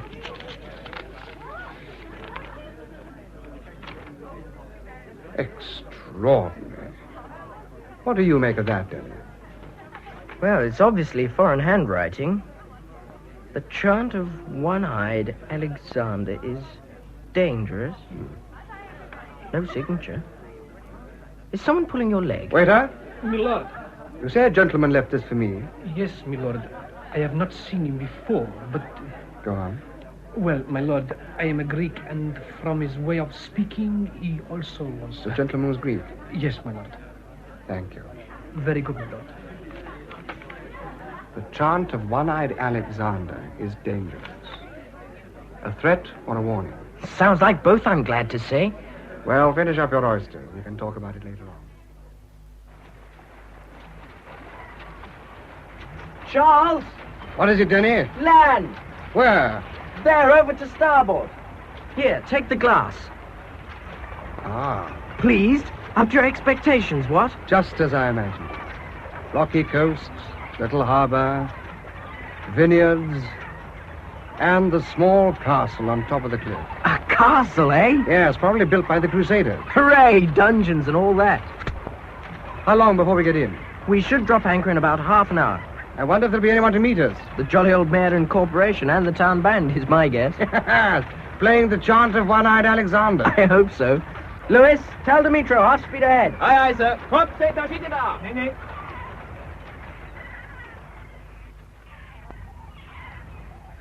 Anchor!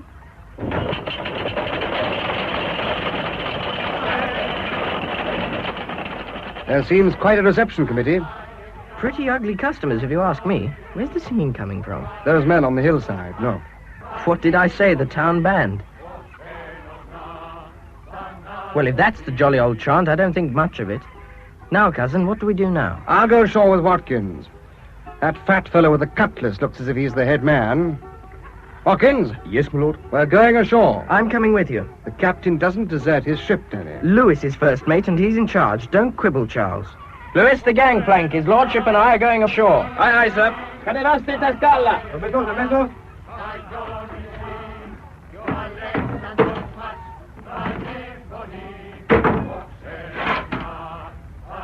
Careful of the gangway, Charles. Wouldn't do to slip. Wouldn't look the thing at all. Remind me to have a proper rail fixed instead of this flimsy bit of rope. Haven't you got your sea legs yet? Here, take hold of my arm. No, thank you. Well jumped. How does it feel to set both feet on your own property? Admirable. Now, here's the gentleman with the cutlass. Wouldn't care to meet him on a dark night. Kerto, είμαι ο Lordos Oxley. Και εγώ χαιρετώ, Lord Oxley. Είμαι ο Vlastos. I am Vlastos. I speak English. I am head of the Island Assembly. Oh, jolly good. Kyrie Vlasto, I cannot tell you how happy I am to be in Neopalia. Lord Oxley, I cannot tell you how unhappy I am that you are in Neopalia. I beg your pardon?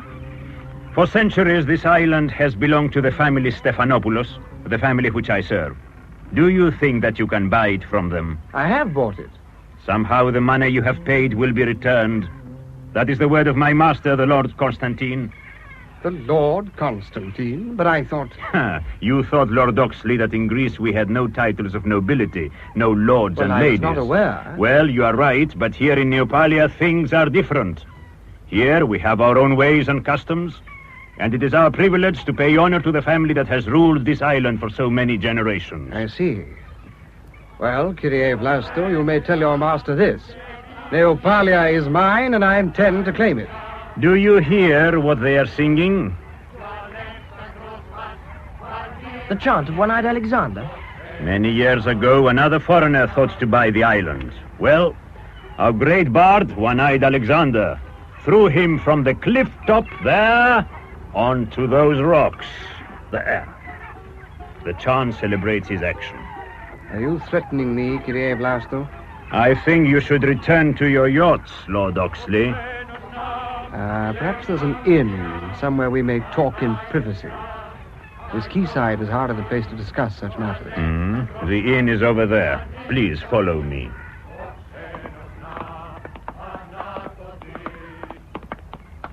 Quite a welcome, Charles. Wish I had brought my pistol. My lord? Yes, Watkin? I have your lordship's brace of pistols upon my person as an ex-soldier. Well done, Watkin. Good old Watkins. Matter of fact, I nipped round to Jermyn Street before we left London and brought a brace too. I've got them on me now. Good for you, Dennis. I'm glad I'm not musical. Those fellows give me the horrors. What are they singing? They say, death to those who steal the island, or words to that effect. Delightful.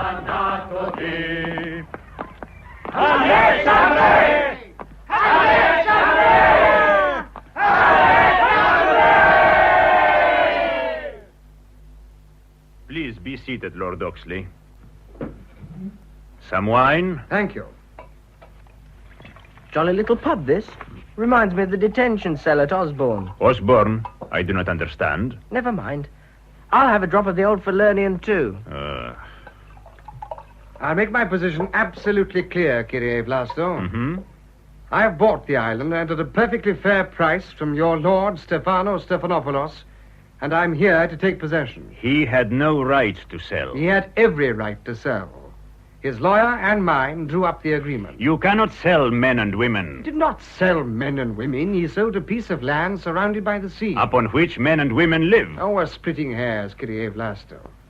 I've bought Neopalia, and that's that. The Lord Constantine said I must try to make you see reason. If not... Where is your Lord Constantine? At Monte Carlo? He's at the castle with the Lady Efrosini. The lady who? The Lady Efrosini, the Lady Frosso. Princess of the island, as we prefer to think of her here. Is she Constantine's sister? They are cousins. One day, we hope they will marry and rule the island together. Now, Lord Oxley, what answer am I to take to my lord? Why does he use an intermediary? Cannot he speak for himself? He is unwell. You mean he's blotter? Huh? Drunk. Now you're insulting, young man. Quite right. I am. When people say other people are unwell in that tone of voice, I put two and two together. Kyrie Blasto, pray escort me to the castle. I'll talk to your Lord Constantine. You will wait here. I'm afraid I must insist. You are 3 people. I have 100 men at my call. You cannot insist. That is correct, my lord. We're outnumbered. So was stout Horatius. I beg your pardon, sir? For how can man die better than facing fearful odds? For the ashes of his fathers and the temples of his god. Oh, yes, sir. Very appropriate. Yes, that reminds me of the campaign in the Sudan. Another time, Watkins. Very good, sir. Kyrie Blasto, will you bring your master here, then? That will be as the Lord Constantine wishes.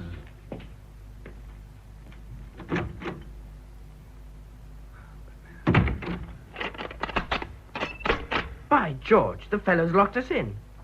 What the devil does he think he's up to now? What's the time, Watkins? My water stopped. 6:10, my lord. We've been here 2 hours. There must be some way out. Door locked and bolted, window barred, not a hope. What are you doing, Watkins? Reconnoitring, my lord. But it occurs to me, this being an inn... Go on. An inn must have cellars, my lord. Excuse me, Mr. Denny. Would you mind lifting your feet? Whatever for? I wish to remove the matting, sir. Yeah. I remember once, in a little skirmish up on the northwest frontier, we were locked up in a hill fort and, just as I thought. What is it? A trap door, sir. Just a minute. Here, I'll give you a hand. She's coming. That looks like a ramp. Yes, my lord. To roll the barrels down, I suppose. Presumably, my lord. Well, we'd better roll ourselves down. You go first, Charles. Pity we haven't a toboggan or a tea tray. It would make matters easier.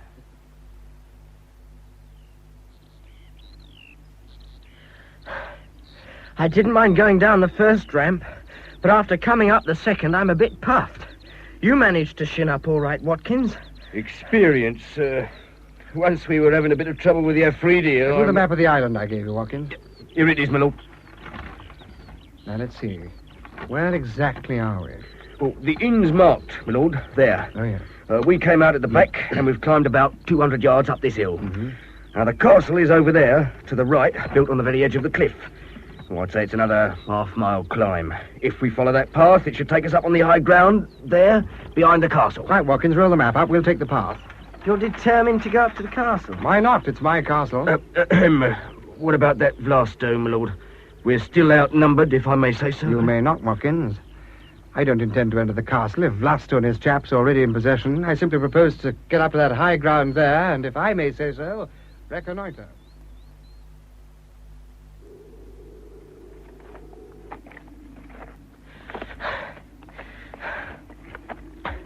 You're out of condition, my lad. I'd rather tackle the topgallants of a ship in a gale than this hill. Why, it's as steep as Ben Nevis. Give me the binoculars, Watkins. Here, my lord. Not much daylight left. I've a supply of matches, my lord. What we'll need are torches, not matches. I like my castle. As I thought, it's Crusader built, typical castellation. By Jove, a drawbridge and a portcullis, too.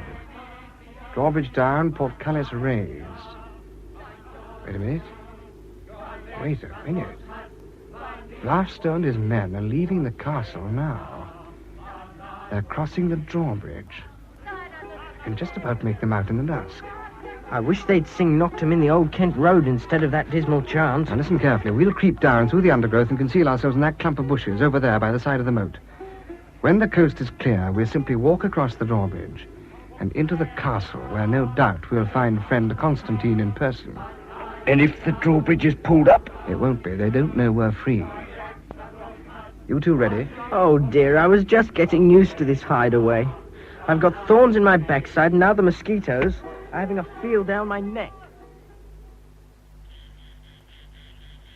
All clear. So far, so good. Now, just as I said, we walk across the drawbridge.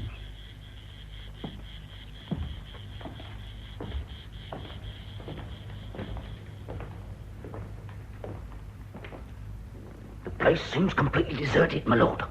Not even a blotto Constantine to greet us. No, Mr. Denny. Watkins, do you know how a drawbridge and portcullis operate? It's something to do with counterbalance, my lord. Surely they didn't have them on the northwest frontier. Matter of fact, Mr. Denny, the old Maharaja of Jaipur had a palace built in the manner of... All right, Watkins, you try and find out how the thing works. Mr. Denny and I will explore. Very good, my lord. What was Watkins' rank? Regimental Sergeant Major. I should have known.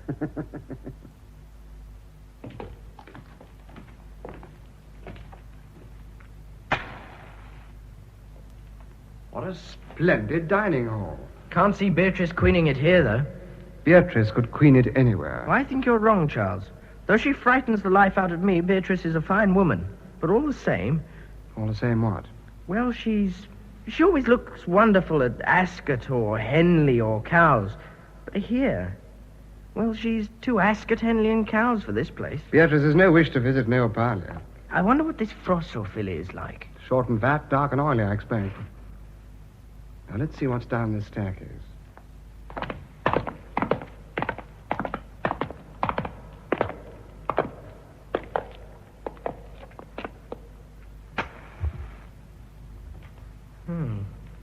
More cellars. I only hope there's something in them.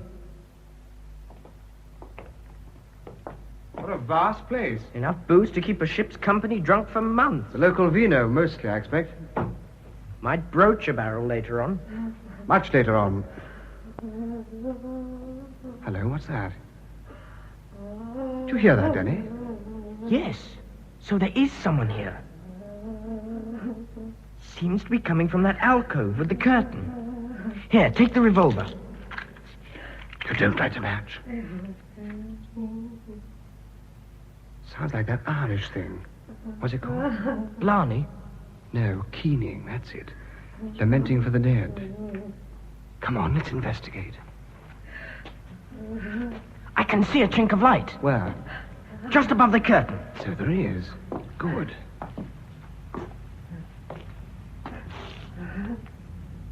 Right.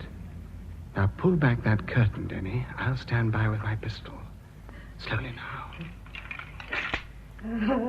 Look, lying there in the corner. It's old Stephanopoulos, Constantine's father. He seems to be hurt. Come on. Mr. Stephanopoulos, it's I, Oxley. Can I help you? Oxley? Lord Oxley? Yes. Have you had an accident? A mortal one, I fear. Rosa, be silent, my lord. There is not much time. Denny, get some brandy. Watkins has a flask with him. Right, no. It's too late, Lord Oxley. No brandy can save me. Sir. Lift me up. Here, give me a hand, Denny. Rosa, my poor love. Go back to your brothers in the village. Oh, They and your youths will take care of you. Are you sure you wouldn't like some more brandy, sir? No, Lord Oxley. I must tell you, my son, Constantinos, is a dangerous man. I dared to cross him. He was drunk. He flew into rage and struck me down.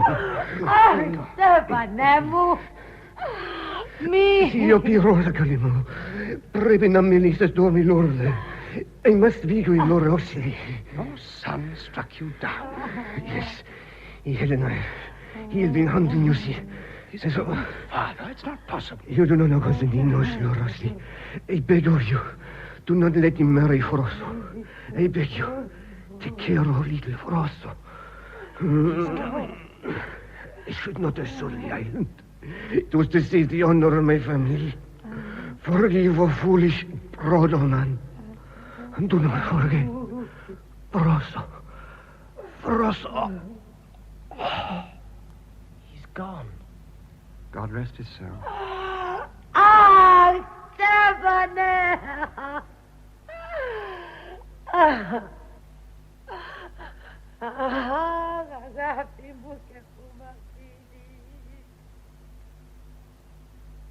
Pass the wine, Denny.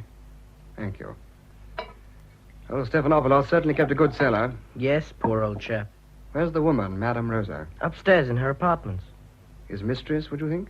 I imagine so. We'll have to smuggle her out of the castle somehow. We'll also have to bury the old man. Had you thought of that? Can't be left where he lies. No, I suppose not. Well, Watkins? I've been checking the commissariat, my lord. There are 3 cows in the inner bailey, some chickens, and a couple of goats. There's plenty of cheese, and a well of good water. Good. We shall need it all if we're to withstand a siege. I make this room our HQ. Good view of the drawbridge and the pass and the village. We'll take it in turns to mount guard. Have you ever been in a siege, Watkins? Oh, yes, sir. Up in Balpoor. Very ugly it was, until the 24th Foot came to relieve us. The South Wales borderers, you know. We used to call them the White Gurkhas. Get any cookery lessons? Very amusing, Mr. Denny. Did your rations hold out? No, my lord, but the rats did. Curried rat is quite palatable. I remember... Oh, no, you don't, Watkins. No, I don't, my lord. Oh, no, not already. Quick, the window, Watkins. Go the binoculars. Yes, my lord.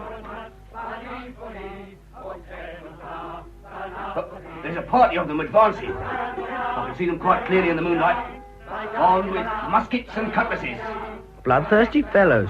Good thing you managed to raise the drawbridge, Watkins. A detachment of about 30, I'd say. Well, they're nearly up to the moat. They can't cross it. They can, my lord. They're carrying lights, gifts, and ropes. We'll have to do something to scare them off. Let's try a volley of shots over their heads. Over their heads? I said over, Denny. Pity we've only pistols. I beg your pardon, my lord, but I found a rack of old muzzle loaders in the passage. You did, by Jove. Yes, my lord, and ammunition. You should have been a field marshal, Watkins. Yes, Mr. Denny. In the passage, you said? Yes, Mr. Denny, just to the right as you go out. I'll have a decker. Well, Watkins? Oh, they've reached the moat now, my lord. Wonder how they knew we were here. Saw the light in the windows, I suppose. They seem to be having a parley. Is Vlasto there?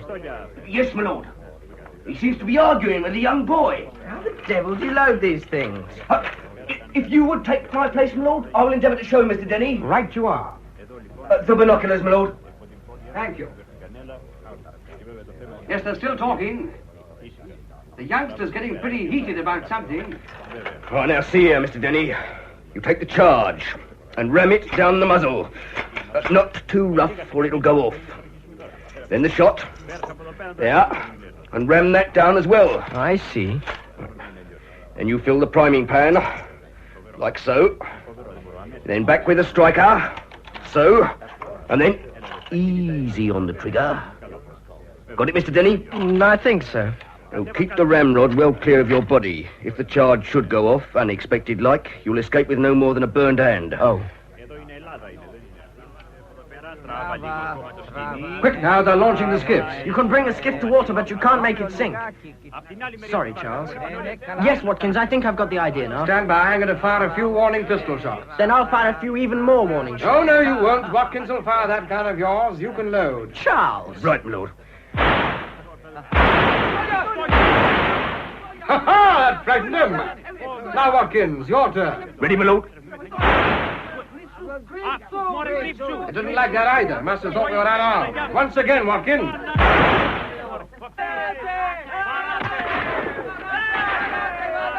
They can't get us, my lord. I remember at the siege of Kumasi. You couldn't have been at Kumasi, Watkins. My twin brother was, Mr. Denny. Two of you? They're moving off. Fire again, Watkins. They're routed, at least for the present. Good heavens. What is it, Charles? That boy lying in one of the boats. He's hurt. One of our shots must have winged him. The others can't have spotted him. They're making off downhill as fast as they can. Watkins. Yes, my lord. Get the drawbridge down, collect the lad. Yes, my lord. He might prove a very useful hostage in the present circumstances. Here he is, my lord. Excellent, Watkins. Lay him down on the table so we can take a look at him. Good-looking boy. Is he badly hurt? I don't think so, sir. A slight graze. Probably a ricochet. Medically speaking, my lord. Don't tell me you're a doctor, too. No, sir, but my brother used to assist the M.O. He passed me on a few tips. He's coming round. She's coming round, my lord. She? What the devil do you mean, Watkins? It's a young woman, my lord. A young woman? By Jove, I believe you're right. And a damn pretty one at that. Oh, where's our fair hostage this morning? Watkins has taken her upstairs to Madame Rosa. Silly girl, she might have been seriously hurt. I call it dashed sporting of her. Do you indeed? Odd name for a girl, Froso. Never heard it before. A diminutive of Ephrosyne, an old Greek name. Princess of the Island, didn't that chap Vlasto call her? She certainly looks like one. What a peach. Those eyes, aren't they beautiful? Black as your hat and those lips. A bit like Flossie Delamain, don't you think? Not in the least. Good old Flossie. She skimmed the cream off Bootle's salop, all right. I remember one evening You're as bad as Watkins with your eye remembers. One day Watkins will tell me he remembers Wellington at Waterloo. As I was saying, old Bootles... Yes, Watkins, what is it? The young lady will receive you in the anteroom, my lord. Is Madame Rosa still with her? No, my lord. I escorted her across the drawbridge some minutes ago. She said she would make her own way down to the village. Would you tell Miss Stephanopoulos that I'll be with her at once? We will be with her at once, Watkins. I will be with her. Oh. You, Denny, will mount guard till my return. Constantine and Vlasto aren't going to give up so easily. I wonder what Beatrice would say to your having a tete-a-tete with a 19-year-old peach. Beatrice is a sensible woman. And heaven preserve me from sensible women. But, my dear young lady, you will admit it was not a sensible thing to do. You have invaded my island. Your island? I am a Stephanopoulos. My people have owned this island from time immemorial. But I've bought your island. Do not quibble, Lord Oxley. Miss Frosso, about your uncle. Madame Rosa told me. I cannot speak of it. That Constantinos should do such a thing. He was drunk. My uncle wanted us to marry. Lord Oxley, have you buried him? Last night in the Outer Bailey. Oh. We fired a volley over the grave after I'd said all I could remember of the burial service. That was kind. Thank you. I'm sorry if my presence affronts you, but the island is legally mine. Legally, but not morally. Now it is you who are quibbling. What does Neopalia mean to you? A mere whim. You bought it without seeing it. You would not have bought a horse like that. For some reason, for some fancy, you wanted an island, and you have bought one that is not for sale. I have always dreamed of owning an island, and this one was for sale. The money I paid has settled your cousin's debts at Monte Carlo. The money will be refunded. I have jewels that I can sell, valuable jewels. Keep them, and I'll keep Neopalia. Never. We will never submit to the rule of a foreigner. A foreigner who will bring his friends here to laugh at us and our quaint customs. Customs such as dressing up as a boy and leading an attack on an Englishman's castle, which, as you know, is his home. We did not know you had arms. Fortunately for us, we had. Lord Oxley, Yes? you are in danger. You mean you have a revolver hidden somewhere on your person? Oh, you are laughing at me. I am. I intend to stay here. Your islanders will soon get tired. And I've left instructions with my yacht that if there were to be any trouble, to sail direct to Rhodes and inform the British consul. Your yacht has been scuttled and the crew imprisoned. No. We are not stupid, Lord Oxley. The Beatrice scuttled? It was necessary. My boat? When you return to England, you can buy another. They are easier to buy than an island. And how do you propose I get back to England? Swim? Once a month, the boats from Cyprus call here. If you allow me to return, why last night's show of force? We are a hot-blooded people. Miss Rosso, I'm going to be brutally frank with you. The island is mine. This castle is mine. You are in my custody. And so? We have provisions to withstand a siege. My man Watkins has experience of being besieged. You'll be free to come and go as you wish within the castle. But at night, I regret it'll be necessary to lock your apartments. You're smiling. An English poet says, "Stone walls do not a prison make, nor iron bars a cage." Where did you learn that? I had an English governess. She was very strict, but I grew to love her. She must be proud of her pupil. Now, Miss Rosso, since you and I find ourselves forced into each other's company, cannot we try to be friends? I cannot be friends with a thief. If I had not bought Neopalia, could we have been friends? Yes. Yes, I think so. You have a good face, and Yes. you smile with your eyes. Then let us pretend I am not the villain you imagine me to be. So you think my islanders will grow tired and accept you? I think so. Oh, yes, I think so. Lord Oxley, if we are going to be friends... But of course we are. Then as one friend to another... Thank you. I must warn you again. Your life is in danger. My cousin Constantinos... No need to tell me. I was with your uncle when he died. A man who could strike down his own father is capable of anything. But thank you for warning me. Oh, I wish it were not you who has taken my island. Why? Because I must hate you. And you can't? No, Perhaps if you tried very hard. not even if I tried very hard. But this is shocking. You're laughing with the villain who's deprived you of Neopalia. I feel rather that I am laughing with a friend.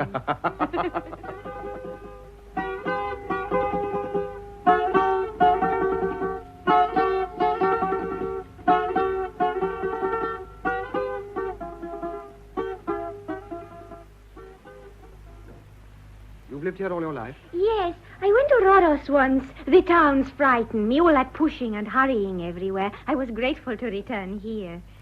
Where do you live, Lord Oxley? I have a house in Dorset called Greensleeves, a shooting lodge in the Scottish Highlands, and another house in Berkeley Square. You must be very rich. Well, comfortably off. And you wanted an island as well. Why not? You might own a red gown, perhaps, and a blue one. But nevertheless, if you set your heart on a yellow ensemble, nothing will satisfy you until... Yes, I see. Well, the unobtainable suddenly becomes obtainable. But it often becomes dust and ashes. When I was a child, I longed for an English doll. My governess sent for one. I do not know what I had imagined. But when it came, it had glass eyes, painted cheeks, and such a silly smile. Oh, the agony of disenchantment. But I'm not disenchanted with Neopalia yet. That may be so. But you have not been here long, my lord. Not my lord. Just Lord Oxley?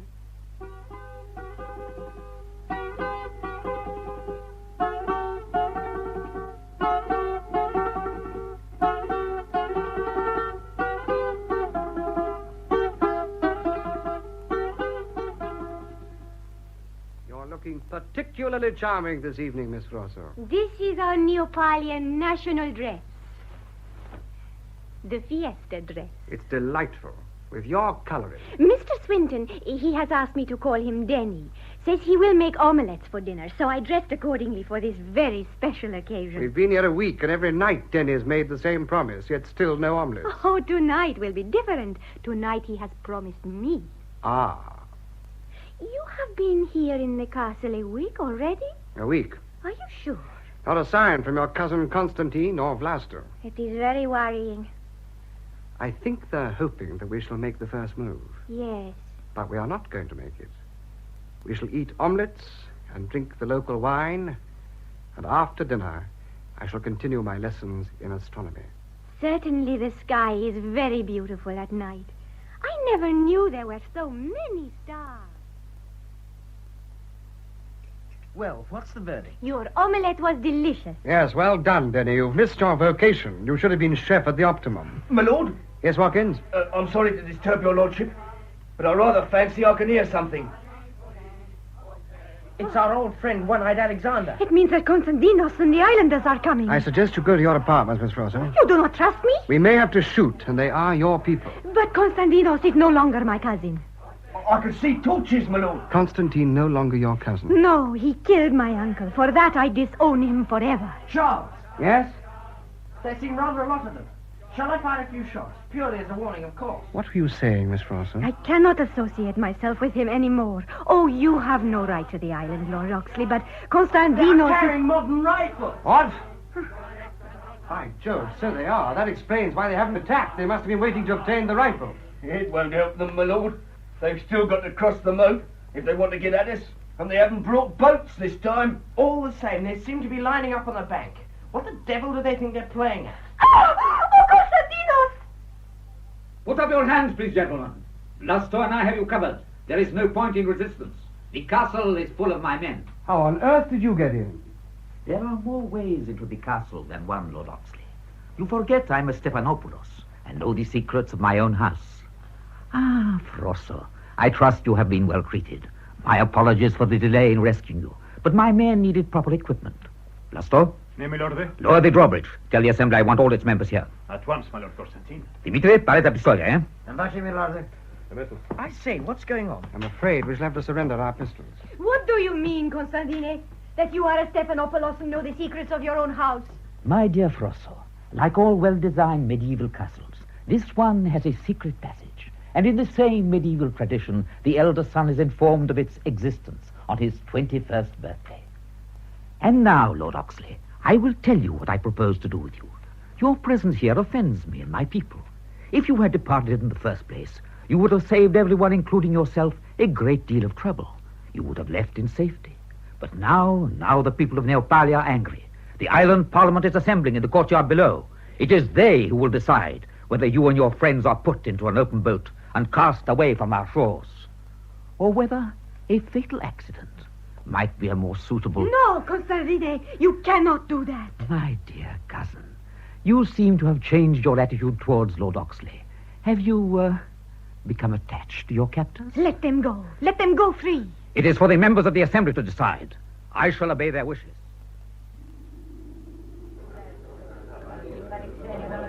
Είστε here! Κύριοι άρχοντες του τόπου, τι απόφαση βγάζετε για αυτόν τον άνθρωπο και τους φίλους του? Ματσάτον τον εκεί! Πρέπει να πετάρουν! Θάνατος! Constantino, μη βαραίνεις την ψυχή σου με καινούριο φωνικό. What's happening, Charles? They're asking for our death. What? Frosso has accused him of murdering his father. Good for her. But he's denied it and says that we killed him. The devil he does. Είστε here! Είστε here, Anderson, της Νεαπολίας! Lord Oxley, you speak our language, but your friends do not. I must therefore tell them the verdict of my people. They say that you have stolen our island, and furthermore that you murdered my father, Stephanopoulos. That is a lie. It was you, Constantine, who killed my uncle. You and you alone. We had no part in your father's death, Stephanopoulos. Enough. There is no point in trying to deny it. Nothing you or my cousin Frosso can say is of any use. You and your companions have been found guilty, And for this and other crimes against us, you shall all die. The executions will take place at dawn tomorrow. But this is monstrous. We're British subjects. How would you explain our deaths to our government? That will be easy. Merely tell them this. We are a simple people whose anger is quickly aroused. Furious at your murderous attack on a defenseless old man, our island passions boiled over. How ridiculous. There will be an exchange of telegrams between our governments. Perhaps a commission of inquiry will be appointed. But that will be all. You cannot do this, Constantine. How little you know me, Frost. I know you are even through and through. Sensible. What is this man to you, this Englishman? He is the man I have grown to love. Frost. When my people know this, they will not harm him. How romantic. You must have a way with the ladies, Lord Oxley. First, your beautiful fiancée, Miss Amberley, and now my cousin Frossel. What a pity that your amateur career must be cut short. The people will not touch him. When I convince them that so? it was... Conduct the Lady Frossel to her apartments. Yes, my Lord Constantine, allow. Take your filthy hands off her! Keep him covered, Dimitri. Quite a theatrical touch, Lord Oxley. Now the details for tomorrow. Our rough island justice has always favored throwing criminals over the cliff. No. But we must adopt more modern methods. Dimitri here is a crack shot. So if you prefer to be... What's the devil? The Navy's here. No, that's not one of our ships. It is the governor's gunboat. It is Muraki Pasha. If you kill them before he comes, Constantine, you will have to kill me too. And that you dare not do. You dare not.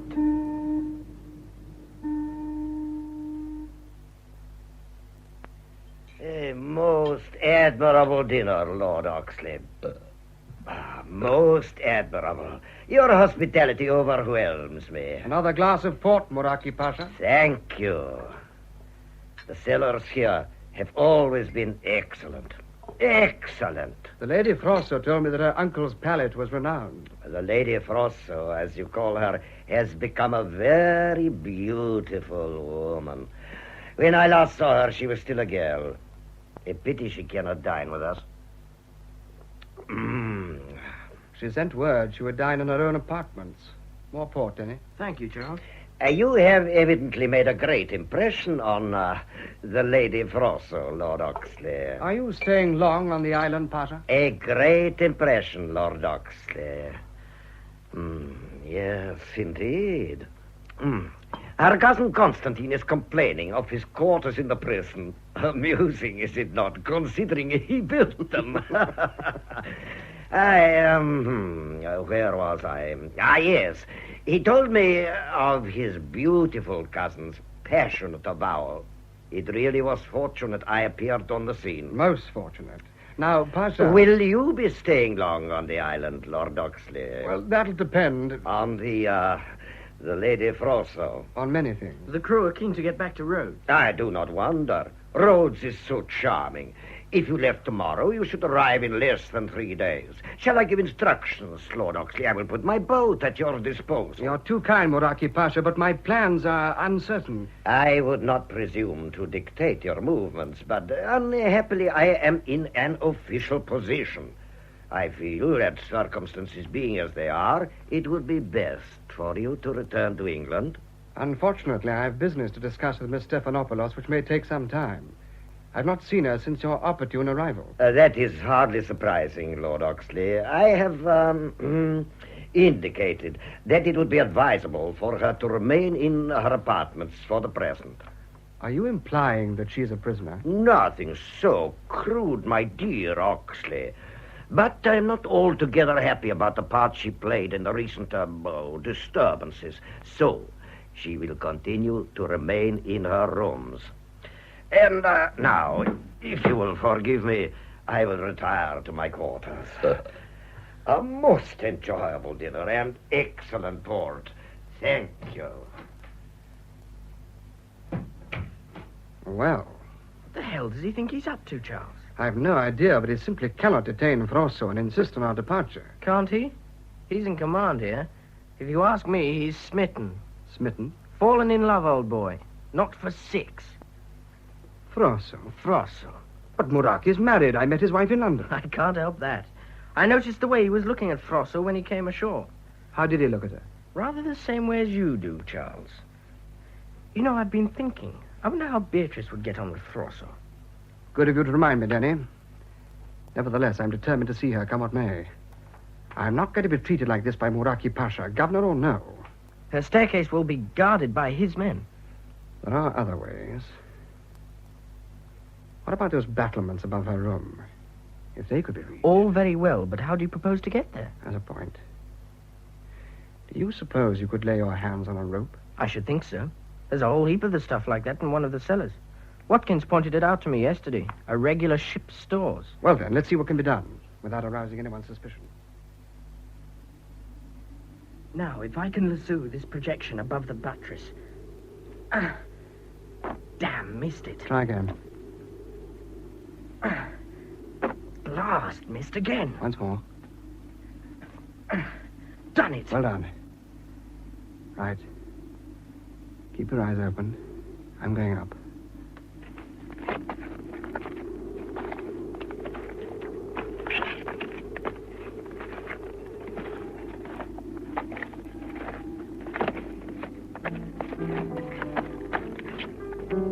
All right, Charles. Yep, I'm here. Stand by. Fancy free. I want an enchanted place. Why did you ever look at me? Oh, why did I see your face? I know you were never true. My poor heart has learned to let it not break, I pray.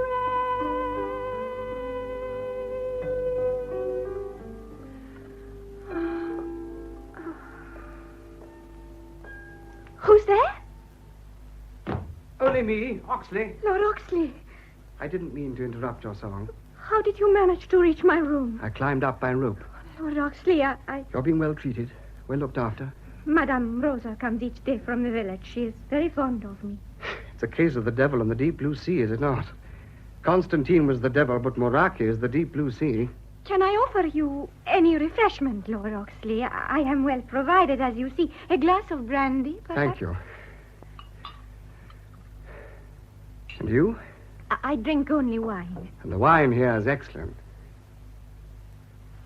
Denny and Watkins, they are well? Thank you, as well as can be expected.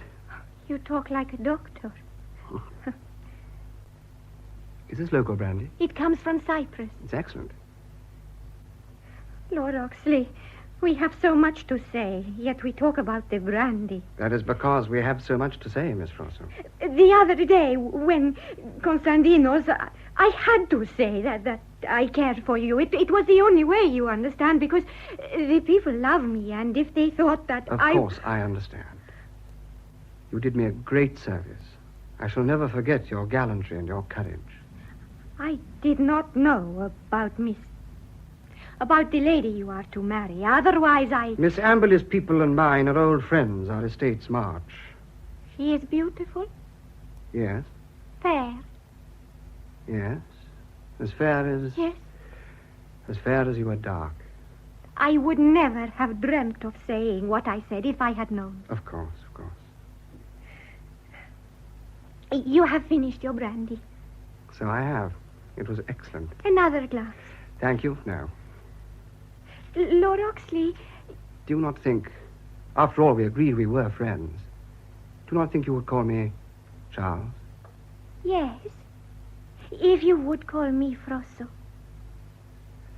I think I would like another glass of brandy. Frosso. Of course, Charles. Now to business. Muraki Pasha wishes me to leave the island. Oh. I told him I could not go without seeing you. He sought to prevent my seeing you. Why? I must tell you, Lord... Charles. Muraki Pasha wishes to marry me. But he already has a wife. Oh, he is a Muslim. He may have more than one. But you would never. Never. But he hopes that if he keeps me prisoner long enough... This is monstrous. We must get you away at once. But how? I am well guarded, and I am sure you could not smuggle me out. No doubt you are guarded, You're too. right. He has men posted on the drawbridge for our protection, so he says. There is another English saying, like the devil in the deep blue sea, something about the frying pan and the fire. Cousin Charles? What the devil? Denny. Watkins. Yes, my lord. Well, come in, for goodness sake. Whatever's the matter, Denny? We came up the road because it seems we're in a state of siege again. What? Miraki's men have raised the drawbridge and surrounded the castle. The frying pan into the fire. Oh, but now that you are here, may I offer you a drink? I say, Froso, I do like this room of yours. Oh, it has been the apartment of the Stephanopoulos ladies for many centuries. Those stone cats over the chimney piece. Jolly little creatures. You notice their eyes. They are blind. By Jove, so they are. Two cats, how do you call them in heraldry? Two cats regardant ghouls on a field of corn ore. Is that the family motto underneath? Yes, it means we always find a way. I sincerely hope so. Find a way. If only we could find a way, Charles. We will, my dear, never fear. That portrait over there. Alarming-looking fellow. Who is he? Oh, that is One-Eyed Alexander, our island bard. Oh, the one who wrote that charm? Yes. What exactly does it say? I once made a translation for my English governess. I'll sing it for you.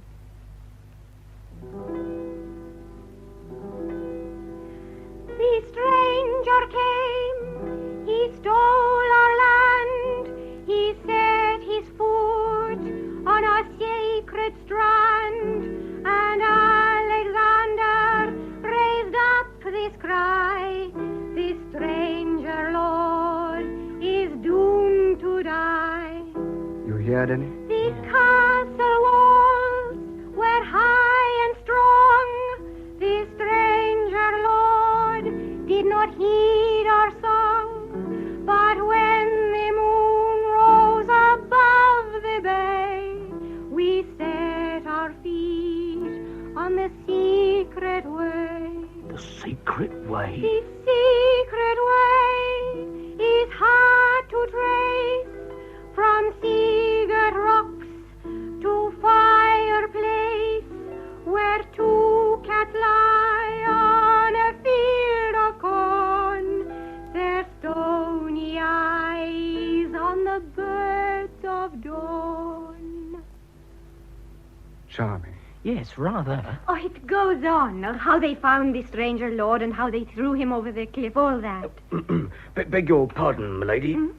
But where was the stranger lord when they found him? Oh, they say he was sitting here in this apartment, Watkins. Why? How did One-Eyed Alexander and his men get into the castle, milady? I don't know. This secret way, milady. What does it mean? The secret way? I do not know. The Lord Constantine got into the castle by a secret way, didn't he, milady? Yes. Yes, he must have done. I remember. He said it was a secret way only known to the eldest son of a Stephanopoulos. Just a moment, my lord. Oh, no, not again, Watkins. Yes, Watkins, carry on. I remember we were besieged in the Maharaja's palace in Falukistan. An old guru came and sat outside the barred window. He sang one of them Indian chants, then suddenly switched from Urdu into English. And then we recognized him. He was one of our havildars. By Jove. He sang about the sacred fish guarding the secret way into the palace. Sacred fish always tasted of mud, my lord. Get on with it, Watkins. Yes, my lord. Well, the havildar said the sacred fish would set us free. Well, that made us think a bit. So we had a look round, and there, on the wall, were some fish engraved on a stone. So what did we do? Come on, Watkins, get a move on. All in good time, Mr. Denny. As I was saying, my lord, we examined these fish very carefully. The stone was a bit loose. We could shift it. Behind was a flight of steps leading to a passage which came out the other side of the river. What are you getting at, Watkins? Well, sir, I was thinking about those stone cats. The cats. I've remembered the last verse of the chant. It goes, if you'd be the man who would never die, then press each cat on its sightless eye. Great Scott, I believe you've got it, Watkins. Press each cat on its sightless eye. And that's just what I'm going to do. Here goes. First this cat, then the second cat. Well, I'm pressing all right, but nothing seems to be happening. Mr. Denny, look, the panel beside you. It's swinging back. Denny, you've done it. Oh, Watkins has done it. A flight of steps? This must be the secret way. This is how one-eyed Alexander got into the castle. And this, Watkins, is how we get out. Ready to check stores, Watkins? Yes, Mr. Denny. Now, first and most important, 2 lanterns. Right. Bread, cheese, dried meat, water bottles. Wine. Brandy, Mr. Denny. Good. Carry on, Watkins. A length of rope. Sheath knives, matches. Yes, I think that's the lot, Mr. Denny. Pity they've got our pistols. Frost, are you ready? Will you be warm enough? Thank you. I have my fur cloak. I wonder how long the passage is. Well, my lord, it can't be very long. The song said it led to a sea-girt place, probably quite near the quay where we landed. When we get there, what do we do then? If it comes out at Crusaders Bay, that's where the key is, there will be caïque from Rhodos. They call here to sell their fish. Caïque? Oh, big fishing boats. They ply between the islands. Madame Rosa's brother, Lysander, has one. By the way, what's happened to her? Oh, Muraki Pasha allowed her safe conduct through the village. How is she? She says nothing, but I know how she feels towards Constantinos. We have an island saying, revenge is a dish which people of taste prefer to savor cold. Charles, the gear's all checked. Are you ready? Frosso? I am ready, Charles. Watkins? Yes, my lord. You're in charge of the expedition. Very good, my lord. And Denny? Yes, Charles? You can act as quartermaster sergeant. Now, Watkins, what are the orders? Well, my lord, I'll go first, if you'll permit. Then Mr. Denny, then the young lady. And I'll bring up the rear. Yes, my lord. Then lead on, Macduff. Better give me your hand, Frosso. The steps are very steep. The secret way is hard to trace. But we've found it, Frosso, and all will be well. I hope so, Charles. I hope so. Muraki Pasha! Muraki Pasha! What is it? The Lady Frosso! Come in. What is it, Silvio? The Lady Frosso is not in her apartment. What? We have searched everywhere. You have let her escape, Albanian dog. No, Effendi. No, there is only one door, and that has been guarded night and day. It is also locked and barred. She must be there, then, hiding. No, we have searched everywhere, Effendi, and... Go on, man. There were plates and glasses on the table. 4 people had been eating and drinking. I called Achmed here, and he said... The Lord Oxley and his companions were not in their quarters. No. Their door was not locked, but they were under constant supervision. Yes. The drawbridge is still up, so they cannot have left the castle. Could they have joined the Lady Frosso in her apartment? That is what we think, Muraki Pasha. There was a rope on her balcony. They would have climbed up from the terrace below. But there is nobody in her apartment now. Nobody. No, I would stake my life on it. It is clear that they were together in the Lady Frosso's apartment. It is also clear that they are not there now. This is an old castle, and there have been many stories of a secret way. Bring the Lord Constantine here at once. Yes, Muraki Pasha. We will go down to the prison at once.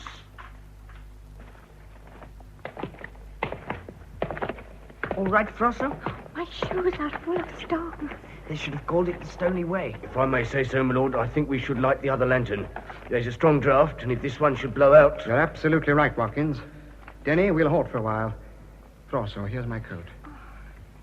I suggest you sit down and rest. I wish I'd worn stouter shoes. Thank you, Charles. All right? Very comfortable. I'll do a bit of reconnoitering, I think, Charles. I won't be long. Watkins, give me one of the lanterns. Here you are, Mr. Denny. If you hear me yell, it'll mean that there are bats in this beastly place. Better keep an eye on him, Watkins. Very good, my lord. Frosso, Yes, Charles. I have a sort of present for you. For me? I decided to give it to you some time ago. It was one of the many reasons I was determined to see you again. Yes. Here, my dear. Charles, what is it? A deed of gift, duly witnessed by Denny and Watkins. Neopalia is yours. Oh. It always was, of course, but once again it is yours officially. No one can now question your title as Princess of the Island. Charles. Perhaps I may be allowed to visit you now and then? Oh, you and Lady Oxley will always be welcome. It's just as well your cousin Constantine's a prisoner. Oh, He knows of the existence of this secret passage. Indeed, he used it to gain entrance to the castle. to think that once I imagined I would marry Constantinos, the idea makes me shudder. I understand. Charles, Yes? I haven't thanked you for your present. I know I must thank you, but I don't know what to say. You've no need to thank me. Your generosity, I have no words to express. Perhaps one day I will write. I would very much like to hear from you. I hope Denny's all right. Foolhardy fellow. I think Denny will always bear a charmed life. I hope you're right. Charles, I have a gift for you. Here. Your ring? But Frosso, you must... It is the signet ring of the Stephanopoulos family. Take it and wear it. It will protect you across the seas to England. And when you reach your country, take it off and throw it into the ocean, and one day it will come back to me. That is our superstition. Oh, my dear. Charles. Cousin Charles, What is it, Denny? the going's pretty straightforward as far as I can make out, except that about 50 yards on there's a sort of chasm. The path seems to have crumbled away. A chasm? How wide? Oh, about 10 feet, I should say. Wouldn't you, Watkins? Yes, Mr. Denny, just about. How deep is it? Can we climb down? Not a chance. I dropped a small boulder and it was 3 seconds before I heard a splash. That means it must be 50 feet deep or more. 10 feet across. Then we'll have to jump it. Jump across a chasm? Don't worry, I'll go first and catch you. But I cannot. It will be easy, really. No, I'm terrified of heights. I cannot jump across a gap like that. I'd rather die. We shall have to go back then. Oh, Charles, I am sorry. We can't go back. Muraki's men will have discovered our escape by now. We simply dare not risk it. We must. There's nothing else for it. I suppose we must. My lord, remember we closed the panel behind us. Do we know how to open it from this side? Yes, you've got a point there, Watkins. Leave me here. That's what you must do. Leave me. I entreat you, Charles. I could not cross. I'd fall. I know. I would not dream of leaving you here, Frosso. Let's go and have a look at this chasm of yours, Denny. You wait here for us, Frosso. We won't be a minute.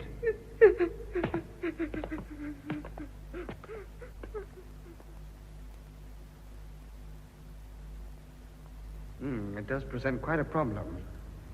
It's a good 10 feet. Quite a jump for a man, and if you suffer from vertigo... What about the rope?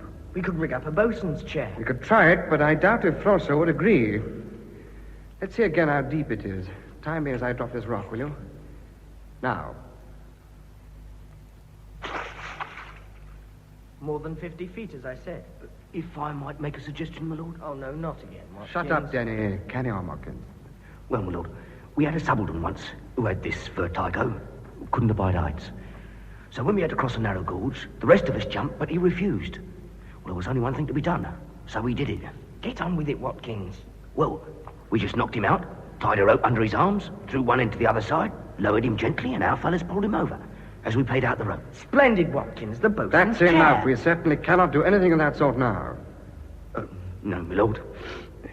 Anyway, let's get her here and see what she says. Frosso! Frosso! I'm coming. I'll bring the lantern.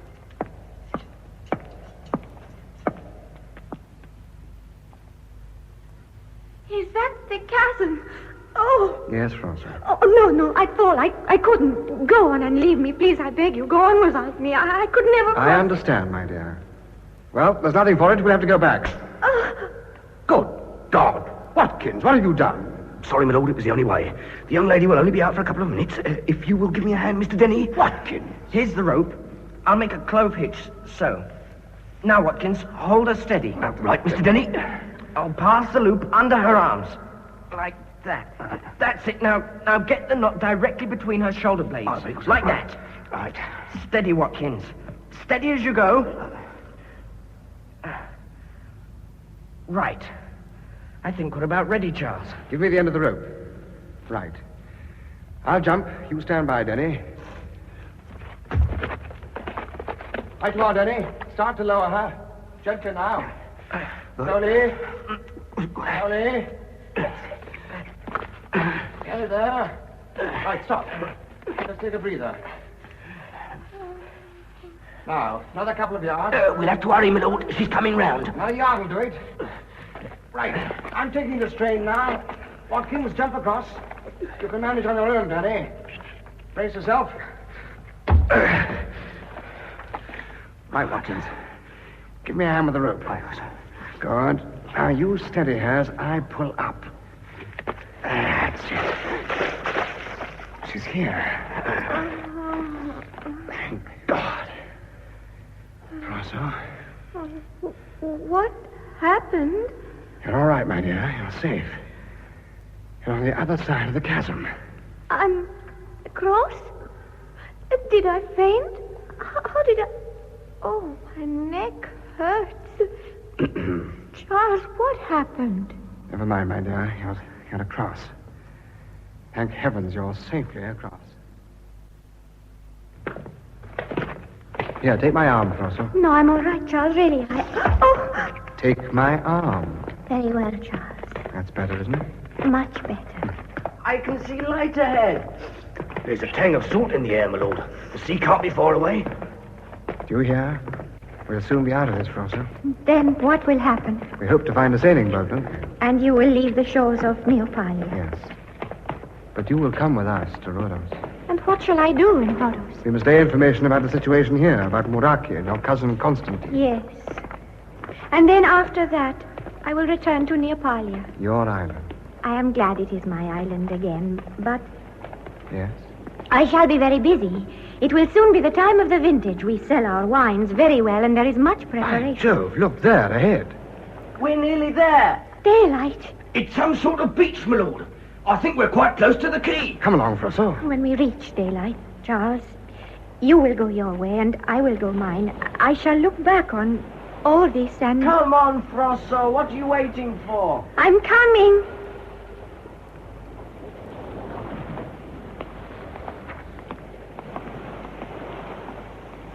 Just round this rock, and we're there.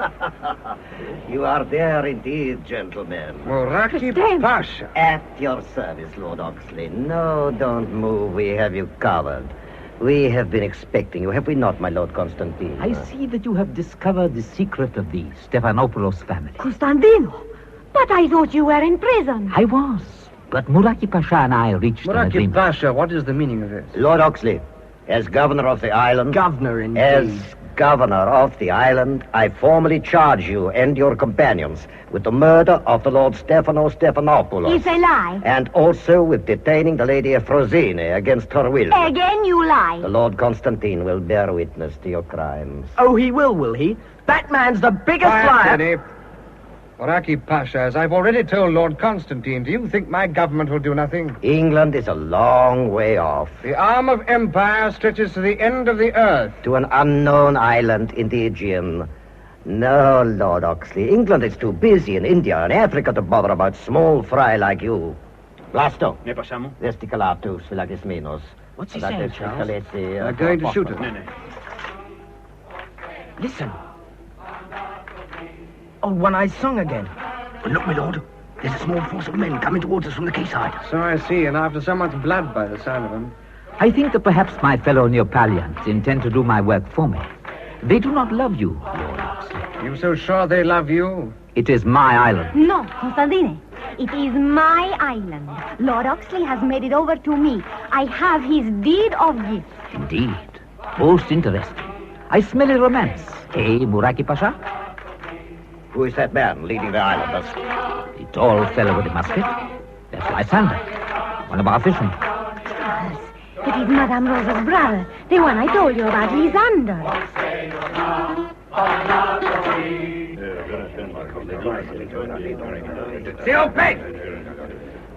We're surrounded, my lord. So I observe, Watkins. Muraki Pasha, What do you want here, Lysander? Whom do you seek? one of your number who has done us great wrong. He who has brought shame and dishonor to our island. You seek the Lord Oxley. No, Effendi. It is not the Englishman we want, but the assassin of our late dear lord. The vile wretch who shed his father's blood. That guilty man who stands beside you now. The Lord Constantine. Anatosto Costadino!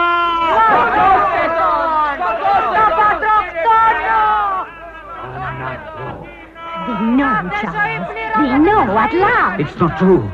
was the Englishman who killed my father. No, my lord Constantine, it was you. It's a lie. It's a lie, I tell you. It is the truth, my lord. Save me, Your Excellency. Save me from... No one can save you now, Constantine Stephanopoulos. A life for a life is our island law, and that law must be obeyed.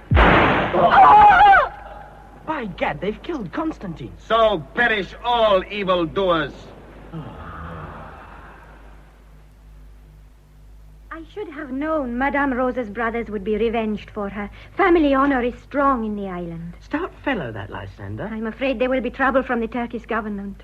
When Muraki Pasha returns to Constantinople, there is no knowing what he will say or do. Nevertheless, I'm most thankful he's gone. Oh, he could hardly stay with his men in custody and Lysander in control of the island. What are your plans now, Frosso? I shall stay here in the castle, as I always have done. As I told you, it is time for the harvest and the vintage. Madame Rosa? Ο Λίσανδρος είναι έτοιμος να θαλπάρει, ετοίμασε το καΐκι. Ευχαριστώ. Madame Rosa brings a message from Lysander. They are ready to sail. You must go. Goodbye, Watkins, and thank you for all you have done for me. Thank you, milady. And you, dear Denny. Perhaps one day... Oh, you kiss my hand. You are very gallant. One day I think there will be a very lucky girl. If only she were like you. No, she will be like herself, Denny. And now, goodbye. Goodbye. I'll follow you, Denny. Right you are, Cousin Charles. And now, it is goodbye, Charles. Goodbye, Frosso. I hope you will be very happy. Thank you. Do not forget to throw my ring into the sea. Frosso. I shall read about your wedding in the English papers. My old governess still sends them to me. I'm in honor bound, you understand? I understand. I could not love thee, dear, so much. Loved I not honor more. You see, I do know your English poets. I could not let Beatrice down. Oh, but you love her. You must, otherwise... You think you love the stars until you look on the face of the moon. I shall miss my lessons in astronomy. I shall miss... Goodbye, my dear. Goodbye. Oh, Charles. Oh, my love. The Duke and Duchess of Padua, Captain and Mrs. Hugh Drummond, Mr. Henry Lakington, Miss Beatrice Amberley and Lord Oxley. Ah, Miss Amberley, more ravishing than ever. Thank you. You're a lucky man, Oxley. Captain Hamid. Your Excellency. Pray escort Miss Amberley to the gold drawing room and give her a glass of champagne. You will excuse me, Miss Amberley, but I have a little business to discuss with your fiancé. Your Excellency? A brief word, Lord Oxley. My government were most interested in your adventures in Neopalia. I am flattered, Your Excellency. I'm afraid we were all sadly mistaken in Muraki Pasha. However, he has now retired into private life. And Frosso? I mean Miss Stephanopoulos? Since the unfortunate death of her cousin, an accident with a sporting rifle, I understand. The young lady is ruling Neopalia as princess of the island. A charming girl, is she not?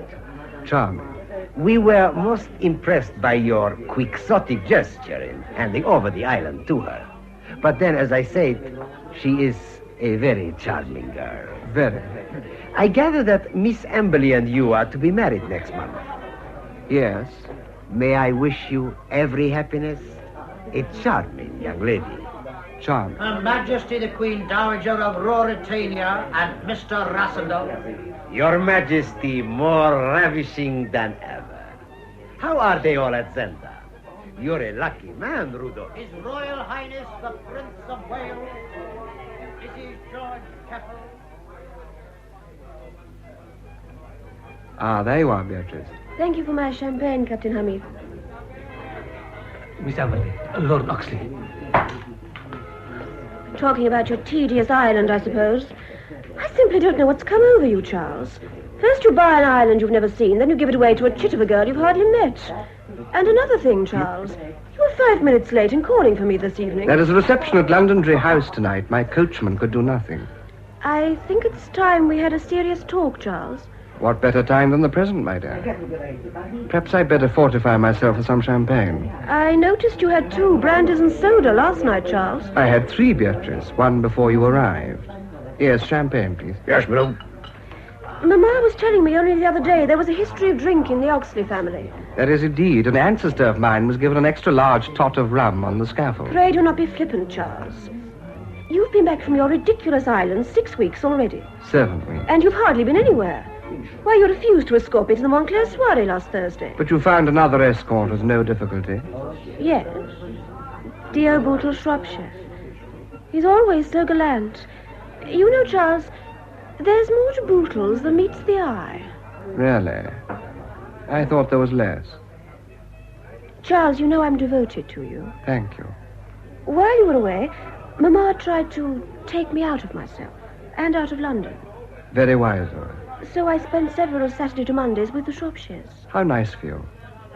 And for them, of course. Bootles was most attentive. What are you trying to say to me, Beatrice? Bootles may not have your intellect, Charles, but he has a kind heart. And kind hearts are more than coronets. Although, of course, he has one of those, too. Strawberry leaves are so becoming. He also has a racing stable, a yacht, a coal mine, half of Brazil, a blaze of diamonds, a collection of Van Dykes, and no chin. Oh, I always knew you'd understand, Charles. No one could give a man his congé more gracefully than you, Beatrice. The better man wins. And I'm flattered to have been beaten by Booth.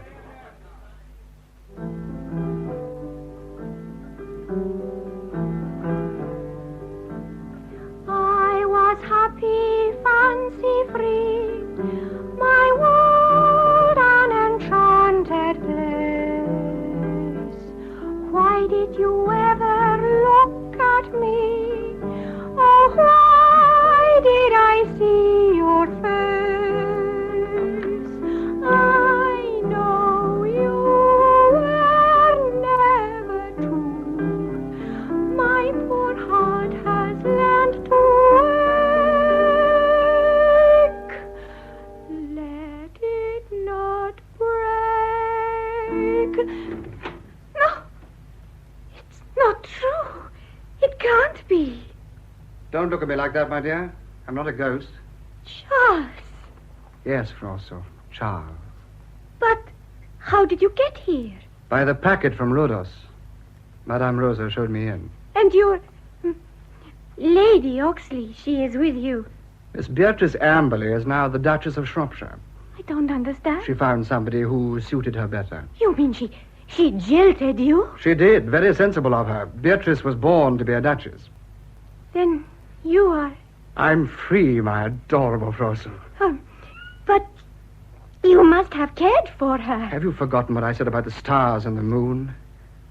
I was very fond of Beatrice, but we both realized we were not right for each other. Charles, you're still wearing my ring. Yes, Frosso. For once I disobeyed your orders. I shall always wear it. And hope one day you will wear mine. Oh, Charles. My love.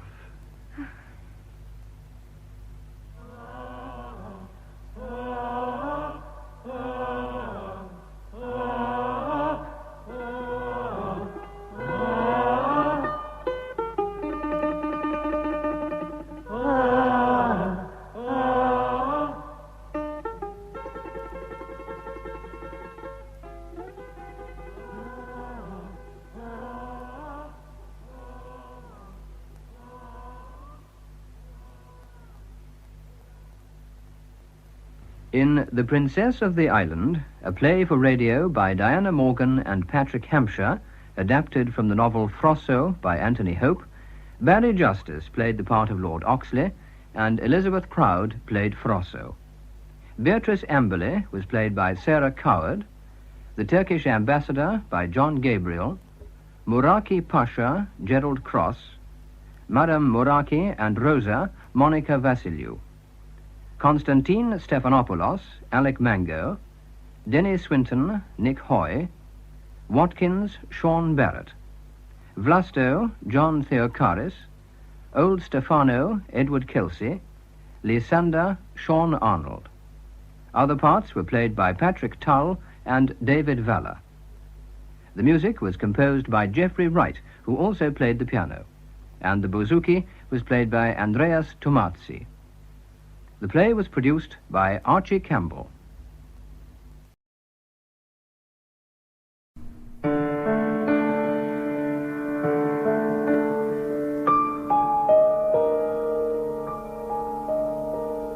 The Doppelganger. The Doppelganger. The Doppelganger. By J.C.W. Brooke. Help me. Help me. Help me. Help me. Help me. Help me. Help me. Help me. Help me. Help me. Help me. Help me.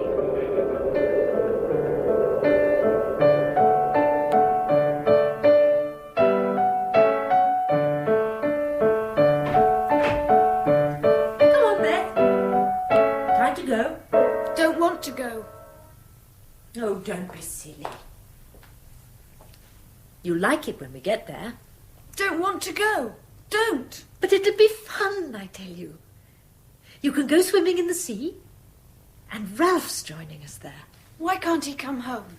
Oh, Beth, we are not going through that again. Now, do you remember the telegram he sent?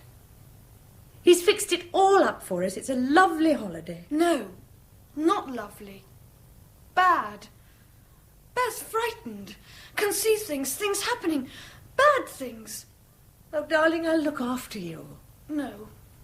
Beth look after you, Sarah. Have to. Oh, what do you mean? Can see. Sometimes. Wolves are coming back. Oh, your wolves, is that all? Don't laugh. Wolves bad and getting close. Very close. Moving. Howling. Can hear them. Oh, now, please, darling, don't upset yourself. No. Promised Ralph wouldn't upset you. Try not to. Mustn't upset you. No. Well, shall we be going? The car's all packed. Yes. Won't see this house again. Might not see anything again. Might die again. Might die again.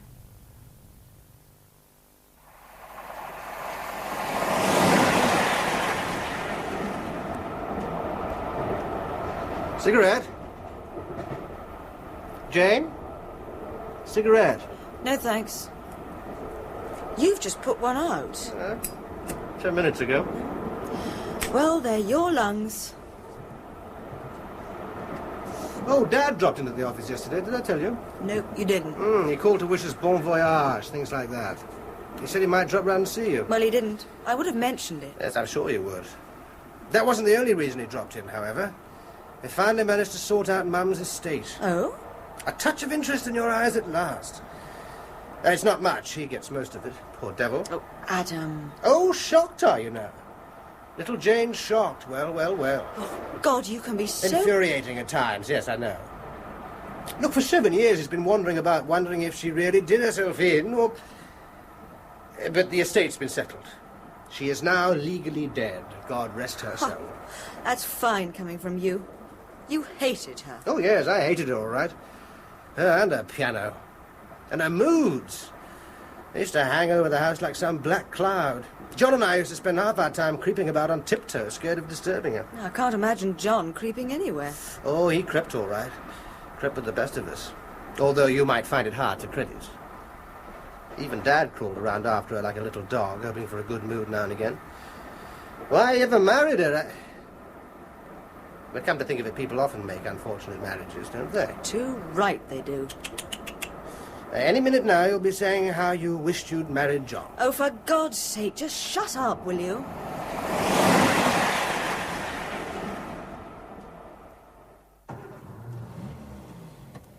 Well, off we go. Yes.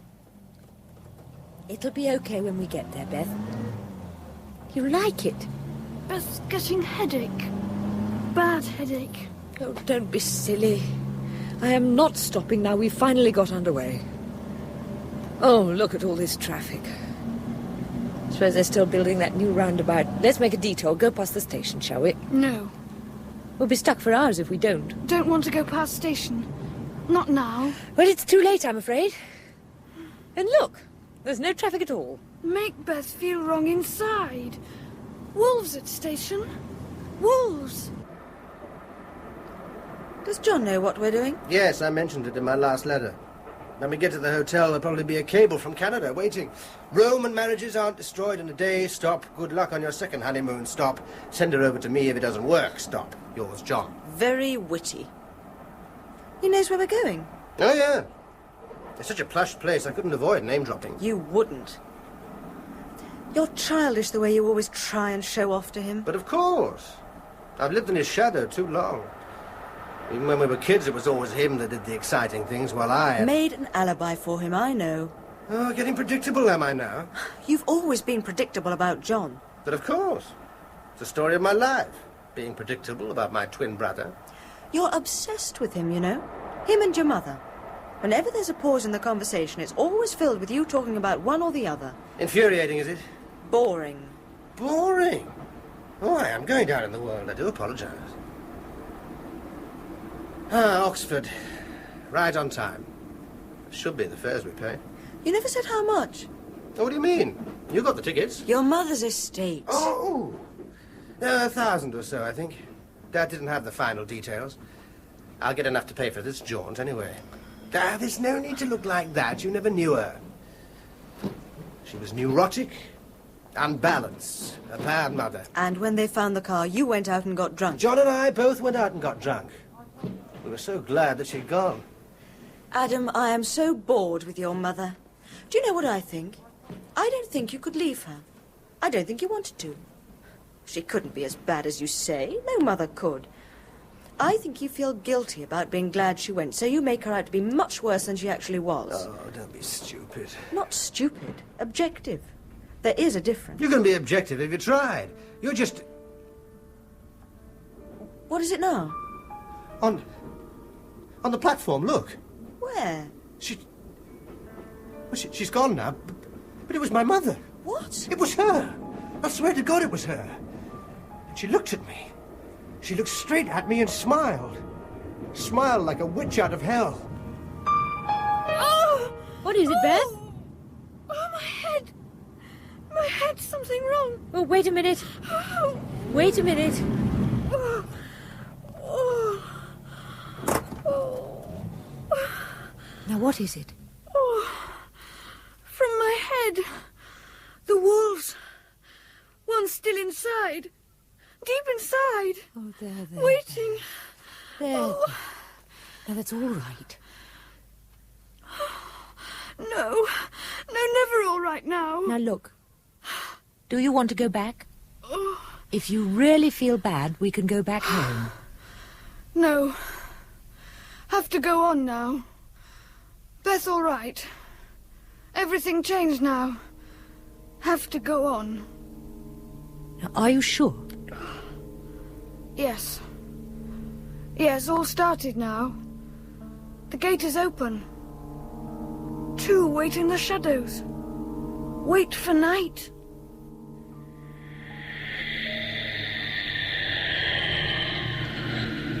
At last, their paths have crossed again.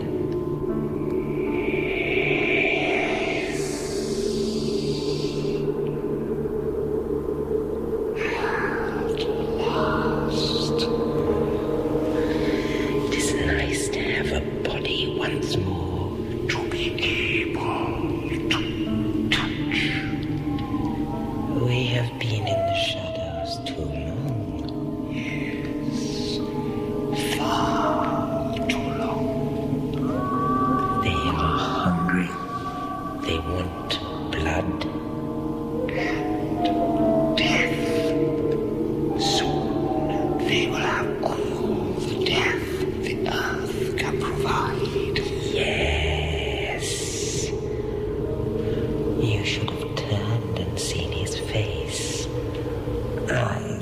smiled as of old. He went white and frightened. And her, she was with him. I thought so. I sensed her. And the other one. Yes. Poor pawns. All traveling to their deaths.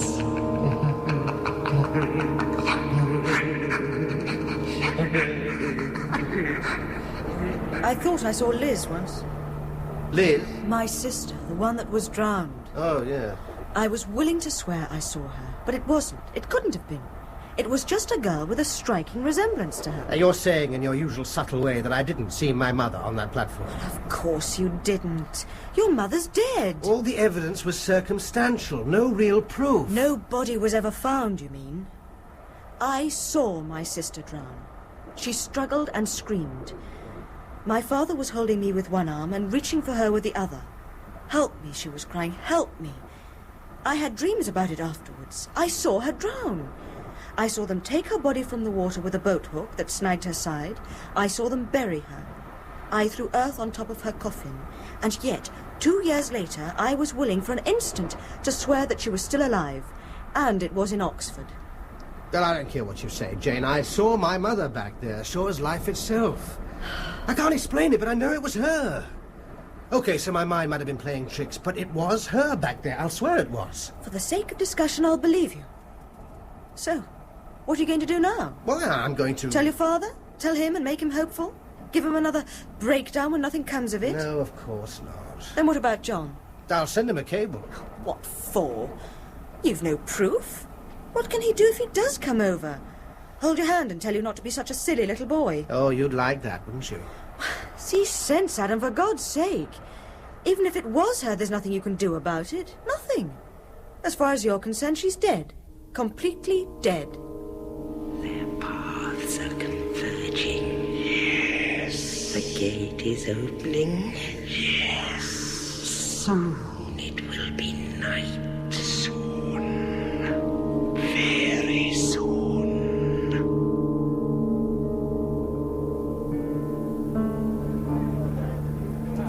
Ah, there you are, Jane. Now, what are you going to have? Oh.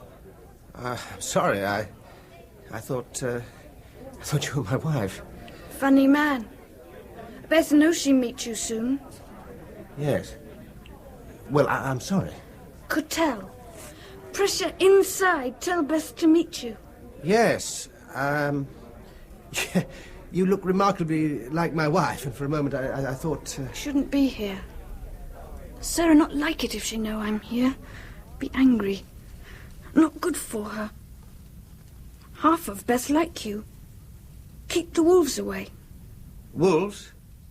In the shadows. They creep close. Can you feel them? No, but... Go now. Beth must go now.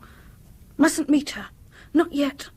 Look, are you with anyone? I know what you think. You think I'm wrong? Different. No, it's just that... I'm different. Very different. You'll see. Goodbye. Oh. Goodbye. Strange girl. Oh, barman. Sir? Could I have a scotch, please? One scotch, yes, sir. And a dry martini. Dry martini. Thank you. Ah, there you are. Have you ordered? Ah, hello. Yes, a dry martini. All right? Fine. Why are you looking at me like that? Well, I've just been talking to a very strange girl just here a moment ago. Well? Well, she looked exactly like you. Only younger. But that's not all. Here we are, sir. Oh, yes. On the bill. Thank you. Yes, please. Cheers. Cheers. You were saying about this girl? Yes. I'd mistaken her for you from the back. Started talking to her. But she was very peculiar. Childish. How? Well, the way she spoke and what she said. She must have been about 25 or so, but when I spoke to her and then apologized, when I realized she wasn't you, She didn't say, as an adult would, oh, that's all right, or really, how interesting, or whatever. No. She said, funny man. I bet she did. Your mouth drops open when you're surprised. No, it was really odd. She referred to herself in the third person as well, like a kid does who's not sure of his own identity. She was having you on. No, I don't think so. It was all too peculiar for that. Her eyes were sort of strange and haunted. It was as if she were on a completely different plane altogether. Another world. She started talking about shadows and wolves. That proves she was having you on, doesn't it? She thought you were chatting her up. Oh, God, you use anything to start bitching, don't you? You'll just have to meet her. See what I mean? Oh, there you are, Beth. Now, I've been looking for you. I was getting quite worried. Been downstairs. Meeting him. Who? Him. Funny man. Make Beth feel funny inside. Really? Is he staying here, do you know? You want to see him? Tell him things. No, I'd just like to know who your friends are. His wife looks like me. He said his wife looks like me. Did you meet her? No. Mustn't meet her. Why not? Because I mustn't. Idea gave Beth a headache. Bad. Mustn't meet her. Did he say you mustn't meet her? No. No, she doesn't know. She doesn't know yet about the wolves. Oh, Beth. Not yet. Not here yet. Coming tonight. Yes, but... Oh, I won't lecture you again about being different, but if you do meet new people, it's best that I'm with you. Beth knows she's different. I know, darling, but not everybody understands that. Some men give me looks. I've seen them giving me looks. I know. But as long as you stay with me, you'll be safe. No one will hurt you. Beth love you, Sarah. I love you too, Beth. Now listen, I must go out. And you promise you won't leave the room? Can I watch television? Yes, of course. Of course you can.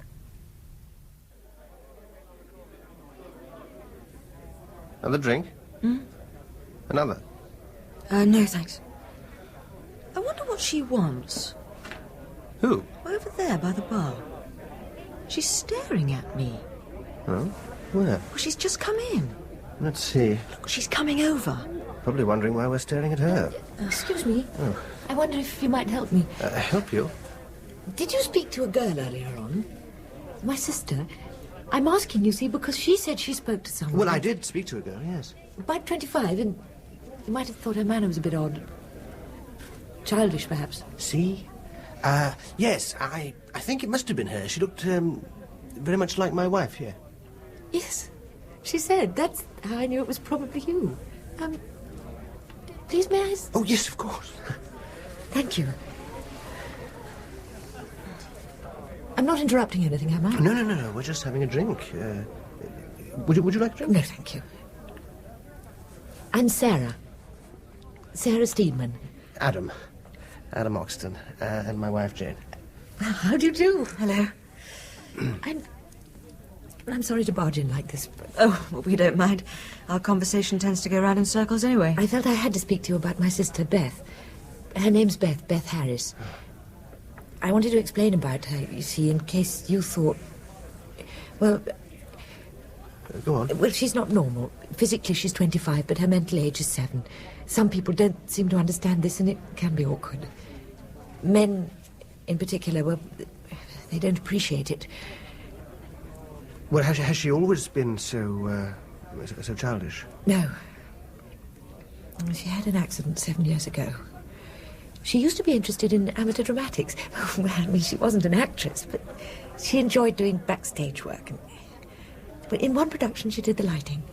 It was in a church hall, and the wiring was old, and she jury-rigged a circuit direct from the mains. Halfway through the dress rehearsal, everything shorted out at once, and there was a flash, an explosion, and she was thrown 15 or 20 feet. Oh. Well, she was in hospital for 2 months in a coma, and when she recovered, she was like she is now. Childlike. Well, she's very, very lucky to be that. The doctors say she shouldn't have survived. The charge she received was lethal. Poor girl. Physically, she's fine. But mentally, it's very difficult for her. She has the mind of a child locked inside a woman's body. Can they do anything for her? No.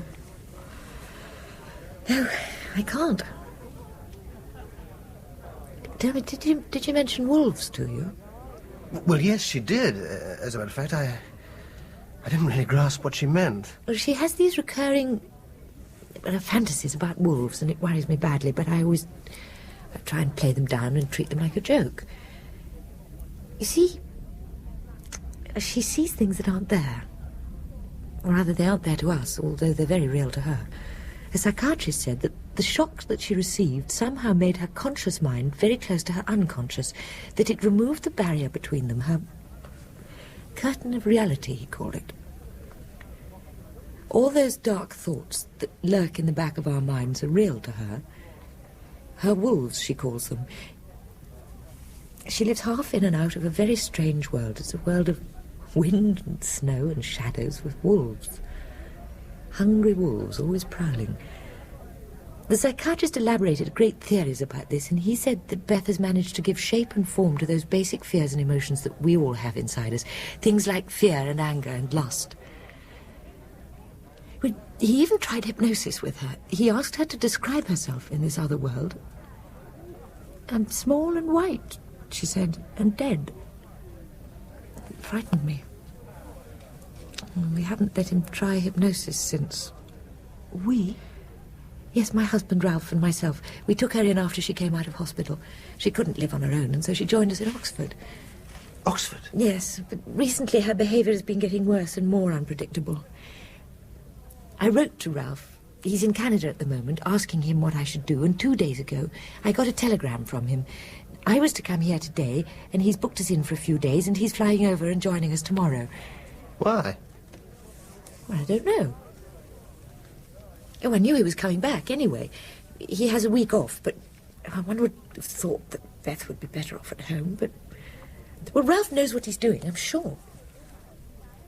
Have you been here long? Well, no, we got in this afternoon. Well, I hope you like it. Anyway, I've got to be going. I felt I had to see you because... No, that's quite all right. I quite understand. I can try and keep away from you if you like. No need for that. Well, good evening. Thank you for listening. Well, I'm glad you came, as a matter of fact. My wife thought I'd been exaggerating. I'm sorry, what? About the resemblance between them. Oh, I see, yes. Yes. Well, good evening. Yes, good evening. Good evening. Well, you know what she really wanted, don't you? Who? Well, Sarah, or whatever her name was. She wanted to satisfy herself that you are a gentleman. What? Well, it was what she was hinting at all the way through. Some men don't appreciate it. Was she attractive? Yes. Quite attractive. She looked like you, remember? I can imagine some men would find that most appealing. A child's mind in a woman's body. An attractive woman's body. I wonder how she sees desire. As a wolf or a ram? And is it enticing or threatening? You've a disgusting mind. No, logical. Just logical.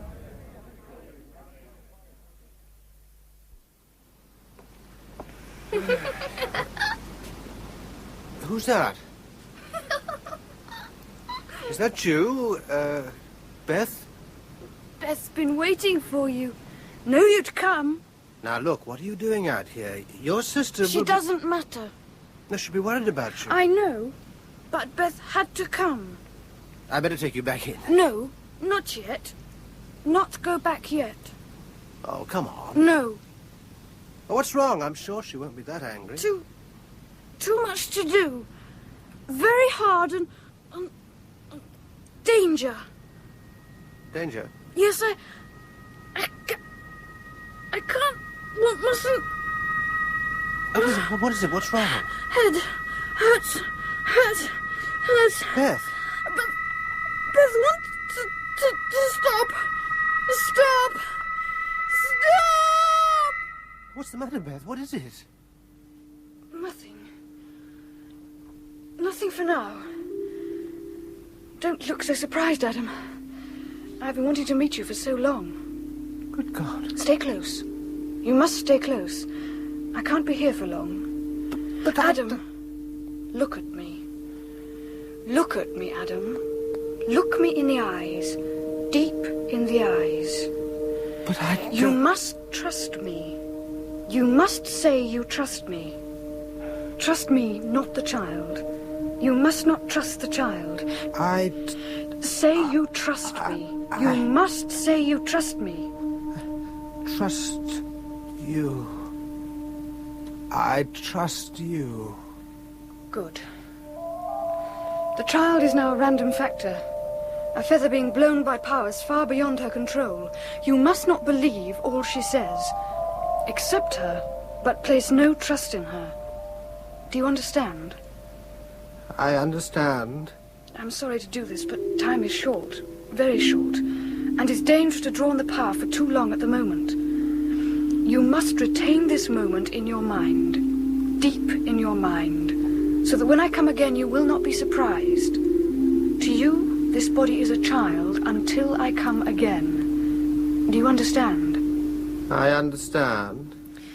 Your wife, I'm not sure where she fits, but she is important. Take care of her, Adam. Take great care of her. She and the child are bound inexorably together. That I know. I have to delve further inside to find out. I must leave you now. No, I want to... No, you must not touch me. Not yet. Not until I know it's safe. Is that you? I must go. Do not forget me. Deep inside, do not forget me. Must not forget you. You do look silly standing there. What? Oh, Well, there you are, Beth. What are you doing out here? Doesn't he look silly? Perhaps he's seen a ghost. Oh, you are naughty. I can't leave you alone for 5 minutes. Wanted to see him. Headache told me had to see him. I hope she hasn't been disturbing you, Mr. Oxton. No, that's all right. Your wife told me you were out here and... We've only just met. I was just about to bring her in. Now, come on, Beth. It's time for bed. Yes. Beth's tired. Now, say good night to Mr. Oxton. Oh, Adam, please. Say good night to Adam. Good night, Adam. Good night, Beth. Good night. Good night. Now, come on, darling. It's getting late. A nice little tete-a-tete you were having. Oh, what are you doing here? Just taking a walk. I thought it was you. I'm surprised you weren't creeping through the shrubbery trying to listen. Perhaps I was. Were you? Wouldn't you like to know? Look, I'm tired, Jane. I don't want to bicker. No, just flirt. I hadn't arranged to meet her. I wish I could believe you. For God's sake. Why are you so unreasonable about a girl I hardly know? Because I know you. I know sometimes what you're feeling before you know it yourself. I can sense it. Ever since you've met that girl, you've changed in some subtle way. I don't know exactly what it is, but it's there. Like Helen. Oh, it's there and you know it. What is? It's nothing I can put my finger on. There's nothing you can put your finger on because there's nothing there. You've got to stop these insane suspicions, Jane, or... Or what? Look, I'm tired. Let's go to bed. Come on, let's go to bed. We won't sort anything out with another argument. Aren't you in bed yet, Beth? No sleep tonight for Beth. Oh, come away from that window. You might catch cold. I can hear them. I can see them. They come close. Very close from the shadows. Two come first to let the others through. I can see them. They look like us, but their teeth are sharp, very sharp. Soon they will touch and reach out, tearing the world and Beth apart. Touch me now. It's time. Touch me now. Yes, it is time. Take my hands. The gate is opening. Take my hands.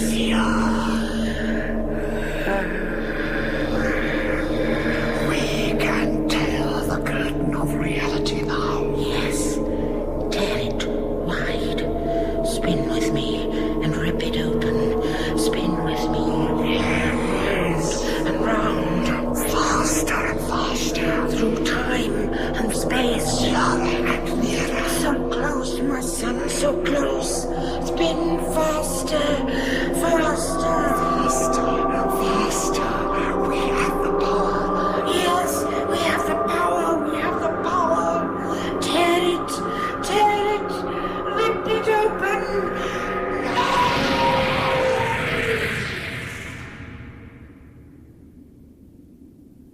we are here.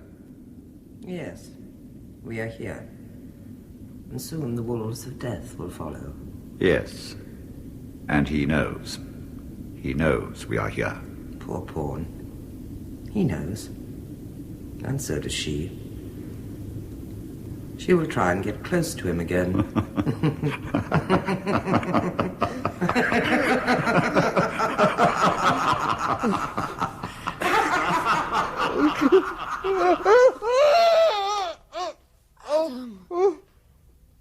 Tom. Oh, God. What is it? But you're shaking. A dream. A nightmare. Oh, my God. It was so real. A real nightmare. You all right now? Yes. Something about Beth must have sparked it off. That unconscious world of hers. Oh, God, it was so real. Yet malignant somehow.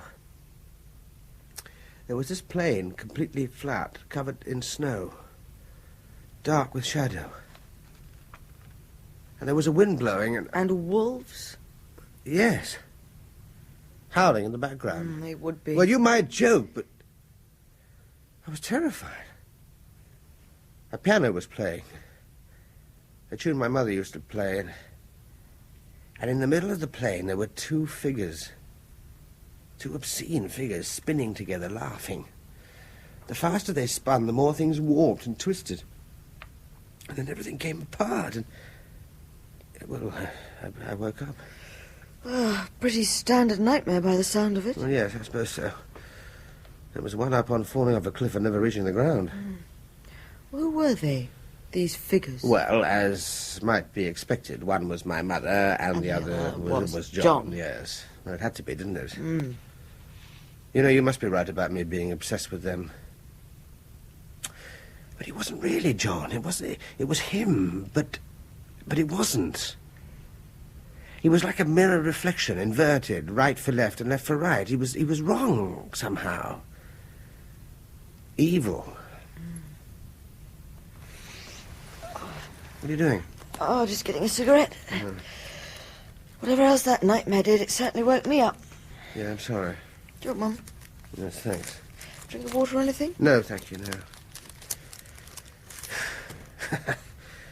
I think this might be the first unbitchy conversation we've had today. It's the first conversation we've had today. What? Here. Oh, yes, I see what you... Oh, thank you. Yes. Oh, even I can't bitch all the time. Oh, God, why do we fight? Why we suddenly seem to stop fighting now? Because it's late, I suppose. And dark. Stolen time. Yes. There's always something illicit about doing things when everyone else is asleep. Yes, even if it's only holding a non-bitchy conversation. Oh, poor Adam. I put you through it sometimes, don't I? Well, I give as good as I get. I can take it. Do you hate it? What, the bitching? Yes, of course. So do I. But it's second nature to me. I don't know why I do it. I think it's because I need you so much and hate you for it. When you're not with me, I don't feel alive. It's as if I were feeding from you somehow. Seeing you angry, feeling you're upset, they're almost necessary to me, like a drug. Oh, it's all very perverse, I know. An inverted jealousy, a twisted possessiveness. Sorry. Sometimes when you're talking about your mother, I think you could be describing me. Oh, no. She had different ways of making me squeal. Was your dream very bad? Yes, it was a genuine 24-carat nightmare. It was alien and horrifying. Poor Beth. I wonder if her subconscious has anything like that in it. Scared the life out of me, but then I was able to wake up. She frightens me. Oh, Beth? Well, the idea of her, looking like me and talking like a child, frightens me. Also... Well, go on. Well, Liz looked like me, only younger. And do you remember I said I thought I saw her once in Oxford? Well, they come from Oxford. Suppose it was Beth I saw. Well? It upset me then. Reminded me of seeing Liz drown. Brought it all back. All those feelings of guilt. I should have been the one that died, you see, not her. I was the one that slipped in, couldn't swim. She tried to save me. She could have done, but her foot caught. And...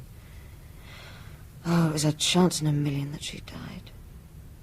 I don't want to meet someone who reminds me of her. You might think it very stupid of me that I'm sticking my head in the sand, but... well, she doesn't want to meet you anyway. She seems to associate you with her wolves. And her talking like a child disturbs me, too.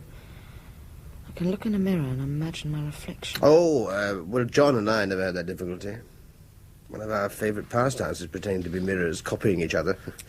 You always were ham-fisted at changing the subject. Yes, I know.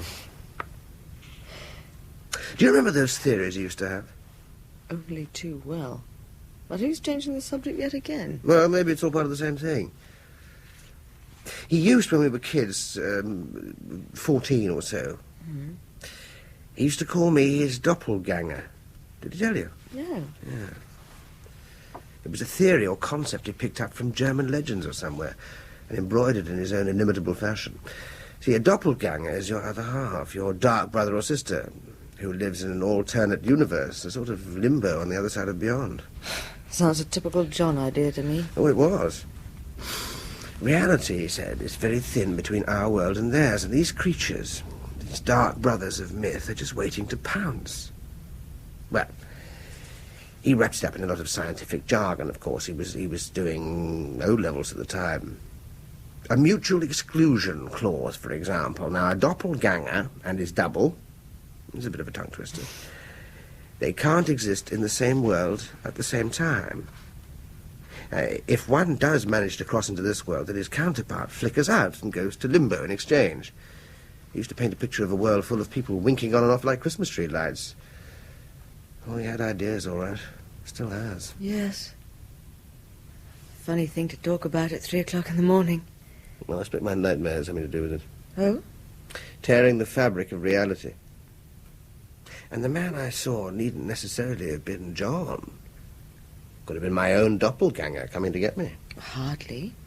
Or you would have flickered out, remember? Ah, yes. Now, according to him, identical twins were the exception that proved the rule, which, of course, was no answer. No, I just think it was his way of pointing out the differences between us. In many ways, we are reflections of each other. Possibly that's why... Go on. Well, why you and I seem to fight so much. You didn't fight with him, I know. You and he seem to interlock somehow, but you and I, well, it's often the opposite, isn't it? Yes. What do you think will happen to us? Oh, I don't know. Oh, I'm tired. Who's sidestepping now? Me. Sorry.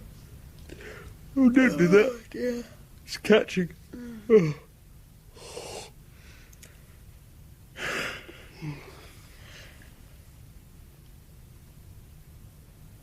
Do you want to make love? Do you? Well, if you want. Oh, I am tired. I'm sorry. It was just a thought. We haven't for... Jane, let's always stay friends, whatever happens. That sounds very dramatic. Well, I've enjoyed our talk. I feel close to you again. Me to you. But tomorrow... Here's another day. Yes. Do you fancy Beth? In what way?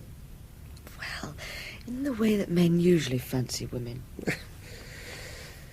I'm not sure. And I'm not saying any more in case you accuse me of protesting too much. Very wise. Because there's something there. Something between you. Oh, I'm not bitching. I'm saying it as a simple fact. Based on intuition? Yes, maybe. Maybe.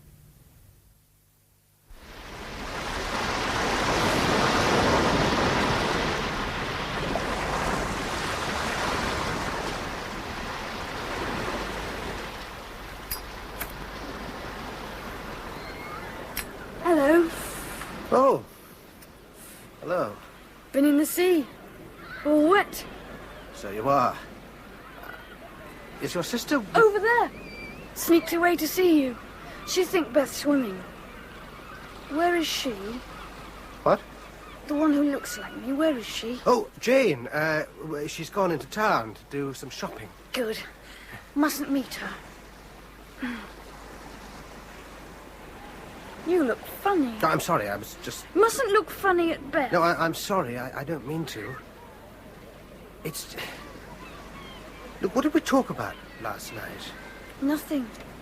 You angry. Beth out late. No, there was more. I'm sure there was more.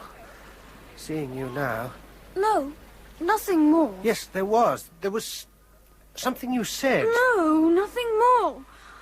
Mustn't frighten Beth. You went like that, and... Don't frighten Beth. Stop.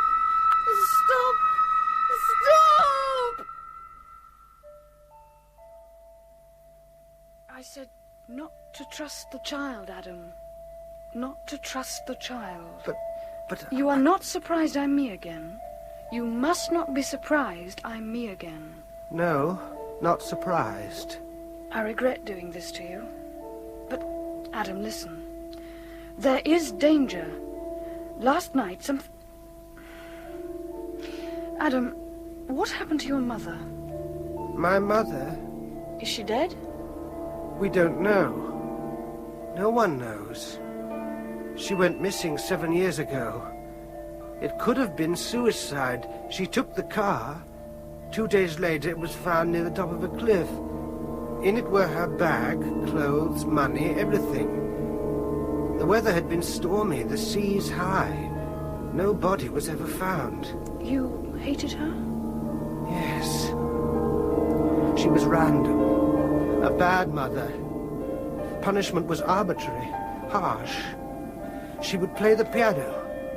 The same tune over and over. She would stoop, smiling, over the keys, watching her hands crawl like spiders.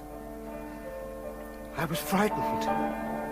We were all frightened, even John. John? My brother. Identical twin brother. Of course. A twin. The last bit falls in place. You must hate him. Yes. I hate him. Why? He was all that I was not. All that I wanted to be. He would touch things and they would come alive, respond. I saw him looking like me and doing things I could not do. Jane loved him, still loves him. He turned her emotions inside out and then discarded her. I married her. It was wrong. Your brother, he must be far away now, physically far away. How far? Canada. Canada. And Ralph comes back tonight. They must have met, they must have. Ralph is well-meaning, but knows too little. John knows where you are. Yes. I see. Now listen. Listen close, understand, and obey. The child must never touch your wife. She must never take her hands. I have kept her away so far, but it drains my power and drives her ever closer to her wolves, and they've gained dominance over her. So the child must not touch your wife. Better if you killed her first. Tell, what must not happen? The child must not touch my wife. Never forget that, Adam. Never forget that. And when I call you, you must come. Come quickly to me, as fast as you can. Do you understand? I understand. When you call me, I must come. Do not forget these things, Adam. Do not forget them. I will not forget. I must leave now. Gather strength. For tonight, when the shadows are long, the wolves will try and come, and we must stop them. When I have gone, the child will be here again, and you will have forgotten me, like you forgot before. I will forget you, like before.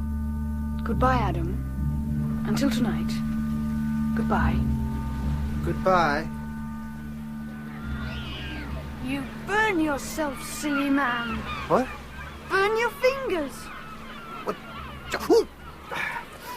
Cigarette. You're silly. Burning yourself, silly man. Yes. I am, aren't I? I hope the wolves do get you. I hope the wolves get everybody.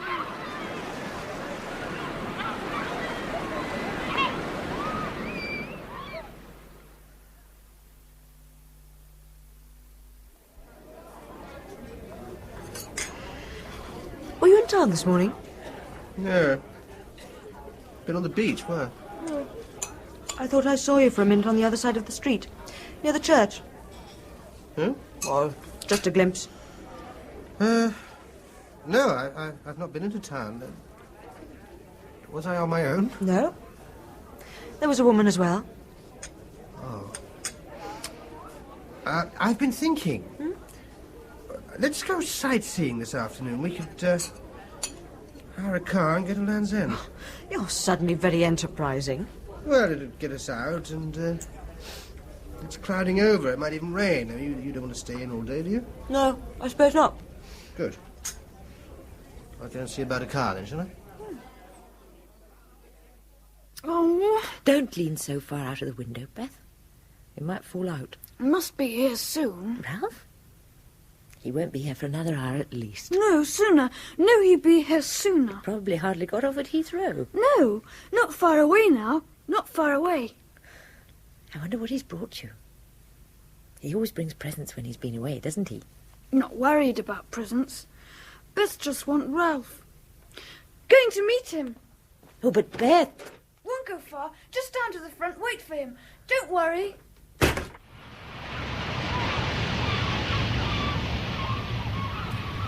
It's a bizarre way of ending things, isn't it? Come to a place like this and walk naked over the edge. Well, if you're going to get morbid... Could you do it? With sufficient motivation, I suppose. I couldn't. If I wanted to do myself in, I'd turn on the gas, take some sleeping pills and curl up into a tight ball. What would you do? I've never thought... Oh, come on. Everyone's thought of how they'd do away with themselves. Not me. I don't think about it. I read an article once. It said that suicide... Hasn't it sunk in yet, Adam, that I don't want to talk about it? Oh, suit yourself. Well, it just depresses me, that's all. Why?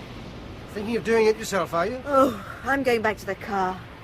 All right, so we'll talk about something else. Do you want a cup of coffee? No. No, thanks. Stick of rock! Prove we've actually been here. I don't want anything, thanks. Oh, I've just thought of an amusing remark.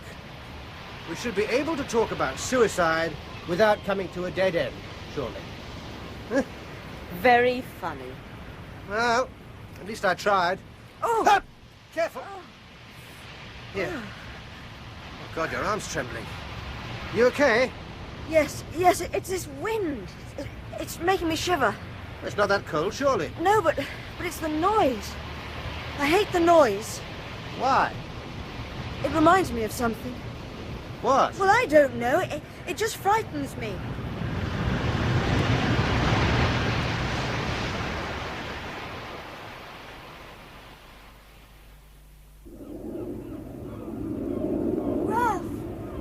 Ralph! Beth, hello. Oh, Beth, miss you. Beth, pleased to see you again. Ralph's pleased to see Beth. Oh, you'll hug me to death. Oh, no, where's Sarah? Inside. Knew you'd be here soon. Knew you'd be early. Clever girl. Now, come on, let's go in. Are you having a nice time? Beth, you having a nice time? Pleased to see you. Same old Beth. Elusive as ever.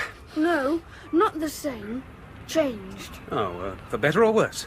Don't know. Oh, well, never mind. We'll have a good chat about it later. Tell me, have you met anyone? Only Adam. Adam? Don't like him. Make me feel wrong. His wife, she looks like Beth. Really? And that's why he makes you feel wrong, is it? No. Perhaps. Mm-hmm. Not sure. What does she think about it? Haven't met her. Mustn't meet her. Oh, well, we'll have to alter that, won't we? After all, she's the reason you're here. Don't understand. Never mind. Let's find Sarah, shall we? Oh.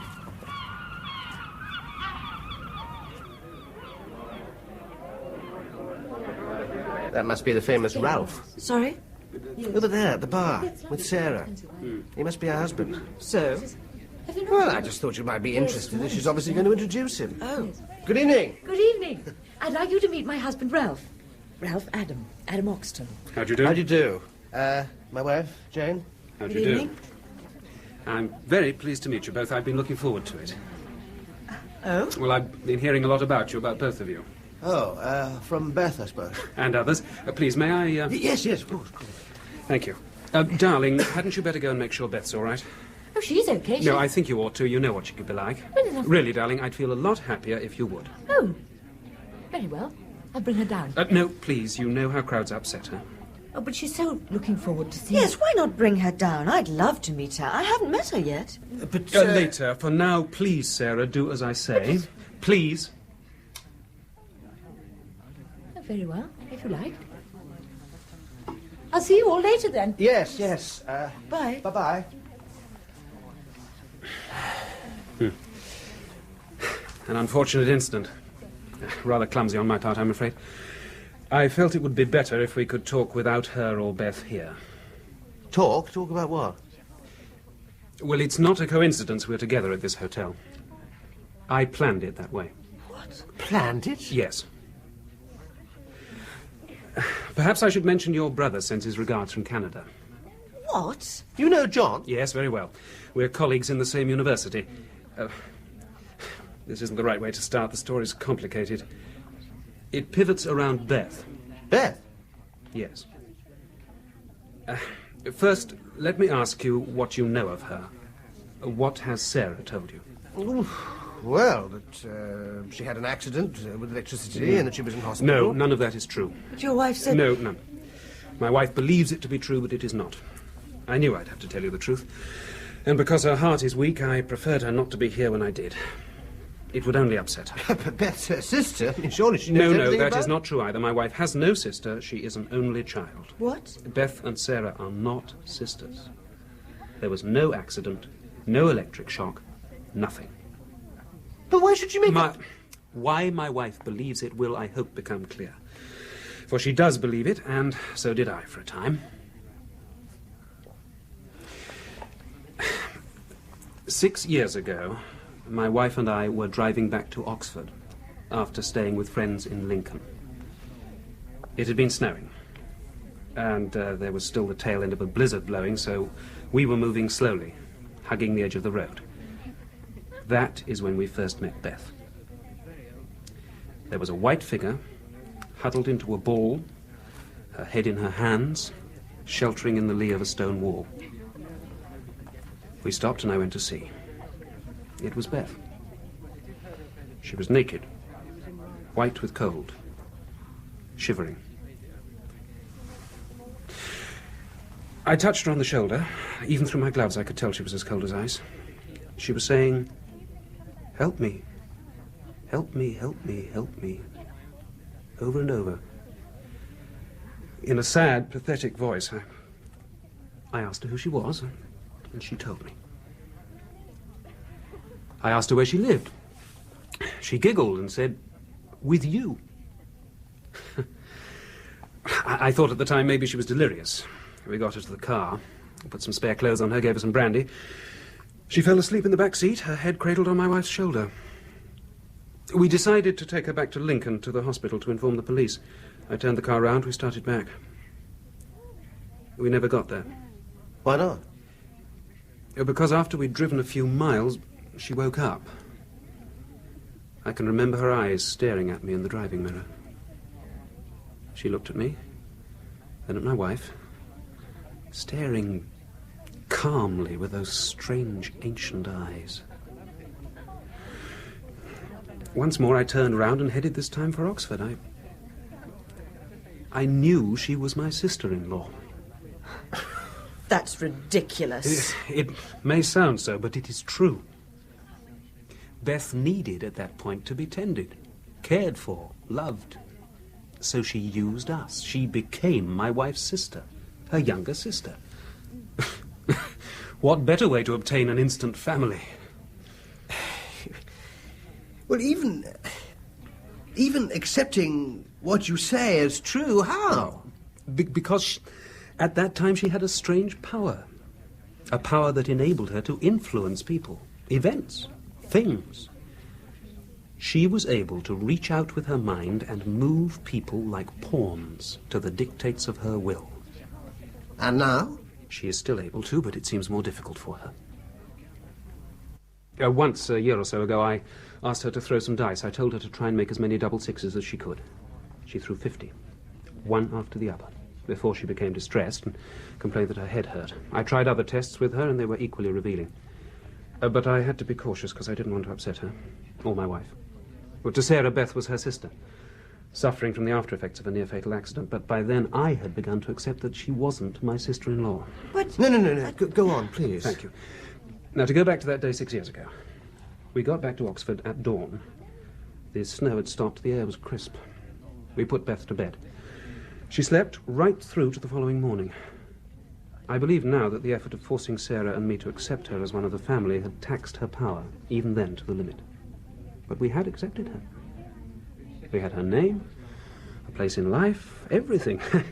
If you ask Sarah, she'll tell you how Beth did at school. How she cut her leg open when she was 6. A whole detailed history was fed in during that car journey.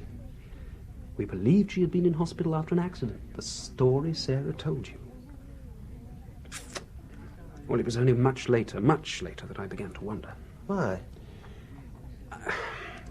I still had fragmentary memories of finding her in the snow. And when other evidence appeared, my doubts grew stronger. Evidence? Well, a small thing started me off. I knew, or I thought I knew, that Beth had been a bridesmaid at my wedding. But when I looked at the wedding photos, she wasn't there. I asked Sarah, and she looked confused for a moment, and then explained that Beth had to leave early or something. Well, on its own, it was nothing, but there were other things. Small things that didn't fit. Documentary evidence, mainly. The previous year's Christmas list omitted her. She wasn't mentioned in her father's will. No post ever came for her. No friends ever visited. She had none of the paraphernalia of a past life. Apart from what I thought I knew in my mind, there was nothing. Well, for intellectual satisfaction, I decided on a systematic checking out of everything I thought was true. None of it ever happened. Nor could I find out where she came from. Beth has no history before that night 6 years ago. She is a child woman who appeared one night in the middle of a snowstorm and made us think she was a relation. She appeared from nowhere. And you never told Sarah? No. I wasn't sure her heart would stand up to it. But Beth is good for her. She's a child and a companion and very loving. She may only be a substitute to my wife's Baron. But I wouldn't do anything that might take her away from us. Well, why are you telling us all this? And why did you come... Yes, that's what I want to know. Why are you spinning such a preposterous story? Oh, Jane. Well, do you believe him? Well, do you, Adam? Do you believe this rubbish? Yes, I think I do. Well, I don't. I'm sorry. I think the whole thing is totally stupid. I'm sorry about No, this. it doesn't matter. May I ask you, Mrs. Oxton, why I should tell you such an elaborate tale if it is not the truth? Well, how should I know? Doubtless you'll come to what you consider the point sooner or later. Yes. Yes, I will. Well, I don't want to hear it. Good evening. Jane! I have come 3,000 miles to speak to you, Mrs. Oxton, and to ask for your help. That's your hard luck. Beth concerns you and your sister. Liz? But her sister's dead. I know. She was drowned. She was drowned on the same day that we found Beth, February the 3rd, 1970. Well, what of it? That is what I hope to tell you. Now, please, Mrs. Oxton, sit down and listen, and try to accept what I say as true. Please. Please, Jane. Oh, very well. Thank you. Now, a few months ago, I took up a temporary exchange lectureship in Canada. There I met John, your brother. We became friends, and as friends do, we showed each other photographs of our families and friends. It was then we both noticed, the striking resemblance between you, Mrs. Oxton, and Beth. Now, John, as you must know, is fond of speculative theories and spinning ideas just as much as I. I told him, as I have told you, of my belief in Beth's peculiar origins, her strange powers. In return, he told me what he knew of you, of how you met soon after your sister's death, of how you became close, and eventually, he told me everything. One thing became evident. There is a curious link between Beth and your dead sister. Both were called Elizabeth. Both are exactly the same age, as far as we could tell, or would have been had your sister lived. As far as I could discover through an agent working in this country, your sister and Beth are identical. You hired someone to find out about Liz? Yes, I did. It's remarkable the amount of fact you can discover about a dead person even after 6 years if you know how to look. And I employed an expert. But why? Because Beth is an enigma I wish to solve. And you've solved it now, of course. No, well, perhaps not. All I have now is a theory. The only one we could construct that fitted the facts. That explains why she is identical to your sister. Why she appeared on the same day that your sister was drowned. Why she is so childlike. Why she had this power she had. This otherwise inexplicable ability to mold things by her wishes. After a build-up like that, it should be good. I think so. Beth is the doppelganger of your dead sister.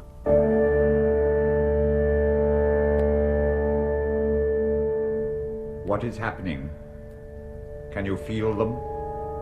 He is there, from far away. He has theories. He believes them, wants to help. Help who? The child. But he helps us. Unknowing, he helps us. The shadows lengthen. It is time for us to go out. Open the door. A church. An odd place for us to have been sheltering from the sun. It won't be standing long. No, not when the wolves spread forth. Nothing will be standing. It will be desolate, empty, timeless.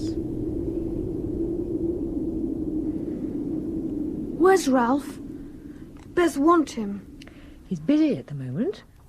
Saying things about me, things he thinks are true. He's got your best interests at heart, darling. Beth, no, but... What? Should stop him, but can't. Something wrong. You should be happy now he's here. Yes. But... Sarah? Yes? Miss Beth, when she goes. Goes? Goes where? Soon. Must go soon. Miss me. But you're not going anywhere, darling. You're staying with me and Ralph. Don't know. Want to stay, but... Say you miss me. Would miss me if I went. Yes. Of course we'd miss you. We love you, Beth. Love you very much. Never hurt you. Save you. Save you. And you really believe in this doppelganger theory, then? As a name for a working hypothesis to explain things, yes. But, God, that was only something John thought up during adolescence. It was just one of his wild ideas. He was always dreaming them up. I am a scientist, and therefore used to finding a theory to fit the facts. The idea of an alternative universe, if you like, isn't new. It can mathematically be shown to be feasible. I bet it can. And John also believes this. As I do, as a theory to be proved or disproved. What? That there are other people waiting to come and take us over? No, nothing so dramatic as that. My thesis is coldly logical. If people exist in this other universe, then they will be as unaware of us as we are of them. To them, we would be the doppelgangers if indeed they'd even conceived of our existence. Suppose for a moment that what I say is true. Yes. That somewhere on the other side of, we'll call it reality, there is another world, parallel with this one. Events there keeping step with our world here. The only difference being between us in the basic energy structure. Their energy being negative, Hours positive. Well, No, I'm sorry if I'm getting technical. It's almost impossible to express this highly mathematical concept in layman's terms. Look, you can accept my word that the idea of another universe is scientifically very attractive. Much of what we don't understand can be explained in terms of a steady seep of energy from one universe to the other. Well, this is all very interesting, and I'm sure your students would be enthralled. But what has it got to do with Beth? And my sister. If Beth is from that world, then she could be a channel for this power. She could use it to accomplish the things she can and has done. We've only got your word she's done anything. Yeah, I know, but I've gone to a great deal of trouble in arranging this meeting. Even if you distrust what I say, do not distrust my sincerity. You said that your theory could be proved or disproved. I think so. You know that at the moment Beth is very childish, hardly normal. Yes. Well, I believe that this is because she's still half in and half out of that other world. She's a gate, if you like, through which the power flows. Now, it's this force running through her mind and body that is distorting her, stopping her personality from developing, making her a prey to her fears, her phobias. Her wolves. Exactly. Now, if we could close the gate, divorce her completely from that other world, she would become herself again. Who is? Sorry? You said become herself again.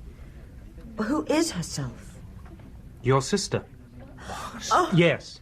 I am convinced that somewhere within her mind, buried deep beneath the surface, there lies another personality. Your sister. You're mad. Jane. He's mad. My sister's dead. Liz is dead. She was drowned. Jane, please. But it's obscene what you're saying. It's obscene. And I don't want to listen to any more. Jane! No, let her go. But please. I want her to help me, but not to help under pressure. She'll have to think about it herself. Well, maybe you're right. I don't know. What is it you wanted to do? Very little, really. In fact, I had hoped it might have been accomplished by accident even before I got here. I want them to forge a link. A link? In what way? Well, I know from my researches that she and her sister were very close. I want your wife, somehow, to make contact. To talk with her. Play games together, perhaps, I'm not sure. But I know one thing. The trivia of shared remembrances, even after 7 years, should be a potent force. And you came over from Canada just for that? Well, I had arranged to come anyway. I thought it an opportune time. Also, I feel time is short. For some weeks now, my wife's letters to me have been disturbing. Beth seems to be moving out of the relative period of stability she enjoyed into new areas of fear and disruption. I am hoping that with your wife's help, I can nip it in the bud. Make Beth complete, rounded, whole. The idea seems to disturb you. Yes, I'm sorry. I think I ought to go and see her. Beth? No. My wife. I must go and see her. Make sure she's... I must go and see her.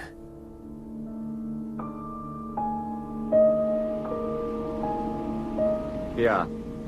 This is near enough. Yes. Reality is thin enough here. They will come to their deaths. We just have to wait. Can you feel them yet?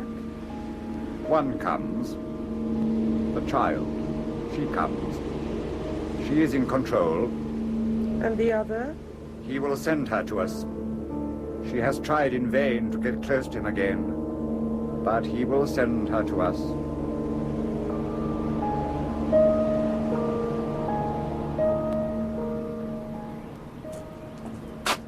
Hello. I wondered how long it would be before you found me. Well, I wanted to see if you were all right. Why shouldn't I be? Well, I just thought... Oh, it's ridiculous.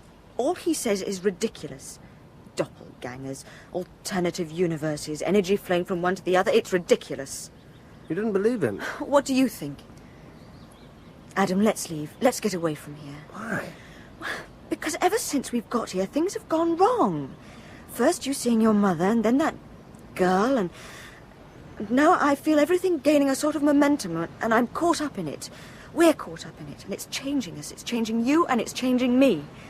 Well, I must say we haven't been bitching at each other so much. Oh, please, Adam, I am serious. I'm frightened. I'm frightened and scared. Well, what of? I don't know.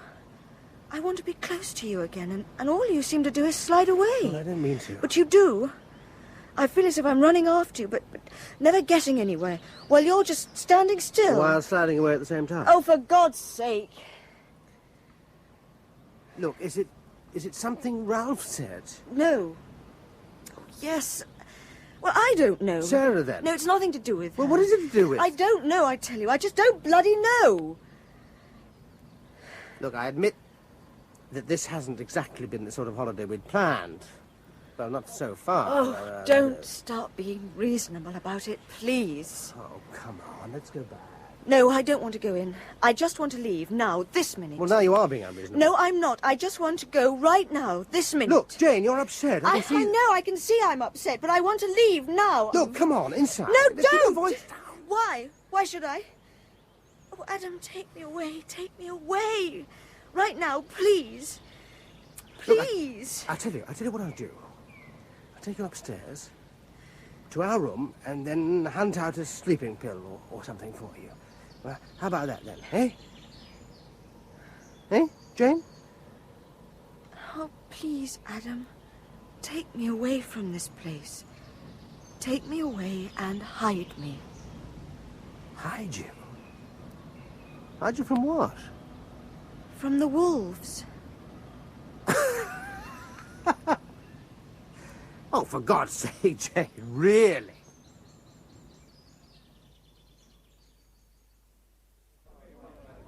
Ralph. Have you seen Beth?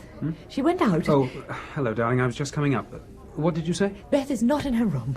I went out for a minute and... Ralph, what are you up to? Up to? Making us come here out of the blue and then talking to Adam. No, there's nothing to worry about, honestly, darling. It's to do with Beth, isn't it? You're trying to do something with her. Don't worry yourself, darling, But please. I do. I can't help it. This evening when you She's said probably in the garden. You know how she likes the open air. I am not a child, Ralph. No, of course not. I'm sorry. But she is probably out there chatting to Adam and Jane. And what are they doing out there? Oh, talking over something I told them. What? Nothing. Come on. Let's see if she's there, all right?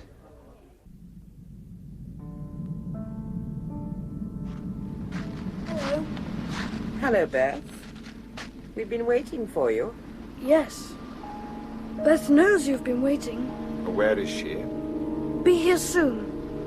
Wanting to run away, but coming here. Good. Go and get her, my son. With pleasure. Don't hurt her. No. Don't hurt her. Not yet. No. Not yet.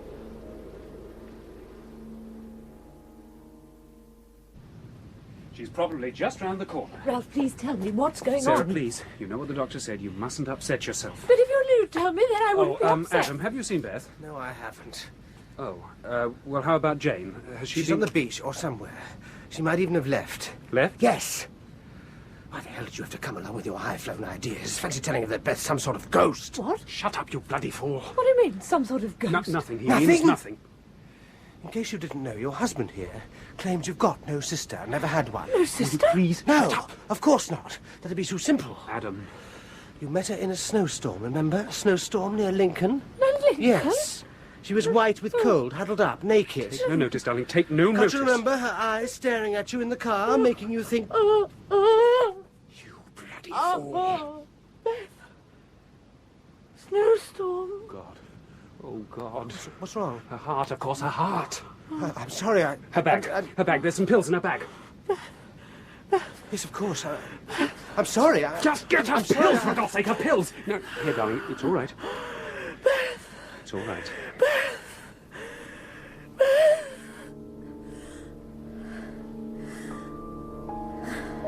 Good evening. I've been waiting for you. We've been waiting for you. Adam? But... No, not Adam. Look again. Look close. Your eyes. Your eyes. There's something wrong with your eyes. Like wolves, aren't they? Come here. Ah! My arm, you're hurting me. Come with me. There are some other friends who want to meet you. Touch you. One in particular wants to take your hand. Oh. Can I find a doctor or something? No, don't worry. Here, darling. Here, swallow these. Beth. Where is she? Beth. She'll be here soon, darling. Here soon. Beth. I want her. Beth.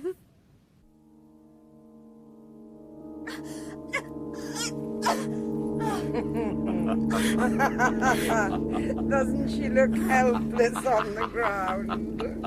Who are you? What do you want? Does look silly on the ground. Doesn't she look silly down there? Perhaps you had better help her up, Beth. Yes. Help her up, Beth. Take her hands. Take both her hands. No. Mustn't touch. Fight her. Fight her. She is powerless without him. Draw on us. Draw on our power. No. Mustn't. You must set us free. You must set your wolves free. Must set you free. Yes. Must set you free. Yes. Beth will set her wolves free. Wolves? Take her, Beth. Touch her. Touch her. Reach out and touch her. Can't you hear them, Beth? Can't you hear them? Waiting to cover the earth with blood? Yes. I can hear them. No! Hold her. She's helpless. Reach out and touch her now. Yes, I will. Will set wolves free. Will. Help me. Please. Must go. Must go to Sarah. No! Touch her! Help Sarah need Beth. Help me. Sarah need Beth. Help me. Must go! Help me. Please, help me. Help me. I'm me again. No. I will not set you free. Take her. Not me, take her. No, you cannot stop us. Force them together, my son. Make them touch. No. Fight them, Jane. Fight them. But I don't know. For your life, fight them. Adam, I need you. Adam. How is she? I can't understand it. Her pulse has got stronger. Steadied up. It's almost as if she got an influx of energy. Is she going to be all right? I don't know. I think so, but... Adam. What was that? Adam. What? Adam. I heard nothing. Adam. I need you. I must go. She calls. I must go. She needs me. Who needs you? Must go. To Beth. She needs me. For God's sake, man! It's all right, darling. It's all right. Everything's going to be all right. She's helping. She's here. And helping. You'll be all right, darling. You'll be all right. I know I will be well now. Hold her, my son. Hold her. Make them touch. Fight for your life. He comes. Quick, make them touch. I cannot. They are too strong. You are too late. I can draw on his power now. No, not when we are so close. No, not when we are so close. Beth! Take my hand, Adam. Take my hand. Stop them. Take my hand, Adam. Take my hand. Take it now. No. Here. We have touched. Time has been put right. Take her. Take his wife. Take her back through time to complete the cycle, and then return to oblivion. No! You must! I can control you now. Take her. Take her back. What's happening? Adam, what's happening? He cannot hear you. He cannot hear anyone. Go with them. Go with them now. Yes. Come with us now. Yes. Form the circle, my son, and spin. Adam, help me. We will me. Round and round. Help me. And back. Help me. Time and Help me. space. Back to the beginning. Faster and faster. Help me. Faster and faster. Back and back. Help me. Rip it open. Help me. Rip it apart. Tear it open.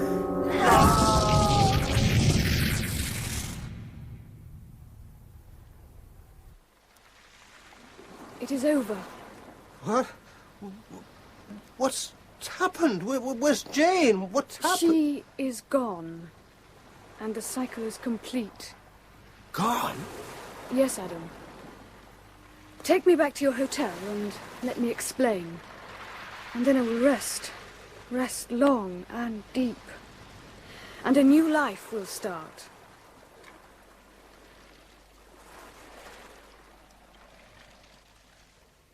Adam, soon it'll be as if it never happened. Tell me, what do you remember? Well, I can remember some of it now. As if I were looking through the eyes of another person. Those two people spinning with Jane. Between worlds, Adam. Between alternate universes, there is a limbo. Filled with forces inimical to life. Order, time. They're held in check only by the parallel logic of the worlds on either side. When this logic breaks down, then a gate is formed through which they can flow. An unimpeded avalanche of death and destruction. The child, potentially, was such a gate. In order to tear it open, two forces came into being, assuming shapes and forms plucked from your wife's mind at Oxford. At Oxford? So I did see... Yes! She was thinking of your mother and your brother when she and the child's paths crossed. So these were the shapes they assumed. Yes, but I'm afraid that I don't understand. In the other world, Jane's sister did not die. Jane died instead. What? In the other world, Adam, you married Liz, not Jane. You married me. You? Yes. I'm Liz. I have finally reached you. And we'll be together now until we die. Does the prospect please you? Yes. Yes, it does. But what about Ralph and Sarah? Won't they... They will miss the child. True. But she is with them. She's given her spirit to Sarah, infusing her body with strength and energy. Sarah can have children now, for she's no longer barren, and her heart is strong. They will be happy, even as we. But what about Jane? I remember them spinning with her. When Jane died in one world, but not in the other, a paradox was created. A thing had happened, but not happened. Jane has gone to resolve this paradox, to become the child. When you touched me, the future was assured. Therefore I could impose my will and have Jane taken back 6 years for a rebirth. I'm sorry, I just don't understand. The child and Jane were the same. The same body 6 years apart. They were the two ends of time, the past and the future. Two halves, if you like, the two unhappy halves of the gate to chaos. They could not be allowed to touch, for had they, then time would have been warped beyond repair. So, Jane is now dead? No. Well, not exactly. She's been taken back to the beginning. Her mind has been wiped clean and her body altered. She's ready to start the cycle again. To become Beth, the child. She's waiting in a blizzard, naked and crying for help. She's white with cold, shivering with her passage through time. She is huddled against an old stone wall, her head in her hands, her knees drawn up, an embryo, waiting. She is waiting for Ralph, and Sarah, and you.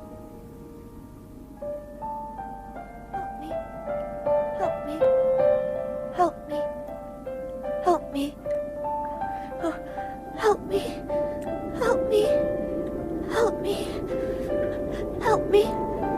Help me. Help me. Help me. Help me. Help me. Hello? Help me. Help me. What's wrong? Help me. Help me. Here, are you all right? A girl.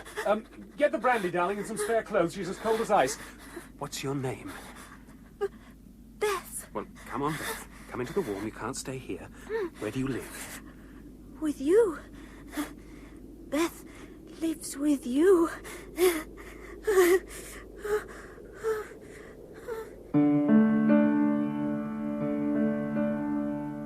The Doppelganger by J.C.W. Brooke. Adam Oxton was played by Nigel Anthony, Jane Oxton by Emily Richard, Beth Harris by Elizabeth Lindsay, Sarah Stedman by Penelope Lee, and Ralph Steadman by Geoffrey Collins. The man was played by Jack May, and the woman by Mary Wimbush. The music was by Paddy Kingsland of the BBC Radiophonic Workshop. The studio managers were Patience Pratt, Carol McShane, and Enid Clues. The Doppelganger was produced and directed by Ian Cottrell.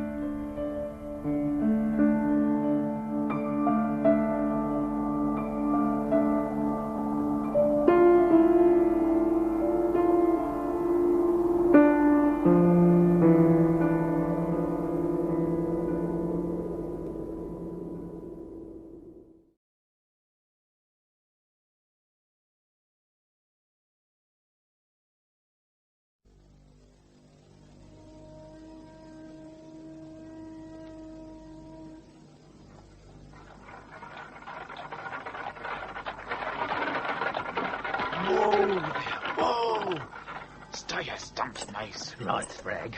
But keep an eye out for the blues. It's our necks if they glim this cargo. They won't. Not in this fog. Unless they're kipping under the bridge. Now, hold on to the legs. Get your end up, Mace. Steady. Right, start swinging. Now give a good shove. And may the saints have mercy on his own. That's their problem. Mine's a thirst, and it's killing me. Frag, the other bit. We forgot it. Then get rid of it. Now let's be moving. Here, that last bit's Bragg. What was it? His punching bag. His punching bag? No, Mace. It was his head. And if he'd used it, it might still be on his shoulders.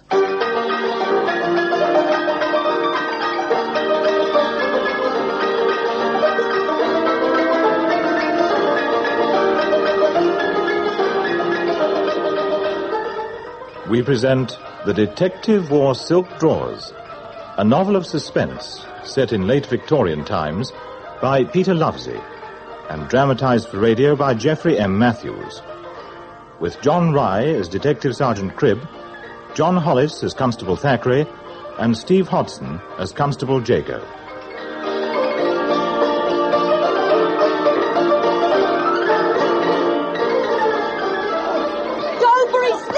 Get the claret flowing, Billy boys! Here, watch it, lads! A blow! Now then, come on. That's enough. Get out Right. John, get out the way! Rules, lads, rules. Hey, keep off me, you. Billy, Ooh. that's right, Billy, get him again, mate. Right, that's enough, lads. Right, back, all of you. Come on, lads, let's get out of here! Come on, girls, please. Yeah. You all right, Thackeray? Blimey. Mr. Cribb, you're a welcome sight, Sergeant. What happened? You were fell, Thackeray. A punch right on the mark. The mark? Point to the stomach, Thackeray. Broughton's mark. A truly classic punch. You ought to congratulate the lads when you round them up. That ain't likely, Sarge. I should have let him get on with it, the little varmints. Besides, what you... Well, I mean, Hampstead ain't your line of country. No, that's true. But since you were on duty here, Tell me, are you enjoying it? Beat bashing? No, Sarge. Well, Hampstead, well, it ain't exactly noted for its crime rate. Well, I wouldn't despair, Thackeray. Now, if you've not changed over much, I sense you could do with some refreshment. Yeah. The back parlour of the Rat Catcher. You still welcome there? Oh, yes, Sarge. Ada and me, we still have our understanding. Excellent. Then, Thackeray, I suggest you return to your lodgings, get out of uniform, and meet me within the hour. It's possible I may have some news for you.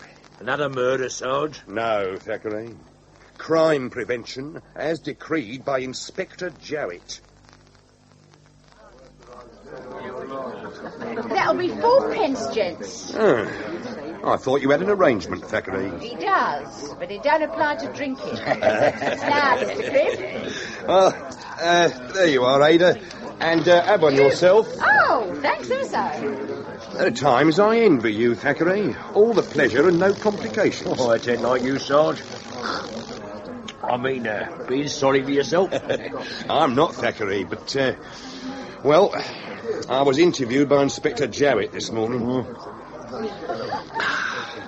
You should have heard him. Flair, Sergeant Cribb. Imagination. Not long record of selfless service, Cribb, but flair. He said that to you? Exactly, but there was more.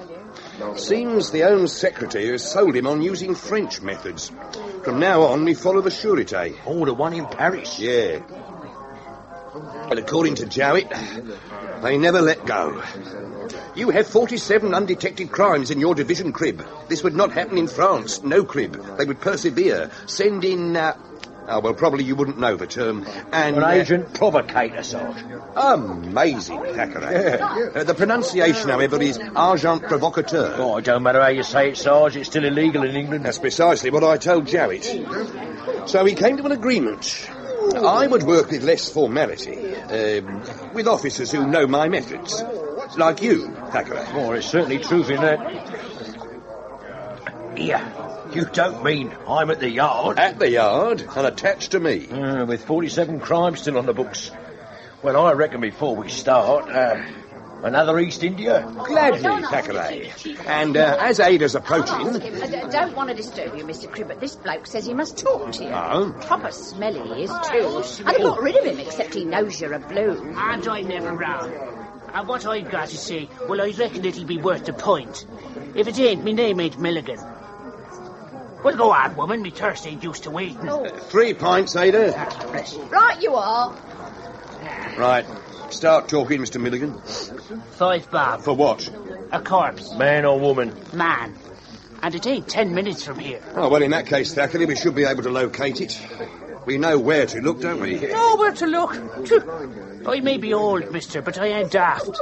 So make it 4 bob, eh? Do we pay him, Thackeray? For what, Sarge? I mean, it don't take a sharp nose to tell he deals in cockles, eh? And he only stalls around or at Blackfriars. Yes. There's always 3 or 4 corpses a month there. Well, if you're not interested in murder... What says it's murder, Milligan? Well, it ain't got no head, mister. And headless corpses don't jump off bridges. There's the body, Sarge. Caught up against the arch. Yeah, well, you'd better haul it in, Thackeray. Me, Sarge? Well, it might be better if we waited. The lads from the morgue, they'd be better equipped. Yes, to cart it away, Thackeray. But I want an expert examination. And with the tide going out... As you say, Sarge. Oh, and, Thackeray, keep an eye out for the head. Right. Now, as for you, Milligan, I'll need a statement. Take this note to the Nick at Blackfriars. I'd say you forgot something. No, it's in the note. A florin in exchange for a statement. Well, on your way, then. Oh, you appear a trifle damp, Thackeray. The tide's coming in, Sarge. I reckon he's been dead about 4 days. There's a couple of things fair baffle me. Oh, well, in that case, Thackeray, I'd better have a look. Oh, yes. He's quite a big fella. Yeah, about 5'9". Well developed. I reckon a saw cross-cut took his head off. Yeah. You didn't spot it? Not anywhere, Sarge. Well, that could make identification a problem. He's got a good thatch of ginger on his chest. It won't be too difficult to match up with the head. If we ever find it, Sarge. But there's still a few things to go on. Now, that mark between his muscles... Yes. It's made by a cord running between deltoids and biceps. Yeah. Well, he's obviously a working man. A bricky, tanner. Could even be a puddler. I say he was a bricky. Your reasons, Thackeray? Well, look at his forearms. Moulding clay develops them a fair treat. Now, the scars on his palms, they could be from brick edges. Yeah, that's a fair assumption, Thackeray. All right, let's turn him over. All right, there we go. Oh, blimey. Come on.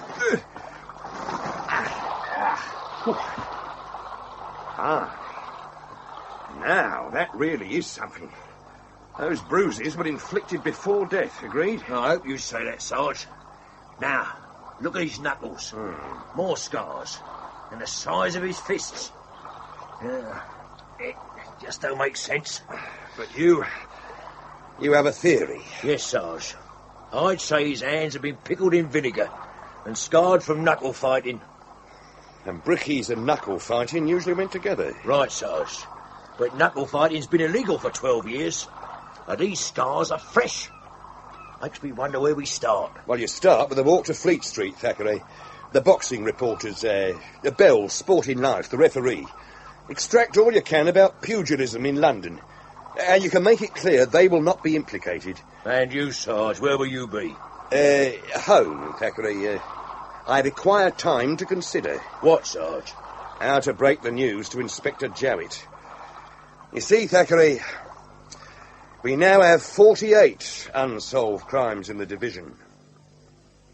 Intuition and inspiration, Sergeant, they must go together. Exactly, sir. That is why I am here. Oh, you have a case which requires my guidance? Just agreement, sir. To what? A novel method of investigation.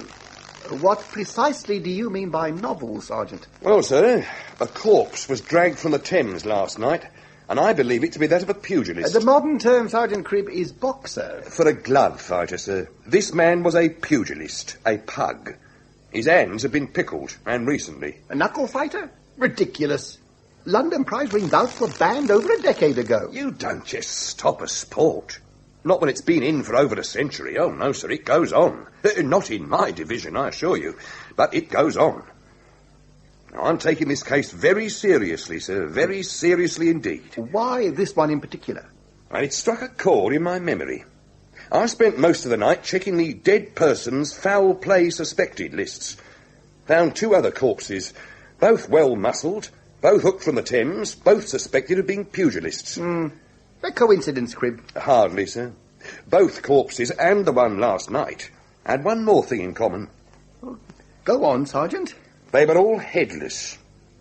It could add up to a pretty pattern of murder in the fist-fighting fraternity. There is no such thing, Cribb. The magistrates put pay to it in the 60s.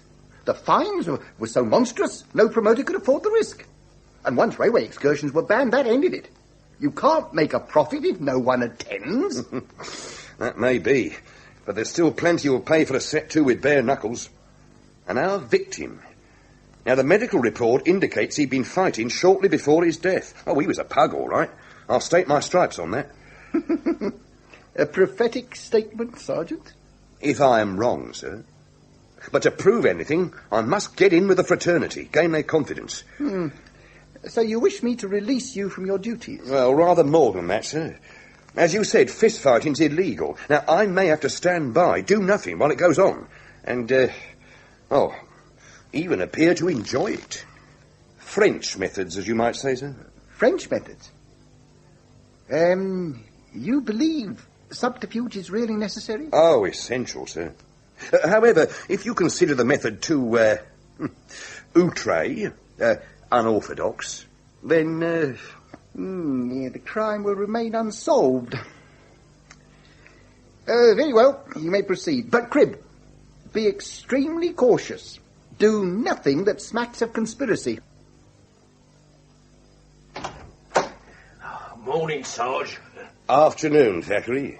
Oh, sorry, Sarge, but, well, it was a long night. Ada was... Yes, well, you can tell me about that later, Thackeray. Now, if you've recovered, what news from Fleet Street? Nostalgia, Sarge. The reporters, they'll talk about the golden days, all right. But you ask where the knucklers are today, you'd think you wanted an audience with Prince Albert, Lord rest his soul. The promoters, any mention of where they scuttled? To the turf, pedestrianism, wherever the money is. Wherever the money is. Thackeray, you are a genius. Jago, we must see Jago. Jago, Sarge? What's he then, another reporter? No. Henry Jago's more useful than that. He's a first-class boxer, and a crusher to boot. A police constable, Sarge? Yes, Thackeray. A simple constable. Just like you. Tell me, Henry, your prospects of advancement, are they good? Honestly, Lydia, yes. I suppose so. But first I shall have to prove myself. Why? Father was asking. Oh. It's funny. He knows so little about the constabulary. He wanted to know how many non-commissioned officers worked for you. What did you tell him? The truth, that I didn't know. You're sure that he doesn't suspect that you, visit me without a chaperone? No, I'm not sure, Henry. But he has suggested I increase my circle of friends. In fact, he's invited one to supper on Saturday. Oh, really? How do you feel about that? Well, I don't have any choice. He's the curate from St. Martin's. I know. You could leave your visiting card. Perhaps. Don't think it'd do any good, not with your father. I'm sure he would ask you to call, and then you could explain. Tell him that the constabulary is like a military regiment, that there's a very strict discipline. That would appeal to him. I'm sure it would. Now, may I pour you some more tea? Oh, you're not expecting visitors. Oh, Henry, my reputation. Oh, Lydia. Don't worry, my dear. Just keep calm. Yes. Coming! Yes? Oh, Sergeant Cribb. Afternoon, Jago. Oh, by the way, this is Constable Thackeray, attached to us from S Division. Do you mind if we come in? Well, the fact is, Sergeant, I have a visitor, a young lady. And no chaperone, really, Jago. No. And as there's only one exit from these rooms, You need have no fears about our discretion, Jago. But the matter is urgent. Oh, very well, Sergeant. Do come in and make yourselves comfortable. Thank you.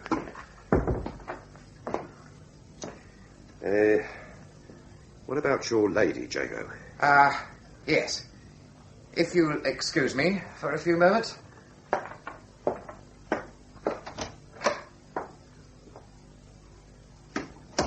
Jago may be well informed about boxing, Sarge, but, well, that nameplate on the door. Henry Jago, Constable, Criminal Investigation Department. I don't reckon even Inspector Jowett has that. Keep your voice down, Thackeray. And the furnishing, Sarge, eh? Silver goblets. Blimey, Sarge, that crest. Well, Jago comes from a high-class family, Thackeray. Oh. Private tutors, public school. He'd have gone to the university except for a disagreement with his father. That's why he walked out and joined the force. I thought you said he had brains, Sarge. Cut glass decanters. Oh, blimey, Sarge, what is it? That's Elliman's embrocation. I smelled it from here. Excellent for toning muscles, but not recommended by the glass. This way, Lydia. Henry, will you... Good day, ma'am. Good day, gentlemen. Goodbye, Lydia. And about my card. I will drop it in.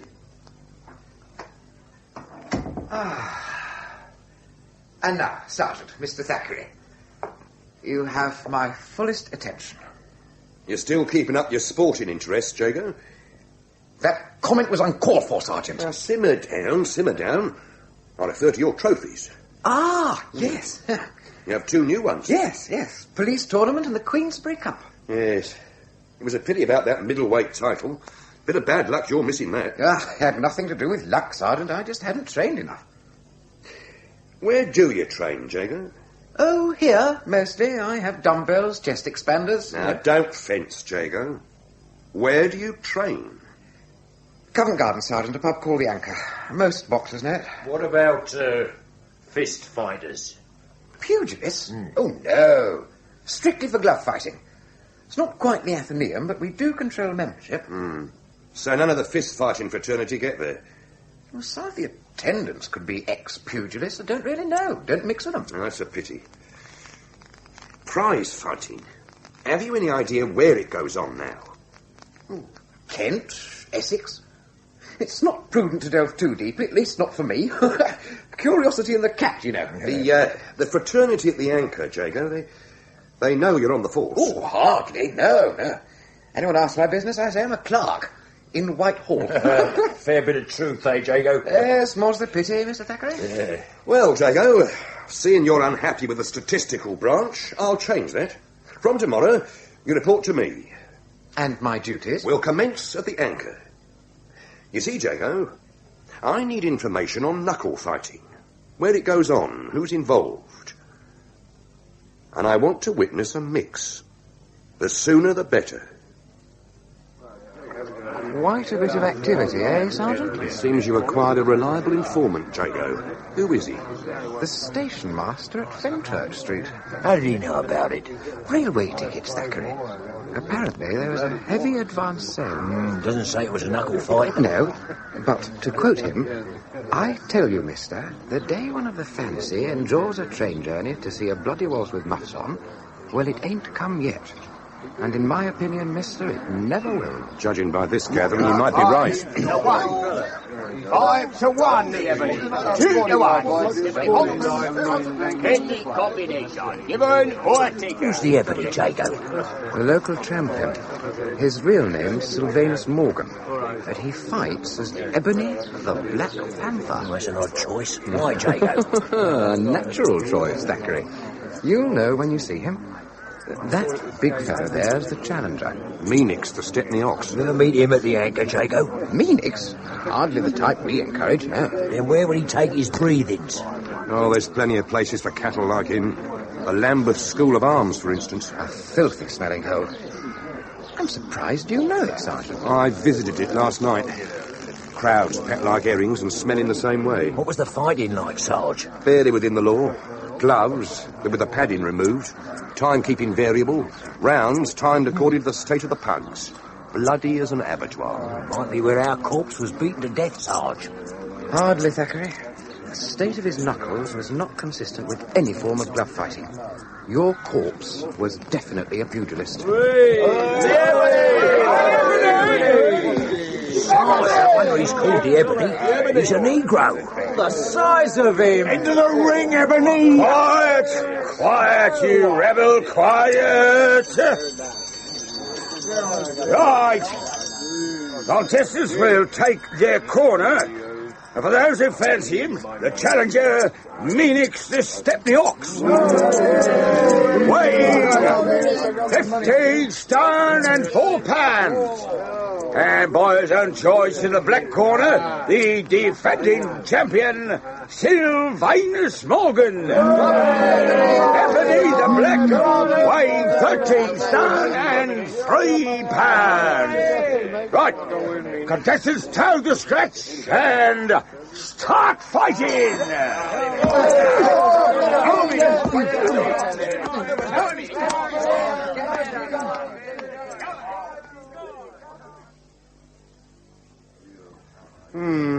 A short, unentertaining bout.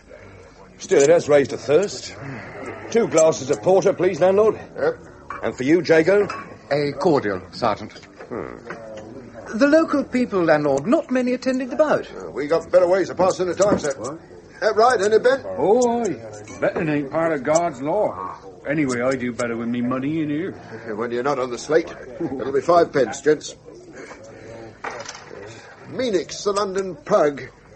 How long did he last? A mere 14 rounds. Had I realised the Ebony's form, I'd have wagered a few pounds. Well, the Ebony's form ain't widely known. Be different if the papers still reported fistfights. But he has had a number of bouts. No, only 2, as I knows of. Here in Raynham, that is. Were the bouts held recently? One was last November. That right, any Ben? November was when the Bermondsey boy lost all his ivories. The other was at Easter. Webster, the bloke was called. Took 6 hours to bring him round. The Ebony's training man. I should like to meet him. Oh, that ain't likely, mister. Not unless you're invited to the hall. The hall? Ebony takes his breed-ins at Radstock Hall. The Vibart plays up there on the hill. And Mr. Vibart discourages visitors? No, he's been dead this 12 months. It's the others. The servants? And training folk. Londoners. They don't come in here, except for Mr. Edmund. Mr. Edmund? Edmund Vibart. Brother to the deceased, Mr. Vibart. We see him once a week regular, don't we, Ben? I thought you said he didn't come in here. Oh, they don't. No, we see Mr. Edmund in church. He plays the organ. Rare musician he is. But his language, when he hits a wrong note, makes even the choir boys blush. Have you ever been inside Radstock Hall? No, not since the Vibarts took it over. No. Some of the village wenches used to work up there, but they didn't stay long. Oh, this Vibart one for the ladies, eh? No, it's the woman, Mrs. Vibart. Strange she is. Strange? So they say. Her late husband lived abroad. Brought back a load of stuff, statues and the like. Gods, images. Well, they say, Mrs. Vibart's been taken over by them. Oh, it's just wenches gossip, Tom. They said they was scared. Talked about strange happenings. Well, no doubt most of the stories grew in the telling, but... ain't much you can tell some of the lasses, eh, Tom? At my age, it ain't even worth trying. Now, if it's the London train you want, you've got 5 minutes, and I got work to do. One last question. Is Ebony the only fist fighter at Radstock? Well, not having been there, I wouldn't know. Now, Ben, the cellar. The train, Sarge. We ain't got much time. Right, Thackeray. Jago, I want you to travel in the same coach as Meanix. Keep your eyes and ears open. Thackeray and I are going visiting.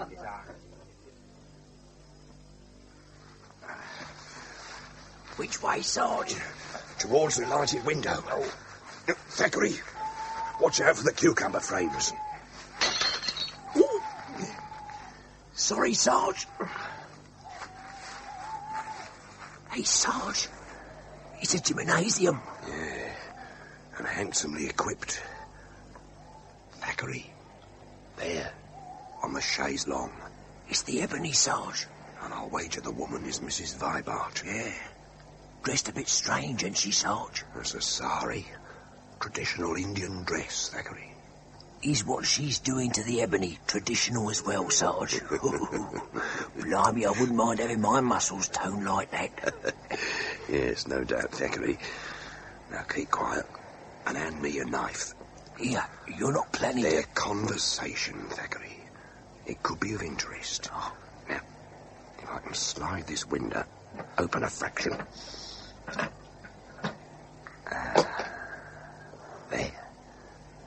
Now, very quiet, Thackeray. Lie quietly, Sylvanus. Relax.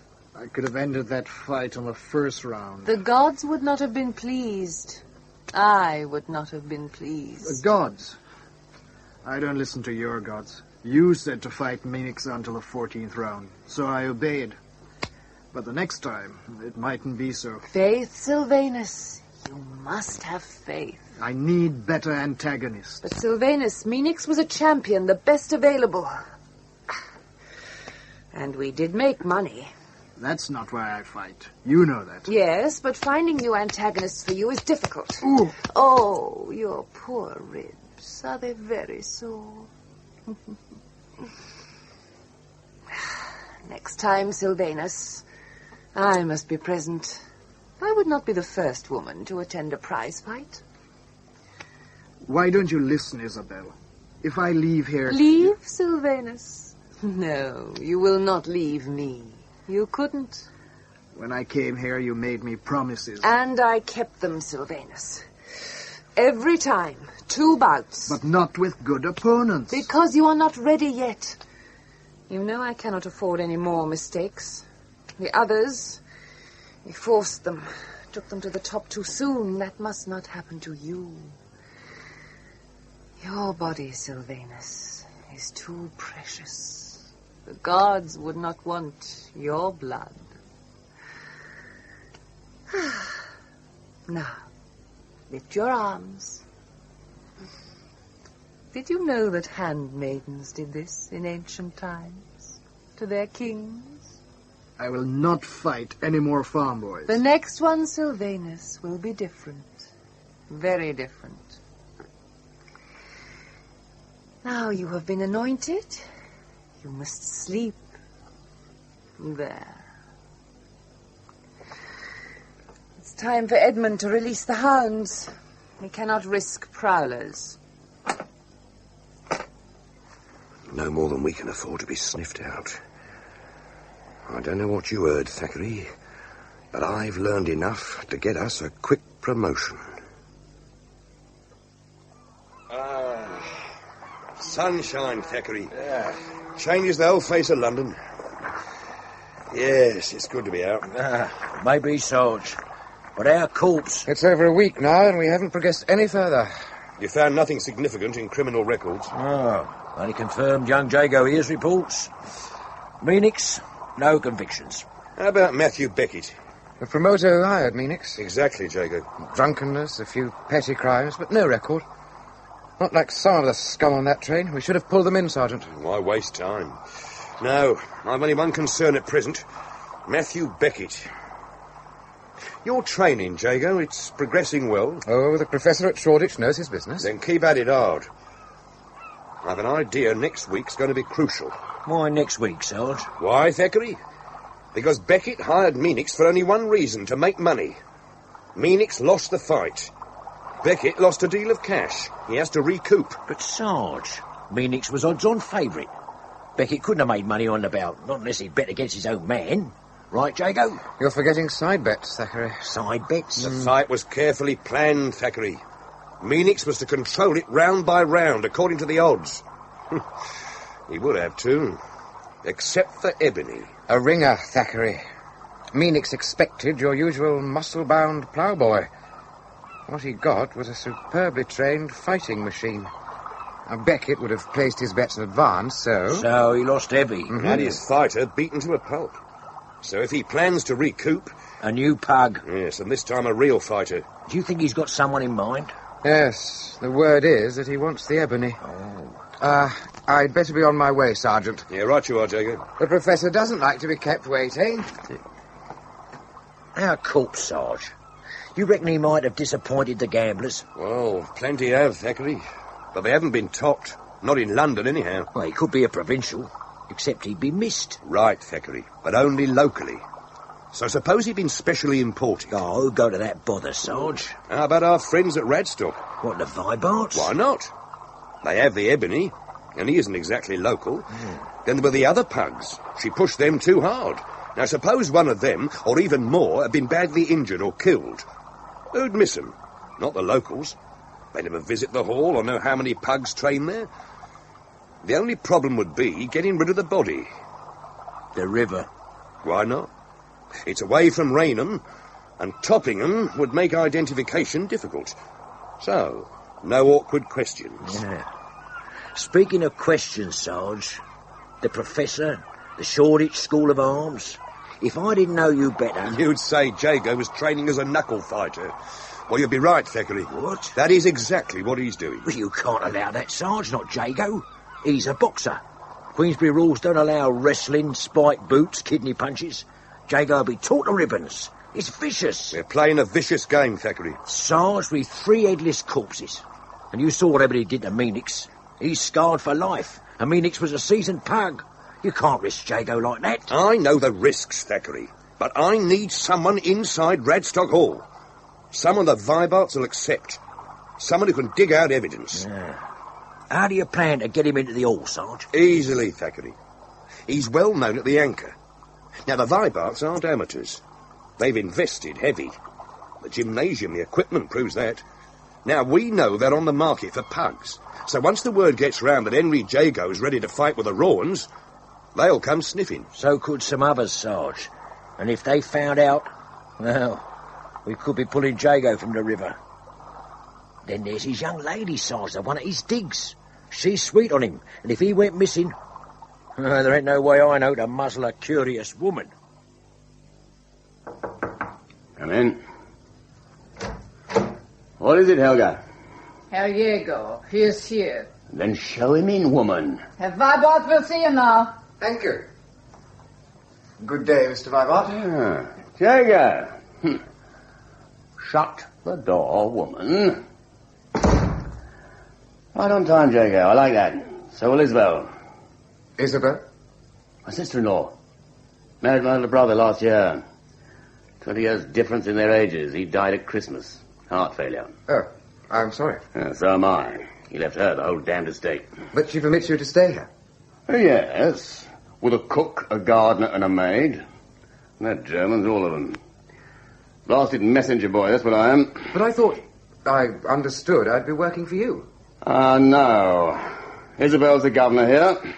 But the fancy don't like doing business with a woman, so I act as her agent. It is a man's game, Mr. Weibart. Yeah, don't tell her that, Jago.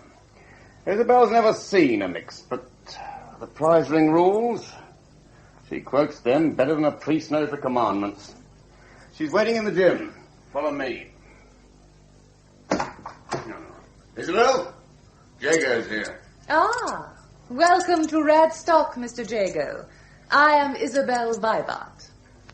I am at your service, Mrs. Weibart. I hope so, Mr. Jago. There is no need for you to stay, Edmund. Very well. Edmund has very little charm, Mr. Jago. So unlike my late husband. However, he has his uses. Now, please, sit here beside me. Yes, very well. Edmund informs me you're an experienced boxer. Have you won any championships? No, but I have beaten a number of reputable amateurs. I see. Now, why do you wish to be a pugilist? I need money, Mrs. Weibart. And without money or prospects, marriage is out of the question. Marriage, Mrs. Weibart? You do have a lady friend. Why, yes. And you have admitted a need for money. Obviously, you are considering marriage. Don't be embarrassed, Mr. Jago. Oh, I'm not, Mrs. Weibart. Just impressed. Good. You see, Mr. Jago, what we do at Radstock is, well, not accepted. I need to know all about people who come here. I have excellent informants, some even at the Anchor, where you train.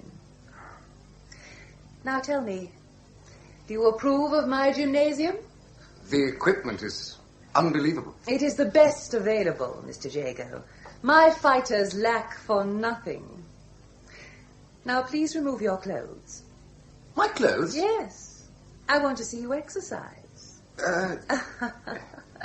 Have no fear, Mr. Jago. You will find drawers and pumps in that cubicle. Ah. Go on.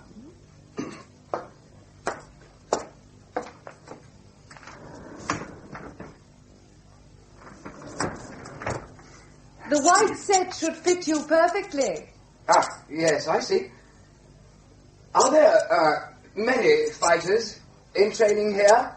Only one at present. He fights as Ebony, the Black Panther. And you got all this equipment just for him? No. No, there were others, but they left. They did not reach the top, Mr. Jago, and I do not accept failures. Yes, the whites do suit you. Your other pugilists, perhaps I knew of them. No. They were from the Midlands and no doubt returned there. Now, do some press-ups. Ready? Down, up, down, up, down, up. Stop. Now, if I may touch you. You have a sound heart, Jago. Biceps are strong.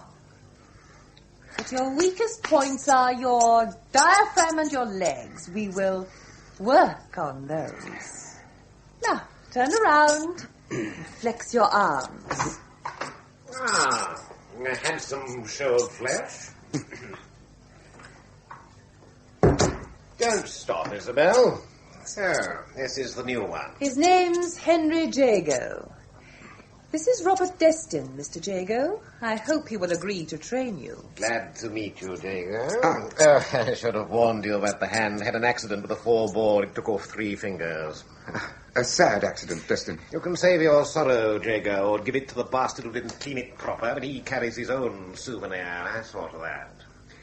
Well, don't stand about, man. A sawdust bag. I want to see your fist move. Yes. Come on. Harder. Oh, come on, you can do better than that. Stop. Now, let's look at those knuckles. Tender, are they? Yes, they'll need pickling, Isabel, and the sooner the better. No, Robert. I believe the first thing that Mr. Jago needs is physicking. Physicking? Yes, inner cleanliness, Jago, a prime maxim. We start with a strong emetic and follow it with daily doses of Glauber's salts. Glauber's salts for a week? Blimey, Sarge. It's in Jago's report, Thackeray. I reckon all he's putting up with deserves a gallantry medal. Doubt I could stand it. Given that treatment, Thackeray, you'd answer the call. Yes, well, it looks like they're getting him fit for next Saturday. Yeah, you ain't going to let him go through with it. Well, it's only against a local man. Jago will handle him easily. Well, I hope his opponent realises that, Sarge. Otherwise... Oh, Jago's done well so far. His tip about pugs from the Midlands paid off handsomely. Here, look. Birmingham Constabulary, July 20th. Your inquiry. Missing persons register includes 2 brickmakers. Daniel Ives, age 24. And Thomas Quinton, age 38. Height 5'9", weight 12 stone. Red hair. 2 convictions for common assault. This Thomas Quinton, Sarge. The description fits our corpse to a T. Red hair. And if you had the convictions, well, I mean, common assaults meant prize fighting before now. Oh, it's Quinton, all right. We still haven't found his head, Sarge. No, well, I'm working on that. Quinton had a wife. Now, she's been located. We'll give her a squint at our dead friend's clothes, and given luck, she'll identify them. And if she don't? We carry on, Thackeray. Starting at Jago's mix next Saturday. Not many here, Sarge. Thackeray, we are here in disguise, so it's Crib, eh? Oh, sorry, Sarge. Mr. Crib. Right. I must say that Norfolk jacket and deerstalker suit you a treat. Yeah, I don't get much chance to wear it. Mrs. Cribb don't approve of checks. Pity you don't smoke, Sarge. Had a pipe to that outfit, you could be a dead ringer for what's his name, the detective from the Strand magazine. The sporty looker with Jago. He must be Edmund Vibart. Yeah, he fits Jago's description. So the other one? Yes, 3 fingers missing. He must be the trainer, Robert Destin. Henry Jago! Now, this here is Luke Judd from Benson's Farm. They both know the rules. Yes, London prize ring as amended in 1866. Correct? In your corners, then. And Luke, no button or gouging, understand? All right. Handlers will leave the ring. Ready? Time!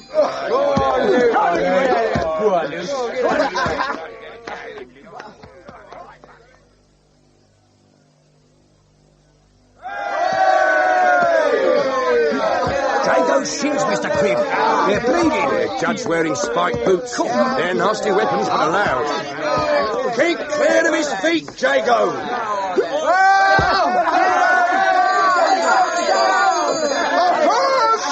down to Luke Judd.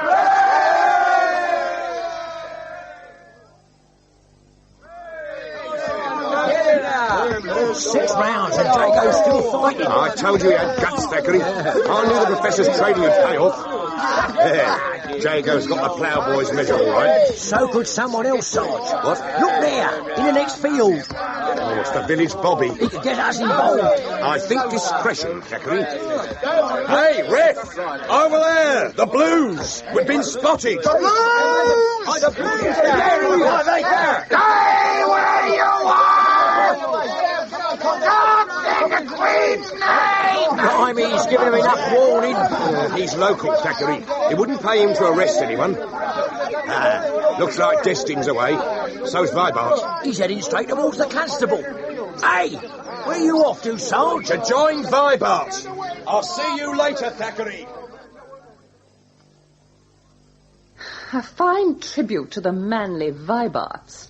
One middle-aged constable on a tricycle and Edmund runs. Straight into his arms. Ah, Jago. Mrs. Vibart. Sylvanus? We were just discussing the fight. I think it calls for a celebration. The champagne, Robert. The magnum, I think. Right. It was hardly a victory, Mrs. Vibart. That was not your fault, Jago. You fought well and to instruction. Except for that interfering blue. Stopping the mix set me back 50 guineas. But I'll win it back. Damn me if I won't. Yeah. Isabel. Thank you. And, Ebony. Now, to your next bout, Jago. Thank you. They talk of your fight, Jago, praise you, make promises, but there's no mention of me. Tell me, Robert, when will Jago fight me? You fight Jago, you're out of your mind, Ebony. No, and my given name is Sylvanus Morgan. Mr. Sylvanus Morgan, so use it. Right. So stir your gammon, Mr. Morgan. Only when you answer my question. When do I meet Jago? Never. You are a champion. The bout wouldn't last 2 rounds. You know, Isabel, I believe Sylvanus feels neglected. He has no cause to. Listen to me, Sylvanus. We are in this game for profit. Profit? How many times do I have to say it? I have money. What I need are bouts. I am a fighter. And a good one, so we must find you the best antagonist, and we will. Now, Jago, do you approve of my necklace? It's very becoming. A jeweled cobra ready to strike. Yes, it is very becoming. Was it crafted in India, Mrs. Vibart? Yes, like most of the objects in this room. The necklace was a birthday present from my husband. Do you approve of his collection? Well, yes. I'm no expert. But I'd say some of the items were priceless. This particular statue is quite fascinating. Ah, it is one of my favorites. Yes. Do you know what it represents, Jago? An Indian deity? Yes, Jago. That is Kali, the Black Earth Mother. She is supreme. You know why, Jago? Because they are afraid. The legend is she danced on battlefields and ate the corpses. Gives me nightmares every time I think about it. So she should, Robert. But Kali could be beautiful as well. With those 4 arms. Wouldn't mind seeing you in the ring with her, Ebony. Wouldn't know who to bet on. 2 arms were to shower blessing. Kali can be very generous to her followers. And the other 2? See what they're holding, Jago? How was she to know that? Or that 1 drop of its blood touching the earth would create 1,000 more demons. If 1 drop had touched the ground... We'd be up to our heads in demons. Ruddy poppycock. You can sneer, Robert. But Kali is a very potent goddess. One we must all appease. She's the goddess of death. It's not wise to provoke her. Well, then we'll drink to her. Cozy party. Didn't think of coming to fetch me, did you, Destin? Stop shouting, Edmund. Sylvanus, refill the glasses, please. Yes, Isabel. Edmund, sit down and tell me what happened. That damned village blue happened. He started off slow, and he put on the pressure. What did you tell him, Edmund? Nothing. Except my name and address, and he knew that already. Thank you, Sylvanus. Anyway, he was more interested in the bloke from London. One of Matthew Beckett's men? No. It was a gent. Tall chap. Norfolk jacket. Deerstalker. Yeah, I reckon he's there for the night. And that's what I'm calling it. After you release the hounds. Well, Edmund? I'm Mike Short, Isabel. Your gambling losses are not my concern, Edmund. Damn it, Isabel. 30 quid. That's all. And I was Jago's bottle holder. That's worth a bit, ain't it? You said I'd get paid. Go and release the hounds, Edmund. Right. Isabel, if that's your blasted attitude, I'll have this. It's mine by rights anyway. Replace that figurine immediately, Edmund. And if I don't... I shall ask Robert to break your arm. Be a sore temptation. Damn you. Keep that damn thing, then. You stand on, Sylvanus. What for? The small talk bores me. I need fights, not fancy parties. Edmund has so little control. But I suppose we were thoughtless. Have some more champagne, Jago. I've had quite sufficient, Mrs. Vibart, thank you. Now, I should also like to be excused. Already? Oh, but of course, how stupid of me. Your muscles must be stiff. They need massage. I'd accept the offer, Jago. Isabel's technique works wonders. The ebony can testify to that, eh, Isabel? Oh, thank you. But no, really, Mrs. Vibart, I am too tired tonight. Very well, Jago. You may retire. Yes. Well, good night.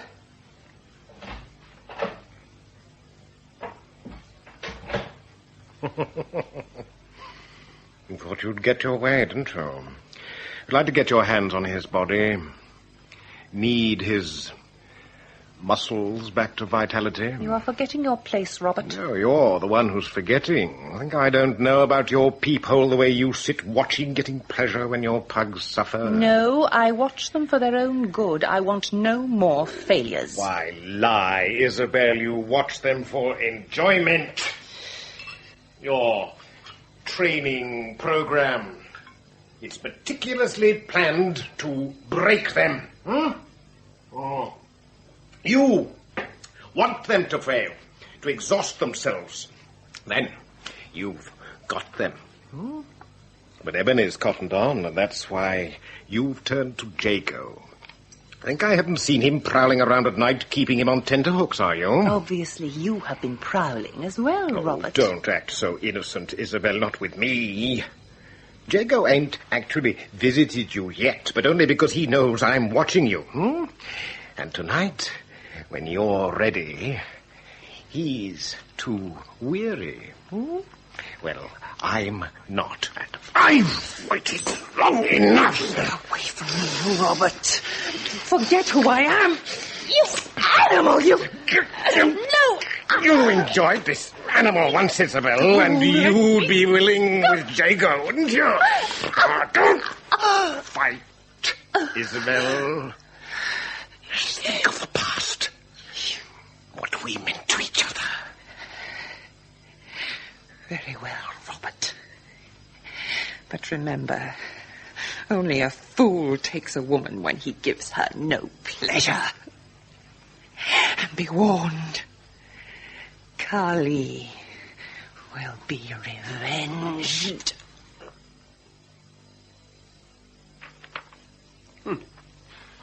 Kali? Demons? Cobras? Oh, you saw Jago after the mix, Thackeray. Any head injuries? Nah. He was limping a bit, Sarge, that's all. Why? Well, this report's full of self-pity. I thought young Jago could take pressure. Now he wants to bow out from Radstock before he's done anything. He did help us identify Quinton, Sarge. Besides risking his neck, that is. Could be he's suffering from shock. Shock? Well, he looked more than shaken when he heard you was arrested with Vibart. That worried me a bit too. I wasn't sure you'd get away. Not without saying you was on the force. Oh, I couldn't do that, Thackeray. No, I realised that Bobby stumbled on the mix by accident. All he wanted was a quencher with his cronies. Oh. So I held back until Vibart was released. Then I took the offensive, appealed to the constable's vanity, indicated I was a reporter, stressed that over 100 spectators and the antagonist got away scot-free. Suggested his county inspector might want to know why. Made him reconsider, did it? Yes, we came to an arrangement. He released me. I promised not to write anything. It's a pity I couldn't speak to Jago. Yeah, he says the Ebony's determined to leave Radstock. Well, that means Jago's left to do the fighting. No wonder he wants to get away. There could be another reason. Mrs. Vibart. Seems like she's paying him certain attentions as well. Not massage. Oh, if only I was a mite younger, Sarge. But I thought Mrs. Vibart was looking after the ebony. She was. But now the ebony's scared. Won't go near her. He told Jago a great evil will descend on Radstock, and he plans to leave before that happens, with help from Edmund. But why would he want to cheat his sister-in-law? He's short of money, and Matt Beckett will pay a lot for the ebony. Come in. Sergeant Cribb, Miss Lydia Boltrover. Jago's lady friend, Sarge. There could be trouble. Or salvation, Thackeray. Show Miss Boltrover in, Constable. Very well, Sarge. This way, miss. Thank you, Constable. Miss Boltrover. My name's Cribb. Chair, please, Thackeray. Oh, here you are, miss. Oh, thank you. Right. Now, how may I help you? You can tell me where to find Henry Jago. Jago, Miss Boltrover? I hardly... There's no need for charade, Sergeant. I realise you're trying to be discreet, but we have met. Briefly. At Constable Jago's. Since then, I've heard nothing from him. Now, please, tell me what Henry is doing. Attending to his duties, miss. His duties? Then perhaps you can explain this newspaper report. I have marked the relevant paragraphs. It appears to be a report of a prize fight, miss. Highly illegal. Where these reporters get their information from, I'll never know. Does it refer to my Henry? Yes, but I know all about it. But it's illegal. Barbarous. My Henry could get hurt. Please modulate your voice, Miss Boltrover. Constable Jago is involved in an extremely delicate investigation. But he is fighting. He could be mutilated, killed. We are taking care of his welfare, Miss Boltrover. I would tell you more, but the matter must remain highly confidential. After this newspaper report, Sergeant? No disrespect to you, miss, but, Bell's life. It don't circulate too widely. But it describes him. Muscled arms, slender loins, good attitude. He is instantly recognisable. Only to those who know him well, miss. There aren't many others who'd make the connection. The truth is, Miss Boltrover, that Constable Jago is investigating certain suspicious persons. Knuckle fighting gives him a reason for being there. You would like to contact him? Would it be possible? Oh, I don't see why not, miss. Yes, you may write him a letter. And then, if you don't mind, I should like to add 1 or 2 lines. You could write them. You see, I need a way to get instructions to him. Will it help Henry? It will, miss. Rest assured, it will. Tension, Jago. We must get rid of it. There. Is that not better? Really, Mrs. Vibart, there's no need. I decide your needs, Jago. Now, please loosen your drawers. My drawers? Mrs. Vibart, I do not think... No, Jago, you don't. You have disappointed me, Henry Jago. Our activities, you know they are confidential. Of course. Then how do you explain this? It is addressed to you. But only one... no one knows I'm here. You were about to say only one person, your Lydia. Oh, Lydia doesn't... Don't lie to me, Jago. I read the letter. I had to. It is obvious you have written to her before. How many times? Only once. Then you will write once more. You will inform your Miss Boltrover that there must be no more letters, that if she plans to marry you, she must be patient. She at least still has prospects. Is that understood, Jago? Yes. Now, if you have quite finished, Mrs. Vibart... Not quite, Jago. You are still tense. You have such a fine back. Not a blemish on it. I think we will change that. Well, there's a mark for you, Casanova. My mark. Now you can compose a letter to your Lydia. And, Jago, so you really understand the meaning of loyalty? Your training exercises are doubled, no rest periods, and this afternoon you will spar with Sylvanus. I doubt that, Mrs. Vibart. Rebellion, Jago? No, but Sylvanus left Radstock soon after breakfast, and I doubt that he will return. Quite a turn-up, Thackeray. Yeah. Matthew Beckett must have made a real heavy offer to get the ebony away so fast. You in a drinking mood on expenses? The pubs around Shoreditch, Sarge? Yes. If the ebony's anywhere in London, they'll have word.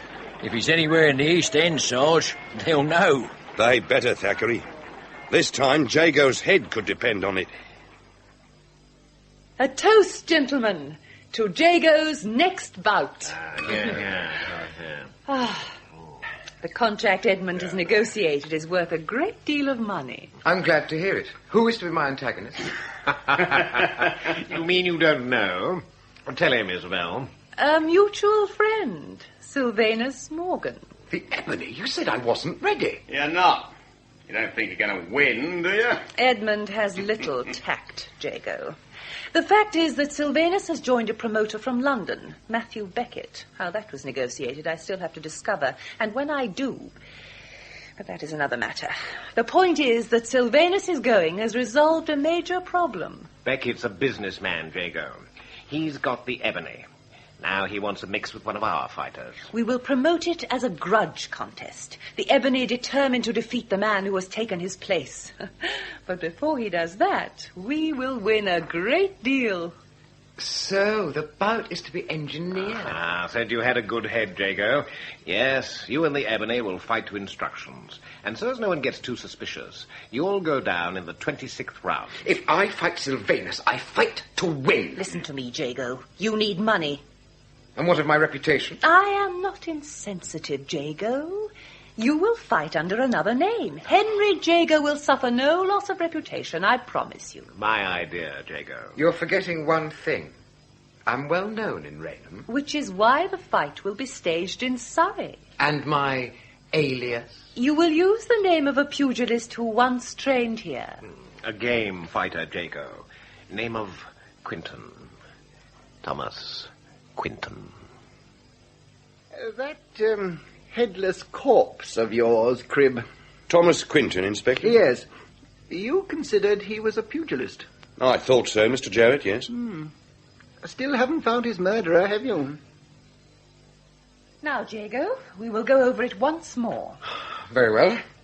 I allow Sylvanus to win the first 2 rounds, and then we continue equally until he knocks me out in the 26th. Yeah, just so long as you know how to count, Jago. Now, are there any more grubs? Jago must suffer no permanent injury, Mr. Beckett. A certain amount of bloodletting is necessary, but gouging is not. Your thumbnails, Sylvanus, will be clipped. Perhaps you will clip them for me. You have more instructions? Your special hold, where you crook your arm around your opponent's neck and batter his face. The suit in Chancery. It will not be used on Jago. Hold on. You can dictate all you want to Jago, but the ebony's mine. And you are welcome to him, Mr. Beckett. But that hold can kill. She's right, Matt. We don't want to know one of those... Shut your mouth, Edmund. Well, Mr. Beckett? Oh, agreed. Now, our 500 flimsies here. Who takes them? Finance is my concern, Mr. Beckett. We can discuss details in my salon. Some of my belongings are there, Mrs. Vibart. I need them. They are now in the storeroom, Sylvanus. I will take you there as soon as I finish with Mr. Beckett. One thing, Isabel. The time and place for the mix. We ought to decide that now. It's the same in every pub, Sarge. The ebony fights tomorrow. Do they know the antagonist, Thackeray? Thomas Quinton, Sarge. They say he's training at Radstock Hall. Now, we know Quinton's dead, so it has to be Jago. Jago against the ebony. Yeah, that's interesting. Where do they meet? Somewhere in Surrey. You aim to stop it. Naturally, Thackeray. Somewhere in Surrey. Now, that means Jago and the handlers will leave Radstock about 11. Yes. Yeah, I think that's time enough. For what, Sarge? A quiet chat with Isabel Vibart, and to reach the fight in good time. So the bout will not take place in Surrey? Sorry, not likely, Jago. No, the Blues got ways of hearing about a mix, so we set up stakes in Kent. While half the Surrey Blues wear out shoe leather searching Red Hill. Clever, eh, Jago? But the bookies, the fencing. Don't worry about them, Jago. The real word will go out at 11 tomorrow. Every fighting pub will have it by 12. And by the time the Blues get organised, we'll be back here counting our winnings. Ah, you ready, Ebony? I have everything now. Yeah, it looks like you have too. What's in the bundle? Mrs. Vibart's silver. Better not be, or she'll turn the hounds on you. Where is she? She's gone to bed. Look, are we leaving now? Oh, rush. Never stay still, does our Ebony. Funny he'll square up to any pug in London, but face your hounds, he goes white at the thought.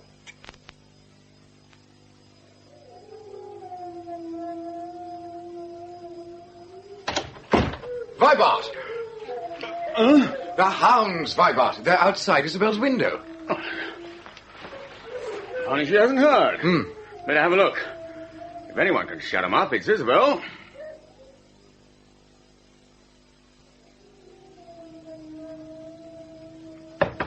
Isabel! Mrs. Vibart! You all right, Isabel? Isabel? Jacob! Here. Blood. All over the bed. God. She's dead. Stabbed. And viciously, too. No sign of a weapon. Jacob.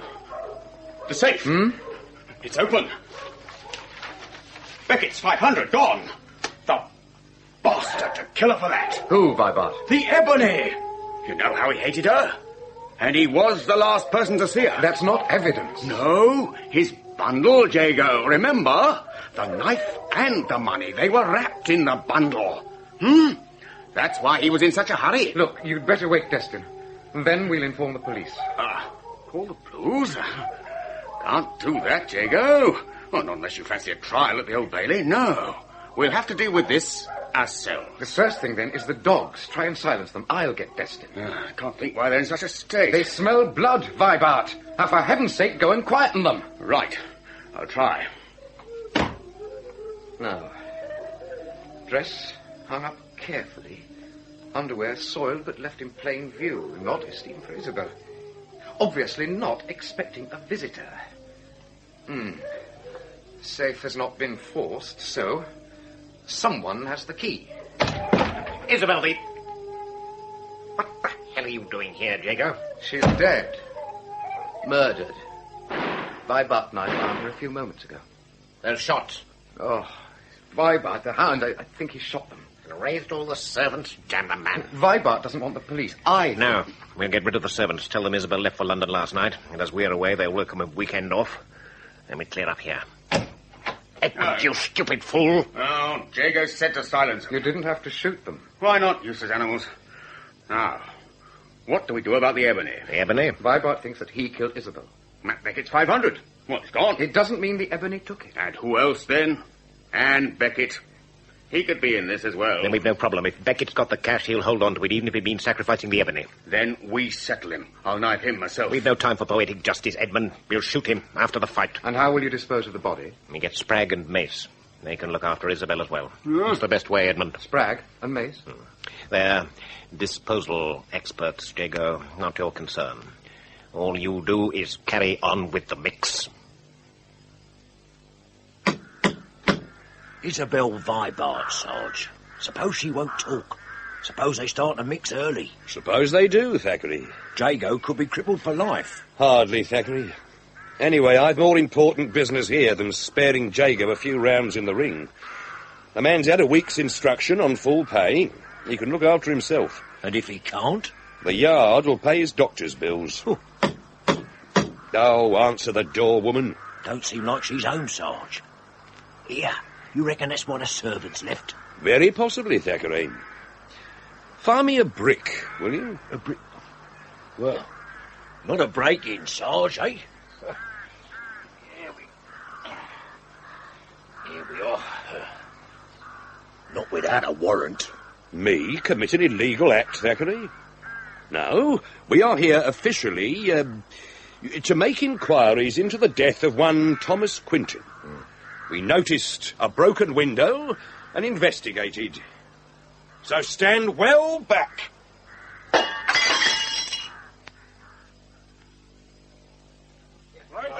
2-1 on the Ebony. 5-1 on Quinton's. Time to toss in the hat. Your man ready, Beckett? He's in the ring, ain't he? You making the challenge, Quinton? Answer him, Jago. What do I say? Nothing. Just toss your hat into the ring. It's custom. Then climb in. And Jago. Yes? Take your time. You've got 26 rounds, remember?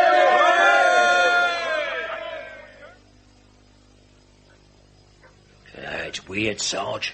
Those dead hounds, Mrs. Vibart's body laid out, clean sheets, the blood-stained linen folded away. Forget her, Thackeray. She was a handsome woman, and I'm sorry she's dead. But it's Quinton's murderer I want.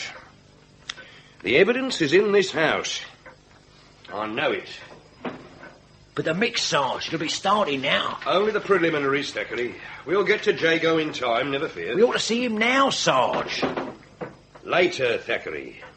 Now, search the next room. I did, Sarge. I found these under a mattress. A key and £500. The key fits Mrs. Vibart's safe. Making the motive theft. Which room was it? Well, I don't believe it, Sarge. But the room was Jago's. Jago! Come on, Jago! Now, take a deep sniff. Again. Come on, it'll clear your head. It's the shooting transfer testing. He's using it. It's my windpipe. Try a nip of brandy and it'll be as good as new. And remember, Jago, there's still 24 rounds left. There ain't time to search, Sarge. This house is too big. What we need is an army. An army? Thackeray, you are magnificent. Am I, Sarge? Radstock is a Tudor manor. There's a chapel in the roof. So there must be a priest's hole. Now, where would they have concealed a priest? Well, start looking, Thackeray. No. Well, you don't suppose Radstock was built by the Protestants, do you, Sarge? Pessimist. Thackeray? Thackeray? Where are you now? Well, I'm not sure, Sarge. But I'm inside the wall behind the window seat, and I can't get out. Well, if you got in, you'll get out. Well, feel for a catch. It's a spring. The smell in here, Sarge. It's rancid. Hey, I found something. Yeah? It feels like a coat, but it's soaking wet. And there's a valise. I wish I had a light. Hey, I've got it, Sarge. Good. The catch. There we are. Good man, Thackeray. Now, out you come. Oh, come on. Right, man. Right, there you go. Ow. Cool. Your hands, they're bleeding. Yeah. Are you all right? Yeah, I'm perfect, Sarge. Blimey. No wonder this coat felt wet. It's soaked in blood. Look. Fresh blood, Thackeray. Here, but look. These other stains. They're older, congealed. Oh. Well, they've been there some time. Here, get the valise open. Yeah.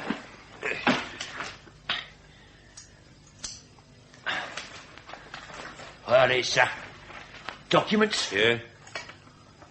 Oh, a knife. And a cross-cut saw. Both heavily blood-stained. Right, Sarge. Looks like I found your evidence. I believe you have, Thackeray. I believe you have. So, we'd better be off. I think it's time we arrested a murderer. But which one do we arrest, Sarge? Ebony, Vibart, or Destin? Well, we could accept the obvious and go for Jago. I can't, Destin. No more. Fight him back, Jago. Go for his throat. Straight punches with the knuckles forward. To my face, Destin. He just keeps on at my face. Then don't drop your guard. Get in there and fight. I'll do my best.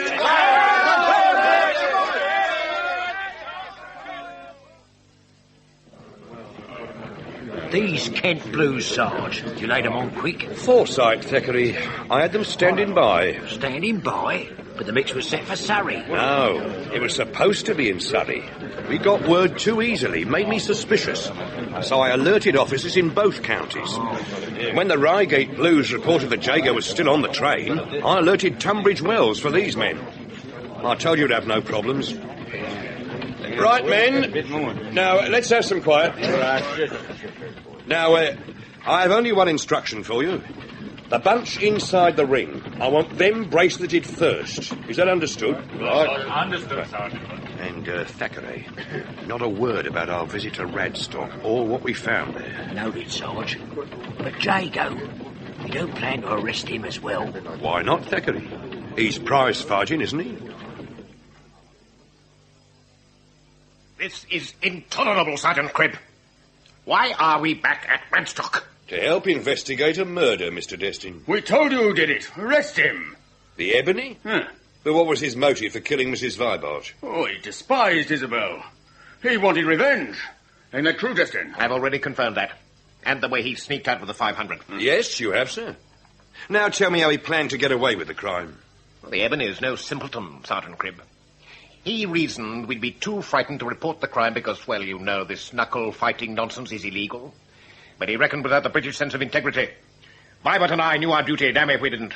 Then it's a shame you wasted so much time. Thackeray? Sergeant. This way, please, Mr. Morgan. Yes, Constable. Now, Mr. Morgan, you were able to overhear our conversation. I call them liars. I killed no one. I stole nothing. Why should I? Matthew Beckett was paying me well, and I had side bets on today's bout. Well, Edmund Vibart knows that. How the hell would he know? Because he had bets on as well. He arranged everything with Matthew Beckett. Vibart? You were Beckett's go-between? Why not? The Ebony and me. You and Isabel treated us like outcasts. Besides, Beckett made me a very good offer. I didn't want to come back to Radstock last night, but Beckett insisted. As usual, they insulted me, so I asked for my belongings. It took a mighty long time collecting them. Only 5 minutes. But stay in the same room with you? No.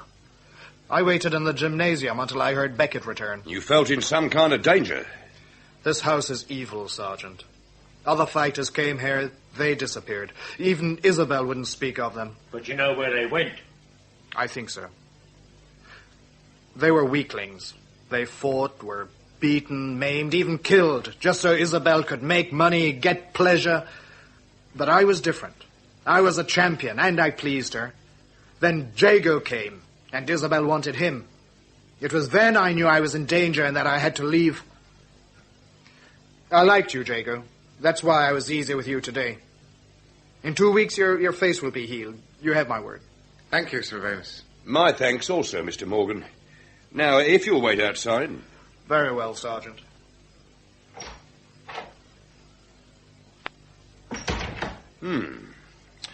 A convincing story, gentlemen. I told you Morgan was clever. The fact is, he was alone for 45 minutes. Time enough to kill Isabel. Perhaps. Now, Mr. Morgan mentioned other pugilists, the ones who vanished. I'm interested in where they went, especially one. We fished him out of the Thames. He'd lost his head, so to speak. His name was Quinton. Thomas Quinton. The name used by Jago today. So Quinton's dead, is he? Didn't know that. We lost touch after he left Radstock. You know, Sergeant, if Ebony didn't kill Isabel, there's only one other possibility. Jago. A few moments ago, you were certain it was Morgan. Yeah, but you disagreed. And I'll tell you why, sir. You said the Ebony, Mr. Morgan, was out of your view for 45 minutes. He left with Beckett and Mrs. Vibart. Yes, they went to Isabel's salon. And how long was Beckett away? About 15 minutes. So, if Beckett returned after 15 minutes, Morgan can only have been alone with Mrs. Vibart for half an hour at the outside. Still time enough to kill her. No. You see, during that half hour, Mrs. Vibart not only gave the Ebony his belongings, she also went back to her bedroom, undressed, completed her toiletry, hung up her dress, got into bed, and then met her murderer. Now, I'm no expert, sir, but anyone who believes she'd do all that in half an hour, well, they don't know nothing about women. Which proves Mrs. Vibart was still alive long after Morgan left the premises. An excellent theory. Now, I'll theorise about Jago. I know he fancied Isabel. Why? Because I've seen him prowling round her door more than once, even warned her about him. I also know she didn't care a fig for him. Of course, you can prove that as well. I don't need to. If she cared, she'd have vetoed the mix with Ebony. She didn't. She wanted Jago taught a lesson. When Jago cottoned on, he pleaded, made advances. And when she rejected them, he lost his temper and stabbed her. Then he emptied the safe to make it look like a robbery. I'll wager the money's on him now. Jago was searched in the police van, Mr. Vibart. We found nothing. Unless, of course, the notes were stuffed down his boxing drawers. Yeah, you can't deny you fancied her. She was an extraordinary woman. Yeah, of course she was. Good answer, Jago. Get Jago's shirt off, Sergeant. Right. See something we all saw at the mix. 4 scratches from shoulder to hip. Nail marks. Right, Jago? Yes. How did you come by them, Jago? Mrs. Vibart scratched me. Under what circumstances? Ain't it obvious? Handle it carefully, Jago, and you could get away with manslaughter. If I charge Jago, it'll be for murder. You see, Constable Thackeray and I were here earlier today. Here? Then you knew? Yes, sir. We found Mrs. Vibart's body moments after you left for the mix. We also discovered this. It was hidden under Jago's mattress. The money. You'll swing now, Jago. I believe the money was planted. Planted? Ridiculous. Jago had a motive, and now you have evidence. Evidence which convinces me of his innocence. Identify yourself, Jago. Henry Jago, Police Constable, Criminal Investigation Department, assigned on temporary duty to Radstock Hall, Raynham. You? A ruddy blue? A blue? And I thought that you... Jago was after Mrs. Vibart. No.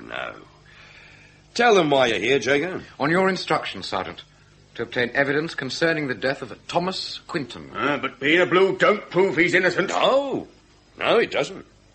But even if Jago had stepped outside the law, he'd not have forgotten his training.